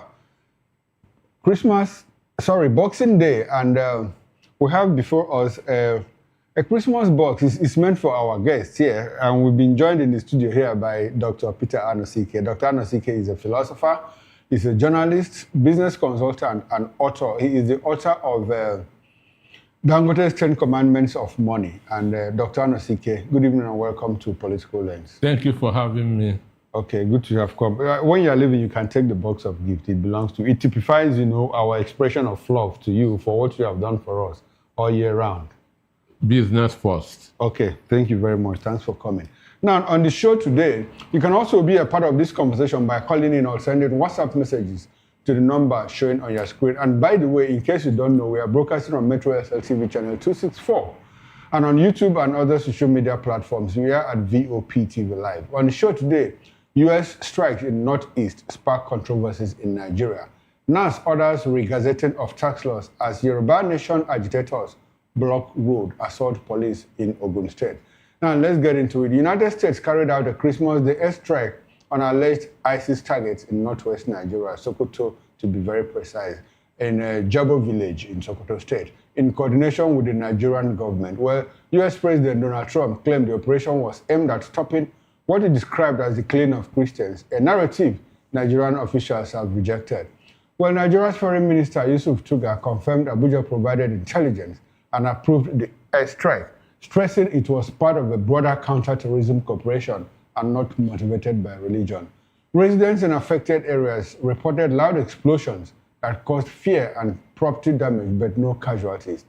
While many locals said they were surprised by the strike, noting that their communities had not experienced recent attacks and were not known ISIL strongholds. They also have information from the United States that's cause of terrorists, that there were multiple fatalities, multiple casualties after the operation. While missile fragments were reportedly found near farmland and homes, raising concerns among villagers, while analysts questioned whether ISIL-linked cells actually operate in the specific location hit. Reactions within Nigeria were mixed. Some politicians and former officials welcomed the strike as relief for farmers and travelers facing insecurity, while others warned it exposed Nigeria's inability to handle its own security and threaten national sovereignty. The opposition PDP criticized the government for poor communication as news of the strike first came from Trump's social media handle, while civil society groups and analysts cautioned against framing the violence as religious, emphasizing that both Muslims and Christians are victims of widespread insecurity. Dr. Anosike, finally, Trumps and guns are blazing. Are you surprised? Did you see it coming? Well, I see it coming because Donald Trump is in the mode of Ronald Reagan. Okay. Whatever they say, they do. Whatever they say, they do. And I also feel like Nigeria government were taken by surprise. Because what the foreign minister decided that to do is a kind of damage control. Okay. If not, we are not supposed to have heard that first from the United States. Okay. And the strike happened in Nigeria. And it took several hours after Donald Trump has posted on X before Nigeria government now has to do a kind of a follow-up. Okay. And mind you, it is not the foreign minister that is supposed to have made the statement. Who should have made the statement? This happened in Nigeria. We have a Minister of Defense State. We have the Chief of Army Staff and so forth. Okay, but this has a direct foreign involvement of the United States of America. You still don't think that it should have been the Minister of Foreign Affairs? We have defense in Nigeria, and it happened. Okay, but does it really matter who broke the information, whether United States or Nigeria? The fact that the airstrike, there was an airstrike aimed at taking out terrorists, should we be concerned with who? We should be concerned what is happening in Nigeria. Nigeria government should be briefing us what is happening Okay, so, in Nigeria. so does it look like the Nigerian government was not aware, of what was going to happen? We recall that the foreign minister, Yusuf Tuga, said that, look, he had a one-on-one, about 19 minutes discussion with Secretary of State Marco Rubio, before the airstrike. 19 minutes, to be very clear. That was what Tuga said. You still don't think that Nigerian government was aware of it? So after the 19 minutes discussion, then the strike happened. Donald Trump tweeted. Now it took Nigerian officials hours to also confirm that this is a collaboration. Okay, so apparently what your insinuation here is that the Nigerian government, not even Nigerian president, was They were aware. taken by surprise. They were taken by surprise because they did not want a repeat of what happened when the United States wanted to rescue the Chibok girls. Okay. And the information was leaked to them, understand? And everything was messed up. Now, in terms of precedence, in terms of security, because I think we are discussing Nigeria's sovereignty here, don't you think that it was proper for the president to have been informed? And if the president knew, because there are a lot of people who said that, look, it is good that the Nigerian government was not aware, because if they were aware, that there would have probably been a leak, like you rightly cited now. So do you think that it's proper for Nigerian government to have been cut off? Recall when Osama bin Laden, was killed in Abbottabad in Pakistan. After his death, now a debate arose whether the intelligence community in Pakistan, whether the military authorities knew that there was going to be a strike and Osama bin Laden. So is that what we are seeing now? No, like this debate is going on now in all parts of Nigeria. Nigerians are saying, look, your president was taken unawares. What kind of president is he? He's not on ground and things like that. For me, by the way it all happened, because what I was checking the time that Donald Trump tweeted and the time Nigerian government responded. Okay. Understand? Because this happened in Nigeria, it's the Nigerian government that should have confirmed what happened in Nigeria first, not somebody from the United States. Understand? Okay. And it took several hours before Nigerian government should issue a statement. So that showed me that they don't want a repeat of what happened there in 2014. Okay. When the Nigerian government were informed of what the United States want to do. And surprisingly, the Boko Haram terrorists were wearing a gas mask. Because they were going to gas that place and smoke them out. Sure.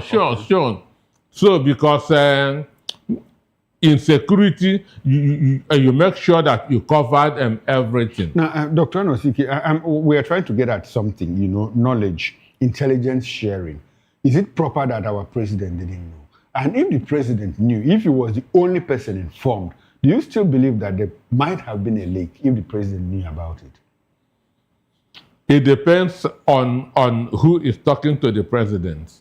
Probably Hexet himself or Marco Rubio.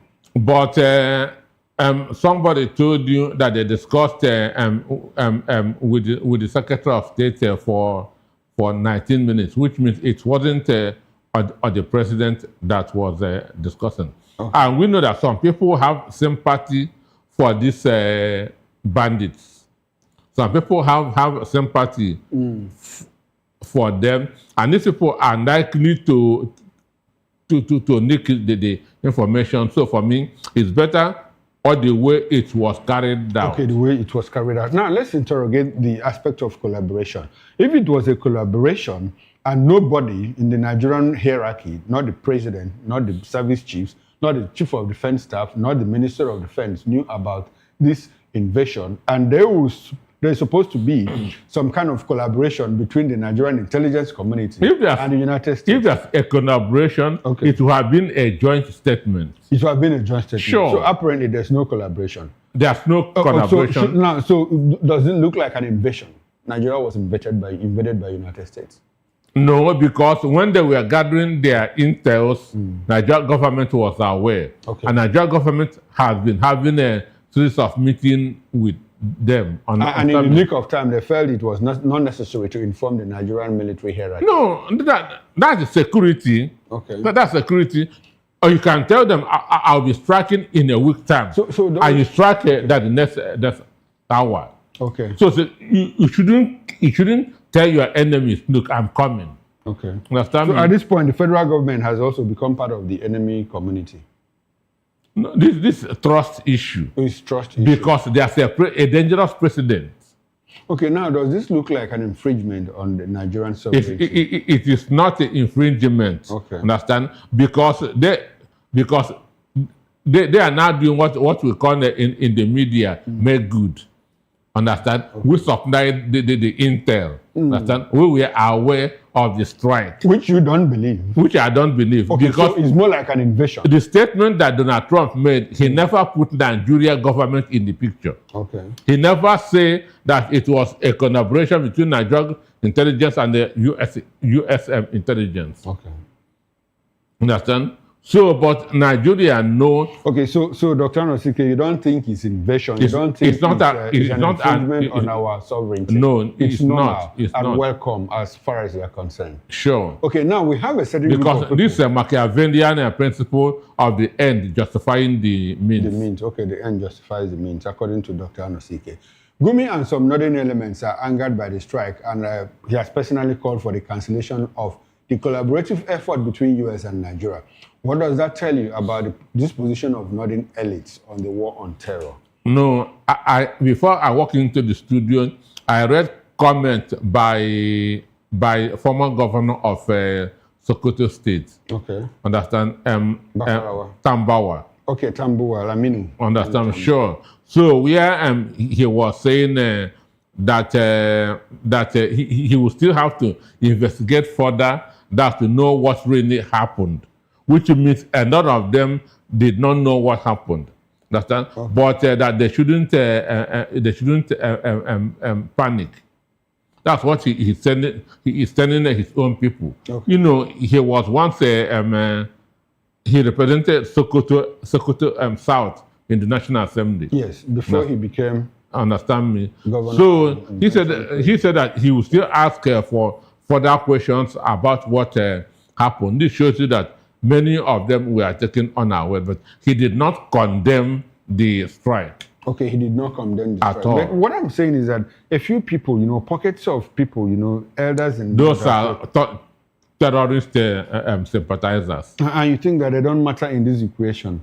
People like Sheikh Gumi has said several times, like, Trump, if you as much as kill one Muslim in the name of fighting for Christians, be very sure that the Muslims are going to unleash mayhem on Christians. It will even be worse. And we also have groups that say, if you kill 10 terrorists, you have 100 to supply the next day. In the midst of all of this, do you think that it is going to be peace? There's going to be peace at the end of the day? At the end of the day, there's going to be peace. There's going to be peace when these people are stopped from doing what they are doing. Okay. Understand? What America is trying to show them is they don't have that liberty of killing other people. I'm not talking about Christians now, okay, because Muslims are also being killed. Understand? Okay. So, and when a gun is fired, nobody knows whether or the victim is going to be a Christian or a Muslim. So they should stop killing people. And now, are you surprised that this happened in Sokoto State? Sokoto has been very quiet, very peaceful. A lot of people were expecting that if this kind of thing will happen, it could be somewhere in Borno State. That is the hotbed, you know, the flashpoint of insecurity. But all of a sudden, we see United States strike a base in Sokoto, probably ISWAP, Islamic State West Africa province, you know, they are based there. Are you surprised that it happened in Sokoto, and probably that could be their supply depot? Well, you know, when this information came about America coming, it is only a tree that will hear that it's going to be cut and it will remain where it is. Okay. Maybe Intel has told them that many of them has run to a quiet area, okay, which is Sokoto. Okay. Understand me? Which is Sokoto, because everybody knows that Borno is hot, okay, Zamfara is hot, and Sokoto is peaceful. So they might go there. Okay. Understand me? To camp. Yes, that to hold on. So striking Sokoto could be that's a part of the intel that they gathered. And mind you, our Nigerian committee said that they supplied the intelligence. Okay, but okay, do you believe that the Nigerian government supplied intelligence? That's what they say now. Okay. Understand? No, I know that's what they say, but I'm Yes. asking, do you believe them? Do they have that capability to, gather that kind of intelligence? America has been gathering their intelligence for more than 2 months now. Okay. Understand? So there could be a reason of them hitting Sokoto, but we know that Sokoto has not been in the news for wrong reasons in recent times. In recent times. So yes. it's a shock for a lot of people why Sokoto instead of Zamfara or Borno State. Okay, now and again, this has also countered what the former defense minister said, that where these people are, bomb cannot get to them. Okay. Understand? Now, does it lend credence to, Daniel Bola, presidential spokesperson the other time, about a fortnight ago, said, look, the problem where we cannot track terrorists is because they use a certain communication network. It was very specific. He mentioned Starlink. He said because it's Chinese. And Nigerian government cannot, connect with it and all of that and monitor it. So do you think that is because of, if you put that into perspective, will you now still believe that, look, Nigerian government supplied the information, since the presidential spokesperson said we don't have the technology to track them? So it's probably the American intelligence that was able to confirm their hideout. Which one will it be for you? Well, as like I told you, Nigerian government were taken by surprise like most Nigerians. Okay. Understand? And they will rely more on the intelligence gathered by them than from government source. Okay. Because they know that many people in government are sympathetic, understand, to this insurgents. Many people in government are benefiting from the insurgents. Okay. Understand? So the issue is this: they will rely more on their own intelligence than what they okay, get so from apparently government. Nigerian government saying we supplied intelligence is just soundbite. Nigerians. That's to make good, that's to say that we are not taken by surprise. Because one organization in Africa is already condemning Nigerian government for heading the airstrike. Okay. They are saying it's a kind of not respecting our sovereignty. Okay. So if that thing happens, you have to issue a statement to show that I'm on top. I'm in control. I'm in control. Understand me? So that is what is really now, Dr. Anosike, what will be the political implication of our president not knowing that there was going to be an airstrike? What do you think will be the implication in terms of security, intelligence, and what it means is that, Nigeria is open and anything could happen at any time. No. Everybody knows that Nigeria is open. Understand? Whether through the borders, through the air, or even through the sea. Understand? But the issue is where he is, he feels protected. Where he is, he feels protected. But I know that Nigerians are happy. But to me, it is a failure of government. A failure of government. Because for you to be in a country, another country is coming that is strike in your country, shows that you don't have the capacity to protect your own people. And that's why they went into collaboration in the first place. Which means it's a failure of governance. Now, when you say that people are happy, your friend, rights activist Omole Showore, the leader of the AAC, has condemned the airstrike and described it as an invasion of Nigeria's sovereignty. He also alleged that foreign powers don't help to build countries, but merely exploit them. How do you respond to Showore's claim? And mind you, a lot of people are saying that, look, America's involvement is not basically altruistic because they see that there's a lot of mineral exploitation in that northwest region and that the Chinese people are involved. So America is just stepping in to come and take their own share of the minerals. How do you respond to those claims? Well, for me, the world is guided by interest. Understand? America is not a Father Christmas. Okay. The jets, the bomb, we are all made with money. Understand me? We are all made, even though they are coming to put things in order, they must have an interest. Understand? Why are we doing this? Because a white man will always ask you, can you prove this? What would I benefit from this? Understand me? What will I benefit from this? So, but for now, we don't know. America has not signed any agreement with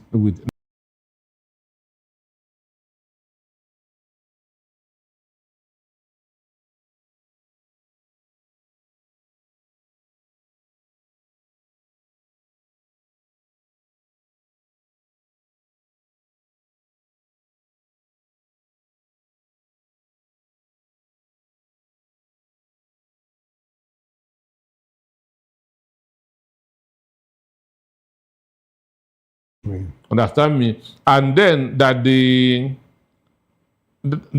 bandits in the North Central should be disarmed. Okay. These are the two things that we know. The other ones, we are hearing about all the agreement from the U.S. congressmen, Okay. not from our own people, from the Nigerian government. understand? Which is wrong, which is very, very wrong. So for me, I don't know what is at the back of America's mind.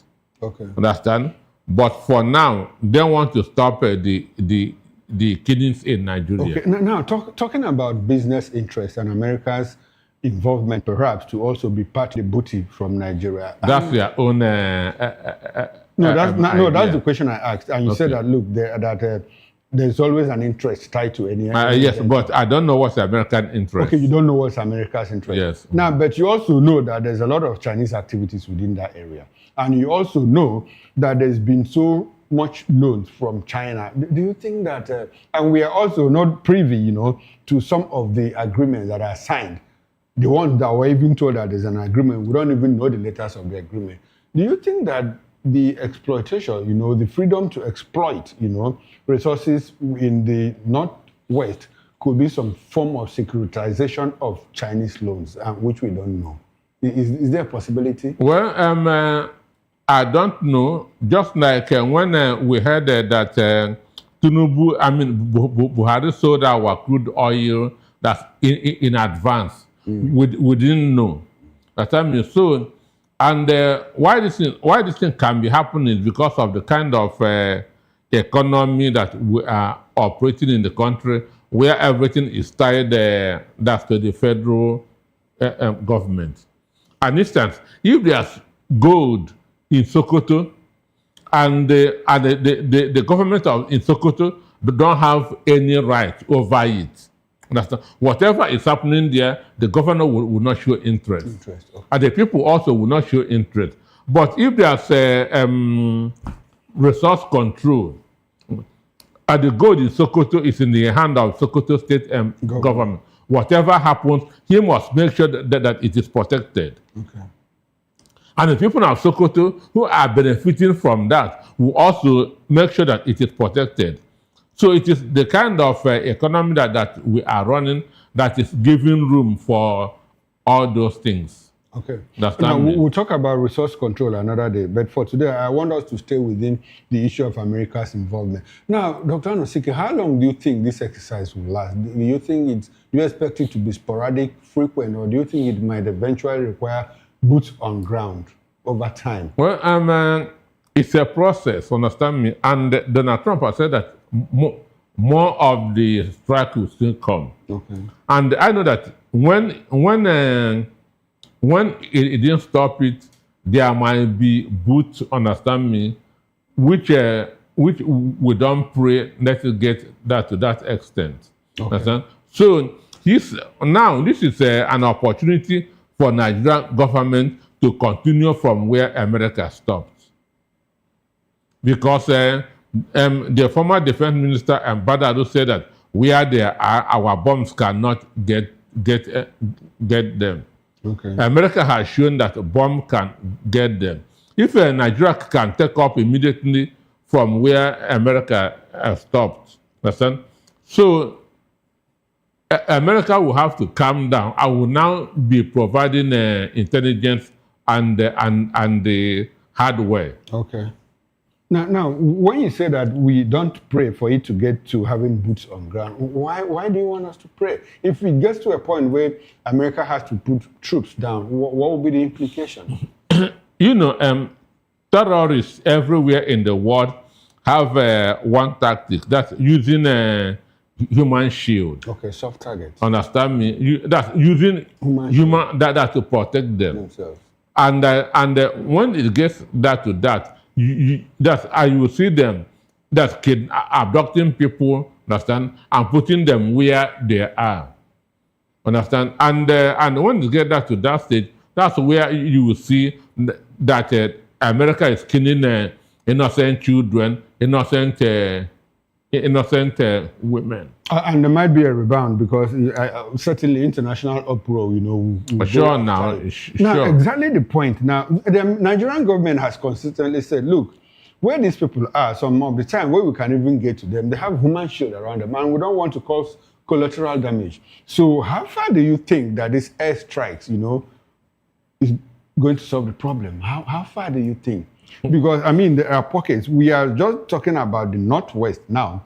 The Northeast, nobody is talking about the Northeast, even the North Central. And mind you, as these things happen, they will keep filtering into other parts of the country. And if they are determined to cause problem for themselves and for America, I mean, by the time you are dealing with Sokoto, there's a strike in the Southwest. By the time you come down to Southwest, they go back to Northeast. And by the time you get to North, they're in the Southeast.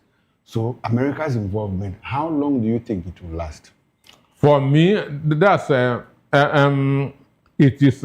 Donald Trump has said that it is ongoing. Okay. It's not what we should expect that to end in 1 week or in 1 month. Okay. And so, but the Nigerian security intelligence should also help by also making sure that these people don't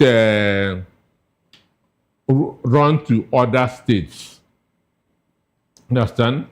By making sure that movement is checked, both they cannot go by air. Okay. That maybe no risk carrying things. Everybody should be scrutinized. Okay. Maybe because they come with a sheep, with goat, with yams and so on and so forth. Understand? So they should make sure that any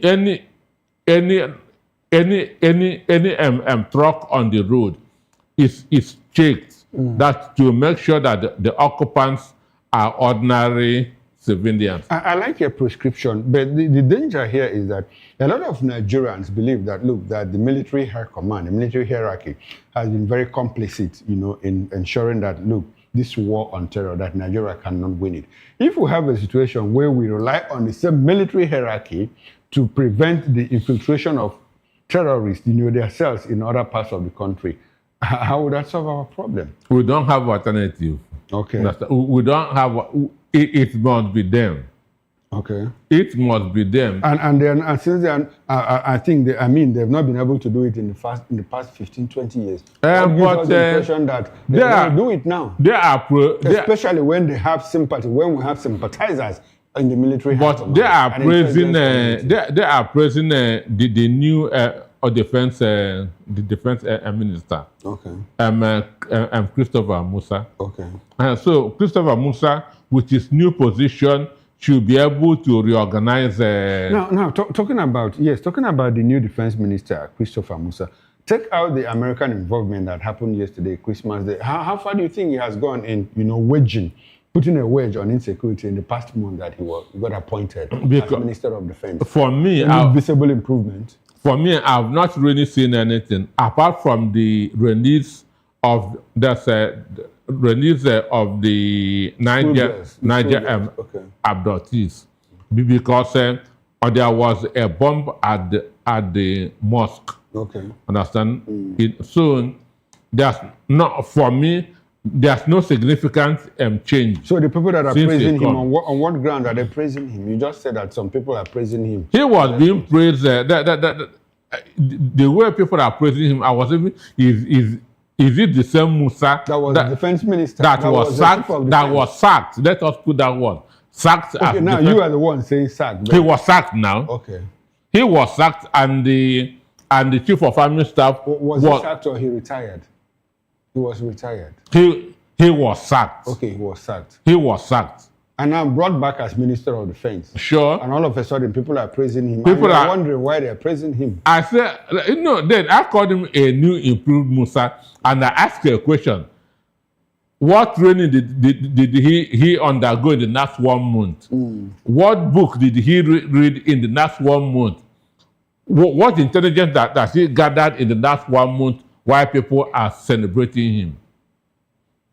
Understand? Okay. So for me, when you praise people so much, they will lose focus. Okay. Because this is a very sensitive job, and the country is on fire. Now, Dr. Anosike, before we leave this topic, you don't think that this American involvement will eventually result in a long-drawn war, war of attrition, as we have seen in some parts of the country, in some parts of the world, where America got involved in? No, it will not. It will not. It will not. Okay, why do you think it will not? It will not, because this is a peculiar problem. In the other countries, they were accepted. Okay. In the other countries, they were accepted, but Nigeria is a different country. Okay. Those people cannot operate in the Southwest. Okay. The Southwest will give them away. Okay. South will do the same. Okay. Even North Central, understand? North Central will not accept them. More or less South, and Southeast. Okay, so when you hear that Iraq, Afghanistan, probably Yemen, that unraveled, do you think that it was all part of Iraq, all parts of Afghanistan, and all parts of Yemen? They are always... Those areas are more nuclear than Nigeria. Okay. Understand me? Those areas, all of them have the same religion, one major religion. Now, talking about the same parties for these people, we hear some northern elders in the past say, look, any attack on terrorists, any attack on Boko Haram is an attack against the North. It's an attack on our people. That's what Buhari said. That's what Buhari said. Yes. Because he was contesting the election. Gumi is saying. But now that can't happen again because America is involved. It's involved. And a lot has changed as far as they're concerned. All right. Now, Dr. Anosike, let's get into our second topic of discussion. The House of Representatives has begun reviewing Nigeria's newly passed tax reform laws following public backlash and allegations that some provisions were altered after legislative approval. According to House spokesperson Akiro Timi, a committee was inaugurated to trace the sequence of events surrounding the passage, gazetting and handling of the laws, including any possible lapses, irregularities, or external interference. Rotimi also disclosed that the National Assembly has directed the clerk to re-gazette the acts and issue certified true copies of the versions officially passed by both chambers. He urged Nigerians to allow the Assembly's internal review processes to run their course without speculation. The review follows claims by Sokoto lawmaker Abdul Samad Zatuki that the gazetted versions differed from what lawmakers debated and approved. Well, the affected laws include Nigerian Tax Act, the Nigerian Tax Administration Act, Joint Revenue Board of Nigeria Act, and the Nigerian Revenue Service Act, all of 2025. In response to the controversy, opposition figures, labor unions, and provisional bodies have called for a suspension of the laws ahead of their planned January 1, 2026 implementation, while the federal government maintains that the reforms will strengthen Nigeria's fiscal system and reduce the tax burden on vulnerable citizens. What do you think is playing out here? Does it look like the federal government is surreptitiously, trying to smuggle in the original through the same National Assembly that blew the lead? You are very conversant with this story. That's exactly what is going on. Okay. That's exactly what is going on. This is an issue of manipulation and forgery. This is an issue of manipulation and forgery because I was able to lay my hand through the social media of the one that was passed by the National Assembly and the one that they gazetted. An instance, there's where in the National Assembly own, they had 25 million. In that of the gazetted, it had 50 million. Okay. Understand? Discrepancy. Yeah, yes. So, and it was deliberate. Okay. So, because then lack the capacity to grow the economy, then lack the capacity to grow wealth. So, all they want to do is to tax the people to raise funds. To raise funds. And the KPMG has warned them more than 2 years ago that no country can tax itself to prosperity. So for me, I don't know what they are now saying that they should. Has the amendments been done? Understand? Has the scheme practice been been completed? Because the committee that was set up, has they done their work? Understand? So the issue is this: for me, they say whoever comes to equity must come with clean hands. There's no way we begin that to pay that a tax that has a lot of manipulation.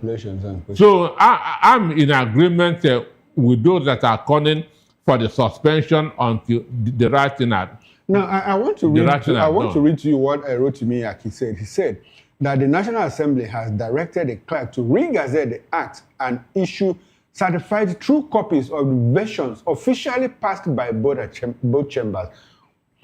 What he's saying tacitly is that, look, there was an alteration.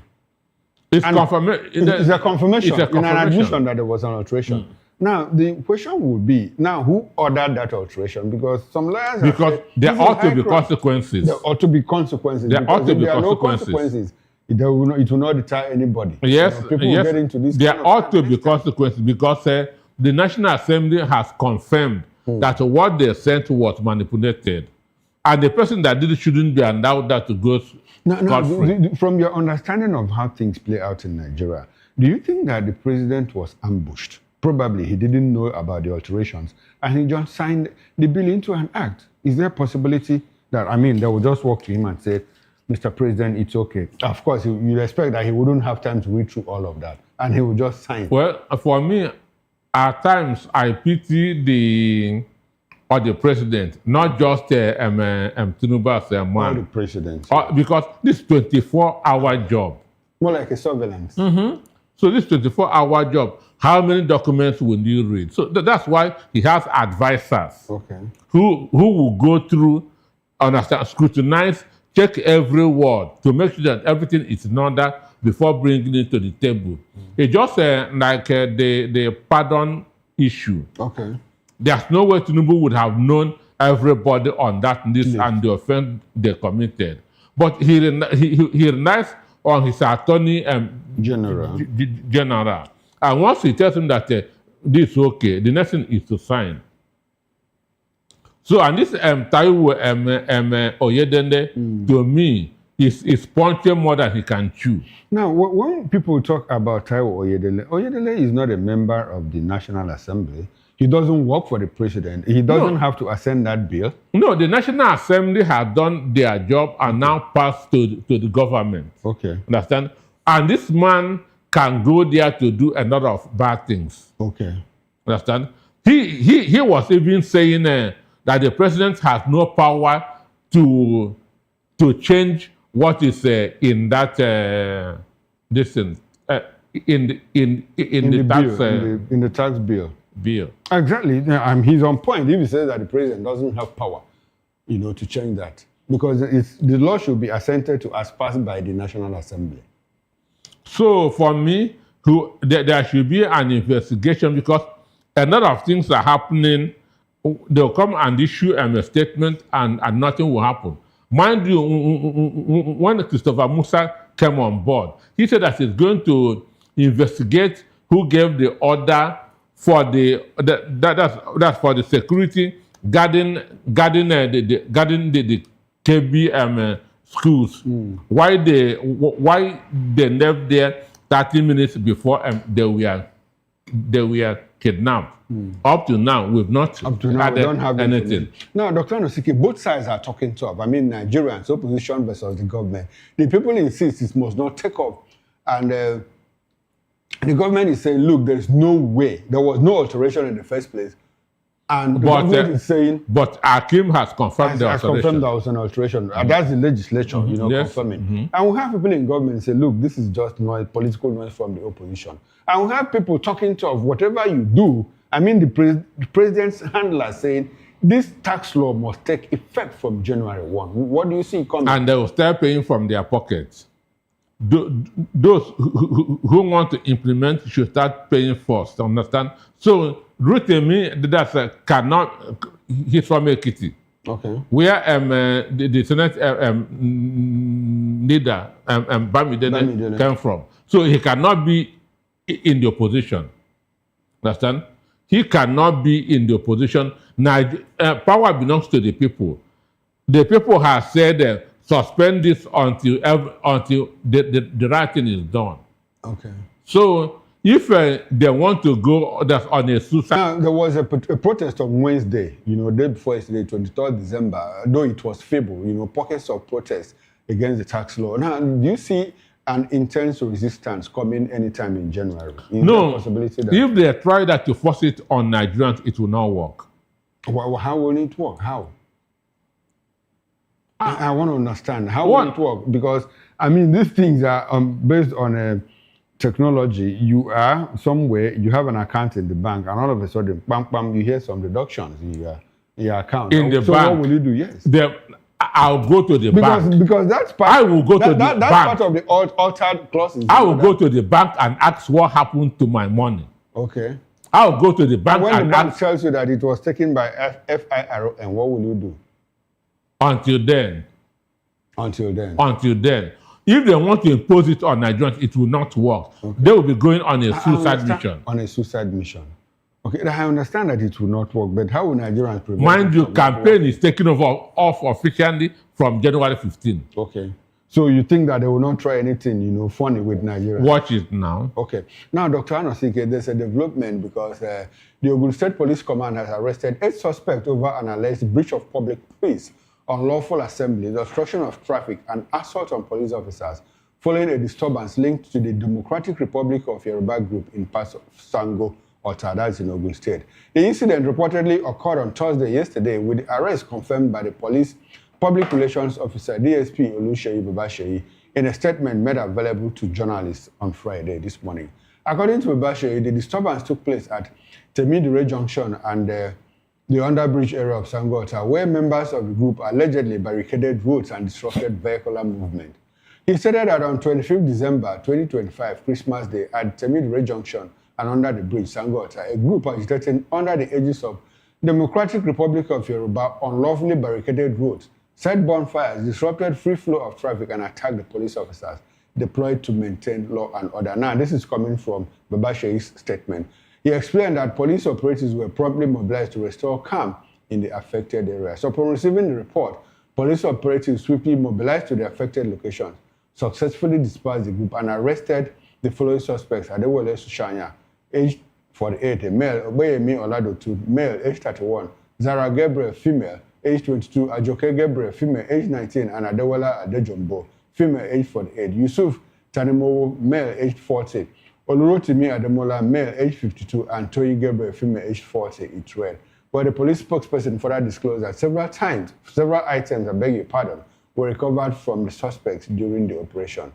Dr. Anosike, what do you call this? What is it? What's the meaning of this? It's a separationist group and nothing more. Okay. It's a separatist group and nothing more. That's why Nigerians should be thinking of competence and not where somebody comes from. Okay. Understand? Okay, so you think that if we had competent leaders, there wouldn't be need for agitation? There wouldn't be need for agitation. This is out of frustration. IPOB is out of frustration. If Nigeria is working, nobody will be saying that I want a republic outside Nigeria. I want a sovereignty outside Nigeria. So this is the Southwest, where all the presidents come from. Understand? Where Obasanjo ruled for 8 years. Oshibajo was VP for 8 years, and Tinubu has been president for the past 2.5 years. And the people are now forming their own Republic of Yoruba. So they are doing it because of frustration. If the government is working, if Nigeria is working, there will be no need for all this. So that's why our focus should be the person that will turn Nigeria around for good. Now, you are surprised that this is happening, from the Southwest. Incidentally, the president also comes from the Southwest. We had a Goodluck Jonathan, as vice president. I recall that you mentioned Yemi Oshibanjo, who served as vice president for 8 years. We had a Goodluck Jonathan who served as vice president for 2 years and later president for 6 years. And under his watch, there was militancy in the Niger Delta. The people were agitating. So what has this got to do with Tinubu becoming from the Southwest? No, that's what I'm trying to say. If we have, now, Southwest should be these people that we should expect this kind of agitation from. Because the other part will feel why that the president is from their country. I mean, it's from their own side of the country. But it doesn't work that way. Okay. Obasanjo, for 8 years, did not build the road from Lagos to Ota. So that president come from your own ethnic group will not turn it to heaven. Okay. Go to Otueke, where Jonathan come from. Understand? There's nothing special about it before and after Jonathan. Now, before you get to Otueke, you have to pass through the East-West Road. The East-West Road, which is the major road. Which is the major road leading there. And for the 6 years he was in government, nothing was done. In fact, it was on that particular road that his mother-in-law died, resulting from accident. Okay, so that's why we should focus on competent people being at the helm of affairs in the country, and not my tribesman, understand? My religious man, understand? So for me, if Nigeria is working, this will not be happening. Okay. And one of the ways that Nigeria will work is through devolution of powers. That's one of the ways that Nigeria can work. Devolution of powers. Let the regions or the geopolitical zones have a control of the things under their soil. Let equity down. Let them have equity with government, how much they will be paying to the center. Okay. This will bring activity in the regions. Okay. It will bring competition, and there will be development. All these agitations will stop. Okay, all these agitations will stop. According to Dr. Anosike, if there is resource control and devolution of powers to the subunits, the issue of agitation, we want to separatist movement and all of that will come to an end. And I'll take that as his concluding thought. Well, I must say a very big thank you to you, Dr. Peter Anosike, for being part of Political Lens. I appreciate you as always. We've been speaking with Dr. Peter Anosike. He's a philosopher, journalist, business consultant, and the author of Dangote's 10 Commandments of Money. Now, on behalf of the backroom staff, technical director, the bus manager, sound engineer, and the engines manager, I am Chukwuma Okoro. Up next is Issues with Nnenna Ndimduto. On top of the hour, 7 o'clock. Please do stay with us. And for me, it's enjoy the rest of your weekend. I'll see you Monday morning, 8 o'clock on the morning show. Bye for now.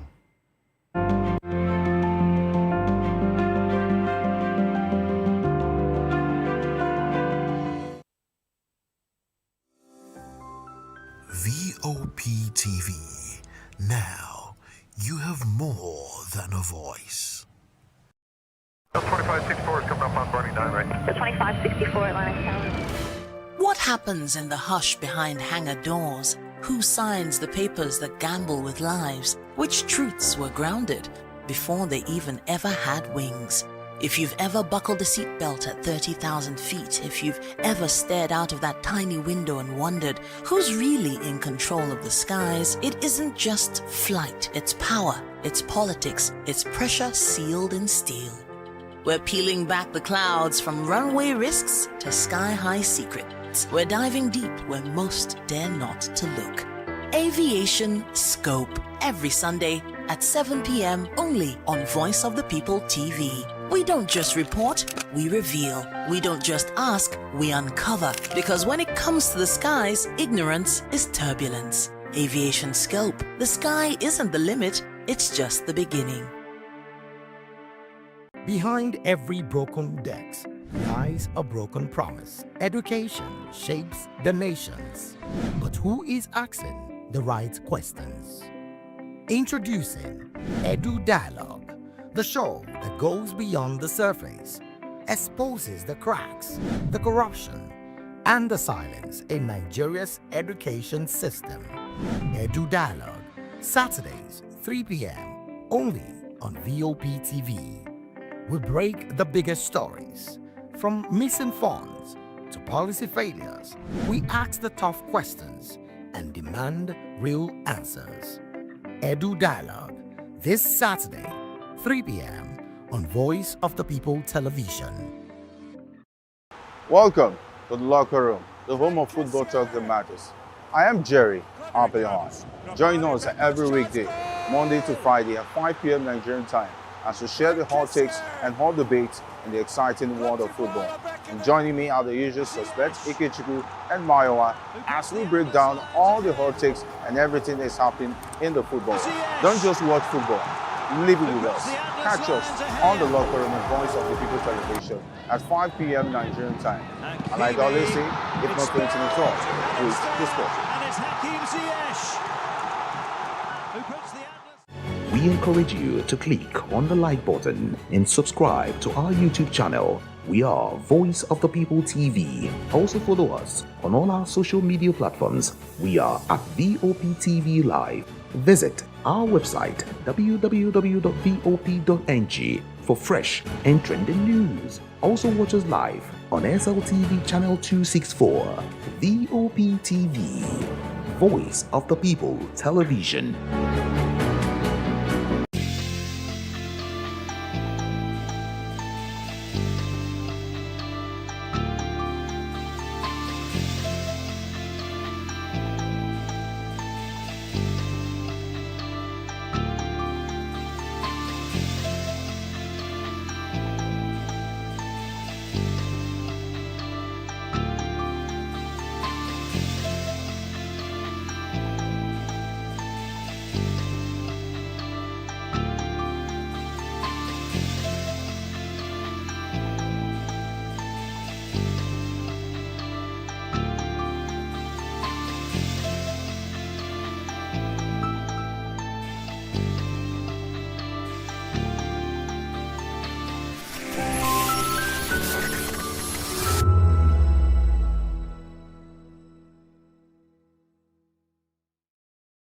Lagos today joined the global community to mark the International Day of Persons with Disability with a strong message on dignity, access, and inclusion. By the Lagos State Office of Disability Affairs, participants from across the disability community highlighted the progress made so far and the challenges that still limit full participation in society. We are also human beings like them, that what others can do, we can also do better. Our mobility, how to deal with our challenges. People don't sometimes, like I am partially sighted. Most people don't know that there's a condition called partially sightedness. Speakers stress that when persons with disability are included, their skills and contributions become undeniable, their relevance becomes visible, and their success is guaranteed. When the disabled are accepted, there will be provisions for their needs, just like every other person. There is ability in those children if they are given the chance to participate, the chance to be around their peers, their age group, and they can also bring out that ability in them only if they allow that inclusion. Disability is not a disease.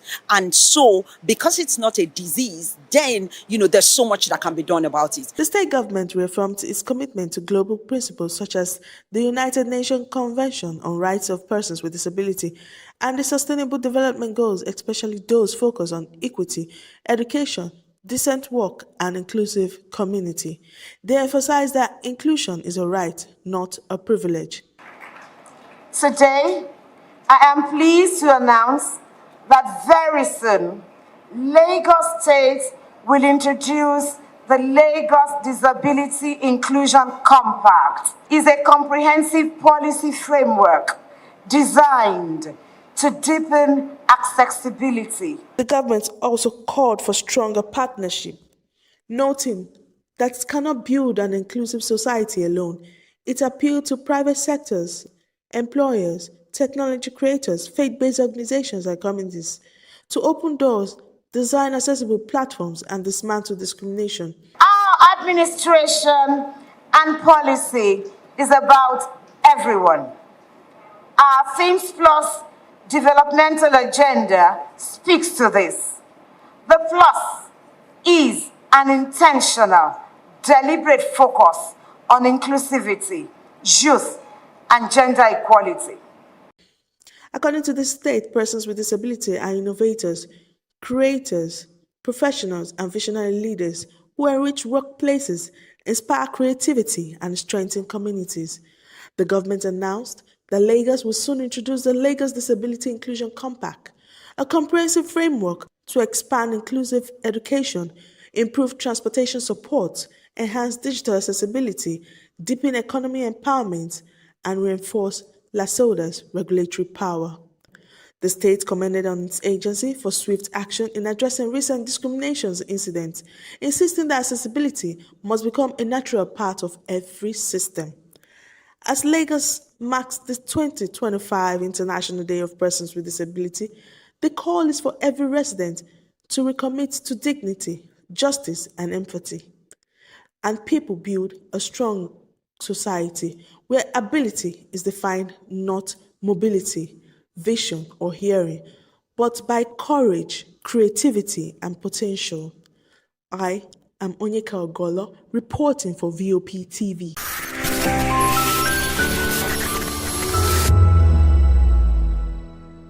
This is African News on Voice of the People Television, where we don't just bring you the news, we bring you Africa's heartbeats, the policies that shapes our world, and the economy that determines our future. African News on Voice of the People Television. Stay with us.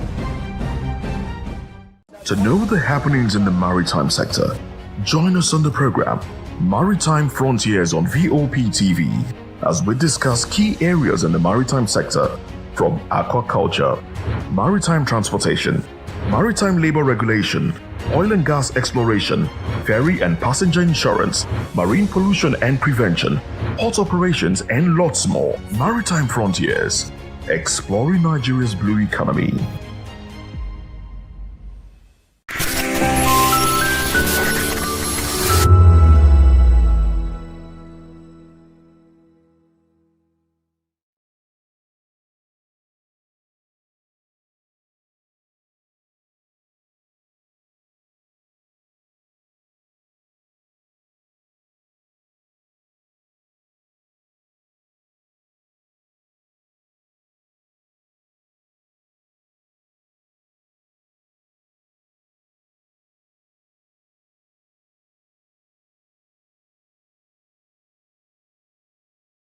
A voice for the people. In a world where power shifts with every headlines, news breaks and events happens, we bring you unbiased and explicit information on politics, economy, and state of the nation. We break down the chaos. Facts, not fluff. Truth, not spin. We discuss not just politics, but a glimpse into the future. Voice of the People Television. Now you have more than a voice.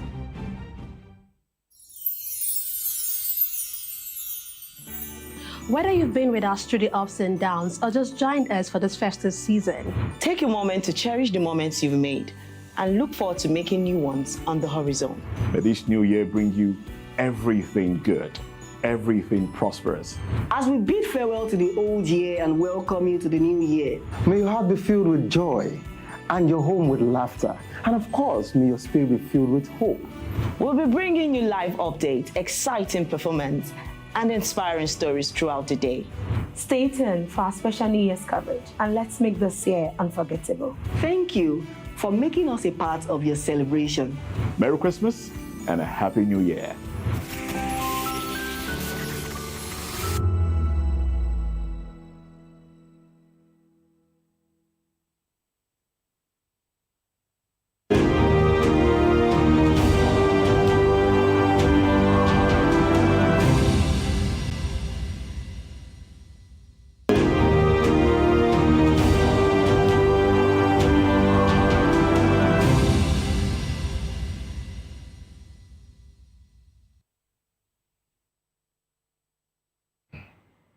Hello, Nigeria. Happy Boxing Day to you, and I welcome you to another exciting episode of the Issues and Voice of the People television. I will bring you the most important and pressing issues shaping our nation today. I am your host, Nenna Ndomdioto. On today's episode of The Issues, we're examining the complexities of Nigeria's politics and governance. From mixed reactions trailing U.S. strikes on ISIS targets in Nigeria, to Kanu's lawyer calling for his transfer over U.S. strikes. Also, Reps order re-gazetting of tax law. And finally, APC chieftain tells PDP to fix issues or merge with ADC. Join us as we break down the fact and provide context to help you stay informed. We'll take a break, and when we return, we'll dig deeper into these topics. Don't go away.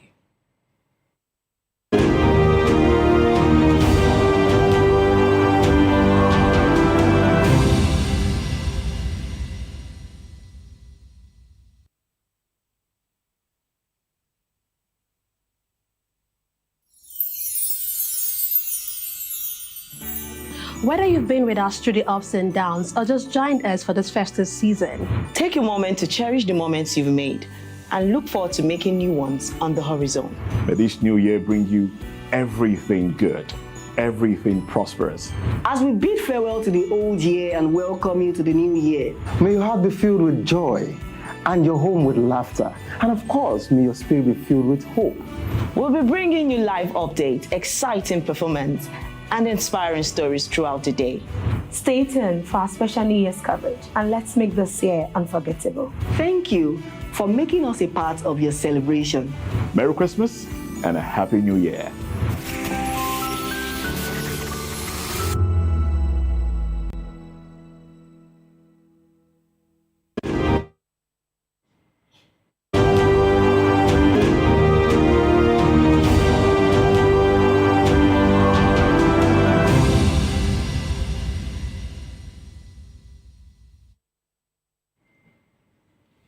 Glad to have you back. Let's dive straight into today's discussion.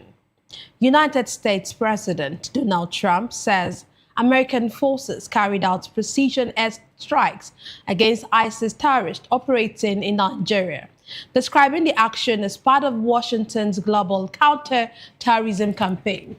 The federal government has confirmed the operation, stating that the operation was jointly executed, and President Bola Tinubu had approved the strikes, and Nigerian security agencies provided intelligence support. In a statement, the government welcomed the development, describing it as what Nigeria has been hoping for, and reaffirmed its openness to global security partnerships to confront terrorism.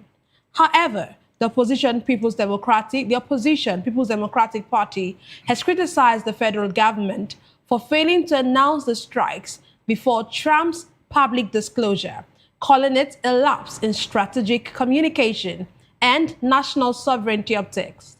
Prominent Islamic cleric Sheikh Gumi also criticized the airstrikes, urging Nigeria to explore alternative international partners and warning against over-reliance on Western military intervention. Security experts, however, argue that the strikes send a strong deterrent signal to terrorist groups, forcing them to either surrender or face annihilation. Today, I'm delighted to be joined by two distinguished guests. Here in the studio, we have Elvis Elibihele, a political and public affairs analyst. Glad to have you join us. Every time I call your name, I always smile. I always smile because I remember the first time I pronounced it wrongly, but now it looks like I'm the one that owns the name. Merry Christmas, Nena. Yeah, same to you, Merry sir. Christmas to our esteemed listeners, and thank you for another day. You're welcome, sir. Joining us virtually, we have Sunny Dada, a public affairs analyst and chairman, Civil Liberties Organization, River State. We hope he's going to get to join us later on in the show. So let me start with you, Elvis. How do you feel, or how did you feel when you woke up to this news about guns are blazing, about the airstrikes, by the United States? Yeah. In fact, I woke up in the midnight and saw that news break, and in fact, I was so happy. I was so elated. Wow. Yeah. We've been expecting it. Some of us have been expecting it. I don't know, but as for me, I've been expecting it. I mean, it's overdue. We need this. You see, we can't continue to deceive ourselves. We can't continue to, be saying the same thing all over. Oh, we are on top of the situation and we are going to get rid of them. No. It was obvious, and still very much obvious, that Nigeria government may not be able to succeed in fighting this terrorism. Not because we don't have the required personnel, the qualified personnel, not because Nigeria cannot actually handle it, because there is no political willpower. And again, most of those that are actually, perpetrating this terrorism on Nigerians are people who are dining and whining with the government. And as a result, the government are like helpless in doing what they are supposed to do. You understand, Nena? Nigeria can actually fight these terrorists, but the willpower is not there politically, because those who are actually like sponsors of most of these politicians are the people that perpetrated this insecurity on us. And as a result, the government is helpless. Their hands are tied, because Nigerian government, especially everybody that gets to Aso Rock, is not talking about the election he has won that brought him there, to give the people the desired satisfaction. But he's talking about how to come back for a second tenure. Because of that second tenure syndrome, this terrorism has festered over the years. So we saw a retired general came in and failed after 8 years. I'm talking of late President Muhammadu Buhari. Then we saw President Tinubu that took over from him now. After 2.5 years, it's just like a carryover of Buhari's 8 years. And it's even becoming so worse. So when I saw this news that America has struck, I said, God, thank you. This is the end of year gift to some of us Nigerians who actually believe that we have to stop this so that we can go over our normal duties as expected. It's a very lively nation. Very lively. You see, in spite of all this crisis, in spite of all these hardships, in spite of all this security, you still hear during this time period that people want to travel to their village. And people are just struggling. They know too well that, the road is not too good, but you still hear them saying paying 50,000, 70,000, 80,000 to travel to their village. We have this tradition of, bonding with our people, especially at the end of the year of this nature.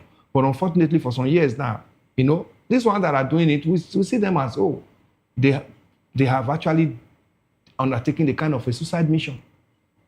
Because after paying that 70,000, it's possible you'll be looking for 5 million, 10 million, 20 million to pay as ransom. That is if you do not even lose your life. And unfortunately, the people who actually need to do this don't have the means to fly.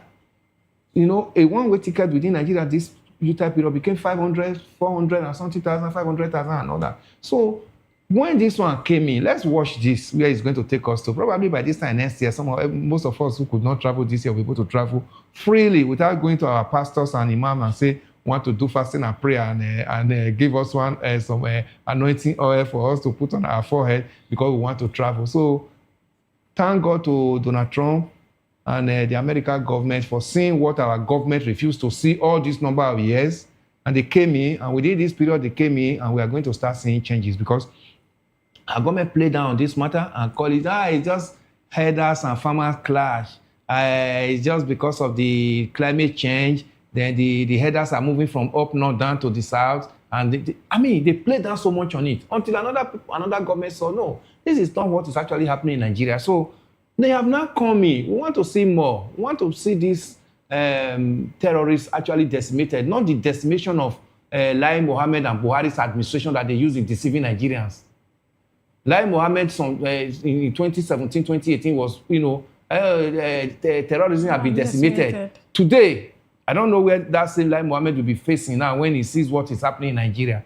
So we don't want that. We know too well now that America has come in and some Western allied forces are coming in as well to support, we'll be seeing the truth. And this truth, Nigerians can actually handle them. Not the kind of deception that we got from 8 years of Buhari's administration, which Tinubu's government of these 2.5 years was almost copying before American government came in. Okay, I have a lot to still ask you about this, but let me move to our virtual guest, who I believe that is online now. Glad to have you join us, Sunny Dada. Yeah, thank you. Then Merry Christmas in arrears, and please say me well to your guest in the studio. Thank you. Thank you. Merry Christmas to you, and of course, Happy Boxing Day.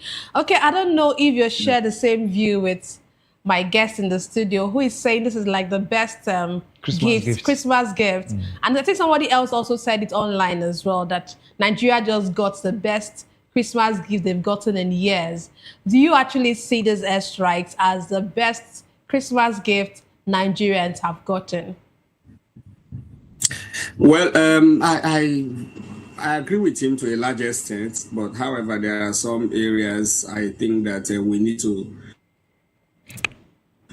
But first and foremost, on the lighter note, let me talk about the timing of the airstrike, that it happened on the Boxing Day. So that it was a good kickboxing against the terrorists, but yes, we welcome the collaboration. As a matter of fact, just as he highlighted, no single nation can single-handedly defeat terrorism. Excuse me. Terrorism has become a global crisis. You see very sophisticated nations, even with nuclear weapons, have not been able to defeat terrorism. That's because the fight against terrorism is not a conventional fight. It is largely made up of guerrilla warfare, so the terrorists, get integrated with the civil populace. So it is very difficult, to fight such a battle, especially if you're very careful of collateral damage. But however, the areas I want us to pay serious attention, there is number one, the framing of the airstrikes. I was worried when I read Donald Trump's tweet. By the way, yes, collaboration. We have seen several facts indicating that, yes, it was a collaborative effort, but shame on the Nigerian authorities, for waiting till a foreign president probed the news through his Truth Social handle, before Nigerian authorities scrambled to confirm it and told us that it was a collaborative effort. So shame on them. That was a very low one on their part. So the frame our Nigerian authorities should have moved earlier, one step further ahead of Donald Trump, in properly informing and communicating citizens about the strike that happened.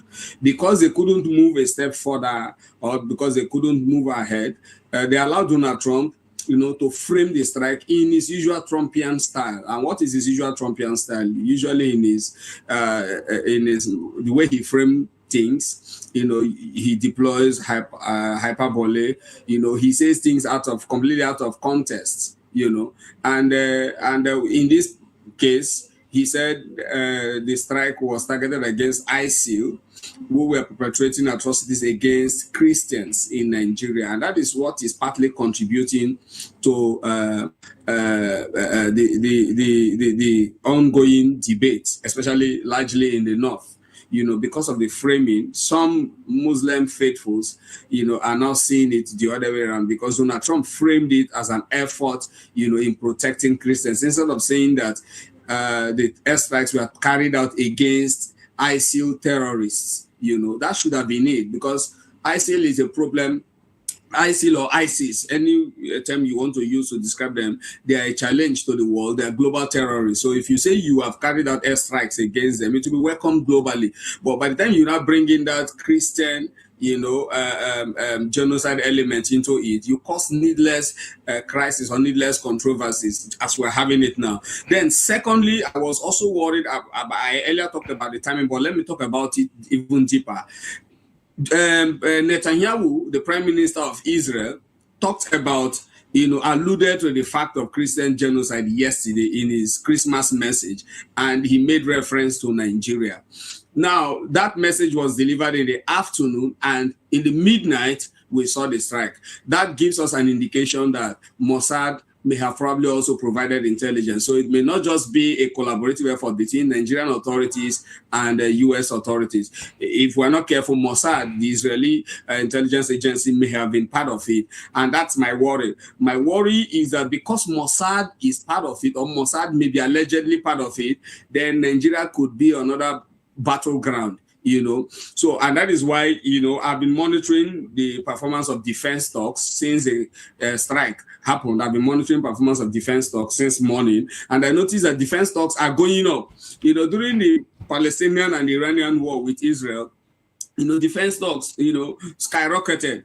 And by the time they signed that historic agreement, we saw a lull, in the rise in the prices of the stocks. And immediately the strike happened, just go back to defense stocks, you notice the sharp difference 24 hours ago and right now as we are speaking. So I have been monitoring the stocks and I am seeing a sharp rise. So the Nigerian government should, be very careful. They should watch out to ensure that, yes, the collaboration, and that is why we need to see a framework for that collaboration. We need to see clear guidelines, clear agreements between the Nigerian government and the US government, so that when the US is going beyond the framework, as citizens, we can, easily call them to order, tell them that, look, based on the framework, you are supposed to, this should be a red line, so it's very, very important. I know that they have had several meetings that may have culminated into these strikes, and I know that there are many more strikes, to come, because we are seeing the indicators already on ground, but we need to understand what are those parameters, what are the parameters set, for the strike. So we need to be very, very careful so that Nigeria does not become another battleground. Let me borrow a bit from your statement or your last statement about Nigeria becoming another battleground. While we were having the show yesterday and we're talking about the Netanyahu issue, one of the analysts who spoke actually made a statement. He said, if the US congressman or if the US Congress spoke about this genocide in Nigeria and Donald Trump is acting, and of course he's acting about it, and then if his friend, who is Netanyahu, speaks about it, it means there's going to be a bigger problem in Nigeria. And like you just alluded, you just said now, that it seems that there is a connection between, it might be that there's an intel from Israel that is actually culminating to all of this. But well, we hope that it will not become a battleground, like you said. But I want to ask you, the federal government has come out to say that there was collaboration. Do you think that there was actually a collaboration? Do you think our federal government really knew about this issue? Or is this just a way to save face? Because if they actually knew about it, like some persons are saying, they should have, and you also mentioned it, they should have probably sent a message even before Donald Trump. Earlier. Yes, earlier. So do you think that this is not just a way of them trying to save face? No, we have seen several indicators that show that there was actually a collaboration between, the two authorities. I read the statement from AFRICOM. I read the statement of Pete Hegseth, the Secretary of the Department of War. I've read several commentaries, that actually showed that yes, there was actually a collaboration. But the challenge with the Nigerian system is that citizens are oftentimes underinformed. There are a lot of things that are swept under the garb of national security, and even things that citizens are supposed to know, even things that are supposed to be brought to fore so that citizens can also contribute to it. You see Nigerian authorities often sweeping them under the carpet. They do a lot of things, and that's partly because of the corruption within the security sector. You see a lot of funds allocated in the name of security votes, and no governor or no president accounts for such votes. So they feel that by the time they begin to carry us along as citizens, at every step, informing us, giving us needed information, we'll be armed to even ask more questions and even know some things. So they understand the tactics, the strategy very well, that somebody that is ill-informed, is also ill-equipped to ask key questions, the important questions that he needs to ask. And that is why, at every point in time, they are not telling us things that they are supposed to tell us. For instance, see how they have mismanaged the tax law, and now what they are doing is damage control here and there. So it is, and so the summary of my response to your question is that yes, there was actually a collaboration, but in terms of whether should have been properly communicated, the Nigerian government failed woefully. Okay, thank you. Let me get back to the studios and then I'll come back to you. Many persons have actually said, why Sokoto? And they would have thought, or people, Nigerians would have thought the first place that this precise or precision attack or precision airstrike should have been Sambisa first. Yes, no. Should have been Meduguri, should have been other part. And I read just before I came into the studio, someone saying, an analyst from one of the stations saying that the area in Sokoto is actually like one of the safe places. And so this is kind of confusing. What do you make of this? I wonder why we should be saying why Sokoto. I don't think it's relevant to say that. Okay. What we are seeing is that, let's put northern Nigeria in perspective. Now, northern Nigeria has been taken over for a very long time by these terrorists. So, and by last week, we analyzed that there were surveillance flights by American government around Nigeria for some time now. Since November, there'll be some surveillance flights, mapping out some of these camps. So, and for you to know, this is not the end of the strike. More are going to come. So I think the security personnel or the American government knows where to start from better than what we are looking at it. Then the area of, the Nigerian government not informing Nigerians that something of this was going to happen, I don't think it was really necessary. These are security things, Nena. It's not everything you divulge to the people in terms of security matters. The only area I see Nigerian government failed was that immediately that strike, took place. Nigerian government should have issued a statement first before Donald Trump. Not that we should have been informed that America is coming tonight. Because if you look at what has been happening to Nigeria security apparatus, is that these terrorists have actually infiltrated the Nigerian armed forces. So if the Nigerian government is going to start, telling every Tom, Dick, and Harry that America is coming tomorrow, these people will fail. That operation will fail. And America also know too well that that's why Nigerians were doubting whether the Nigerian government was collaborated, because they actually collaborated in this strike. But I want to tell you that I don't think it's not so much, because if America sees anything that will make the operation to fail, they will not put their hands in it. So America has actually done what they are supposed to do before this strike came up. So Sokoto, whether they start from Sokoto or they start from Zamfara or Meduguri, it's of no issue. But the issue is, let us find a way to make sure that these terrorists are actually smoked out of this northern Nigeria, so that Nigeria can be free to go about their normal businesses. And you see, because it's so much in the north now, it's infiltrating into the south. So if they are captured in the north and their camps are actually decimated, you will see that some of them, the ragtag, some of them may even come out and surrender. Not this kind of surrender that we are seeing Nigeria government is telling us that they surrendered, and at the end of the day, they are rehabilitating them and, bringing them into the society. Once a terrorist surrenders in America, it's tagged. Throughout your lifetime, you are like useless, because every move you make, they're already a tag. They know what you are doing at a particular time. So you are not free.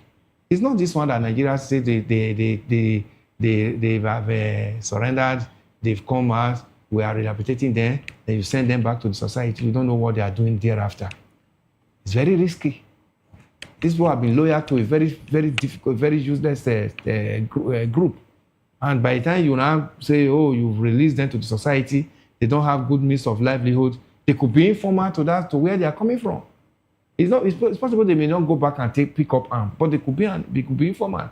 So I think I'm not against whether they started from Sokoto, Nena, but what I'm after is let this strike continue, so that those in Sabisa Forest, those in Zamfara, those in Niger State that started terrorizing our school children and all in Kebbi, because we know there are so many cells now, so many camps all over in Nigeria. So since they've already done their surveillance and they've mapped out, they have all this within their kitty, they know where to start from.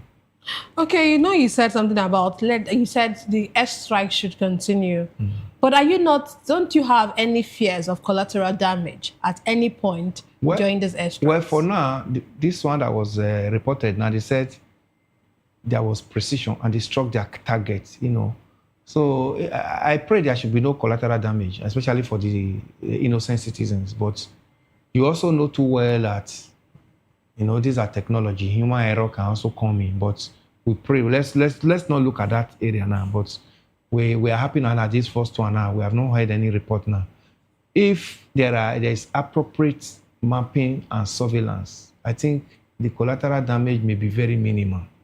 Because these people are not living with the people in the town. They live in, we suddenly started hearing forest. I don't even think they're actually forest in northern part of Nigeria. These are Sahel region. If you want to start talking of forest, you'll be talking of this certain part of this nation. So since they live in those bushes and they've done out their surveillance and mapping, they should be able to, their targets should be, you know, much more precise. So, but human error may come in, but let's not dwell so much on that for now. Okay, let me come back to Sani. Okay, there's one of, I would like call him a terrorist, a negotiator, Shey Gumi, has actually come out to say that he has criticized this particular attack, and he has said that it is detrimental to national sovereignty. He even went ahead to say that Nigeria should look for alternative alternative help. So what do you make of this statement by Shey Gumi? Shey Gumi is a terrorist sympathizer. You gave him a soft landing by describing him as a negotiator. He's not a negotiator. He's a terrorist sympathizer. And in one of my submissions, I think I can't remember the particular interview I had with a particular station, I also cautioned the fact that as journalists and as the media, we shouldn't be giving such people our platforms, you know, so that we don't glorify, you know, their positions and their ideologies. Because what Shey Gumi is saying, what Shey Gumi is doing is to spread the ideology of these terrorists, you know, through his several interviews, several podcast appearances that he has been making, you know. So in a country where things are very sane and normal, where institutions are very active and up to their game, the likes of Shey Gumi should be answering questions right now, either in the DSS cell or he should be with the the military security intelligence agency. So, but let's leave him. Let's not glorify him. Let's not use this platform to talk about him. You know, the matter is bigger than him, you know, but I think the Nigerian authorities should quickly swing into action and rein in on people like him, and including all those funders of terrorism in Nigeria. They keep saying that they have all of that. The other day we heard the United States government saying that there will be visa ban and all of that. I think we should go a step further by actually identifying these terrorists and arresting them, you know, as soon as possible. Now, I quickly want to talk about the idea of information and the control, how the Nigerian government should have taken a step further, you know, to first and foremost communicate the citizens. Nobody is saying that the Nigerian government should have come out to expose the plan regarding the strike. What we are saying is that as soon as the strike happened, you know, Nigerian authorities should have been at the forefront to quickly break the news. If you do that, you have effectively taken control of the narrative. So even if Donald Trump later comes back to frame it in the manner he has done, we have been already informed by our own people, by our own government, you know. So you take charge of the framing. In war psychology, framing is very, very important. Language use is very, very important. Structure of reportage is very, very important. And that is where the Nigerian government is lacking. I don't know why they have not employed or brought on board, you know, people that understand what war psychology is, so that, you know, they will take over the narrative. And these terrorists, I tell you, they understand what war psychology is all about, and that is why once they kidnap, they do video and they put the video on social media. You know, once they behead somebody, you see, see their modus operandi. Once they behead, they do the video and they put the video out there. You know, so it's very, very important that we take charge of the narrative, and so that we frame it in the manner that we want it to be framed. Okay, thank you. Before I come back to the studios, I want to ask, this intervention that we are seeing now, do you think it will deter terrorists or simply push them deeper into into more states, probably as there are being airstrikes are being shot at them in a particular state, won't it cause them to move into other states? Do you think that there are measures? What do you think that can be done? What do you think about this? Let me not put words into your mouth. What I expect security agencies to do right now is to quickly beef up security across the neighboring states, because these terrorists are itinerant in nature. They move around. They don't stay at a certain location. Once the heat becomes so much on them, they move, across different locations. And because our borders are so as a country, we are very stretched, we are very big, and we don't have adequate boots on ground, to adequately provide security for all communities, because of that, these terrorists take advantage of that, and they move around a lot. I heard our guest saying that there may not be enough forest in the north. They have enough forest in the north. If you go to the Sahel, the Sambisa forest, for and it covers about 17 states, even down to the south, So it is not just about being a desert, area. They have very, very terrible, difficult locations. If you go to, for instance, Taraba, there are, especially some of these states within the Middle Belt, they have enough forests, that provides cover for these terrorists. So we should be very, very careful. Security agencies in the south should also ensure that they beef up security. Neighbors, citizens should put their eyes on ground. If you see any stranger in your compound or around your location, quickly notify relevant security agencies, because what they do is they slip into citizens. They have cells that are very slippery. They just integrate them. They have a way of integrating themselves, with citizens, and they are they can easily disguise themselves and move, across various locations. So that is a time for the DSS to also broaden their net, and ensure that, the relevant reconnaissance drones, are activated to ensure that they monitor their movements accordingly. Okay, thank you. Let's move on. Meanwhile, the reported U.S. airstrikes have triggered fresh legal concerns surrounding the detention of separatist leader Nnamdi Kanu. Counsel to Nnamdi Kanu has raised alarm over his continued detention in Sokoto, arguing that recent U.S. airstrikes in parts of northern Nigeria have made the area unsafe. The lawyer urged authorities to urgently relocate Kanu, citing security risk arising from heightened military activity linked to counter-terrorism operations. Let me come to you first. Is this actually necessary? Why is this U.S. strikes bringing up renewed call for Kanu's transfer? Well, as lawyers, they try as much as possible to look for every opportunity to, make a case. For now, I think we've not reported, even the citizens of Sokoto, we've not reported any,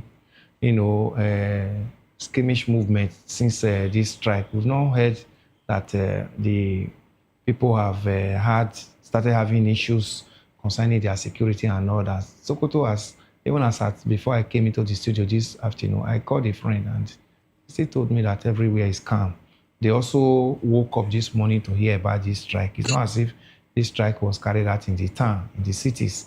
So if the Nnamdi Kanu lawyer is calling for his relocation, they've been on this matter for some time now, that it should be brought out of Sokoto down to maybe Abuja or any part of the southern states. I think they are just seeing this as an opportunity to make another move for his being taken out of Sokoto. But as it is, Nnamdi Kanu is in the hands of government, and since this government is in collaboration with what America is doing, to flush out the terrorists in Nigeria, and they began in Sokoto, I think the government must still be able to tell the intelligence system with the U.S. These are areas where we have our people kept, the prisons, the hospitals, the military barracks and military operation sites, and other public places must be protected.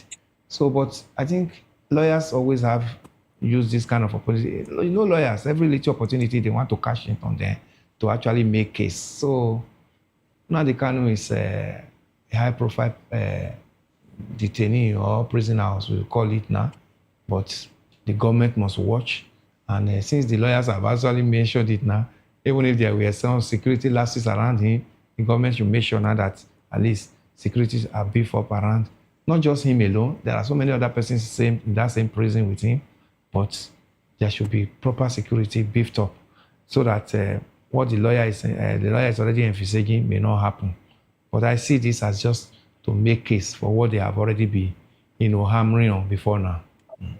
Okay, let me come to Sani. Sani, what do you make of this? Could such statements like this complicate the already delicate Southeast security and reconciliation efforts? We know that some persons are saying that there are reconciliation efforts going on over this Nnamdi Kanu's issue. And then when a lawyer begins to say that his continued detention in Sokoto is not very safe or is not safe. Don't you think that this would actually razzle whatever it is that is happening? What do you make of this situation now that Nnamdi Kanu's lawyer is bringing up? Yes, as a lawyer, one of his primary responsibilities is to ensure that beyond the protection of the human rights of his clients, we should also draw attention of the global community to potential risk or harm that may come to his client, even in prison. I understand the perspective. I understand where he's coming from. There could be what we call protest attacks, by these terrorists. And remember that some of these terrorists are also in that facility with him. And we don't know the extent of degrading that the strike may have done to the rank and file of these terrorists. And so they may become too desperate to stage a prison attack, just to release some of their people that are detained within that facility so that they can come and fill up the ranks that have been degraded. So there is, to a large extent, there is a degree of legitimacy in the call. So yeah, what he has done is to practically throw the ball, in the court of the Nigerian government, who in the first place shouldn't have even taken him to Sokoto. I believe that taking in Nnamdi Kanu to Sokoto is very, very punitive. It is beyond the logic. I've heard arguments of some persons who said that keeping him in the Southeast may even worsen the security challenges in the Southeast. Okay, fine. If you don't want to keep him in the Southeast, why don't you bring him to the South-South or to the Southwest? So the lawyer is very correct by raising that alarm, and it is now left for the prison authorities to ensure that Nnamdi Kanu, as a prisoner of conscience, because he's a prisoner of conscience, by the way, as a prisoner of conscience, is well protected within that facility. Okay, thank you very much. Let's move on to the next conversation we have tonight. The House of Representatives has ordered a review and re-gazetting of Nigeria's tax laws, following alleged discrepancies between the versions passed by the National Assembly and those made public. Rep spokesman Akin Rotimi said the Green Chamber has already inaugurated a committee to undertake a review to establish the sequence of events and to identify any factor that may have contributed to the circumstances surrounding the legislative and administrative handling of the act. The lawmaker said the National Assembly, comprising the Senate and House of Representatives, had directed the clerk to the National Assembly to re-gazette the act and issue certified true copies of the versions duly passed by both chambers of the National Assembly. Rotimi asked Nigerians to allow the National Assembly's institutional processes to proceed without speculations or conjecture. Meanwhile, the Nigerian Labour Congress has urged Nigerians to reject what it describes as distorted tax laws, warning that unclear fiscal policies could worsen economic hardship. First, let me come to you, Mr. Elvis. How damaging are allegations of altered laws? We've seen this allegation, we've heard about these allegations, and nobody's really coming out to say anything. And of course, National Assembly, we're hoping that they said they will actually, investigate and all of that. But how damaging as allegations of something of institutions such as this is to legislative credibility and, of course, public trust? Well, it's very damaging. It doesn't show reputation to even the legislative arm who passed it before the alarm was raised by them that what they passed earlier is not what they are saying that is gazetted. So it shows that the executive is infringing on their rights. You know, if they pass the law, they came from constituents, and let us believe that every member of that National Assembly is representing a constituent. And let us believe also, you know, there was some public hearing too in all this matter before, you know, it was scrutinized and brought into law. And what the president just needed to do was just to assent. But the process of assenting, I think something went wrong, and now it was also the alarm was also raised in the House. Oh, this is not what we passed, and this is that was brought back. So now that it has gotten to this level, I said it last time that this is not supposed to be a matter that would be too difficult to resolve. If what you passed, you still have it, and what came back from the presidency that you said is uttered, put them side by side and look at where the infractions are coming in and see how this one can be managed. Because you can pass a law and it gets to the executive, then the executive now begin to either remove from it or add to it. It's an infringement. These are three separate arms of government or to function independently. No one should actually be like a headmaster to the other. So, but in Nigeria, we see that the executive was always like to, you know, put the other arms of government in his pocket, though they allow it. So some from the utterances, some of them, you know, at the beginning of this 10th Assembly, when they said whatever bill that comes from the national, from the presidency, that they are going to, you know, work on it with this part, accept it. So they allow it. But now that this one has come to the public glare, and this tax law is going to be on Nigerians come 2026, Nigerians deserve the best of it. Nigerians deserve to know that what the National Assembly agreed on, that had the calling of people made contributions. There were contributions from people on this. So it was not just that it came from them alone that has been altered. It's actually fixed and regazetted as it's supposed to be. So I think I support that, but it should be done in a transparent manner, because you can't call for people's opinion, and at the end of the day, we are seeing a different thing. We will not, and this one, Nigerians must not allow this to start happening from the executive. If the executive can start, you know, acting as if they are the Lord, you know, nobody can check them. It demeans the essence of democracy, where we have to talk of check and balances from the three arms of government. Okay, let me come to you, Sani. You know that the NLC has asked for a suspension of this tax law as a result of this alleged alterations, and of course, NBA as well too has also asked for suspension. Do you think that that should be? Are you also joining the call for the suspension of these tax laws? It's supposed to come on board by January, and we are seeing things such as the presidency has not really said they were going to suspend. They've not agreed to any suspension. What do you think? Do you think that this should be suspended, or you think you know, the way they are going about it is the right way? Nena, my heart is pained. I am really struggling to really restrain myself because of some, you know, words that ordinarily I should have used to describe, you know, the actors that are involved in this. But what has happened is a clear indication that Nigeria is a banana republic. Nigeria is a banana republic. We are no longer operating a rule-based system. You can imagine if this had happened in the UK. By now, the Prime Minister will be tendering his resignation. By now. If he does not resign, I assure you that certain ministers would have been kicked out of office. Certain ministers would have been kicked out of office. If the Prime Minister doesn't resign, I assure you that the Parliament would have commenced impeachment against the Prime Minister. The National Assembly members should just come home and rest. Let us shut down that institution. Those people don't know what they are doing. You passed a law, the president signed the law, signed it and gazetted it, and the executive has a temerity to change some clauses in that law, and you got wind of it. You are just shouting just thinking you are saying you want to regazette. You don't even have the powers to regazette.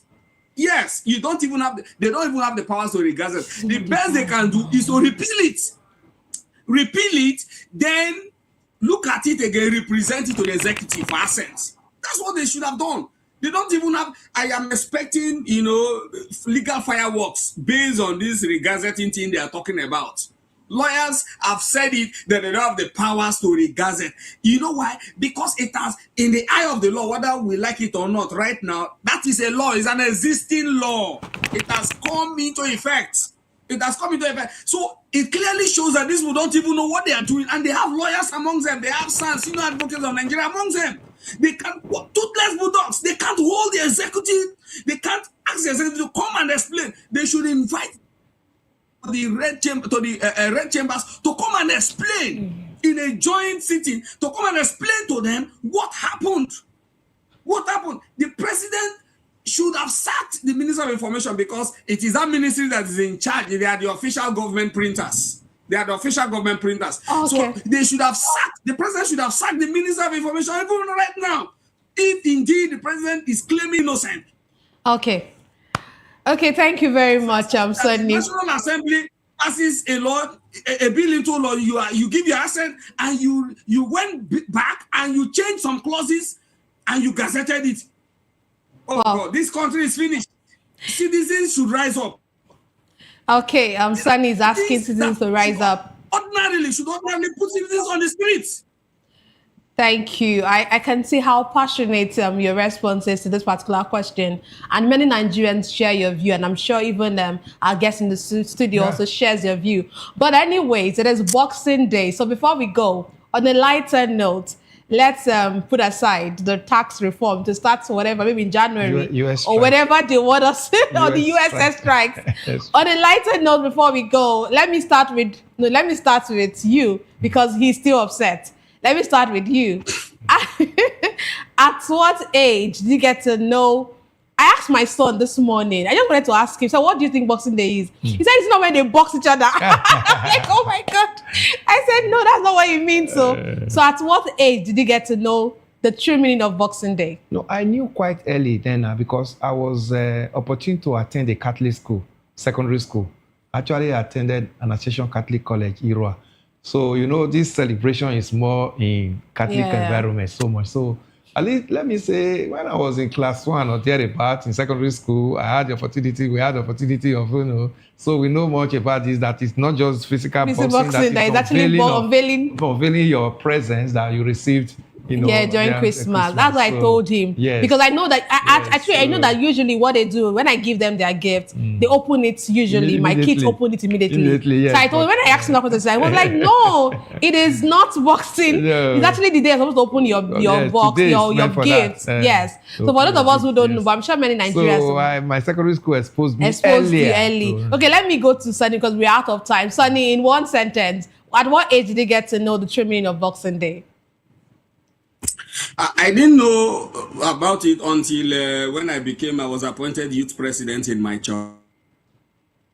I had to preach a message on Christmas, and I stumbled on it, and that should be around the age of 21 or 22 thereabout. Wow. And I stumbled on it. Unfortunately for Nigerians, there is no presents to open. No. We don't have boxes of presents to open, because if we open, what we will see is tax fraud. We will see politicians, abandoning governance, preparing for election instead. These are some of the things we will see, and so unfortunately for Nigerians, there is no box to open. There's no presence for us to see. Okay, it is well, Nigerians, you now know. For those of us who don't know what Boxing Day is, we know that Boxing Day is the day you have to unwrap those gifts you got on Christmas Day. Thank you very much, gentlemen, for being a part of the issues. Thank you, Sunny Dada, for joining all the way from Port Harcourt. And thank you for having me. Yes, you're welcome. And thank you very much for being here with me in the studio. Yes. And leaving the comforts of your home and being here on a public holiday. That's all we have for today's episode of The Issues. We explored the challenges facing Nigeria and its governance. Thank you for joining us. Don't forget to tune in next time for more in-depth analysis and discussion. Follow us on social media to stay up to date on the latest news and insight. Until next time, stay informed. I am Nenna Ndomdioto. This has been the Issues and Voice of the People television, where the future faces forward. Please don't forget to stay tuned for Hashtag with Vivian and Ike Chuku by 8 p.m. Don't go away.